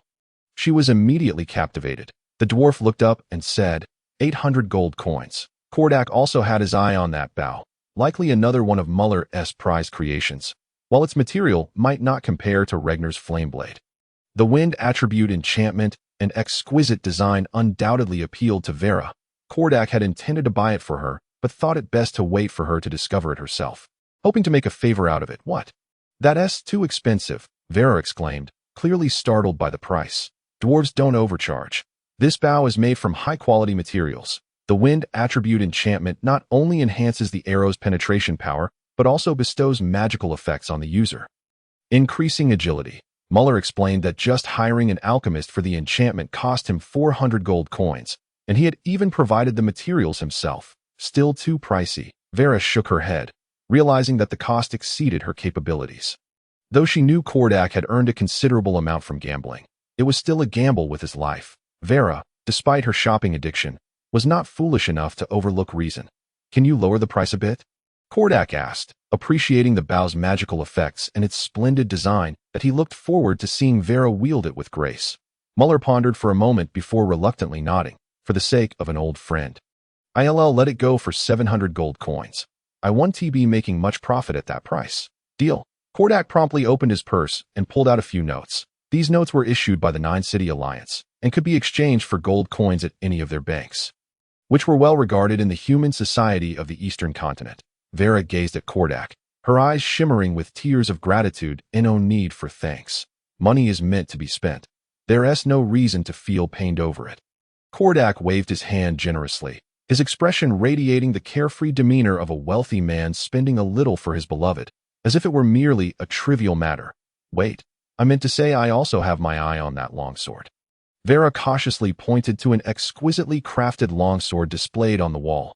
Kordak remarked, the day of departure is swiftly approaching. That neither Vera nor Kordak knew the whereabouts of Anilate. They entrusted all communication with her to Regner. Due to the considerable distance between the frozen snow mountains and Meteor City, Regner applied for leave from the miscellaneous department before their departure, and Solem readily granted his request. However, upon hearing that Regner was truly venturing to the frozen snow mountains, he couldn't help but lament the indomitable spirit of youth, which he felt he could never rival. The farewell feast remained an indispensable tradition among the mercenaries. Although this journey was not a mercenary mission per se, it could be deemed the most perilous adventure that Kordak and his companions would face. Therefore, they sought out an upscale tavern, spending lavishly on a grand meal before embarking. The only notable difference this time was the absence of a taciturn man and the presence of a frosty yet striking young lady. Anilate had initially shown little interest in such gatherings, but upon seeing Regner approach with enthusiasm to extend an invitation, she inexplicably found herself unable to refuse and agreed to attend, true to tradition. The farewell feast was devoid of alcohol. However, the table was laden with a sumptuous array of mountain delicacies and seafood, which caused Regner to salivate profusely. As soon as the meal commenced, he displayed a rather unrefined eagerness in devouring the food.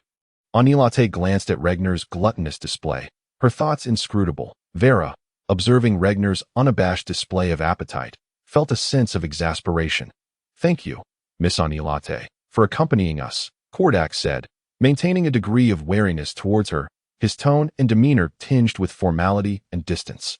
Anilate nodded at Kordak, stating, There is no need for courtesy, Mr. Kordak, since my mentor has sent me to gain experience. Whether or not this is a mercenary task is of little consequence to me. Moreover, having joined your ranks, I must consider myself your companion. Kordak and Vera were momentarily taken aback. Anilot's tone remained frosty, yet her willingness to identify herself as a companion was unexpected. They sensed a subtle shift in Anilate. Though they could not precisely articulate what had changed, it was evident that this young woman differed from the one whose words could freeze the air around her. They exchanged skeptical glances at Regner, who was still indulging heartily in his meal. Undoubtedly, it was Regner, with whom she had the most interaction, who had influenced Anilate the most. How did you manage that? Vera discreetly nudged Regner and inquired. Huh? Manage what? Regner wiped his greasy lips with a napkin. Don't you think Anilate seems different from before? Vera gestured towards Anilate, who was engrossed in discussing the upcoming adventure with Kordak. Regner pondered for a moment before shaking his head. Not really. Talking to you is quite a chore sometimes, Vera grumbled, pinching Regner's arm before pouting. I truly underestimated you. The following morning, Kordak's team convened at the southern gate of Meteor City, with Anilate being the first to arrive, leaving the other three, who nearly overslept, feeling quite embarrassed. However, Anilate did not express any dissatisfaction. She had always maintained an impassive demeanor, neither displaying joy nor anger. Regardless, Kordak's team set forth with their new member toward their destination. Chapter 56, Snorok City and Devere Kordak. Hurry up, we'll reach Snorok City in just an hour. Vera turned back, excitedly waving her hand, clad in a vibrant red coat and with fiery red hair. She stood out vividly against the pristine white snowfield. Easier said than done. Carry 2 backpacks for me and see how fast you can go. Kordak grumbled, his expression one of despair, unlike Vera, who was snugly wrapped in warm clothing. Kordak's leather armor had several straps loosened, exposing much of his muscular chest, while his arms remained bare against the biting cold of -10 degrees Celsius, though a human's body is significantly enhanced through the tempering of combat energy. Providing decent resistance to both heat and cold, low temperatures still result in considerable energy loss. Thus, some degree of warmth is essential. Kordak's appearance was entirely a result of discomfort. Trudging through the snowy terrain with 2 massive backpacks was undeniably exhausting, to the point where he felt as if he were sweating profusely in the frigid environment. According to Regner, Kordak had sweated more in these few days than he had urinated. All right, I know you're tired. I'll carry it, Vera said, feeling a pang of guilt at the sight of Kordak, drenched in sweat, and she took over one of his backpacks. Yet, the weight of over 100 pounds was still quite burdensome. Anilate has it the easiest, Vera thought enviously, eyeing the spatial pouch at Anilot's waist. Spatial pouches are magical equipment that can hold a significant number of items without altering their weight or volume.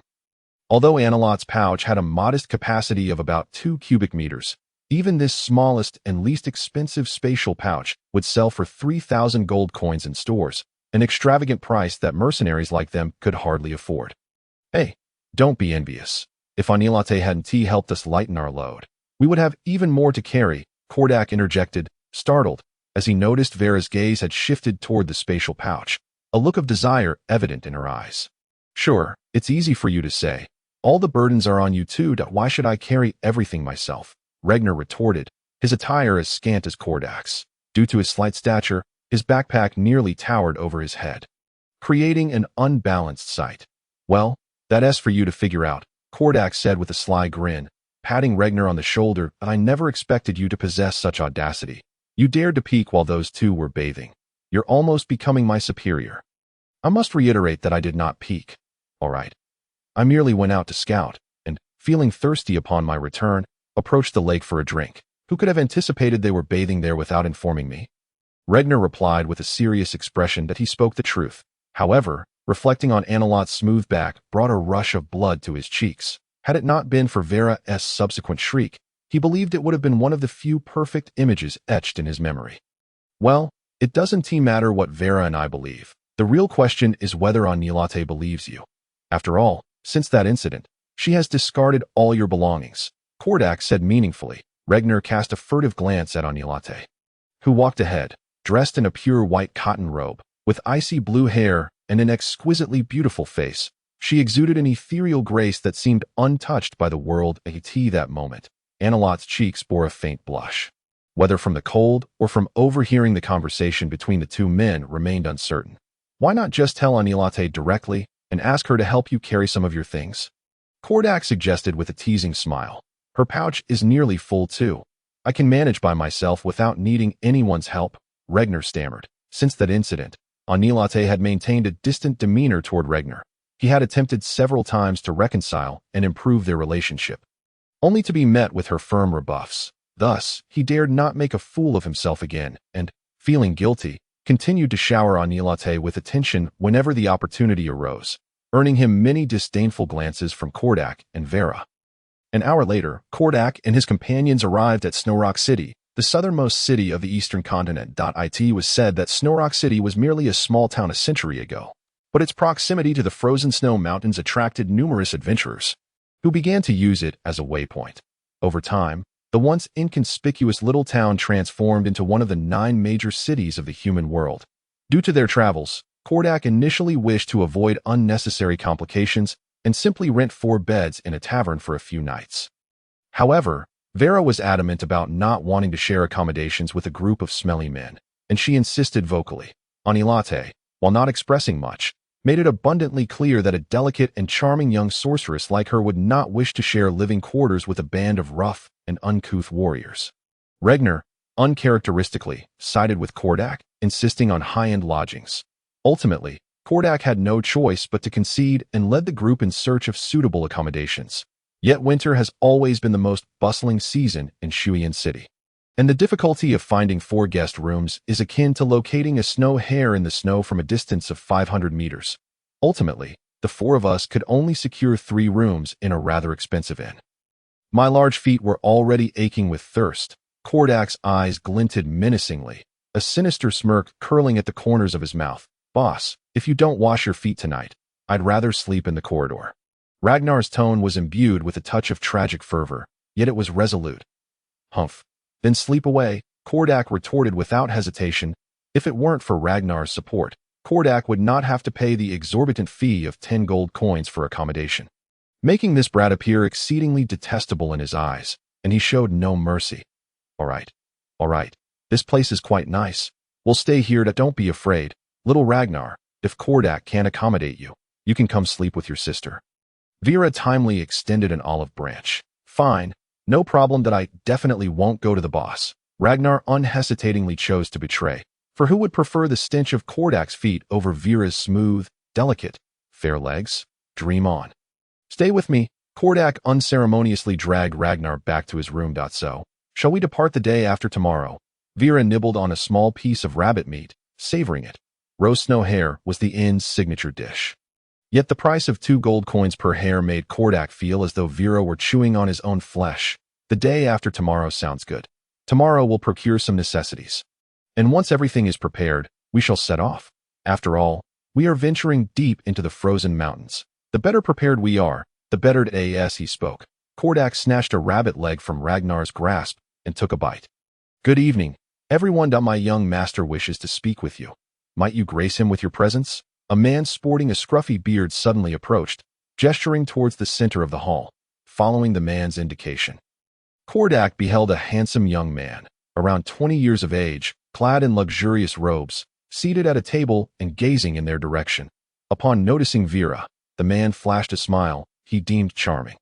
We are terribly sorry, but we have no interest, Kordak replied coldly. He had encountered such situations before. Although Vera's appearance was merely average, her fiery red hair and voluptuous figure could easily ignite the desires of men. Based on their experience, most of those who approached in taverns were drawn by Vera's allure, seeking to take advantage of her. He and Salernos had previously engaged in numerous brawls in taverns for this very reason. Our young master is the son of the president of the Deville Trading Company. We kindly ask you to consider our request. The man furrowed his brow, persisting in his entreaty. I know nothing of this Deville Trading Company. We wish to continue our dinner, so please do not disturb us further. Kordak's expression darkened, sensing another impending brawl that night. Don't be ungrateful. The man lowered his voice, an astonishing aura beginning to emanate from him.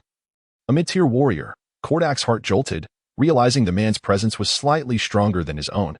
Kordak had not anticipated that this encounter would prove so troublesome, yet he had no intention of backing down. Although Vera had never formally acknowledged anything to Kordak, he had considered her his woman for years. No man would show cowardice in such a moment. Thus, Kordak huffed, "Get lost. Are you truly willing to disregard courtesy?"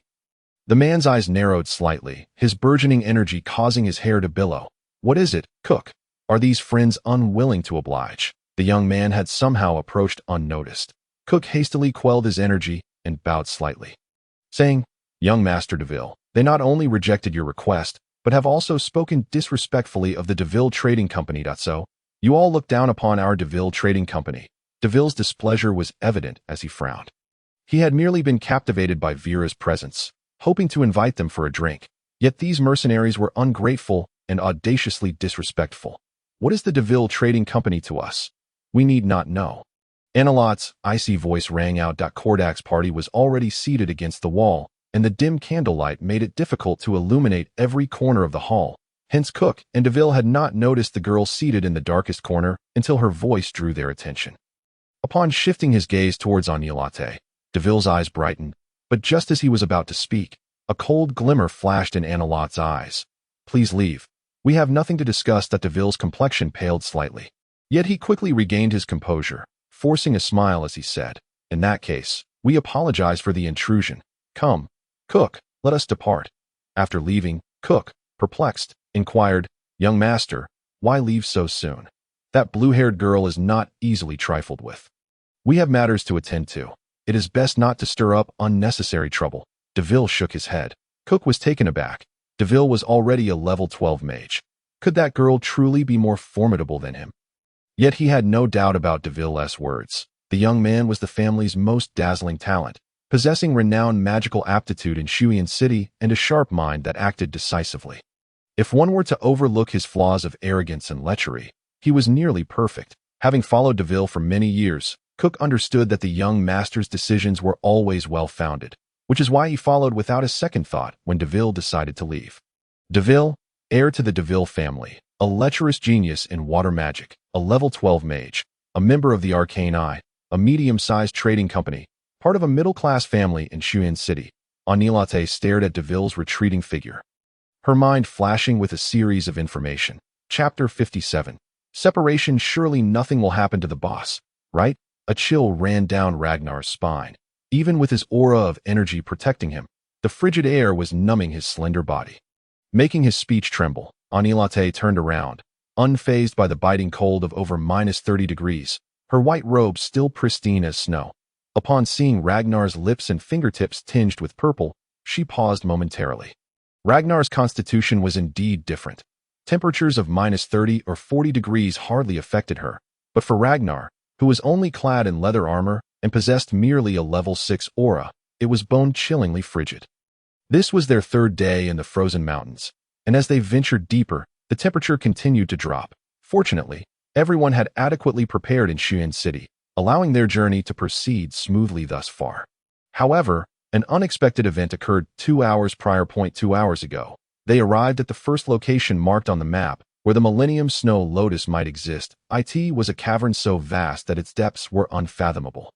Likely due to the presence of special minerals within the frozen mountains, the cavern walls shimmered with a faint blue light, ensuring that even without sunlight, the interior remained clear and bright, due to the cavern's depth and the lack of a map. Kordak decided to explore around the entrance. If they found nothing, they would leave quickly, for it was all too easy to become lost in such monotonous caverns. Yet, just as the four of them were preparing to roast meat and rest, a 3-meter-tall snow giant suddenly emerged. In the past, Kordak's team would have lacked the confidence to hunt an adult snow giant, but with the addition of mid-tier mage Anilate, they felt their strength was sufficient to confront the snow giant. And indeed, as Kordak had anticipated, while the snow giant was immensely strong and resilient, it lacked significant magical resistance. Kordak held the shield firmly against the snow giant, while Anilate unleashed a barrage of spells upon the creature. Had it not been for Anilote's mastery of water magic, she could have severely injured the snow giant with just her scorching rays. The situation was looking promising until the arrival of a second snow giant shattered everything. Upon seeing the second snow giant, Kordak made a swift decision to retreat. One was already a challenge, and they simply could not face two snow giants simultaneously. The ensuing half-hour unfolded as a tale of escape and pursuit. Ultimately, Regner and Anilate managed to shake off the two roaring behemoths, yet they also discovered that they seemed to have lost track of Kordak at a fork in the path. By this time, the pair had been traversing the cave for over an hour in silence, until Regner finally shattered the stillness. In truth, even now, Anilate harbored lingering discomfort regarding Regner's earlier peeping, yet she understood that it was not the moment for childish grievances. Thus, she replied, I do not know. Although the snow trolls are fearsome, their bodies lack agility. With Kordak's intellect, evading them should not pose much of a challenge. That's a relief, Regner said, rubbing his nearly numb arms. Anilate observed the slight tremor in Regner's frame and hesitantly inquired, Are you very cold? Regner paused, then responded, I'm fine, not cold at all. I grew accustomed to the cold in my childhood.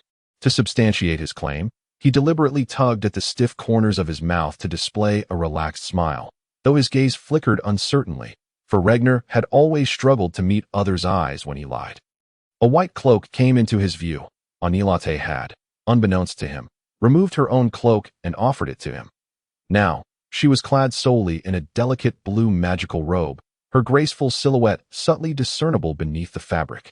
Put it on, Anilate insisted. That I truly am fine. Regner patted his chest, signaling that he was in good shape. Don the cloak. If you succumb to frostbite, you will become a burden to me if you wish to avoid dragging me down. Then wear it. Anilate's tone turned unexpectedly stern, her annoyance at Regner's stubbornness evident. Regner was taken aback by her sudden assertiveness. He hesitantly extended his hand, yet still asked, Aren't you cold? I do not require it. Anilate frowned, clearly growing impatient with Regner's reluctance. Very well, Regner conceded, refraining from further protest. If the girl truly was angry enough to abandon him in this desolate place, he would be left to await his demise with closed eyes. The soft, warm cloak still retained Anilate's body heat, causing Regner's heart to flutter. Moreover, in the frigid air that dulled his sense of smell, should he catch a whiff of Anilate's unique, subtle fragrance, he feared his heart would be swept away altogether. Noticing the fleeting look of mischief on Regner's face, Anilate shot him an indignant glare, snorted in irritation, and strode ahead. Regner, feeling awkward, coughed twice and hurried to catch up. Are you truly not cold? Not at all. Why? Isn't the physique of a mage rather frail? My constitution is unique. How so? That is none of your concern. Come on, we're teammates now. Share it with me. I prefer not to. Well, we have nothing else to occupy us at the moment. So why not? Keep prattling, and I shall reclaim my cloak. Anilate's brows knitted together in frustration, her voice tinged with exasperation. She realized that this fellow was even more obstinate than Alex. Whenever she had retorted coldly to Alex, he would sulk and cease his futile attempts at conversation. Yet Regner seemed utterly oblivious, his audacity rivaling the walls of Meteor City. Seeing Anilate's vexed expression, Regner suddenly grinned widely. You're much better now than before. What did you say? Anilate sensed that this fellow was behaving somewhat erratically. I said you're much improved compared to earlier, Regner clarified. Since the moment I first laid eyes on you, your face bore little expression. Although you spoke politely, I always sensed an icy demeanor. Look at you now, showing emotion and tone. This is how a girl should be. Regner's words faltered as Anilate's furrowed brow gradually relaxed, her face returning to its previous inscrutable state. This left him bewildered as to whether his comments had pleased her or provoked her ire, yet his instincts urged him to remain silent. Anilate cast a frosty glance at Regner before turning her back, continuing forward in silence. Regner, too, chose not to press further, trailing behind dejectedly, unaware of the faint smile that had crept into Anilate's eyes. Oh, let me see. Are those not the two from the inn the other day? A familiar voice rang out from ahead in the cave. Devil. Anilate's smile vanished instantly. In contrast to Regner and Anilate, Kordak and Vera found themselves in a considerably dire situation. The two snow trolls relentlessly pursued them, ultimately cornering them at another cave entrance. Just as they began to rejoice at their escape from the accursed cave, they despaired upon realizing that this opening did not lead to a hillside but rather to the edge of a cliff, with two frenzied snow trolls at their backs and an unknown depth before them. They faced an agonizing choice, to be torn apart or to leap into uncertainty. Resolutely, they gritted their teeth and jumped off the cliff. As they soared through the flurries of snowflakes, Kordak and Vera fantasized about dancing gracefully in the wind like the snowflakes themselves. However, the cruel grip of gravity yanked them back to harsh reality, and they plummeted into a snowbank, losing consciousness. Kordak, wake up, my brother. Time passed, though it felt like an eternity within the boundless darkness, when a voice, familiar beyond measure, broke through. Who? Who is speaking to me? It is I. Do you not remember me? I left you not long ago. Awaken quickly. Awaken? Why? I am quite comfortable. No, you cannot simply drift off. Vera is in peril. She needs you. Who are you? What has happened to Vera? She is in great danger. She requires your aid. You promised me you would protect her. You have succeeded in rescuing her from the orcs. But you must also ensure her safety. She is in peril. If you do not rouse yourself, she may perish. Would you go back on your word? This is not like you. Kordak finally recalled the identity of the voice, though he was taken aback by the man's unexpected verbosity. Yes, he had pledged to care for Vera. But where was he? How was his voice reaching him? Had he yet to die? If that were the case, why was he not intervening to save Vera? Did he not understand how utterly exhausted Kordak felt? Ever since that man had departed, Kordak felt as though a heavy stone weighed upon his heart, stealing his appetite and robbing him of sleep. Indeed, he was deeply worried that he lacked the ability to protect Vera, worried that he bore the wolf blood that humanity scorned, worried that if he were to perish, Vera and Regner would be left without support. Thus, for days on end, he had pushed himself to the brink. Vera and Regner were unaware that in the days leading up to his confrontation with Olwen, he had immersed himself in frantic research, nor did they know how he had amassed a fortune of several thousand gold coins at the bank for them. They were oblivious to the torment that this wolf blood lineage had inflicted upon him. Though he had always laughed carelessly in their presence, his heart was anything but light. Life had been simpler before. He had someone with whom to discuss matters, someone with whom to shoulder burdens. Yet now, he was alone, tasked with navigating the mission, charting the route, and bearing the agony of being half-wolf. Kordak felt utterly drained. He longed for just a moment of rest, even if only for the briefest of intervals.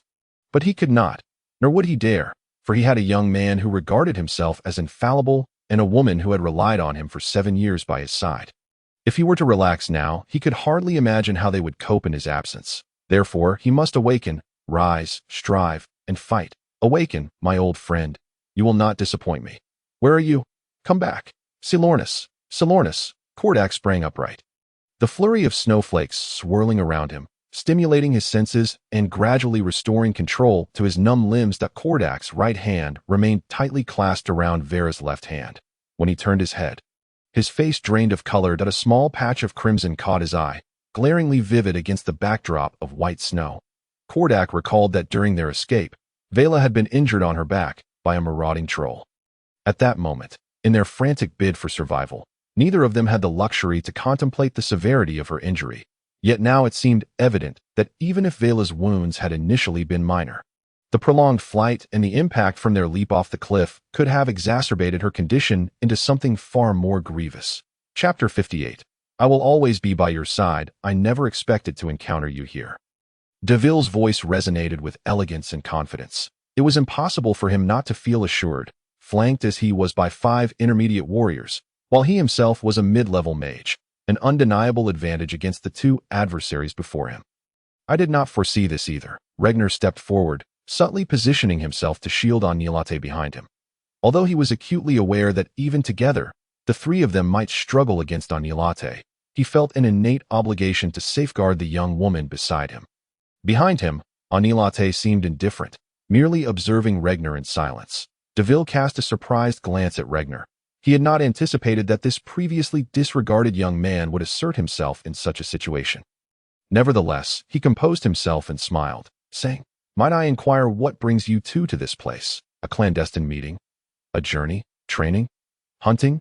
Or perhaps?" Deville's eyes glinted with a cold light. Searching for something? Regner felt a chill run down his spine. They were indeed here to seek something, and judging by Deville's demeanor, he too seemed in pursuit of something. Could it be the fabled 1,000-year snow lotus? If their interests clashed, it appeared today's encounter would not end amicably.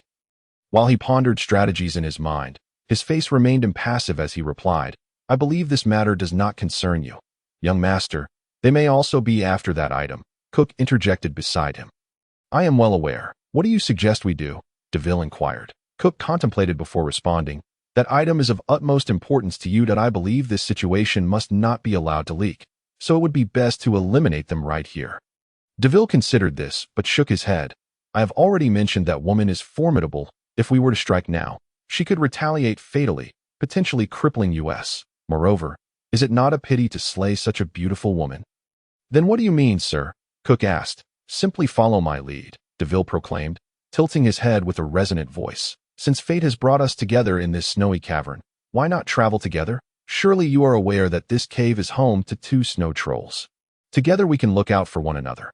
And if we refuse? Regner asked coldly. Then I am afraid I must inform you that I will likely have some unpleasant encounters with you both. Deville's eyes flashed with a dangerous glint.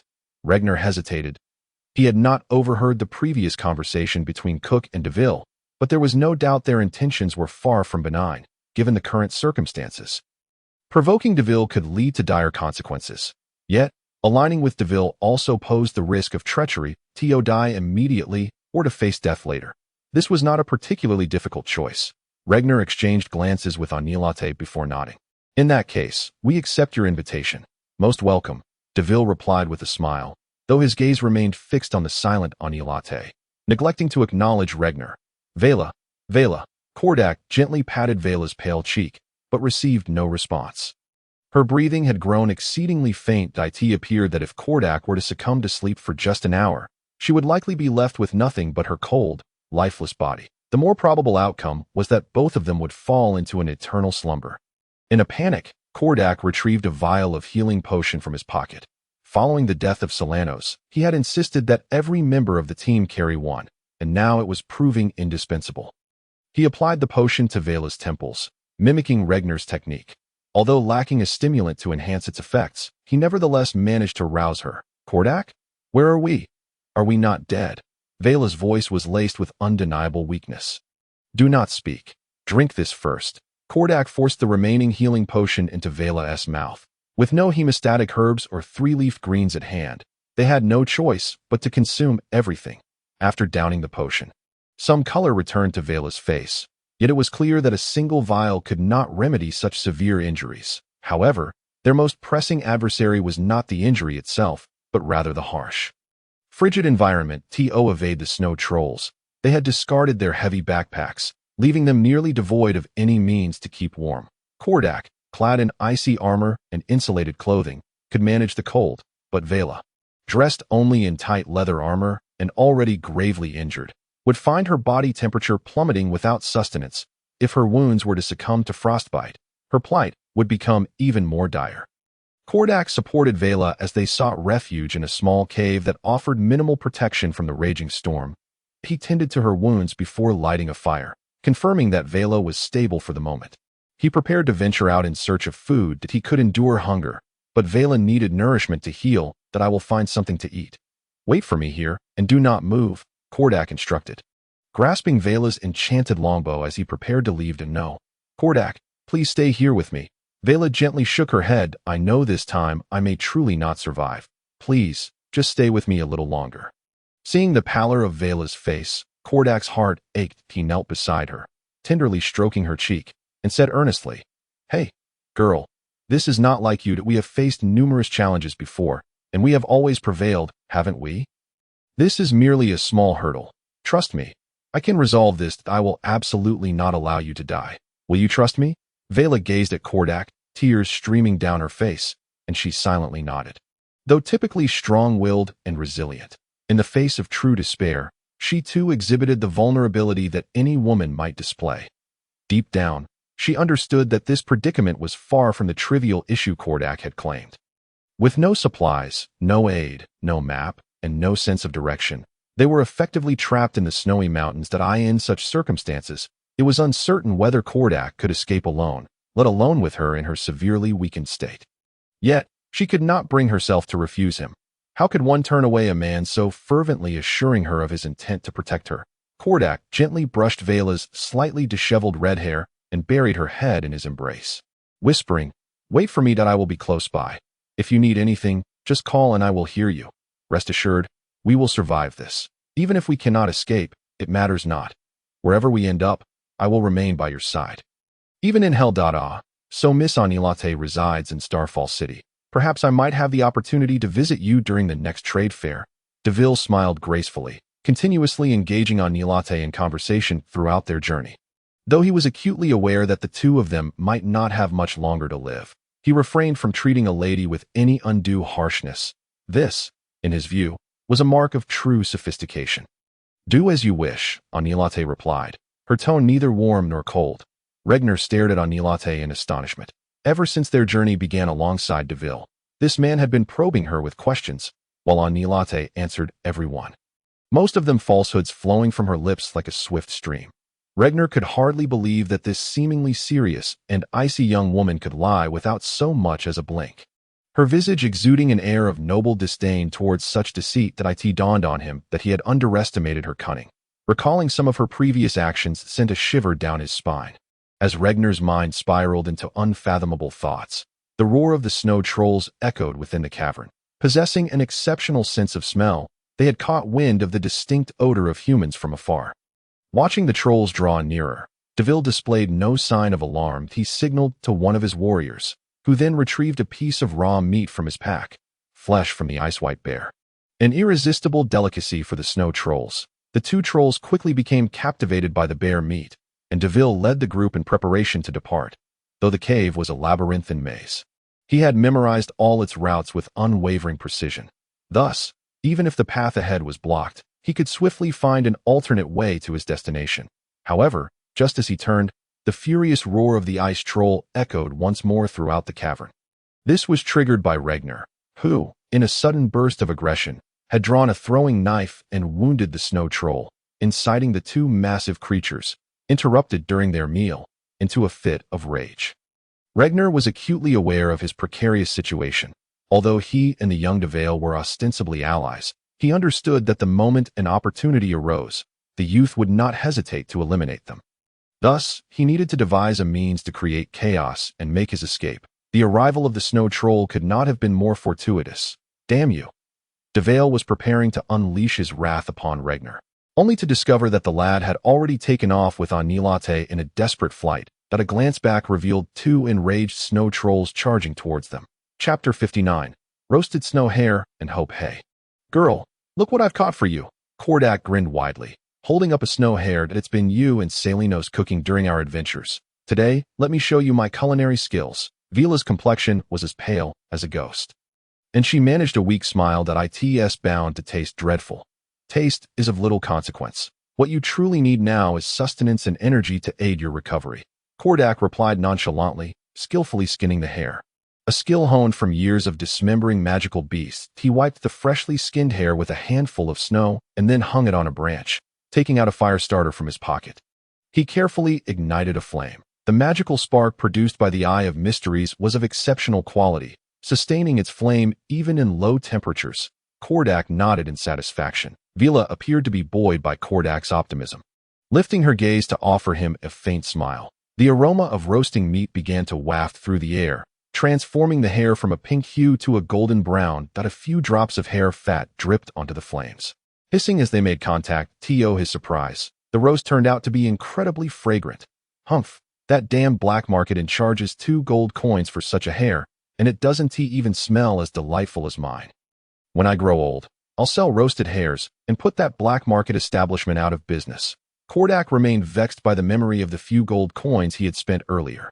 He sliced a perfectly cooked piece of hare meat with his dagger and offered it to Vila. Try this. There aren't any seasonings, but make do for now. It must be said that while Kordak's usual cooking left much to be desired, this hare was exceptionally well roasted. Its skin was golden and crispy, while the meat inside was tender and juicy. Although lacking in seasonings, the mastery of the cooking technique alone qualified it as gourmet fare. How is it? Is it good? Kordak asked with wide eyes, appearing somewhat anxious. Vila nodded gently to it's delicious. That's great. Just wait a moment. I'll roast more for you, Kordak said cheerfully, wiping the soot from his face and returning his focus to cooking. Watching Kordak's earnest demeanor, an unfamiliar emotion blossomed within Vila. Despite her severe injuries and the blizzard raging outside, all her pessimism and despair dissipated in that moment. just by observing this attentive man before her. She felt a profound sense of peace, as if with him by her side, no challenge could overwhelm her, and no hardship could deter her, for a man was diligently toiling for her well-being. After consuming more than half of the hair, a bit of color returned to Vila's cheeks. "I'll give you the last hair leg. I can't eat anymore," Vila offered to Kordak. Kordak, too hungry to be coy, accepted the last hair leg, devouring it ravenously. "Wow, I didn't expect my roast would taste this good," he mumbled through mouthfuls. "Humph, not even close. You've merely mastered the cooking time.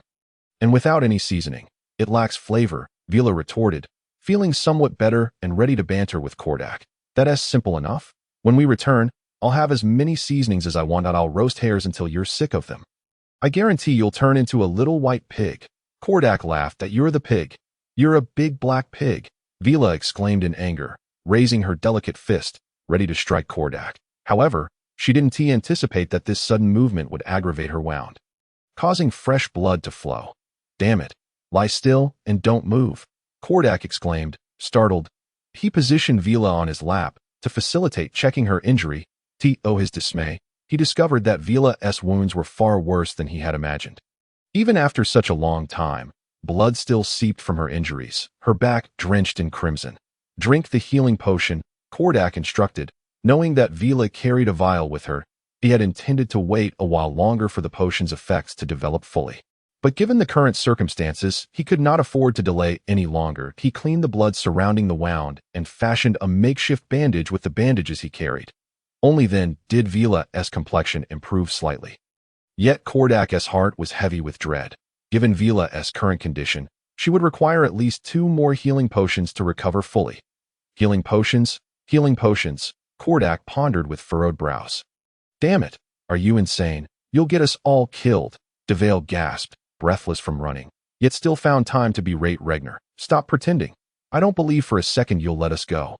Regner retorted fiercely. Since their encounter, this man had incessantly harangued Onilate. Though 8 out of 10 of her replies were fabrications, it still irked Regner profoundly.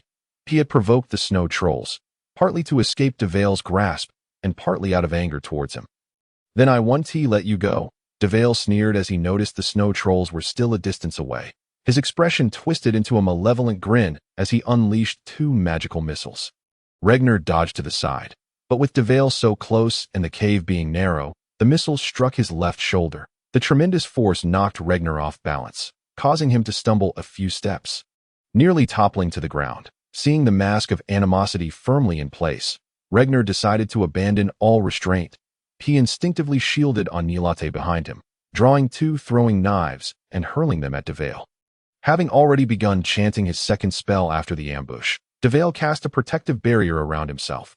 Thus, Regner's knives merely bounced harmlessly off the magical shield, failing to inflict any harm on Devale. Regner had never intended to take down a level 12 mage with just 2 knives. After releasing them, he unsheathed his flame blade and charged forward. It was common knowledge that one should not create distance between themselves and a mage. Though it was Regner's first battle against a mage, he understood this principle. As Devale beheld the flame blade radiating with magical energy, his eyelids twitched involuntarily. He anticipated that this seemingly scrawny wretch possessed an enchanted weapon.